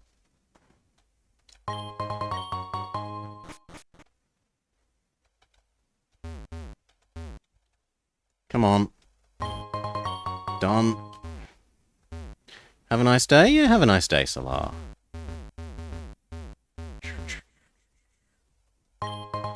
Bulk up could be useful. Prestigious Orb. Last Repel. HP up.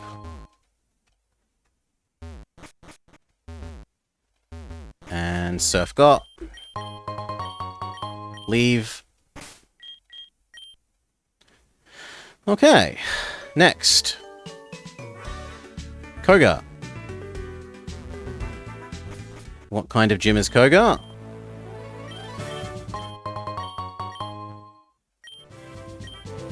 Water type. So Solar is the winner.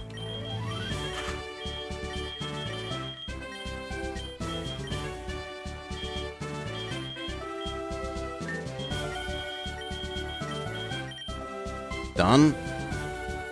Although we should see if the Chansey gives us another lucky egg.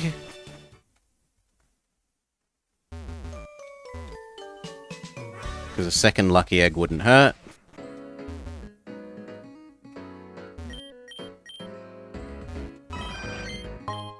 No, it's a full restore. Oh well.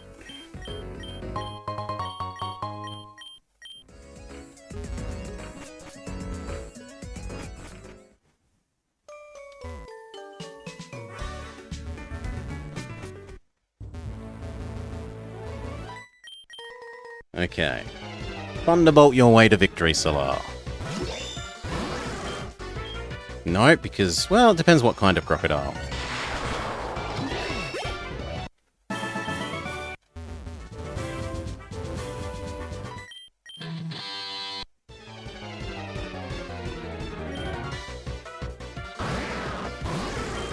Ugh. Why do they have to keep being Marowaks?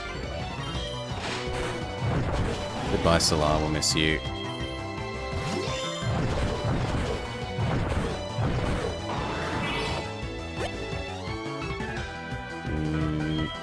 Magnus.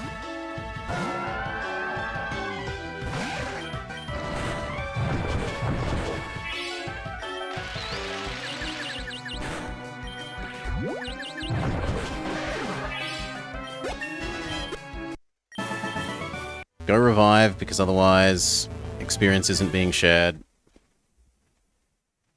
Go, go, go, go, go.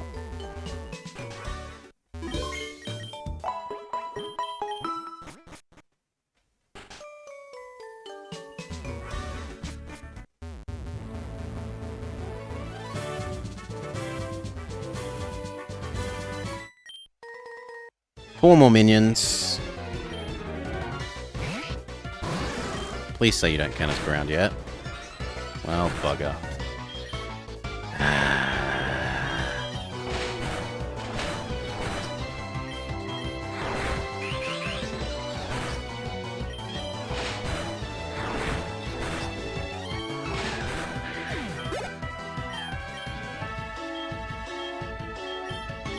Go Dawn Treader. Solar has been too damaged. Slam. Slam.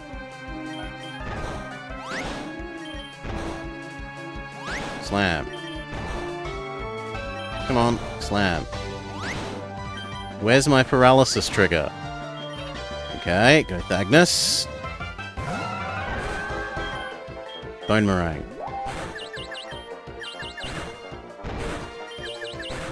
Thagnus hits himself twice in a row. Night Slash? No, I need the speed priority, it's too slow. Don't learn Double Edge.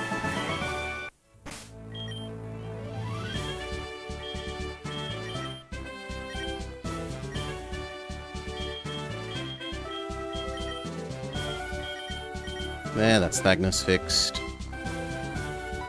And there's two more minions.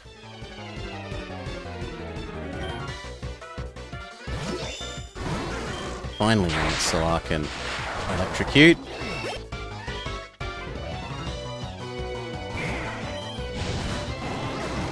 Too slow, fair enough. Globular.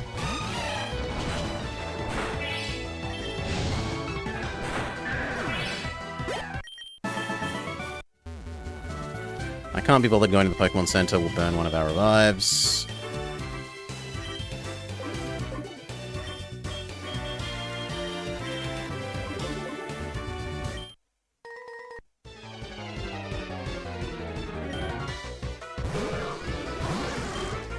That looks pretty good. Terrible matchup for Solar. Go Thagnus. Toxic. Why no Toxic? Thank you.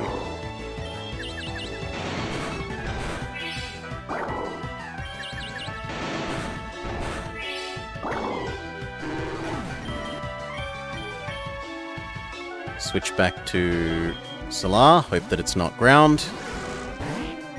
It isn't. Good work, Solar. No tantrums. Last minion, then we can go and heal.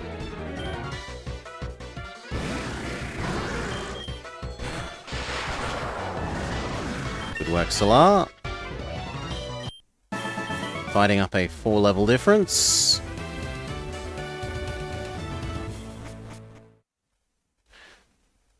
We will leave Koga themselves until we've cleared the other road.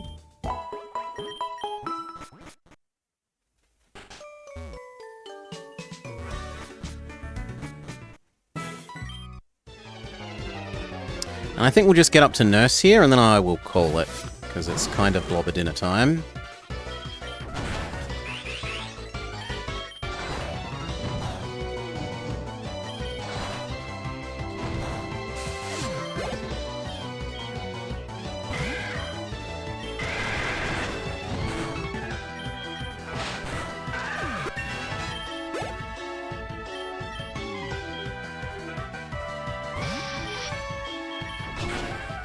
Solar was a bit too slow.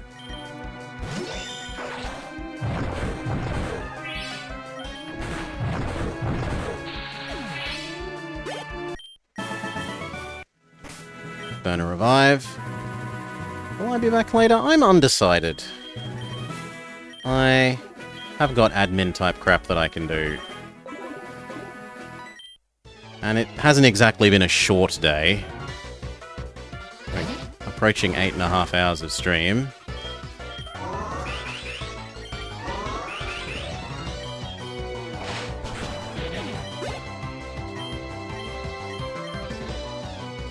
Who wants Night Slash? You. I think you're quick enough that we can justify getting rid of thing on you. A priority move. Shadow Sneak.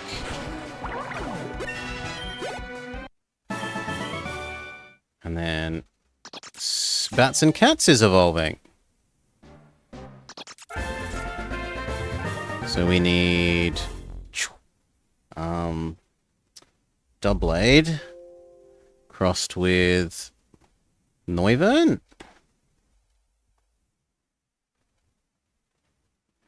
Once it catches up. Hey Pisces. We have a good... Yes, we've been... Mons that look good have been an important part of the decision-making process, rather than just powerful. This one currently doesn't look the best.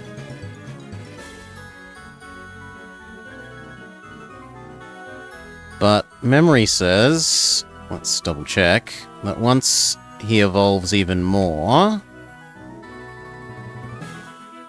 he looks okay.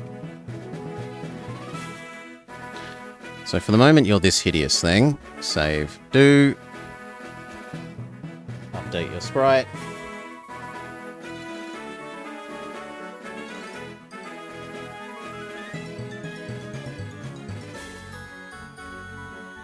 But eventually, you become...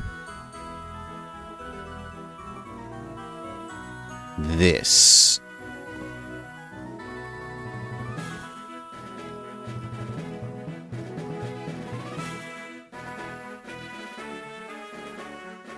Eventually, it becomes...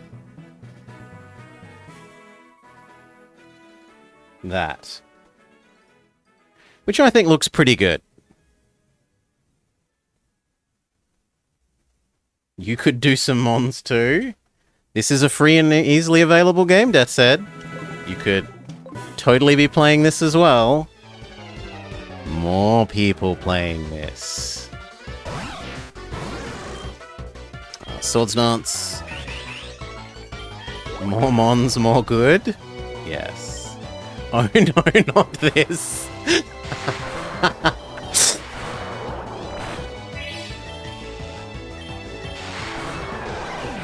Okay, good work, Solar. Discharge is better than Thunderbolt. It's actually strictly worse, but it's more useful against the Articuno, Moltres, Zapdos, so we accept the slightly crappier move for the sake of convenience. That looks fantastic. Damn, I was hoping for the paralysis.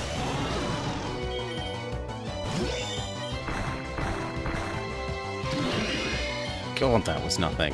What if you poison it?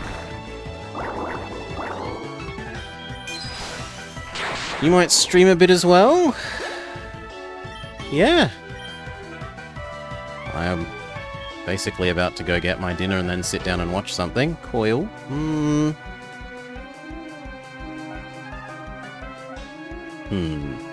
Coil would work nice with making Boomerang both more powerful and fully accurate. It does mean giving up our Toxic. I think I can live with that. Okay, we heal with Hello Nurse. Boop.